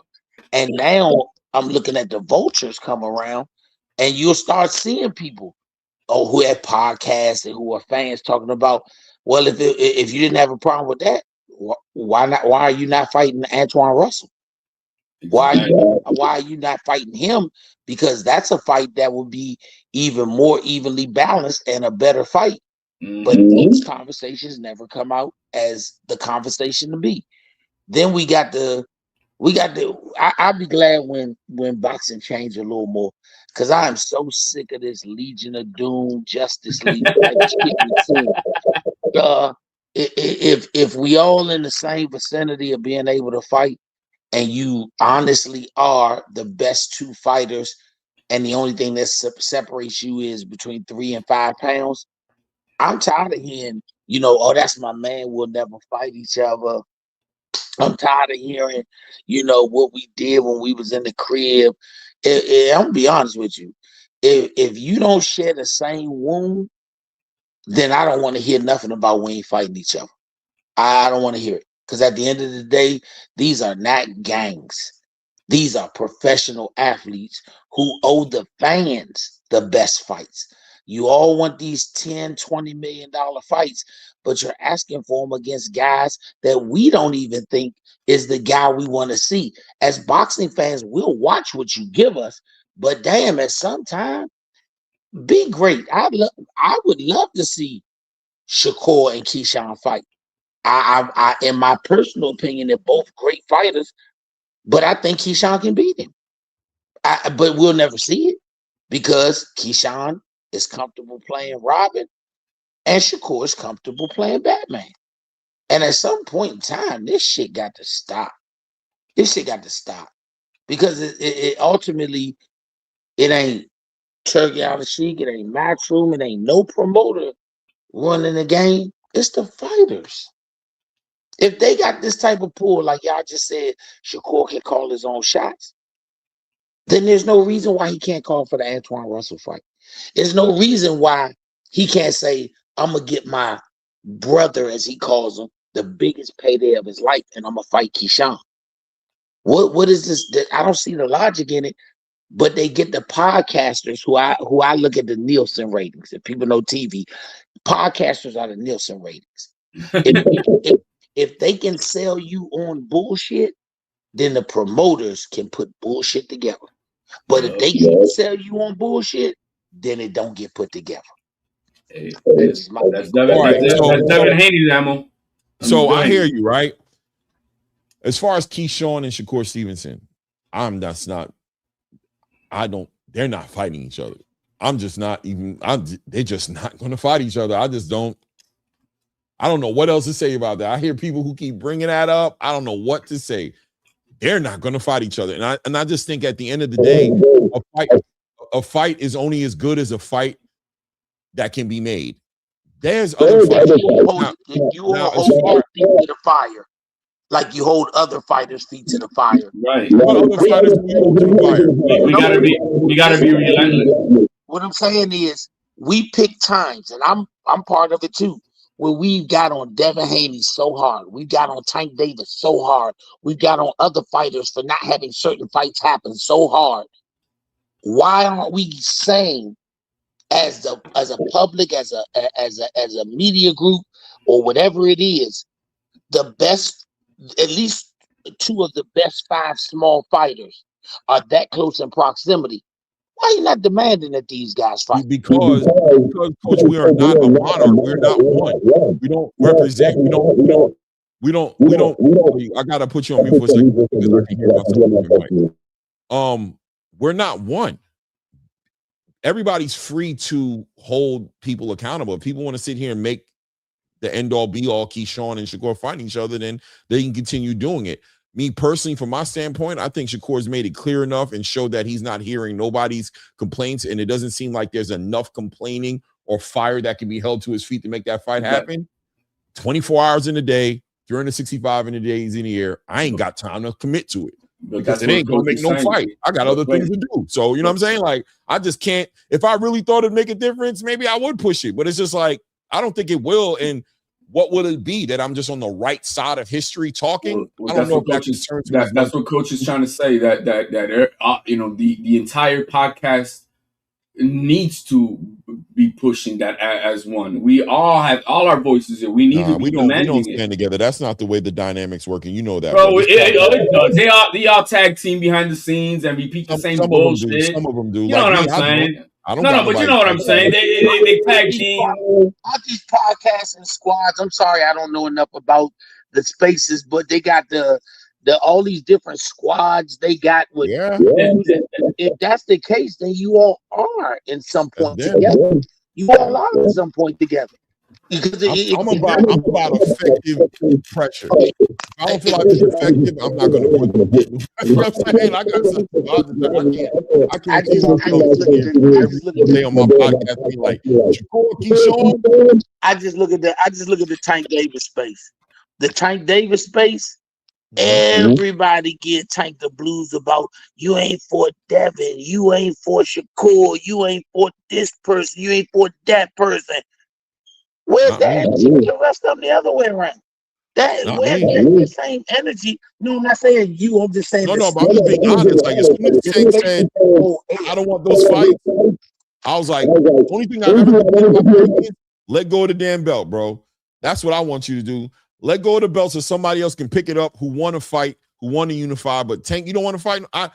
Bro, if there is no, this is what the structure of the sport has allowed to happen, right?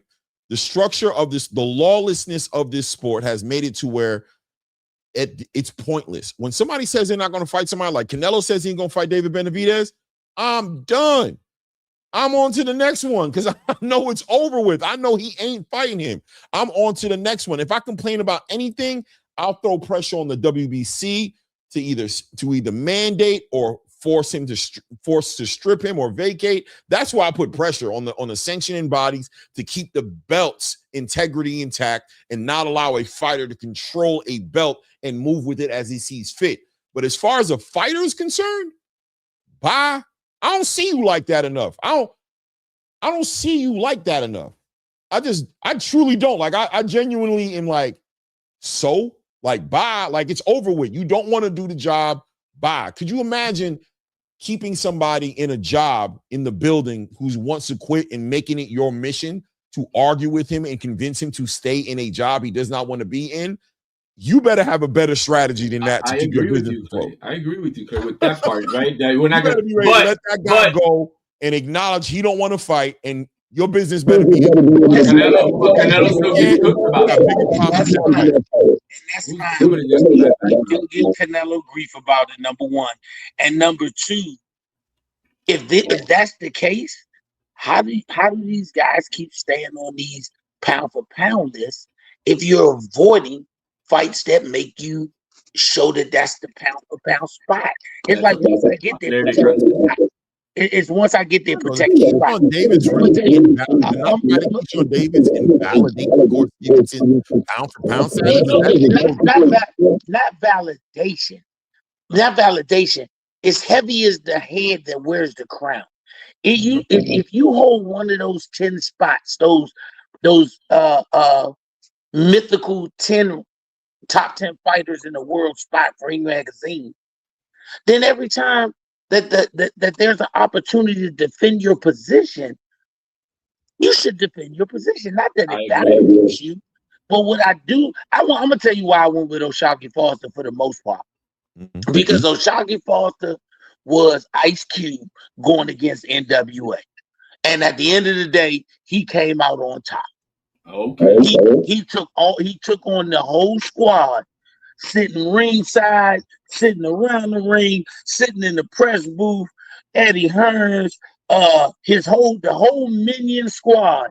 He took them all on, and after it was all said and done, in the words of Ice Cube, goddamn, I'm glad y'all said it all. But what Coach is saying is very true. When you're a true pound for pound fighter, when the opportunity presents itself to fight another one, you do it. Guess what? Canelo done it several times. Did it last with Bud. We got Inoue who did it with Nakatani. We got Bam who's ready to start moving up to fight Inoue and to do that. Huh? We had Bivol and Better Beef do it. There were two guys on the pound for pound list, and they went and got it. So yeah, I agree with what Coach is saying. If you're on the pound for pound list and you're a king of your division, and the opportunity presents itself, you damn right you need to go fight that fool, and you need to let them know who is the boss, who is king. And if you're not doing it, you trumping. I agree with it, but I don't see how Keyshawn and Shakur fit under this. I don't see it. Well, because we all as a consensus. We all as a consensus. I mean, by majority, I don't think Keyshawn is as good as everybody thinks he is. But as overall, the consensus is he's that guy. He's a mini Bud Crawford. So what the hell is Shakur doing? He's that guy. Hold on real quick. Really good points from everyone. Just wanted to make sure that I throw that out there. Raymond Murataya will defend his IBF lightweight championship against Robson Constantinople August 1st as the co-main event to Lamont Roach versus William Cepeda for the WBC vacant title. There you go. Go ahead. Yeah, I saw Ring Magazine put it out there. I don't know. I really just think Keyshawn and Shakur are in two different conversations. I think people really, this is what I feel. I think people really have this fetish of making Shakur a hypocrite or uncomfortable or seeing these best friends fight each other. I don't know. Like this is where I'm at with it. I believe if they fought each other, it'd be a sparring match. I believe it would be a whack. I don't think they have it in them to fight each other the way that I have no interest in the fight. I think Keyshawn is a contender, ex-champion who had one title that he won off Dennis Baranchek. I still think he's still building his resume, building himself up. I do not think he's even in the same conversation as Shakur Stevenson. You see it the way I do. Even when you use the example of like a Nakatani Inoue or Terrence Crawford Canelo or those names, I don't even see how Keyshawn checks a box in that conversation. What you said was so accurate and like I could like see that, but I don't see where Keyshawn lands in that conversation. No, he's not there yet. But the overall, the overall consensus, everybody thinks that Keyshawn is the real deal. So then, I think he's the real deal for where he's at. I don't think he's the real deal. Everybody got him. Everybody got him. He'll smoke Devin Haney. He could beat. They actually have him. Bro, a lot of people got him. Oh, he'll beat Shakur. I mean, come on now. That's people talking, but I'm just saying, resume wise. No, I don't.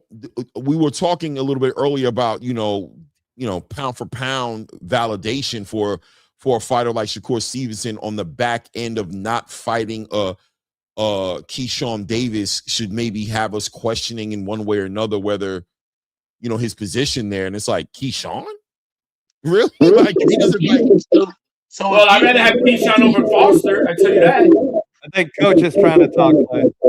Hey Clay, if these guys keep on fighting that are on the pound for pound list, and we get average fighters, because if you're on the pound for pound, everybody else is average. If you're getting average guys, and Shakur fights average guys, but everybody else is fighting the Nakatanis, the Bam is going up. When does that start to drop him on the list? Because you can't tell me I got to number 3. And as long as I don't lose, doesn't matter the quality of fighter I'm fighting, I can't fall. So when does he fall? So at what point do we say you're falling down the list? We're just looking at like 2 or 3 fights, not one fight. No. I'm saying just looking at what you just discussed earlier. I like when you said what the business is and the reality fights. If the business and the reality don't put those guys in, and the business and the reality says you either fight Keyshawn, you fight Antoine Russell, you fight one of these guys, and it still don't get that. At what point do you start to fall? Is it because I just don't like what I'm seeing in boxing and I can't wait till it's over. If you hang with the most popular people, you ain't got to be good no more. I think Raymond Ford is a good fighter. Do not take me as that. I ain't nobody's yes man, so I don't give a damn what nobody think. But Raymond Ford is not a great fighter. He may become one. He's a good fighter. But because he hang with Shakur and them, he gets elevated 2 notches up without doing shit.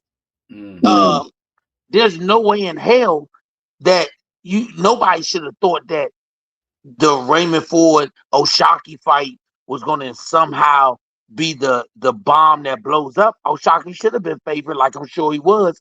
But because if Raymond Ford did not hang with them at all, you wouldn't have thought about that. And then Raymond Ford fight wouldn't have been much to you. No, coming on the Nick Ball fight, it wouldn't have been a damn thing to you. Who has he beat up since Nick Ball that made this compelling other than the fact that he hangs with Shakur? Well, yeah, I mean, without a doubt, O'Shaquie did not need to fight Raymond Ford. I mean, Raymond Ford is pretty. Wait, I gotta mute here.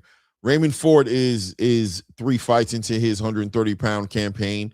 He was in line to fight a Sugar Nunez, you know what I'm saying, and couldn't get that fight because of unification. I think he's a legitimate a legitimate contender for O'Shaquie Foster's title, but he wasn't a mandatory. O'Shaquie took the fight because of how fixated he is on Shakur Stevenson. So, all these things are are moving around accordingly. I acknowledge all these things, but I don't know how Shakur Stevenson's. I just have a hard time wrapping my mind around Shakur Stevenson's validity or legitimacy is getting wrapped so close around whether he fights or does not fight one fighter called Keyshawn Davis. Now, as far as the fights in his division, I think they're there. I think, there's a politics of the sport. Gary Antoine Russell is a PBC fighter. There's a business model over there that is not a favorable model for somebody who wants to get real money. So it's going to be hard for them to get any fights for Gary. Shakur won't be the first or the last person to not jump in the ring with Gary Antoine Russell, not based off of the money, just based off the business. That doesn't make sense to work in that model. Nobody's trying to get hardly any upfront money and work on back-end money on a pay-per-view model that's shot and dead, right? So that's the Gary Antoine Russell PBC situation that needs to get figured out. Now, I think there's other ways for that fight to be made, but even Gary Antoine Russell communicated that he doesn't want to fight Shakur Stevenson until later on. He wants the timing to be better for himself. He's not so excited about making that fight first. As far as the Dalton Smiths and the what's a vacant IBF title right now that looks like it's going to get that's going to get decided between Lindolfo Delgado and whoever, however they coordinate that. I think the 140 division's kind of like upside down a little bit right now. And I'm saying just moving around, and Shakur's kind of just chilling and waiting, right? Just kind of trying to see what kind of super fights he can put together. But I think a one-off fight with O'Shaquie Foster doesn't affect him one way or another. If anything, it adds to the brand because it'll be a popular fight based off the story, based off the popularity of the drama that's there. I don't know, man. I don't know. I just feel like we kind of reaching, making this all about. That'll be a plus 2,000, negative 2,000 fight, bro. Ain't nobody believing that Shaki's gonna be Shakur. Nobody believes in it. The fight won't be made. Trust me, because it has to make money. And if it doesn't make money, Shakur's probably not doing it. Neither is O'Shaquie. O'Shaquie's probably gonna go and try to, add to the brand and maybe make the fight happen later. Go fight Navarrete. But at the end of the day, I'm saying, I don't know about the Shakur, accountability thing. I think Shakur has always shown that he's willing to fight everybody except for Keyshawn Davis. Right? I don't know. I don't know where everything else comes from. I don't see him. Then I don't want to see him going into the ring with a 130 pounder, bro. I want to see him get in the ring with the killers, bro. The killers. I mean, listen, he can get in the ring with the killers, but he can have a fight that's not a killer. He can just come off of beating a Teofimo Lopez, who was a two-time lineal champion, who was the cream of the crop on a lot of people's lists, including you, right? And he can come off of dominating Teofimo Lopez and be allowed to fight somebody who's not as much of a threat in his next fight if he feels like, if that's where the money's at. But I got a feeling outside of O'Shaquie Foster being the fight, I think his next fight was not going to be. It was going to be Raymond Ford for a lineal, or it's going to be, it was going to be another kind of fight. I also think whatever this new deal is that's supposed to be in the air, whether it's with Zuf or whoever it is also part of the hold on. I'm getting my shit together before I make my next big fight, right? And just waiting on getting the money guys lined up and penned incorrectly to lock in my guarantees and my big monies. You know what I'm saying? That are involved. I think there's a business happening there, but I think the Shakur and O'Shaquie thing is just an off the radar. It only makes sense off the strength of these guys' personal issue with each other. And I think anybody, like I said, I've talked to Angelo, anybody who tries to make business sense up out of this is going to be stuck in a conundrum. You're going to have a hard time not putting so much it together for yourself. Hold on, Ray. Hold on. I just want to report on this real quick. So, and this is actually for you, Ray Davis.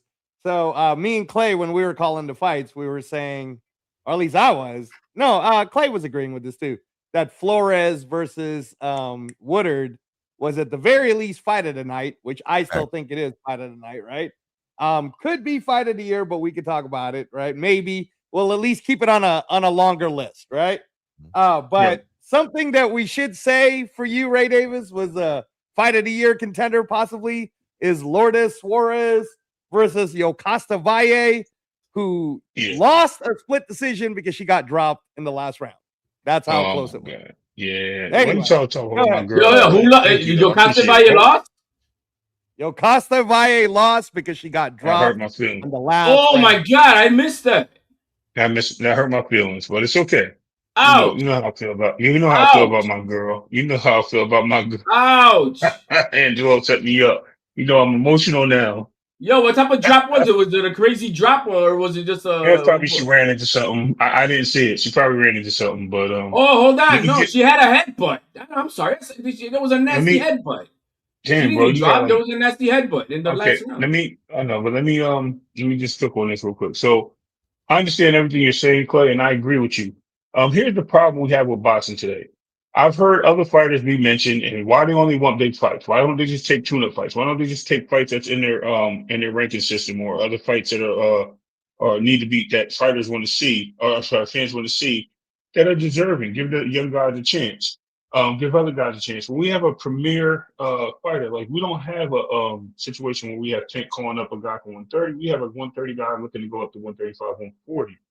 So he's actually barking at the big dog. We have to be respectful of that. One, two. It's a decent fight, right? And we just want the decent fights. We want champion versus champion. We don't care what division we're. Because I know when Floyd fought, De La Hoya fought, and all these guys, and Pacquiao, they called out the guys in that division. They called out the guys in the division under them. They all wanted to fight each other. They were the big names, right? Shockey's not a big name because he has losses. I said this last time. A lot of people dismissed him because he has losses, like he's not a great fighter. Okay, he lost early in his career. He lost a tough fight with that people felt that it was very well not a loss to Pacquiao. So, just to say the least, the guy's a good fighter. It doesn't matter. The resume doesn't fit his skill set. And I think he has skills. And I think once you have a loss and you lose different ways, you learn how to win multiple ways. And that's the problem we're missing when we look at these fighters. Shakur and I think Ishaki will be a very good chess match. I think it's going to be a mind game. It's not going to be a fight. Because Shakur's going to believe he's a stronger fighter. He's going to be take advantage. Oshaki believes he has something to prove. He believed that Shakur ran from at 126, 130, and now he's thinking that he ran out of 135 when he got the interim title. So he's thinking a lot of these things. Like, this guy don't want to fight me. I just beat his little brother up. And I said I was coming for him. So let these guys get at it. I'm all for it. It's a good fight. It speaks enough. You know what I mean? Enough of the fan base knows who it is. And it's just a premier fight. No, it's not a high level fight, but it's premier. It's enough to put on the lights and sell out a crowd. And I think we should definitely let that type of fight happen. I got Shakur winning this fight, but I think Ashaki has a good chance. I think people are overlooking it. And I don't want to hear about Keyshawn, no disrespect to anybody else and all that. That's not even in the picture. Shakur just needs to do what's best for him. Ashaki needs to do what's best for him. Hopefully they can make this fight happen out the tail into this fight. And hey, may the best man win. I'll win my point. Yeah. So Hey, what do you Clay. guys go ahead? Is that Coach? Yeah, hey Clay, sorry about that. My phone died. Had to get on my tablet. Since the boxing world is in love with the super friends, maybe Jalil should give a call to Oshaki and give me 2 other guys or 3 other guys, and we should just create the Legion of Doom. Maybe if we get hated enough, we'll get the same consistent conversation that the super friends get. You know, Bro, can't be Superman. careful. Clay got that Superman shirt on. Look, Superman. All about the Because they already Justice got League, man. look, We ain't rocking. Superman, Batman, the Wonder Twins, all of them, they already done hooked up together and they become their Well, own who's little everybody? force. Who's the Super Avengers? Who are they? 2 people? No, Hey, not hey, the hey. Super Avengers. No, we If know you who the Avengers are. yeah, we talking about the Super Friends, just Who the Super the Friends? colorful ones. The whole if you look at how fighting is going today, The Jake and it's so Clan. funny. If you get Shakur and Keyshawn, and then you say, "Oh, we'll grab Hitchens on the days we fool with him. We'll grab Ray for anybody who wants to get the quick jump. That's actually a professional boxer. Treat it like social media boxing. Just go join the Super Friends. Maybe we need the anti-Super Friends. Maybe that because But I see who are the Super Friends? that whole little group, the Keyshawn Davises, the Shakur Stevensons, the Richard Hitchens. Shakur, Richards, and Hitchens already said they'll fight. Hey, so what's the difference? Listen, Shakur has a relationship with Keyshawn Man, Davis come that's on. deeper than any of us. That's what it Hey, is. I mean, I'm glad. what else can we go on but that? Look, I can I'm see glad I that can the see if there was 70s like wasn't 4 like or this in the 5 of 80s. them that weren't going to fight each other. Then I'd be like, yo, this is some weird. What the hell's going on? It's Man, 2 people, bro, look, who ain't look gonna fight here. each other. I'm But gonna the say this. problem is, I create my own. I create my own little group. Maybe I should I tell don't get Jalil it. to call Oshaki, and then after that, we should call a truce with Devin and get Devin. And create our own little Legion of Doom, because this super friend love that social media gives to certain people, and because I'm telling We're you, talking I about will. 2 I will people, stand. coach. No. I'm not limited to that. I'm saying if Raymond Ford wasn't with the Houston-based Super Friends, he would not have been thought of in the light that you all think of him for this particular fight in. That's all I'm saying. That's all I'm saying. Oh, I understand what Coach is saying. Thank you. Raymond Ford was a fighter who's been screaming out for Shaqy Foster for a long time. Like, I'm not this is over speaking 2 on it years. like So, that. and I think, Reyes, Angelo, did you think that Raymond Ford didn't deserve to get in the ring with Shaqy Foster? All right, now I want to make sure I don't get interrupted when they're talking about this claim. Let's see your answer, Ray. Let's see your answer, Angelo. I just want to make sure I'm going to talk really soft. All right. So, first of all, I think that it's important for us to recognize that Raymond Ford did do enough to become a world champion when he beat Komatov. Then he already fought in Riyadh in the 5 versus 5, right? He lost a very close, controversial split decision to Nick Ball. So if he wasn't with the Super Friends, as Coach Bernard Hackett was talking about, I think people would still recognize Raymond Ford as a very strong, quality former world champion. And what he proved tonight in fighting Oshaki Foster, at least by 2 of the judges' scorecards, is that he's good enough to be at least at that elite level, if we're calling Shockey Foster one of 2 of the most elite 130s. So with that said, what I will agree with what Coach Hackett is saying is that whoever you're around for sure could influence the overall media space of it's kind of like if you're a really good basketball player, but you're with a really shitty team and the team isn't talked about as much, you don't get talked about as much. But if you're a pretty good player, but you happen to be with the Lakers, then everybody's talking about you more. I think that's what Coach Hackett was trying to say. But maybe I'm wrong, Clay. Yeah, Maybe like I'm Tank wrong. and Floyd. I hear you. Yeah, but here's the thing. Right now we got Shakur Stevenson as the lineal WBO super champion at 140. Guess who's ranked number 1? Keyshawn Davis. So if they're never gonna fight, why is this guy on this damn ranking then? Get him the F off. Get him off then. Get him off. Let the get out the next guy, which is Alfredo Santiago, either Lendolfo Delgado or number 4 guy, Alberto Puello. Go get that smoke. Because what's the point of having him demand there? There's no point of it. Get him off. I don't get it. He's not gonna fight Keyshawn Davis. Get him off. Body politics you're talking about right now. That's what you got to put on the sanctioning bodies, bro. It just is what it is. Hold on a second, Treese. What's good with you, family? Y'all. Oh, hold on, Treese. Hold on. What's up with you? But hold on, I forgot. The severe Raiders in the building, man. What's good, fam? Yo, what's good? What's good? Can you hear me? Yeah, you kind of choppy a little bit, but I think we hear you. Okay, for sure. Okay. All right. So. Oh yeah, I thought our boys was gonna talk. That's why I was gonna let him cook. He said he came in like he was about to say something. Yeah. I mean, you can say something, but you are sounding like kind of trash. I ain't gonna lie, bro. He's sounding like Kennedy, bro. Yeah, use your podcast mic, Severe. What's going on, man? You sound like you're in the bathroom talking all quiet and shit. Yeah, my girl's on the other room. Something going on, yeah. Can I hear me better now? Static. Yeah, you're good. Yeah. Okay, bet. Now, I just want to say that we don't excuse this kind of behavior in any other sport. We always take issue with it. Y'all are older cats. Y'all remember when Isaiah and Magic were having their display back when the Pistons and the Lakers were playing? Like, people took issue with the fact that Magic and Isaiah were so close. Like, it was a point that was talked about. It was talked about in the national media. It was talked about amongst fans. So I don't see why we should have any issue taking issue with two guys that are two of the best in the sport right now that, you know, are basically refusing to fight each other. I've never heard of that happening before outside of like the Charlos, who are brothers, right? So like I think that's the point. Like, you're in a hurt business. You understand you're in a hurt business. You understand that this is a business, and what happens inside of that ring, that shouldn't be a fact. That shouldn't affect what happens outside of it. So, you know, if you go into a sport as a business, you should be willing to take on each and every opponent. And if Keyshawn is one of the best opponents out there, I mean, I think he should be willing to fight him. Okay. That's a good point, I mean, that is a good I don't point. disagree with the idea of how great of a fight that would be. Like 100%. I could totally get into watching Shakur fight Keyshawn.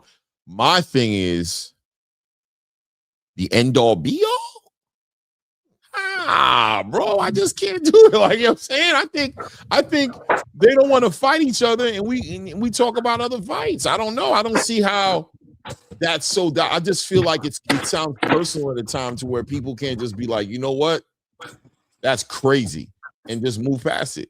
I don't understand why it's like the biggest thing going on, and you know what I mean, like the worst thing. I mean, and I don't even hold Tank Davis accountable, right? Like I hold him accountable with a quick like, yeah, bro, that's crazy. He doesn't fight none of his contemporaries. But you know, my main thing is a WBA title he has around his waist. But even that I don't hold him that much, because I'm just like, there's so much other boxing going on. And I feel like if it's a fighter who says he's not going to fight one fighter, so be it. But I'd be okay if that was the only fighter he said he's not going to fight. We all know he didn't want to fight Devin. We all know he didn't want to fight Devin. You know, people try to relitigate that history. But he didn't want to fight Devin. He didn't want to fight him. Want to fight Devin. You telling me Shakur didn't want to fight Devin? He didn't want to fight Devin. He didn't want to take that 25%. The same split Devin took. That's not the same thing. That's business. That's politics. That's not. No. Because look, Devin took that same deal to fight Kambosos, right? Okay. But that's okay. So your price ain't my price. Oh, then you don't want the fight. If you want the fight, you take the 25%. Win. And that's the case. And how many people have done that in boxing?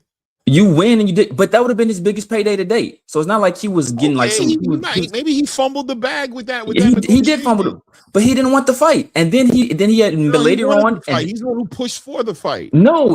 And then later on, he admitted that a lot of the narratives that were put out there were lies, like the whole send the bottle over and sign the contract. He admitted he lied about that. He admitted that they did offer him 25% and that, you know, there was some mixed messages, and then he tried to take it to the purse bid, and he already knew that Devin wanted to move up to 140, and then that, you know, once he took long to take the deal, Devin moved up to 140.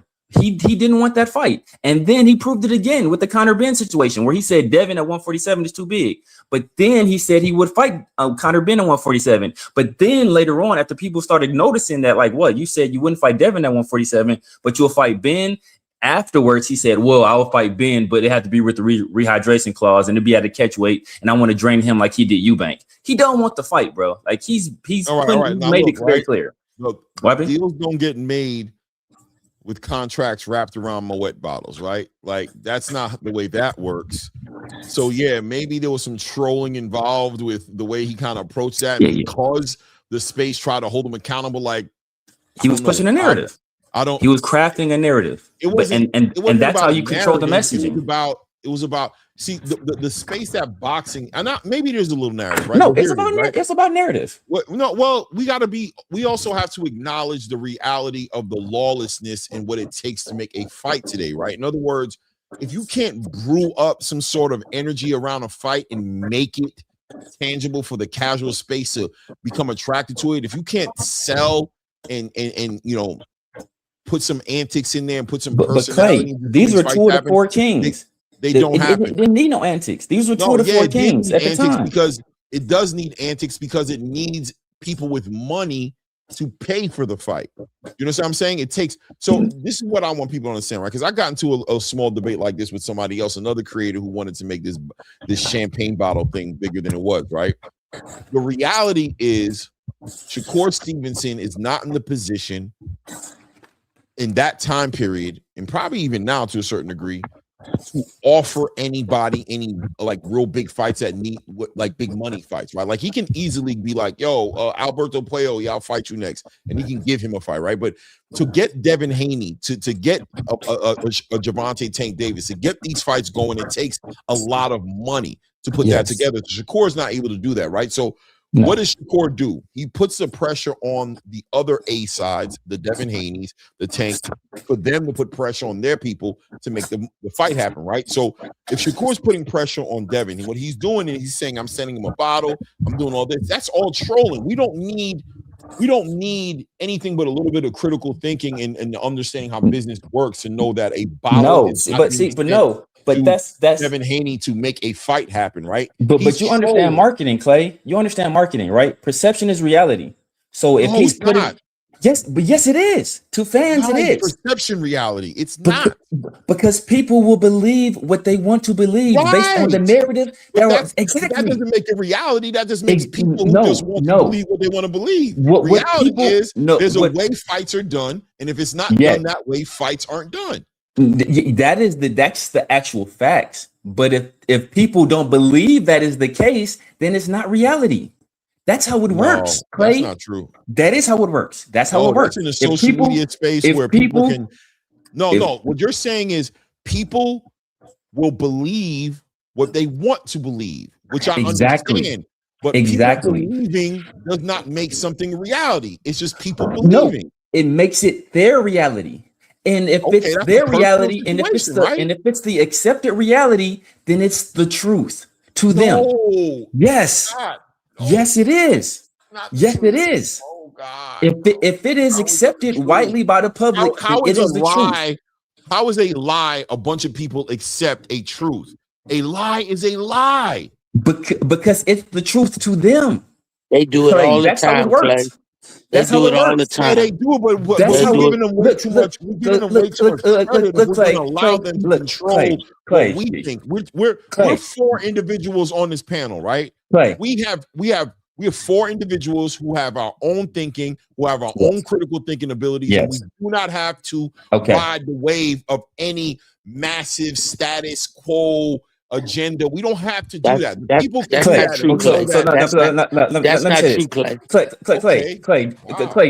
Clay, do you know who Copernicus is? Do you know who Copernicus is? Okay, so too close to the sun, or who's he? I don't know. No. So forever in history, forever in history, it was believed that the sun revolved around the earth. And then Copernicus proved that the earth revolved around the sun. And you know what happened to Copernicus? They killed him because their truth was that the sun revolved around the earth.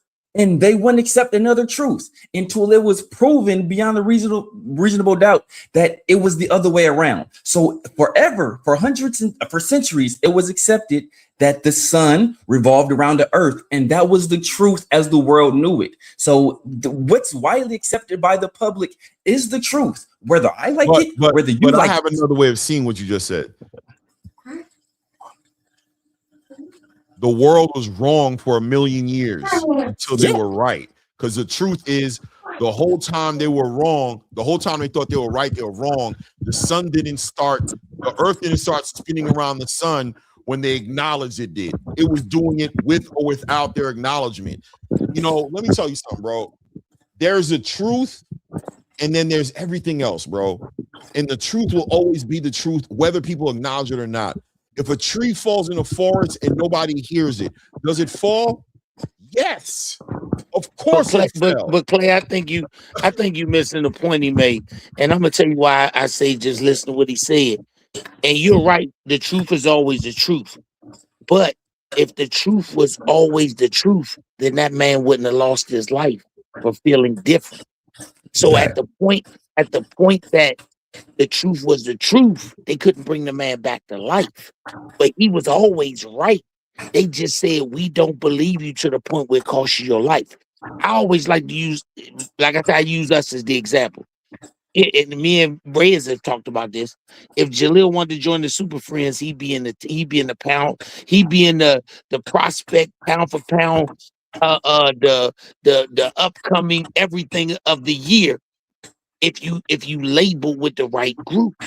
If you label with the wrong group, or you're not labeled with a group at all, the media, the podcasters will believe if Shakur says, or any fighter, I'm gonna stop using him. If another fighter says, "Oh, Jalil Hackett is scared to fight me," and his popularity is high enough, it will go around. Oh, Jalil's scared to fight him, not knowing that they've had a conversation and the other guy didn't want to fight him. It's so. When we got Simon Brown and Maurice Blocker to fight, they were best friends. But that was at a time when boxing didn't accept that type of tomfoolery. Now, boxing will accept it, and it's almost like you come out better just going to Jake Paul as your promoter. He might not never get you a belt, but in this age, who cares? It's the comedy of inconsistency that's the problem. The comedy of it. We hold one fighter or one group of fighters to one standard, and then we change the standard for another group of fighters. We've seen fighters over the years, longer than I've been alive, go in the ring and face each other and talk about we gonna fight. But all of a sudden, Shakur is about it because he went in there and pulled on his wristband. Cut that shit out. They all live in Houston. If the action was that tough, they could have been dealt with that shit, especially in Houston.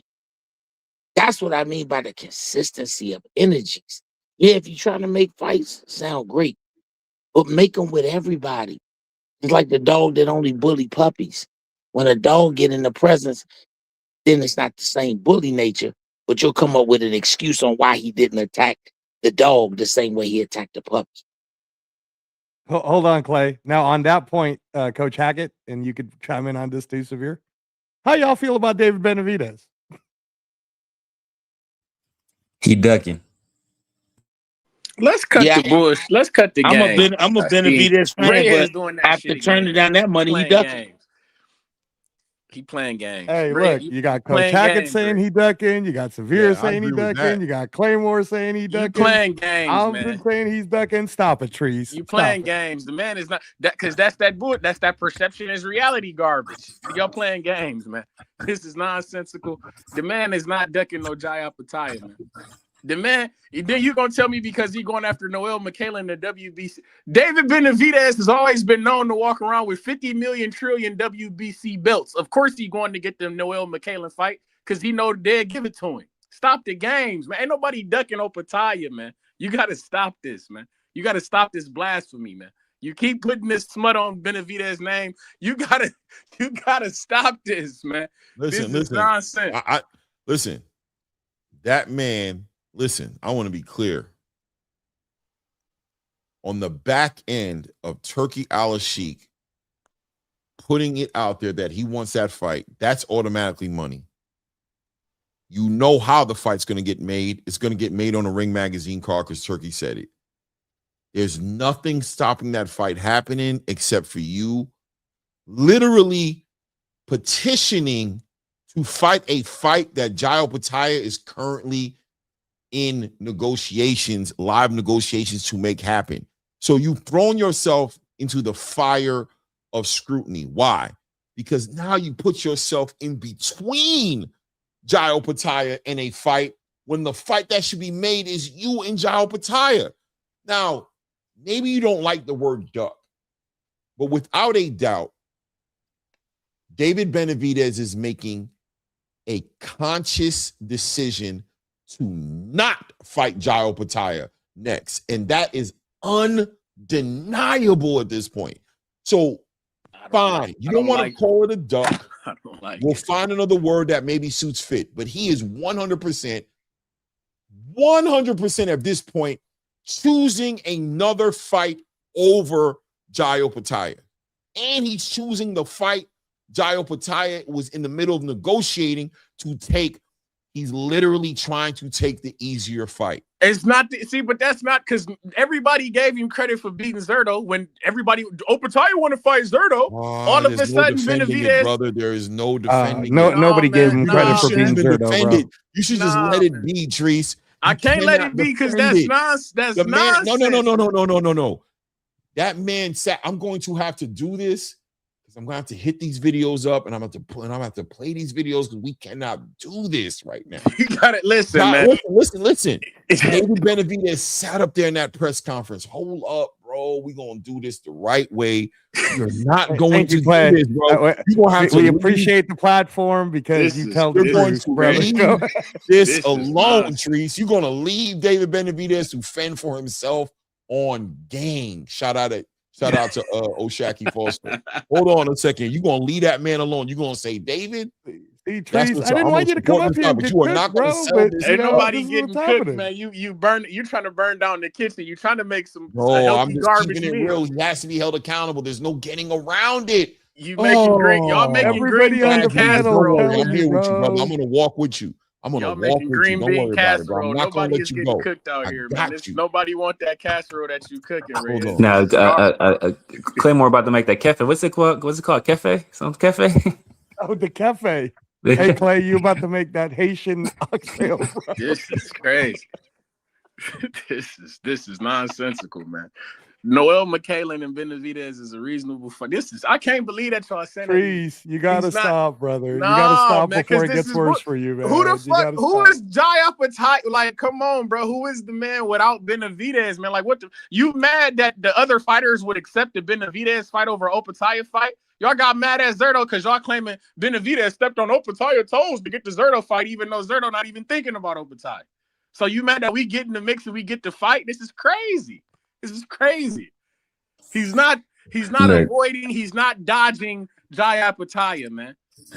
The man is over there, I'm over here. We can make this shit is come on, man. Look, all right. I'm the type of person, I want the best fights. I don't protect nobody. I want the best fight. Right. Let's do this right. Hold up. Okay. I just want to show you on the back end of this. Okay. Ready? Let's just play it and have a good time and enjoy this. Shows that whether whoever it is that you might go up against, you might be scared or whatever it is, it might be a tough opposition. But if you really believe in yourself 100% and you're ready to take those chances, you can accomplish anything you want in your life. Over here to the right. Hola, ¿qué tal? Soy Piolín, campeón. Felicidades. We're not trying to hear you. A triunfar. A lot of fighters that have crossed another street into the Zuffa world, and in particular, Jai Opetaia. How important is it for you to get a chance to fight him without all the red tape in the way? I mean, I think that's the biggest fight in the world, especially at this weight division. You know, and that's definitely a fight I want. Like I said, I'm not scared of nobody. This is Monstro's world. And if he wants to get that fight, we get that fight. I don't know why he went to Zuffa. We could have made this fight right after this one, you know, but now I don't know if he got stripped by the IBF or what it is. And I'm not going to go there and fight for a Zuffa title. But I mean, I don't know. I mean, I think that would be a great fight to make in the future. And I mean, I respect Jai Opetaia a lot. He's a great fighter. And I think he has to come back over here to make these fights happen because, you know, we can't make no fights in Zuffa. So that's what I wanted to secondarily ask was that, do you feel like fighters are losing their power by going over to Zuffa? I think that, yeah, I think they definitely are losing the power. I mean, it's just a lot of politics in that. You know, I think Dana White has showed that he doesn't want to do fights with PBC, DAZN. And I don't want to even feel like, I don't want to sound like I'm disrespecting him, but that's just what it looks like from the outside. If we could come to an agreement and make a big fight, let's do it. Right here in front. Okay. So right there, David Benavidez said that fight could happen next after the fight he just fought if the politics ain't there. Turkey moves out the politics. He moves him completely out the way, and he says he's interested in making the fight happen. But he also said, now I'm going to pull up another one. But hold on, Clay. Hold on. No, Treese. You got to let Clay do this, bro. No. Go ahead, Treese. Hold on. Cue it up. Because he also said that you lost the IBF title. The thing that I was gonna fight you It for, you doesn't don't have matter. anymore. It doesn't matter. He also It said that it's does the biggest matter. fight to If I'm make. He said chasing he can undisputed, make it. He said if there's, let me rewind it for you. See what he said. it Hold on. does matter. If I'm chasing undisputed and you don't have the Disrespecting him, IBF but it title, just that would that's make just me what a- it It looks doesn't like matter. from He the has the outside. ring magazine. Listen, If we can come to an agreement if we and can make come a to an big agreement, fight, let's do it. boom. There it is. If we can come to an agreement and make the fight, let's do it. But there's more. Well, they can't come to an Why can't they come to an agreement? The money ain't there? Why?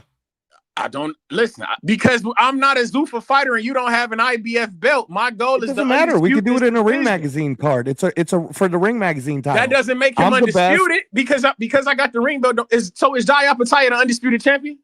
It can't. It doesn't have to be for undisputed. But that's not what I asked you, Reyes. Is Jai Apataya the undisputed champion, Reyes? It's for the fight. He said the fight. Oh my! Listen, Oh, hold on. Let me show you what else he said. Hold on a second. Let me show you what else he said. Because he said a lot of stuff, man. David said a lot of stuff, man. He listened. Yeah, David was just talking too much, bro. And when the check came, he wasn't there to cash it. You lost your leverage for the fight. The IBF belt is what makes me want to fight. What you. are you talking about? The leverage is whoever can give you the most money. I And don't the most I don't money believe David that that's Benavidez Jai. will make is to fight Jai Apataya. Well, so hold up. Let me get this straight. So when Dev was undisputed, all the belts wasn't enough to compel Shakur to fight him because of the money. And now that all the money is there for David Benavidez, now it has to be this one belt that has to be on the. It's like, come on, bro. Like we can't have different standards for different people. Y'all gotta talk to them about that. It's not the same on this scenario though, Severe, because I understand what you're saying about Shakur and Devin. It's just that David Benavidez is the one that said there's no problem on making this. He tried to make it about Zuffa. He tried to say blah blah blah. All the excuses that David Benavidez tried to say all got nullified this last 7 days. And then when it came down to it, he basically stopped a negotiation happening between Noel McCallan, who's the WBC champion, and Jai Apataya. They were already in the middle of it because he's using the quote unquote weak ass WBC rule of being a champion at 175 to become a number one mandatory at 200. So now you're mad that the man can read the handbook. God, that now it's Benavidez's fault that I know how to read the handbook and I'm entitled to a title shot. Okay. See, this is foolishness, man. Y'all, I don't like this, man. Y'all not, this is nonsense, man. The man just told you lost the IBF belt. That was leverage for me to fight you. You don't have that anymore. Now the fight to me don't make no sense because the only belt you got is the Zuffa belt. Nobody acknowledged it. I mean, I get that he got the ring belt. Shout out to him. I get it. But that don't mean that you're undisputed. That don't mean that you're the. When I hit the division, nobody is saying that you're the best around here no more. Hey, Coach Hackett, hold on, Treese. Coach Hackett, what's the most important belt in boxing currently? Ring belt. It's the only one that matters. Thank you. The ring belt. It's the only one that matters. That's from a man who's actually making money currently in the space as a coach. Tell this the Zuffa belt. You tell me the Zuffa belt is the most important belt in boxing. No, I didn't. I said the ring magazine belt's the most important belt. The Zuffa belt's a trophy belt. How many times have you heard me say the Zuffa belt in 2026 is a trophy belt? That's why the IBF is about to give their IBF belt back to Jai because they're about to get sued. Well, we'll give it back. Well, when he get it back, then we'll get the fight. Until he get it back, it ain't nothing to talk about. Hold on. Okay. Let's go ahead. The people want to fight with Joe Apataya to cater to the people. So if we can't get but if that's what the people want, I'm here to cater to the people. So I don't like to work with each other. So, but now, I don't know what's going on with Zuffa. And from what I hear, my people and their people, they're really hard. They don't like to work with each other. So, but if that's what the people want, I'm here to cater to the people. So if we can't get the fight with Bivol and the people want to fight with Joe Apataya, that's what we're gonna make. There was so much talk this week between Period. Okay, that's all that needed to be played right there. He said it. If that's what the people want, that's the fight we'll make if we don't get Dimitri Bivol. What does he do? He petitions to fight the fight that Jai Apataya is trying to fight. Instead of doing what he said, which is if we can't get the Bivol fight, we're fighting Jai Apataya next. You have Turki Al-Sheikh who's confirmed the money behind the fight. He knows what this interview he did right here is 2 weeks after the fight with Zurdo Ramirez, or a week and a half, like over 7 days after the fight with Zurdo Ramirez. He said, it doesn't even matter. If that's the fight that people want, that's the fight we'll make happen next. period. You can't beat around. You can't. I'm the one who was defending David Benavidez. I was sitting here defending him, but we can't. Claymore was totally defending David Benavidez. We cannot play this game, Trees. You can't jump in front of this guy's consequences right now and try to steer it at this point, bro. This is no You just gotta let him live in that, and he changed his mind. He pivoted, bro. And he pivoted away from what he's already confirmed in the other video is the biggest fight that can be made in the division. He pivoted away from what he promised the boxing fans by saying that if the Bivol fight couldn't happen, that'd be the fight that happened next. Let me ask you a question. Are the fans screaming for David Benavidez to fight the guy that you can't even pronounce the name? Who can't even pronounce his name, Clay? No, he said if the people want the Jai Opetaia fight, that's the fight we're making next. Do you agree that people want to see him fight Jai? Sure. Does Turkey want to see him fight Jai? Maybe. Yes. I don't sure. Yes. What? What? Sure. Don't make me keep going. I gotta go. Yourself, Trees. Give me what did Turkey say? Where did Turkey video? Give me a Turkey. Go ahead, play. Go ahead. Give me a Clay. Turkey Go video. ahead and play it. Go ahead and play it. Video, man. Trees is really no, we're not doing that because I'm listening to what the man David telling him. If I can't get a Bivol fight, I don't know that he can't get the Bivol fight. Well, I would rather see him fight Bivol than if he's taking the Bivol fight, so be it. But he's making a plan around Bivol because Bivol's probably trying to fight Better Biev next. That's the reality. That's why he's doing this, because Bivol is going to either fight Better Biev next or maybe even fight, to keep his WBO title. Bottom line is Bivol isn't giving David Benavidez that head nod that he needs for him to know that he's going to get the fight next. So he's creating a plan for if Bivol doesn't give him the fight. But the plan ain't Jai Opetaia like he said it would be. The plan is Noel McKellen. But I don't mind. See, I'm one of the guys who don't mind the McKellen fight because I wanted David. When David Benavidez was, hold on. Wait. That's cool. You don't mind it. But do you acknowledge the fact that he's pivoting off what he said? I don't think that he's pivoting. The option is still there to fight Opetaia, man. You acting like just because I fight a different petitioning Noel McKellen when he can fight Jai Opetaia. How could he fight him? That's my point. How do we know that he can fight him? He can petition. He can literally get the McKellen fight for a WBC belt that he's known to be fighting for. I don't know that he can do. He just told me that Dana White and them don't like to do business. I don't know what's possible. I know that it's possible for him to get the McKellen fight. I don't know that the Bivol fight is not possible. The fight is so possible that they had to mandate the fight because McKellen already turned down the fight with David Benavidez. That's why he petitioned for the mandate.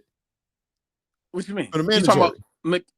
So what's wrong with that? What's wrong with that fight? I would have liked to see him fight Badou Jack, but McKellen beat Badou Jack. Do you want me to pull up Jai Opetaia saying that we can make that fight right now?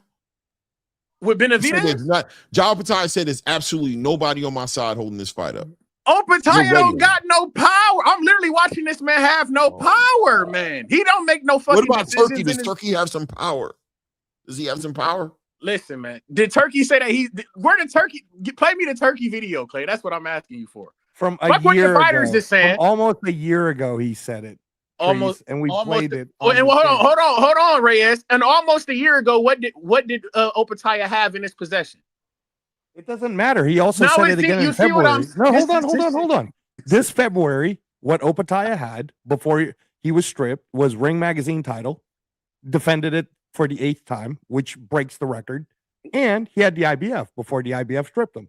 And then Turkey personally looked at David Benavidez, which Claymore will find and play for you, and said, here are your 3 options. And Opetaia was on that list. He said he will pay for it. Bro, stop it, Trees. Play the video. You know what's fun? What's funny to me, Trees, is Severe talked about Copernicus.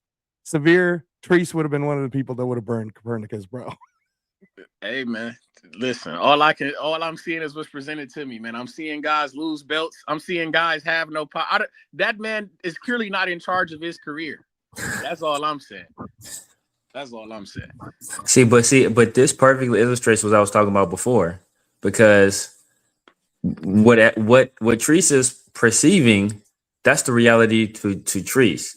Now you can show him some truth, and he can choose to believe that truth, or he can choose to obfuscate and say, well, I don't, that's not enough for me. And I still believe what I believe.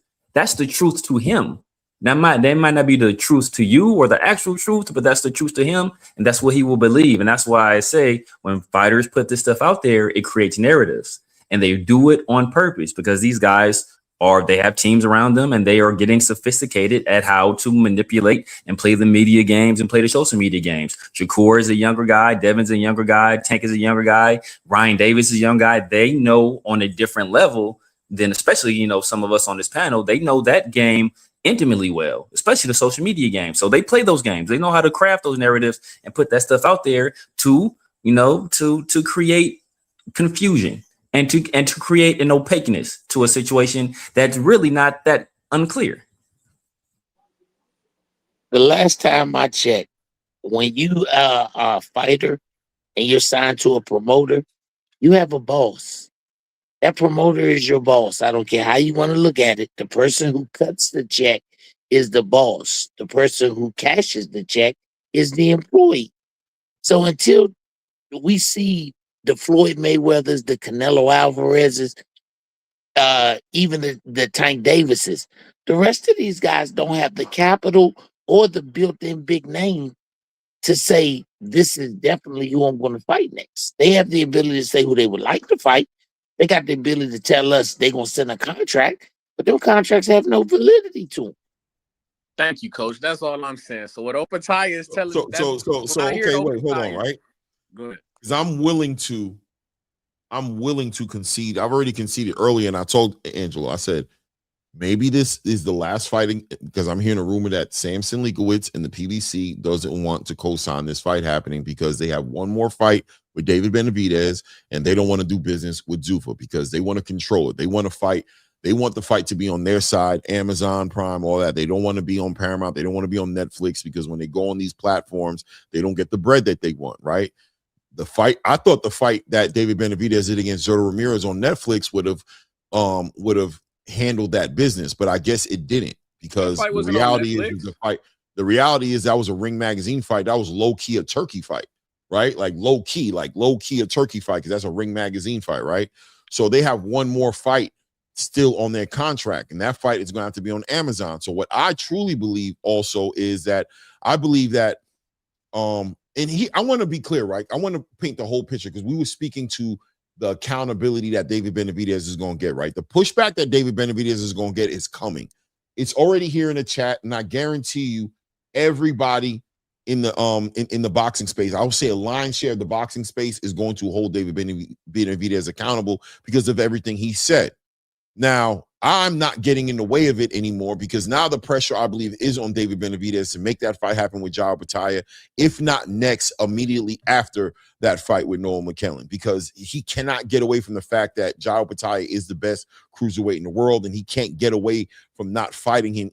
A belt is beyond a belt. Jai Opetaia is the number one guy in the division. Everything else is politics. It does not take David Benavidez away from having to fight the best in the division, with all the talk he's talking about proving he's the best.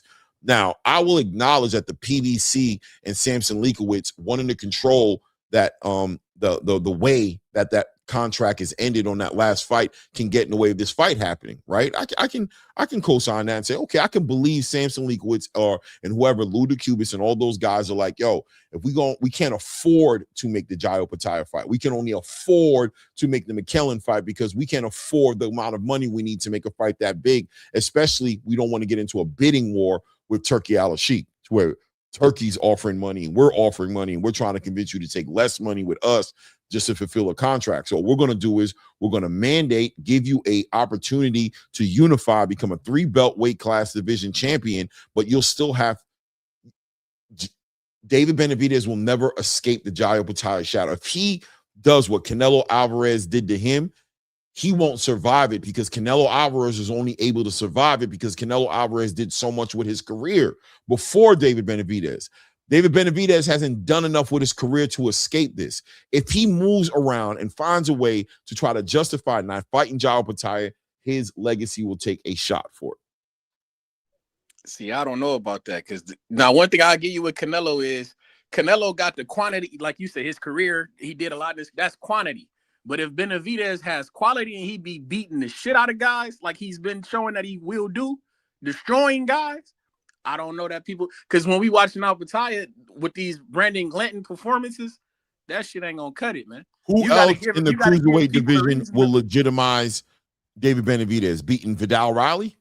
I mean, Vidal, if he gets the belt, why not? He will be the champion. If you beating the fuck out of champions, yes. If Joey Alpataya is in the ring struggling with Brandon Glantons of the world, you feel me? Maybe he get a master knack fight, shit like that. Come on, man, that shit not gonna cut it. You got to convince the people that you can beat. Like my man was talking about perception. The perception won't be that Joey Alpataya can beat Benavidez. That's what I'm saying. With the quality of victories that he'll be having, I don't know. Shout out to Fight Sports Talk. What's good with you, family? We got New Zealand in the building. Doing good as always, Clay. Thanks for having me. And what's up, Reyes? Hey, what's up, my brother? Can you please explain to Treese? Wait, don't explain. Let me hit play real quick and just this little part right quick, and then Fight Sport. Really interests you right now? Definitely. That's a fight that I'd love to make. He's a great fighter, but if he wants to stay in the cruiserweight division, why wouldn't we fight? I believe I'm the best cruiserweight. And I've proved it many times. So, I'm ranked number 1. Why wouldn't he want to fight? Do you feel quite avoided? And if you do, how frustrating is that? It is pretty frustrating, but it is what it is. We sort of keep training and wait for these opportunities to come, man. Is it kind of a compliment in the sense of when no one wants to fight you, knowing that you're at the top, but it kind of stalls your career a little bit when people don't just want to get in the ring and have a fight? To be honest, I don't think about it too much. I just try and train hard, win fights, and focus on my job. And I believe that's going to sort of take care of everything to sort of get over the line. Yeah, so there's a struggling boogeyman who's been humbled to having to do what he has to do because he can't get in the ring and punch on somebody or have somebody punch on him. We got to play the politics and try to validate and legitimize the wicked politics of this sport and watch David Benavidez move around like a politician right now. I don't know. Fight Sports, what you got for me, man? Well, I don't want to say anything that you guys have already talked about. So, I mean, what else can I add? Do you want to ask me maybe a question so that I don't repeat? I'll ask you a direct question. Fight Sports. Do you think David Benavidez is ducking Jai Alpataya? Well, I just messaged you on Instagram a second ago. I think it might, emphasis on the word might, be a little bit premature because he did just fight. And I think, okay, maybe I'm naive. I think this fight has a good chance of happening because, one, Benavidez hasn't ducked anybody yet, and they both work with Turkey. So I think there's a very good likelihood of the fight happening when the two money guys involved, Turkey and Dana, work with both guys. Dana doesn't work with Benavidez so much, but you get what I'm saying. So I think it's got a good chance of happening there because of that. If it doesn't happen and David wants to go fight Mikhailian, which I'll just say this right now. I didn't say this to you on Instagram, Reyes, but I don't think the Mikhailian win is going to do much for Jai because, look, hats off to Mikhailian for having the balls to actually call out Alpataya, but he's getting smoked. Like, he's won his title off of Makabu and Badu Jack, two old, washed up. Look, much respect to Badu Jack, but he's not what he used to be, and Makabu was never that good anyway. So if he fights Alpataya, I don't think that win's going to do much for him. Alpataya and David both need each other. And if David starts talking about, well, maybe I'll do a catch weight, maybe I can get Bivol to move to 180 or some bullshit like that, yes, definitely he's ducking, and we need to shame him into, well, we shouldn't have to shame any boxer, but he will need to get shamed so that he doesn't do what Canelo did. Because, and I think Canelo, I just did a show with another channel, and I don't think Canelo ranks alongside the other Mexican greats, going back to, well, not to go into too much detail about that, but I do think the way he treated Benavidez, the way he treated Golovkin, the way those first two fights are questionable, affects his legacy in the long run. I really hope we don't see that happen with Benavidez, but If it does, then yeah, he is ducking. But I think it might be a little bit premature, and I hope I'm right about that. So let me continue so you can follow up. So the reason why it's even a subject right now is, as you know, which was already known, Jai Pattaya and McKalen were under negotiations. I originally, when I talked about it 2 months ago, thought it was going to be on July 12th, right? Negotiations keep going because Noel McKalen is with Don King. And as you know, Fight Sports, kind of hard to work with Don King. Anyways, looked like it was about to make it to the goal line, about to be a touchdown. Then what happens? All of a sudden, David Benavidez enacts his WBC, I guess, rightful rule that as the 175 WBC champion, he could automatically get the number one mandatory spot to Noel McKalen. So then that stops that negotiation. And apparently Noel McKalen is getting a 3-fight deal offer by PBC. But the WBC is now saying, if you don't fight Benavidez, we're going to strip you of the title, which we're going to find out what Noel McKalen decides to do. At the end of the day, I don't think anything like this is going to change the Ring Magazine rankings. To Coach Bernard Hackett's point, the Ring Magazine belt's the only belt that really matters. And at the end of the day, David Benavidez has not said a peep about wanting to fight Jai Pattaya, because what he said is he would now like to fight Noel McKalen, or he's enacting that rule to fight Noel McKalen because Bivol's fighting Beterbiev next. So make sense, Fight Sports. Well, okay. Well, I'm not going to. Okay, this is not me defending Benavidez, because I mean, even in my favorite fighter, even when Usyk, unfortunately, for the first time ducked somebody, I'm not going to defend him. He's my favorite fighter. I'm not going to immediately say that he's ducking Opataya, because I can't. Like, I wish he would fight Opataya right now, but to go out there and get more belts, and he does have the mandatory for McKaylee. And again, as stupid as that, as much as that belt is. Sorry? Continue. My fault. Continue. You're making such great points. I didn't mean to cut you off, my brother. Continue. Oh, thank you.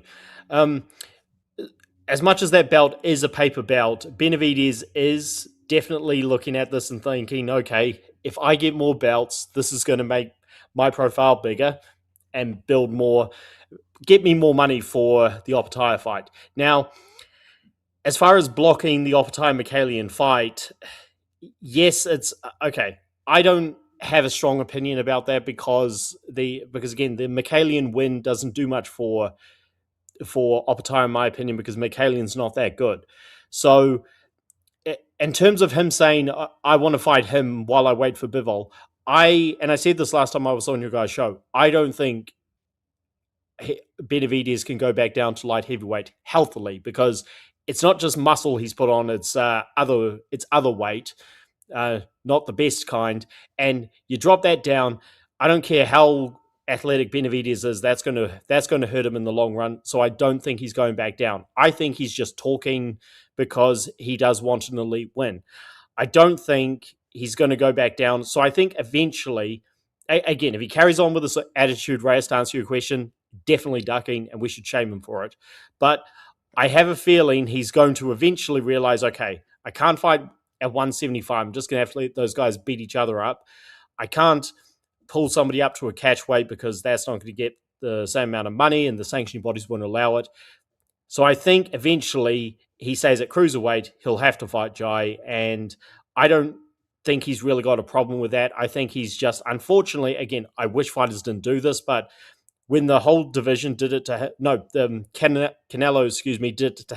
did it to him, and Bivol as well, when they said, I don't want to fight the high-risk, low-reward guy right now, I can't blame him for doing it.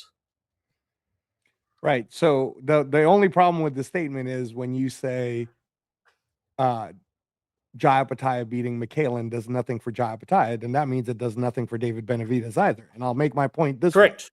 way. I agree with that. Because if David Benavidez, who argues it for himself, and his dad says this all the time, well, Jai Pattaya doesn't bring anything to the table, man. He's not that popular. Blah, blah, blah. Then what the fuck do you need another belt for?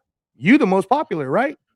The guy with the most money, Turkey Al-Sheikh, just told you face to face he wants you to fight Al Pattaya. Now Well, I've got you have two- an opportunity to make the most money to go fight the Ring Magazine champion, and you are straight ducking. DuckTales, Trees. Ooh. Go ahead, Clay. I was just gonna say, look, I just want to be able to just come to an agreement and say one thing, right? I think the word ducking is what the argument's about, and it don't gotta be ducking, right? Does anybody on this panel believe that David Benavidez can't fight Jairo Bataille next? I don't know. Yes. David Benavidez can fight Jairo Bataille next. I don't Yes, know that. You just told you hold on. You just made the eloquent point about him being with Lewickovic and the Cuba on a PBC deal, who they deal with Amazon. I don't know what they can do. That's background, that's politics, that's business. You feel me? I don't know what he can do. I think that it can't happen. I don't know. If this guy's an Amazon fighter or a PBC fighter and you fight over here, we don't want you fighting on Paramount Plus. I think that's his obstacle. I do. I think Money shout can out to move mountains. Projector I believe it can Bermudez, happen. man. Oh, for the $2 says awesome panel, awesome content. Become a member, 100%, man, and definitely hit the like Can I button just say and at least subscribe congratulations to to the channel. Coach Hector Bermudez also for winning with Rohan Polanco and also Antoine Van Vanacker. Okay, congratulations, Coach. It is Arthur or Bevel or which I cruiserweight. We're talking. Yeah, we want to do big. We want to do. Yeah, the next step is big. Yeah, we need to. See, I give them everything. And I said to them, I can't agree with they're crazy. You know, they're crazy. They're wasting time. And then I tell them, don't wait for us. Let him be busy until someone of the crazy accept. Yeah, well, we're ready. We're trying to make the biggest fights happen. Yeah, this like is we're saying. What did the people in Riyadh say? They enjoyed the fight, huh? Yeah.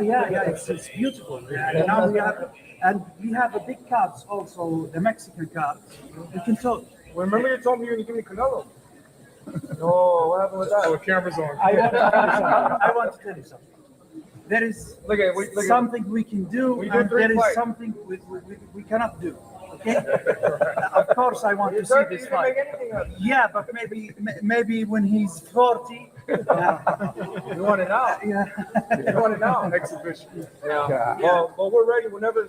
We'll talk. We will talk with him. We'll stay working. I promise people I will talk. Thank you. Thank you. Appreciate you. We're ready. Thank you for your time. Yeah. Could I answer Reyes's point earlier, just quickly? Mm-hmm. Well, just to you were talking about what his dad says and how Jai's basically saying that he's not interested in fighting Jai. I've got two thoughts on that. One, I don't pay attention to what his dad says because his dad just loves to hear himself talk. And his dad was also suggesting, in fact, David himself was suggesting they weren't going to fight David Morrell when people were talking about the fight. And it kind of made sense because David was mandatory for Canelo, but Canelo was being given options to do whatever he wanted.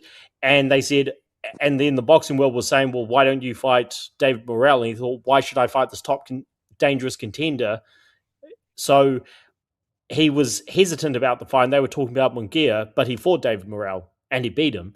So I think they are playing a little bit of the game and trying to make sure they don't take on the most dangerous fight for a low reward or whatever.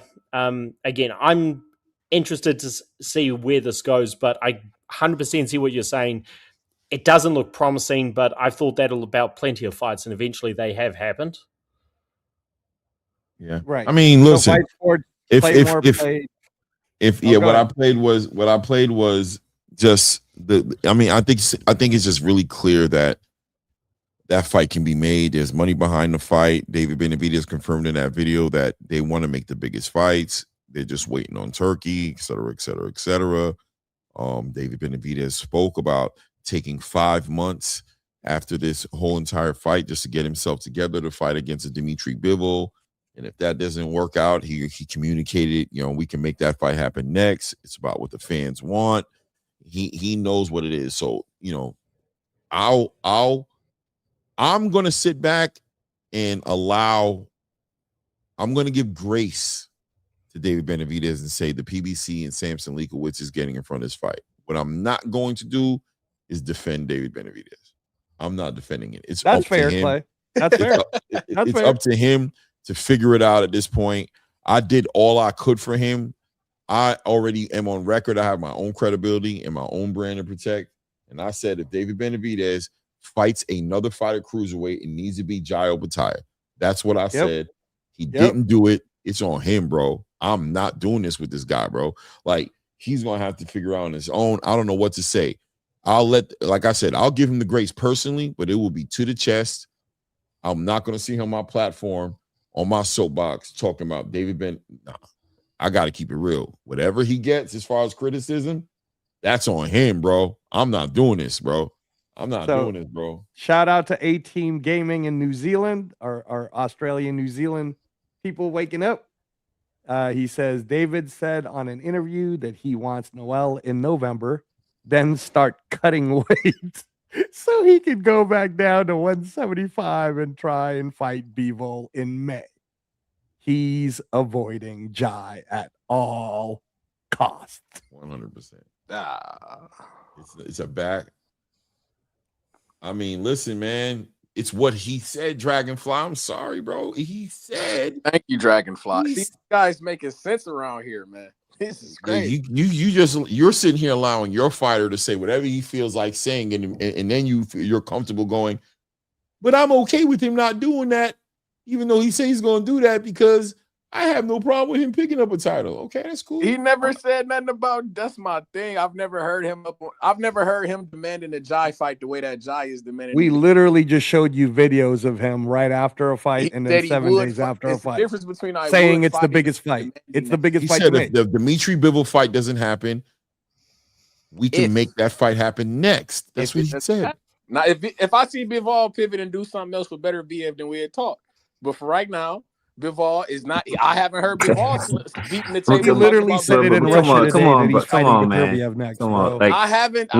I ain't heard Bivol beating on the table talking about a better BF fight. Look. If you told your mom, yo, if I don't work on Saturday, I'm gonna come over and visit you, and then you off on Saturday and you don't go visit her, like, bro, that's like.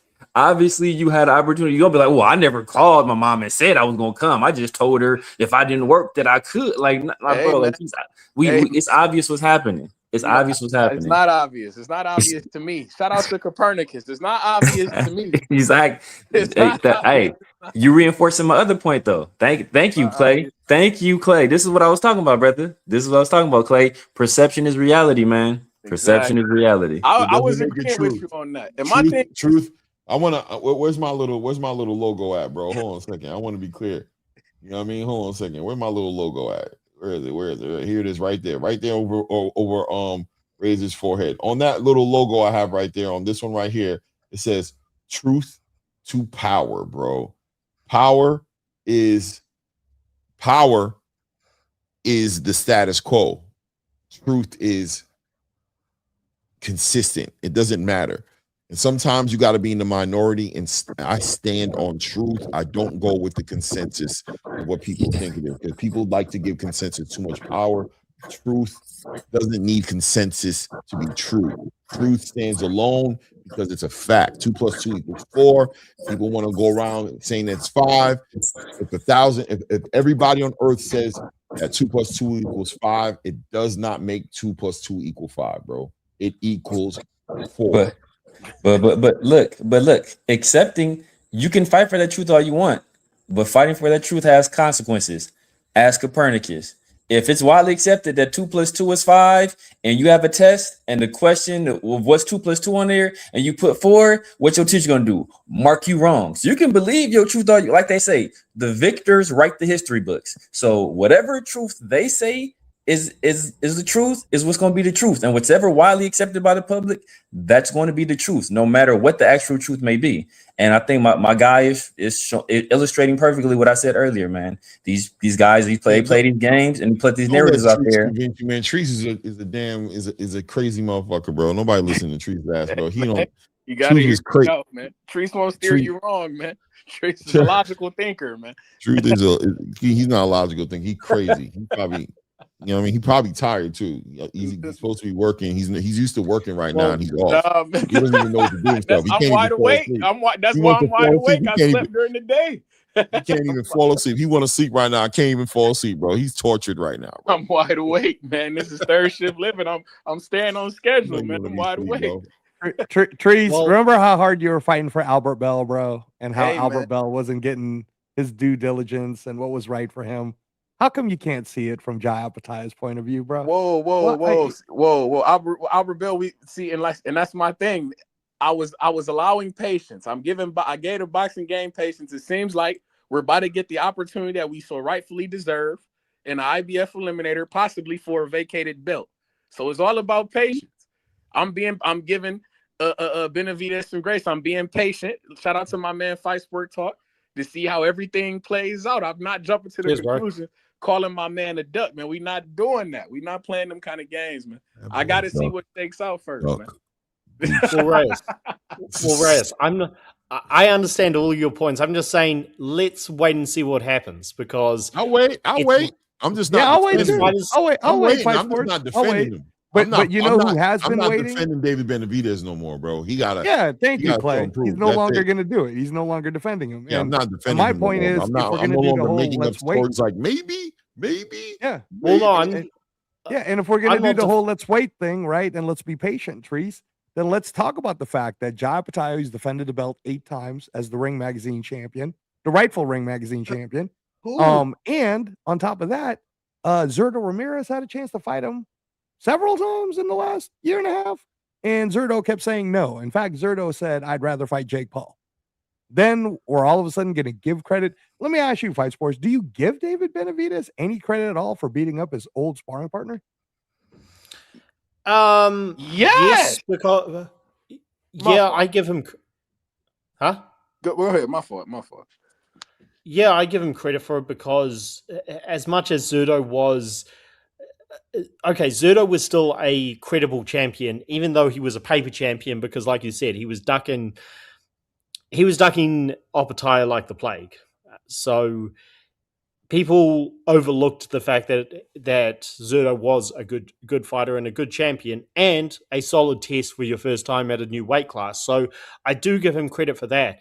But I picked him to win the fight anyway, not by stoppage, but it doesn't change what I thought of Benavidez beforehand. So I'm like you, Raz. I want him to fight an elite fighter. And the thing is, he tried with Canelo, didn't work. He did try with Bivol, and I was a huge fan of Bivol, but he's really disappointed me over the last year since becoming undisputed champion, and it didn't work. And okay, I would like to see him try with Jai. I'm not really defending him. I'm just saying let's wait and see, because fighters say things that we don't want them to say all the time.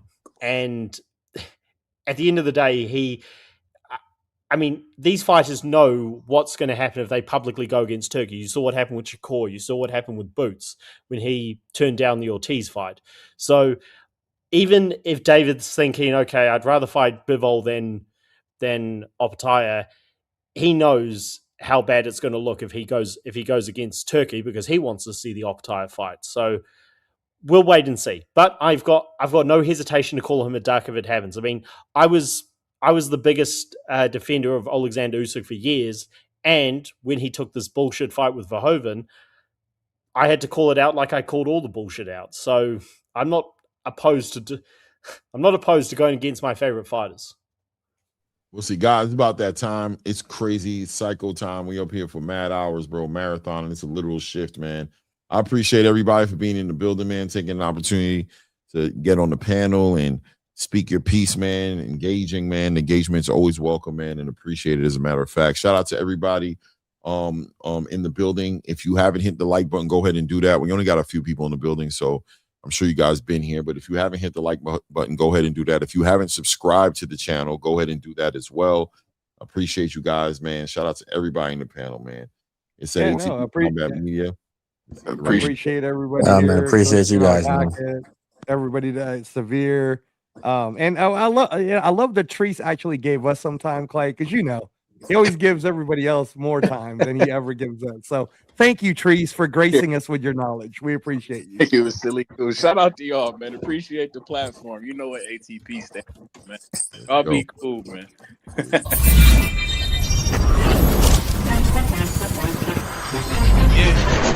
Gotta aim for the top life. Hold up. Yeah, I can never doubt myself, I know better. All of you critics be acting like you know better. Blowing the smoke, but I know when the dust settles that I'm in my element. It's evident that there's levels to the game. All of those dark nights I got there, breaking my back to make it out, got me feeling like pain. I ain't never need your help, I know you wishing me well. A penny for your thoughts, but seeing no change. I snap for the sun like Diddy. The riches got a mad ass son, I'm like Billy. I ain't never switch up, whole team with me. Putting on for my city like OAGZ. Set the pace as long as you finish. Consumers find a way inside your business. Babble if they try to dabble in it, and they hate the fact that they may have to witness. You tryna aim for the top like this, and you're in your element.